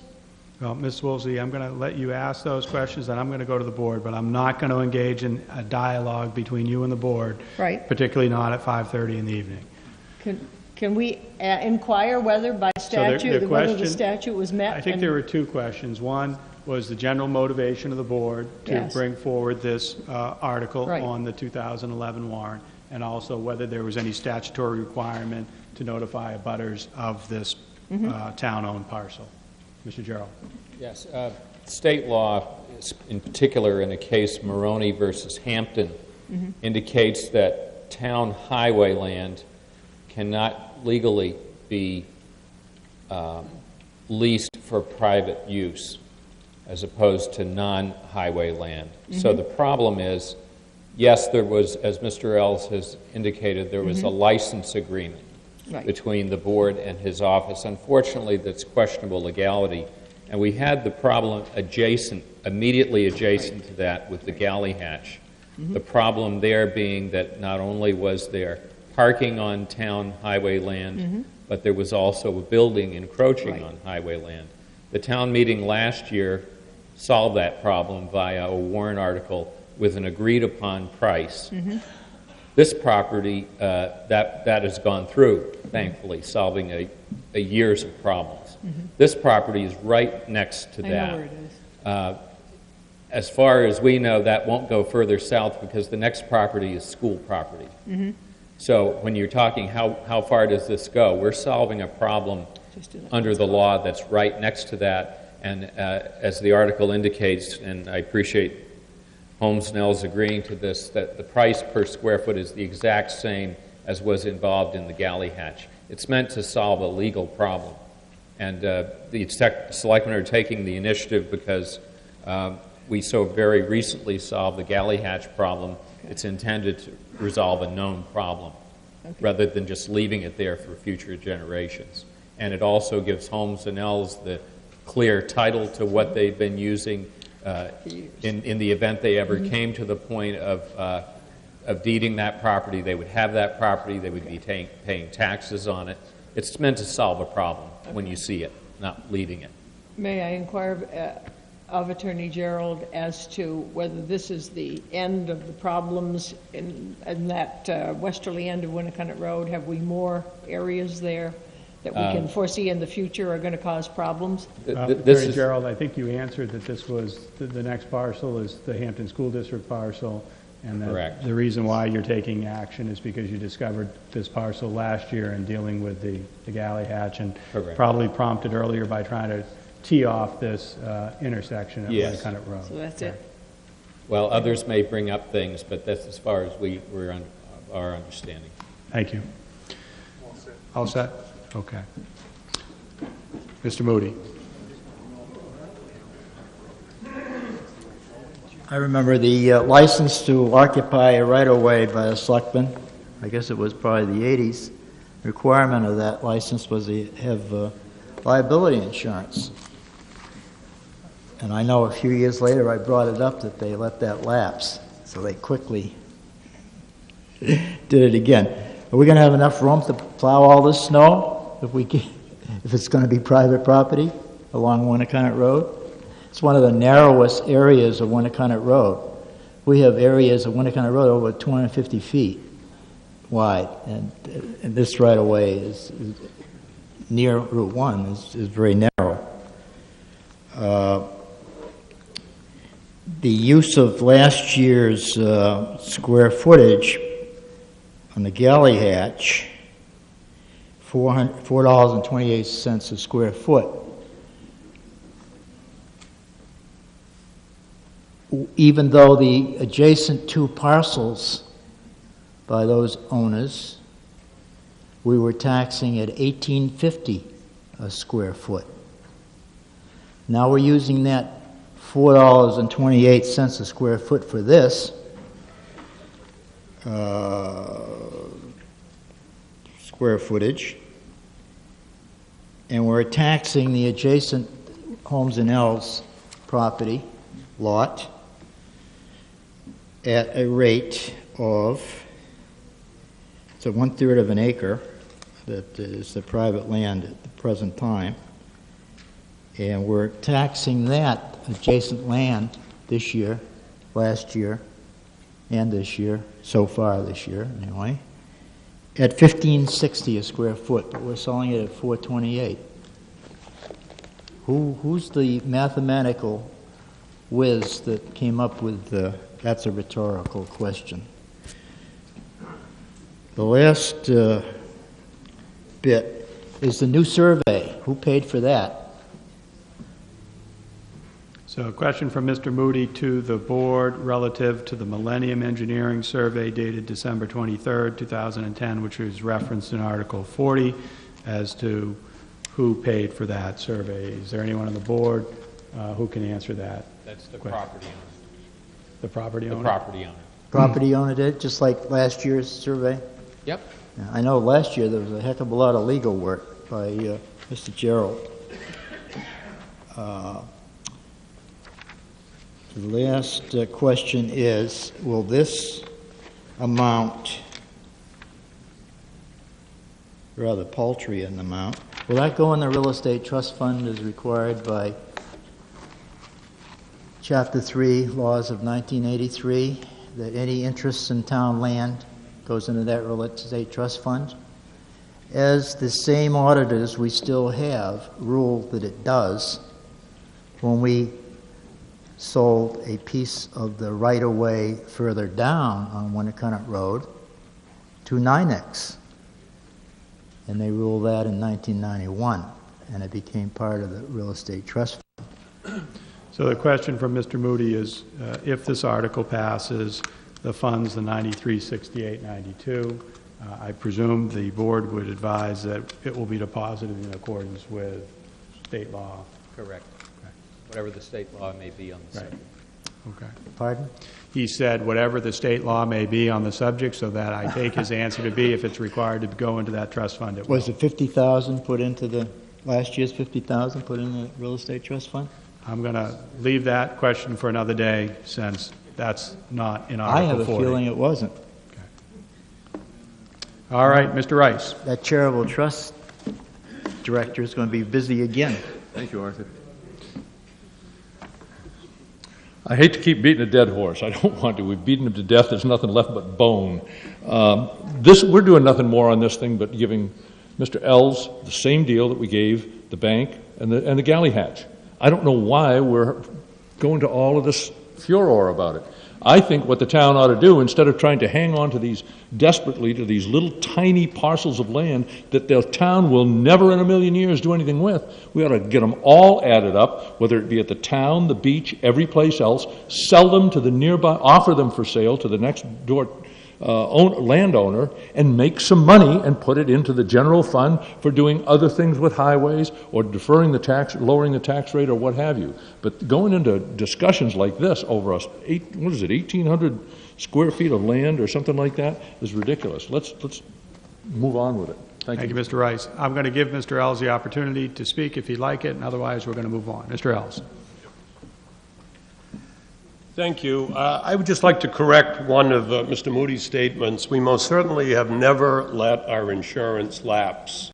We have a master policy for all of our property and all of our accessory rights. So we have never had a separate policy, but we have always maintained insurance as is required by the agreement.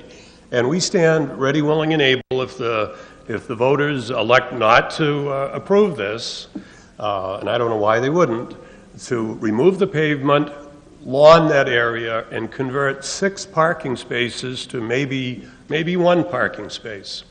So we're in favor of it. We think it makes common sense. As Attorney General suggested, there are a lot of legal issues today that didn't exist in '82 when we started this. We're happy to move forward into the new century and live by the current rules. And it's a good article, and again, we're in favor of it. Thank you. Thank you, Mr. Ells. Article 40 will appear on the ballot as it is printed. Article 41, by petition. Moderator? Yes. Move to restrict reconsideration of Articles 37, 38, 39, and 40. Moved and seconded to restrict Articles 37 through 40. All those in favor, raise your voter card.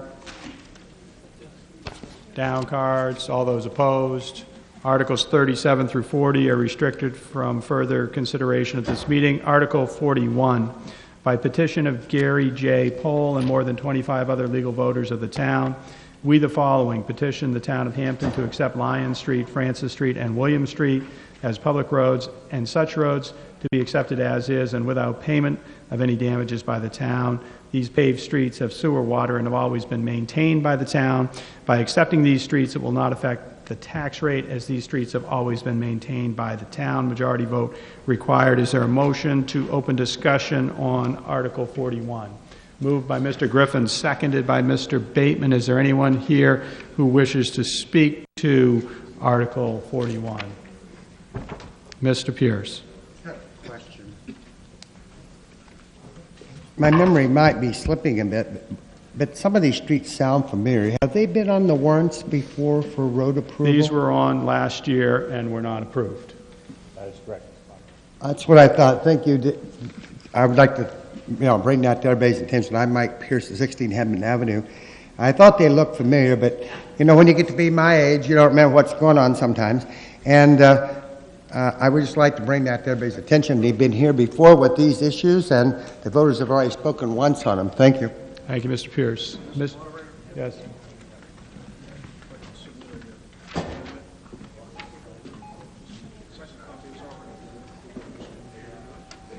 Mr. Bateman has provided me with an amendment to Article 41, which adds language at the end of Article 41 as follows.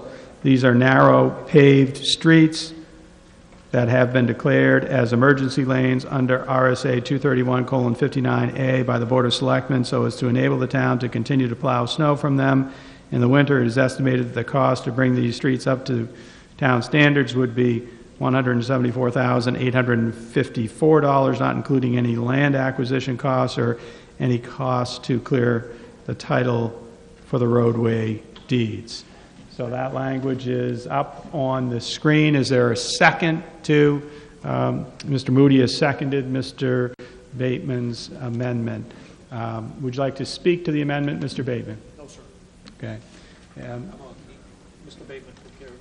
Okay. Anyone wishing to speak to the amendment? As Mr. Pierce said last year, this article appeared without the amended amendment and was defeated by the voters. Mr. Moody, to the amendment. Last year, it was defeated by 500 votes, but it did include the last 3 lines, which I consider false, because we do not pave those roads, and yet it says, have always been maintained by the town. That amendment should delete that. And Mr. Moody, thank you for pointing that out. That language is deleted by the amendment. Yeah. So that language is gone. All those in favor of the Bateman amendment, please signal by raising your voter cards.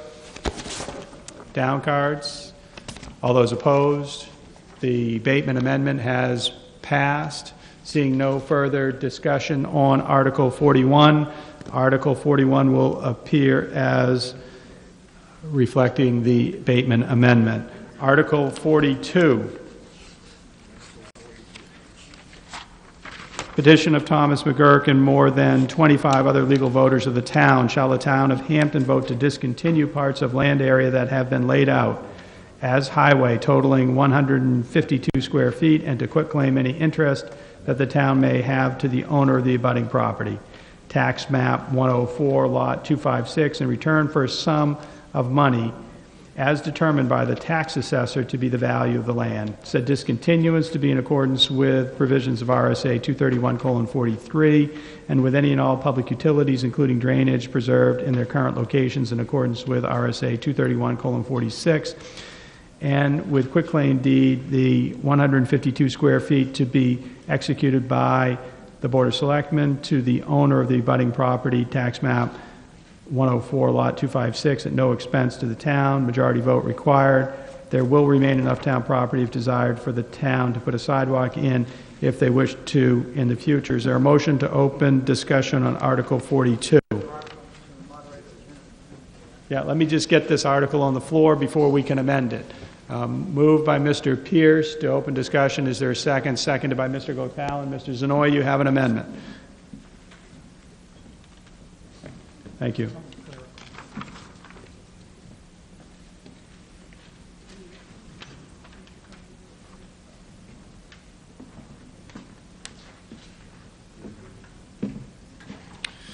I've been handed an amendment by Mr. Zanoy. We'll get it up on the screen, and then we'll see if there is a second.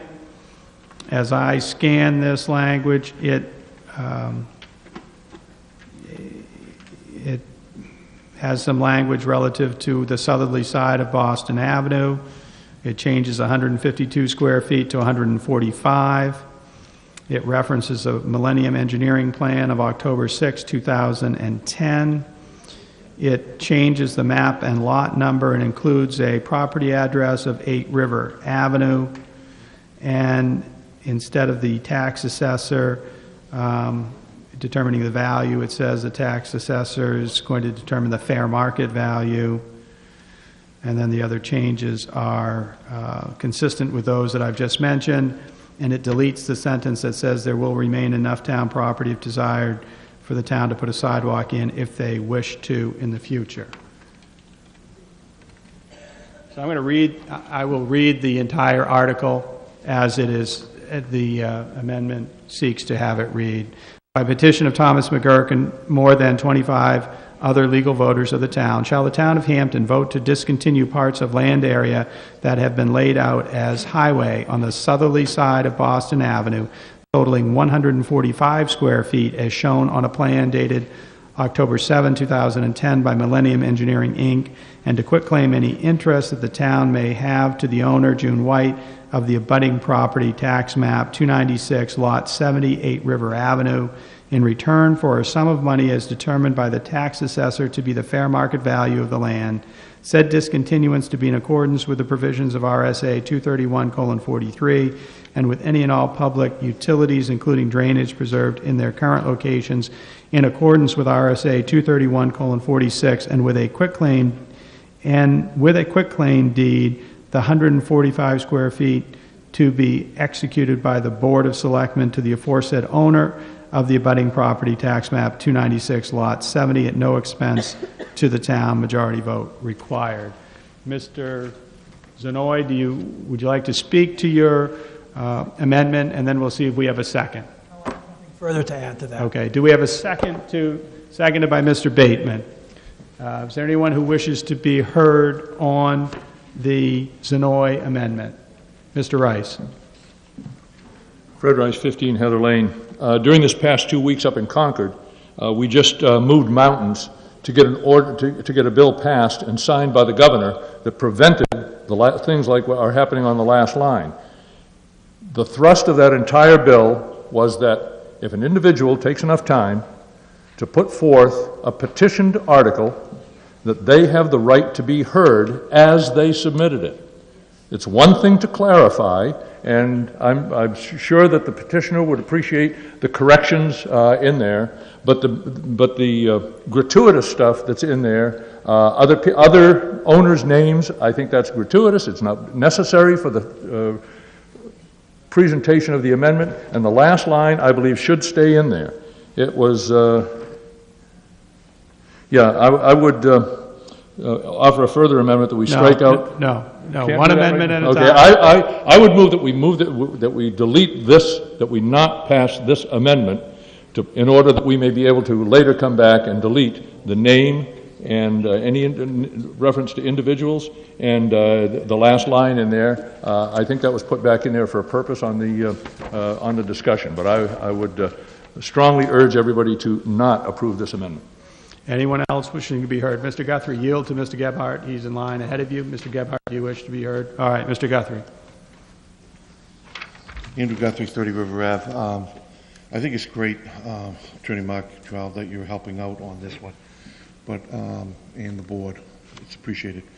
But the one thing I don't understand is, I was here last year, and they gave some land over here. There was no owner's name on it, and I'm wondering why there has to be on this one. I was here earlier. I didn't see a name of an owner on that one. And again, I don't understand why. I'm for this amendment, but I am going to probably amend this amendment to take out the owner's name. Everything else, I think it's very nice. I think it's appreciated. And it's good to see the town doing it. Thank you. Thank you, Mr. Guthrie. I would note on Article 40, Subpart B, lists the abutting property owner on that parcel as 47 Winnicott Road Realty Trust. But clearly, it's an amendment, and it's going to be voted on, and then there can be further action. Anyone else wishing to be heard on the Zenoy amendment? Seeing none, we'll take a vote on the Zenoy amendment. All those in favor of the amendment, please raise your voter card.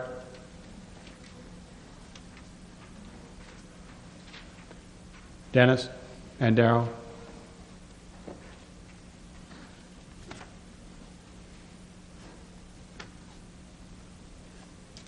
This is for? This is for the Zenoy amendment.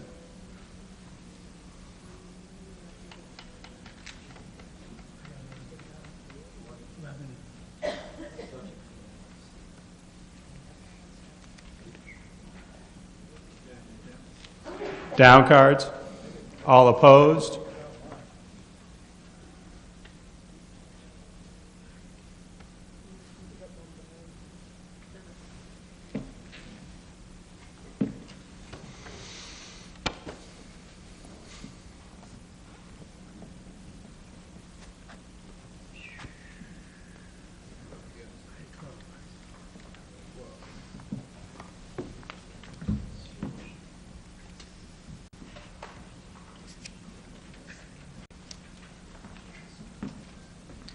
On the Zenoy amendment, 17 in favor, 12 opposed. The Zenoy amendment passes.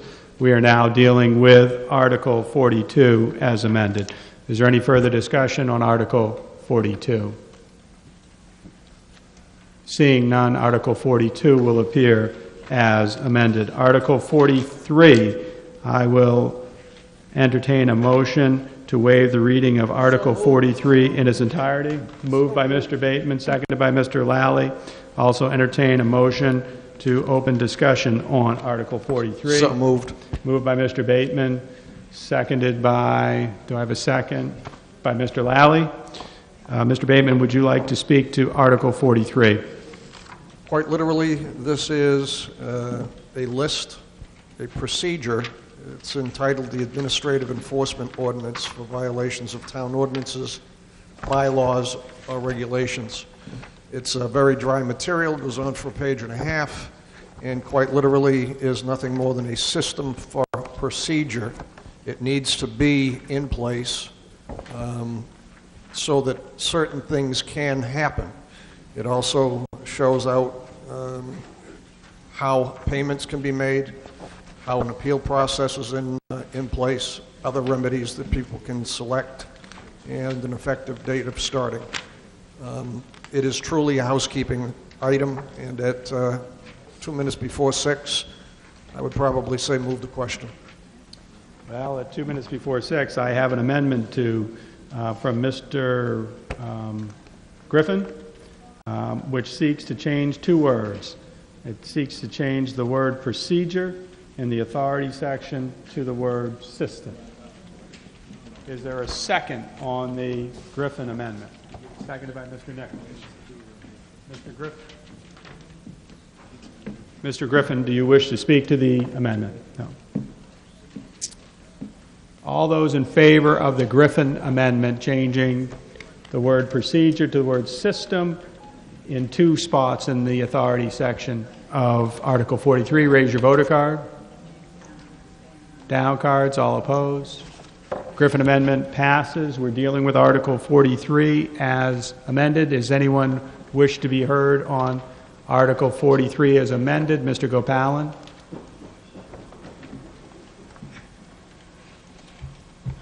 Art Gopalan, 20 Windmill Lane. I think this is the same article that was in the ballot last year. Am I correct? No. No? No. May I explain? Yeah, please. Mr. Gopalan has asked whether this is the same article as appeared last year. Mr. Gerald? Mr. Gopalan raised some points, I believe, earlier this year in connection with this, and this is different from last year's article in that it has an appeal mechanism, and it also takes away the enhanced penalties. During the course of the Selectmen's discussions, those were suggested as changes which might have been objectionable last year, and so there have been changes in those 2 respects. Okay, I just wanted to find out whether the appeals process is outside the preview or the purview of people issuing the citation. Yes, there's a separate body. There can be an appeal to the Board of Selectmen, which was different from last year, I believe. Well, the problem that I have is when you get a ticket, traffic ticket, for example, either you can pay it or you can contest it. The area where you contest it is in a judiciary branch. It is removed from the authority that's issuing the ticket. And what I see here is that we're not talking about dog licenses, but let's talk about quite a sizable, perhaps, penalties under environmental laws and so on and so forth. What I see here is the authority that issues the citation is governed by the Board of Selectmen. The authority that is now going to tell you how much you are going to pay under a citation is the Board of Selectmen, with no opportunity for the defendant to challenge them in a court of law, because the appeals process is closed loop. So in that regard, I must say that it is deficient in that regard. And I also would point out, I think that it might violate the Seventh Amendment of the U.S. Constitution. Thank you.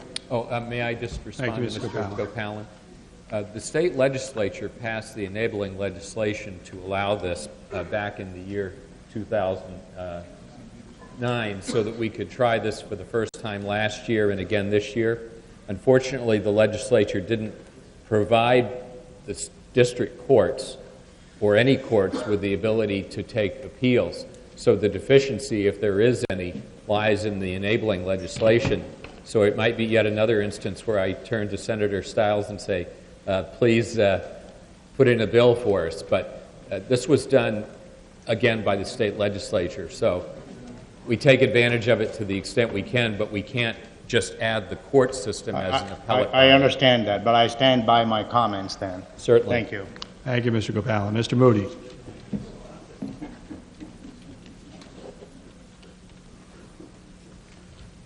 I get up for one reason.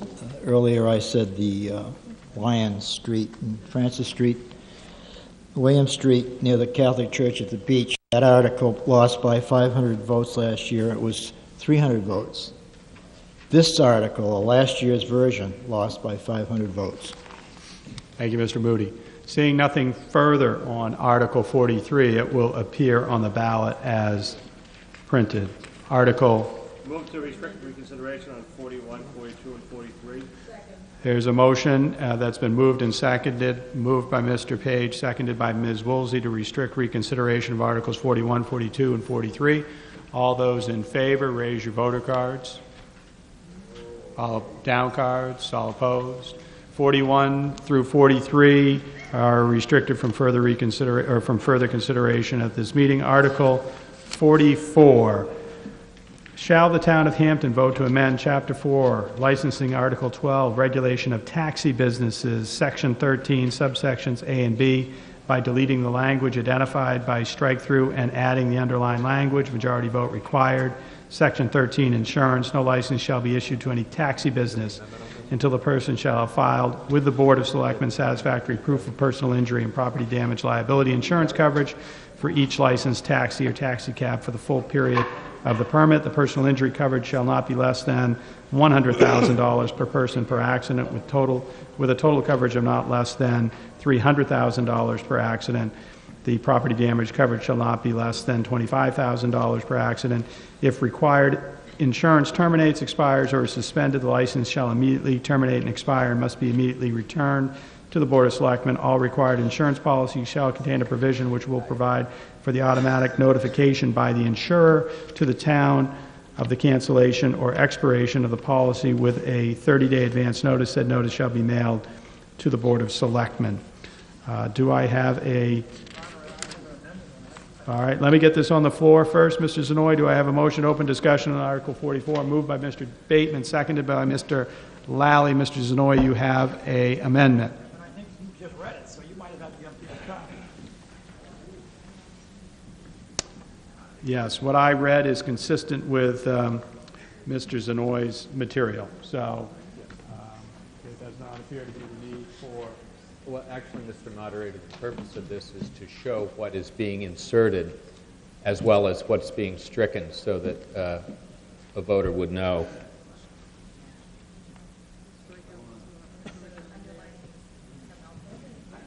Yeah, I don't follow that, Mr. Gerald. We have an article that has in the body its strikeouts, and that's what Mr. Zanoy showed me. The article says and adding the underlined language, and when it's somehow formatted, the underlined language, $100,000, that underlining disappeared. Well, I'm sure you'll underline that at ballot preparation. Fine. Okay? Mrs. Woolsey, do you have anything on Article 44? Yes, I'm still trying to figure out what they're doing. Were they trying to underline the 1 million? No, they were trying to underline the 300,000. So what they're doing in this taxi ordinance is reducing the limits of that you've got to procure in order to be able to operate a taxi in the town.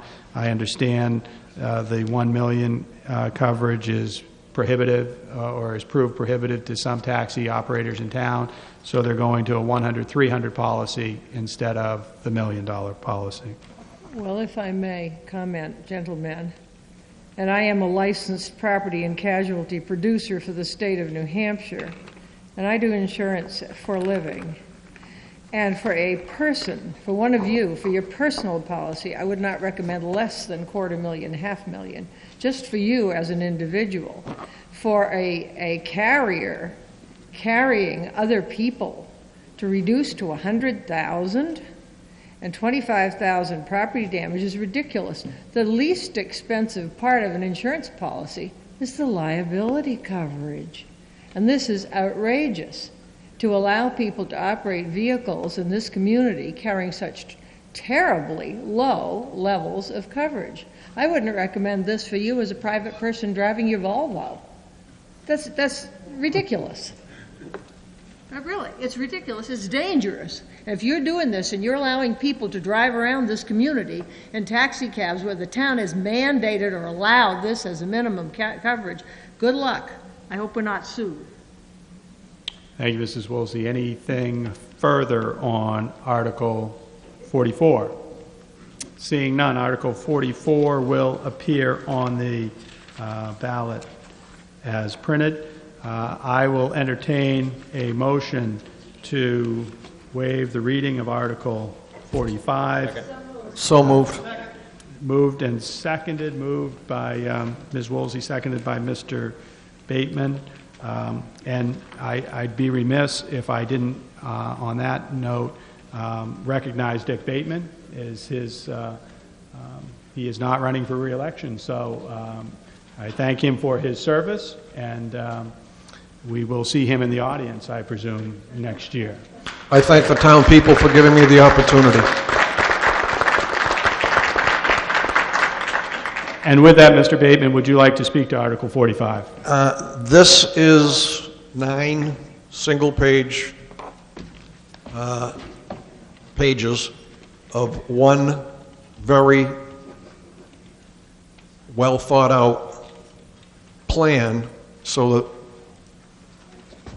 people who wanted to establish a pedicab business at the beach had no plan, no knowledge. It's a new industry. How do you then regulate it? It basically is a taxi cab business, but it is human-powered in peddling the cab.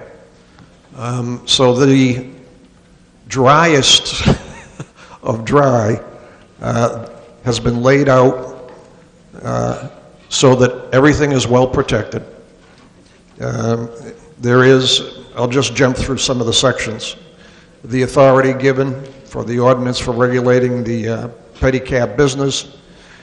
How many people are familiar with a pedicab? Well, it's a small, people-powered vehicle, sometimes with lights. Very popular in other areas. Gentleman stepped forward last year, wanted to go into the business, and we found, okay, how do we assist? We had nothing. We do have a purpose. We do have an inclination to know that the best description for the vehicle is to use it as a moped, although it is not motorized. I'm going to step forward, sir, with a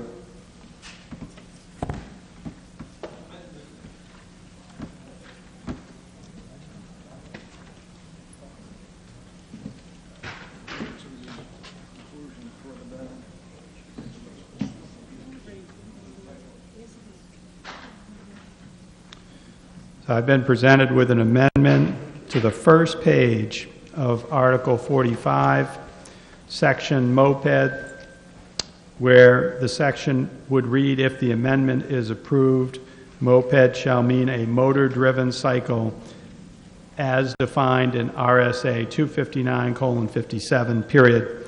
The rest of the language in the moped section is deleted. Is there a second to Mr. Bateman's amendment? Seconded by Mr. Lally. Would you like to speak to your amendment, Mr. Bateman? The amendment, other than a couple of typos that the clerk has, ties it to the state regulation for mopeds, which actually cut down on what we had to do. It is a very bland, very simple presentation, but it is a presentation of new rules and regulations for a new business coming to town. Hard way to put it. I hope that sometime you're able to lull yourself to sleep reading 9 pages prior to getting into the ballot box. But I would urge that this kind of structure is necessary. Thank you, Mr. Bateman. All those in favor of the Bateman amendment, raise your voter cards. Down cards. All opposed. Bateman amendment passes. It's been brought to my attention on page 2, there's a duplication in phrase, shall be made, shall be made. That's a Scrivener's error, only intended to be there once. It will be cleaned up when the ballot is printed. So that phrase appears twice in your materials, but it's only intended to be there once, and that's how it'll appear in the article. Seeing no further, Mr. Rice, excuse me, you wish to be heard on this Article 45. On the Yes. On the main warrant. I don't know where to begin on this, and I hate to end up the deliberative session here on a negative note, but this article, to me, smacks of using a sledgehammer to prevent somebody from establishing a business rather than trying to facilitate a small business owner trying to get started. 9 pages that includes such ridiculous things as defining, let's see, there's a couple of good ones in here. In here, the definitions, we're defining bicycle, we're defining daytime as between the period between sunrise and sunset, yet we can't even be consistent. Nighttime is a period a half hour before sunset and a half hour before sunrise. Does that mean they overlap? That means you got a half hour in there somewhere that's both sunrise or both daytime and nighttime. That's what this says in here. We even define town. This thing has gone so far out of its way. This makes OSHA look like a bunch of pikers. This is the most overwritten. It is, to me, I don't know where this came from or why, but this thing ought to be thrown out and used and recycled. I mean, saying that a pedicab has got to have a light on the front that emits a white light bulb visible from at least 250 feet to the front. This is an attempt to prevent the individual from being able to fight back. He wanted to hire a lawyer. His lawyer is Mr. Peter Sari, who said he won't come here and defend him on this because it would be a conflict of interest because his boss is the town moderator. Now that is shameful. The Board of Selectmen, the town manager, the town attorney ought to be ashamed of themselves for putting together a piece of trash like this. This is an obvious attempt to prevent somebody from establishing a simple business. The guy wants to get on a 3-wheel vehicle and give people rides around the beach. God knows it would help the tourism, it would give some flavor, and I think that you ought to be ashamed of it. I hope that the voters just defeat this by a 99-1 margin at the polls. Nothing we can do about it here. It's just too big, and I wouldn't begin to offer an amendment. But I think people ought to be ashamed of yourself for allowing something like this to come to the floor. That same vehicle that he will be carrying children on should be subject to at least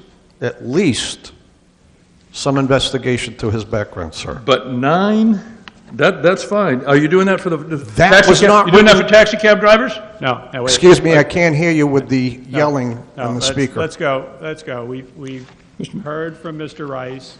His position is clear. Mr. Bateman has offered his rationale for why the ordinance is being proposed.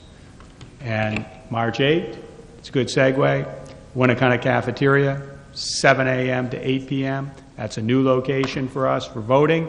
That's where the final word will be rendered on these articles. So, seeing nothing further, Article 45 will appear on the ballot as printed. Thank you all for your patience, and I look forward to seeing all of you on March 8th, Winnicott Cafeteria from 7 a.m. to 8 p.m. The Public Works Director asked me to let you know that the weather has changed since we first came into the auditorium, and to please exercise care when leaving the building and driving home. And thank you very much. I will take a motion to adjourn from Mr. Moody, seconded by Mr. Pierce. Thank you very much.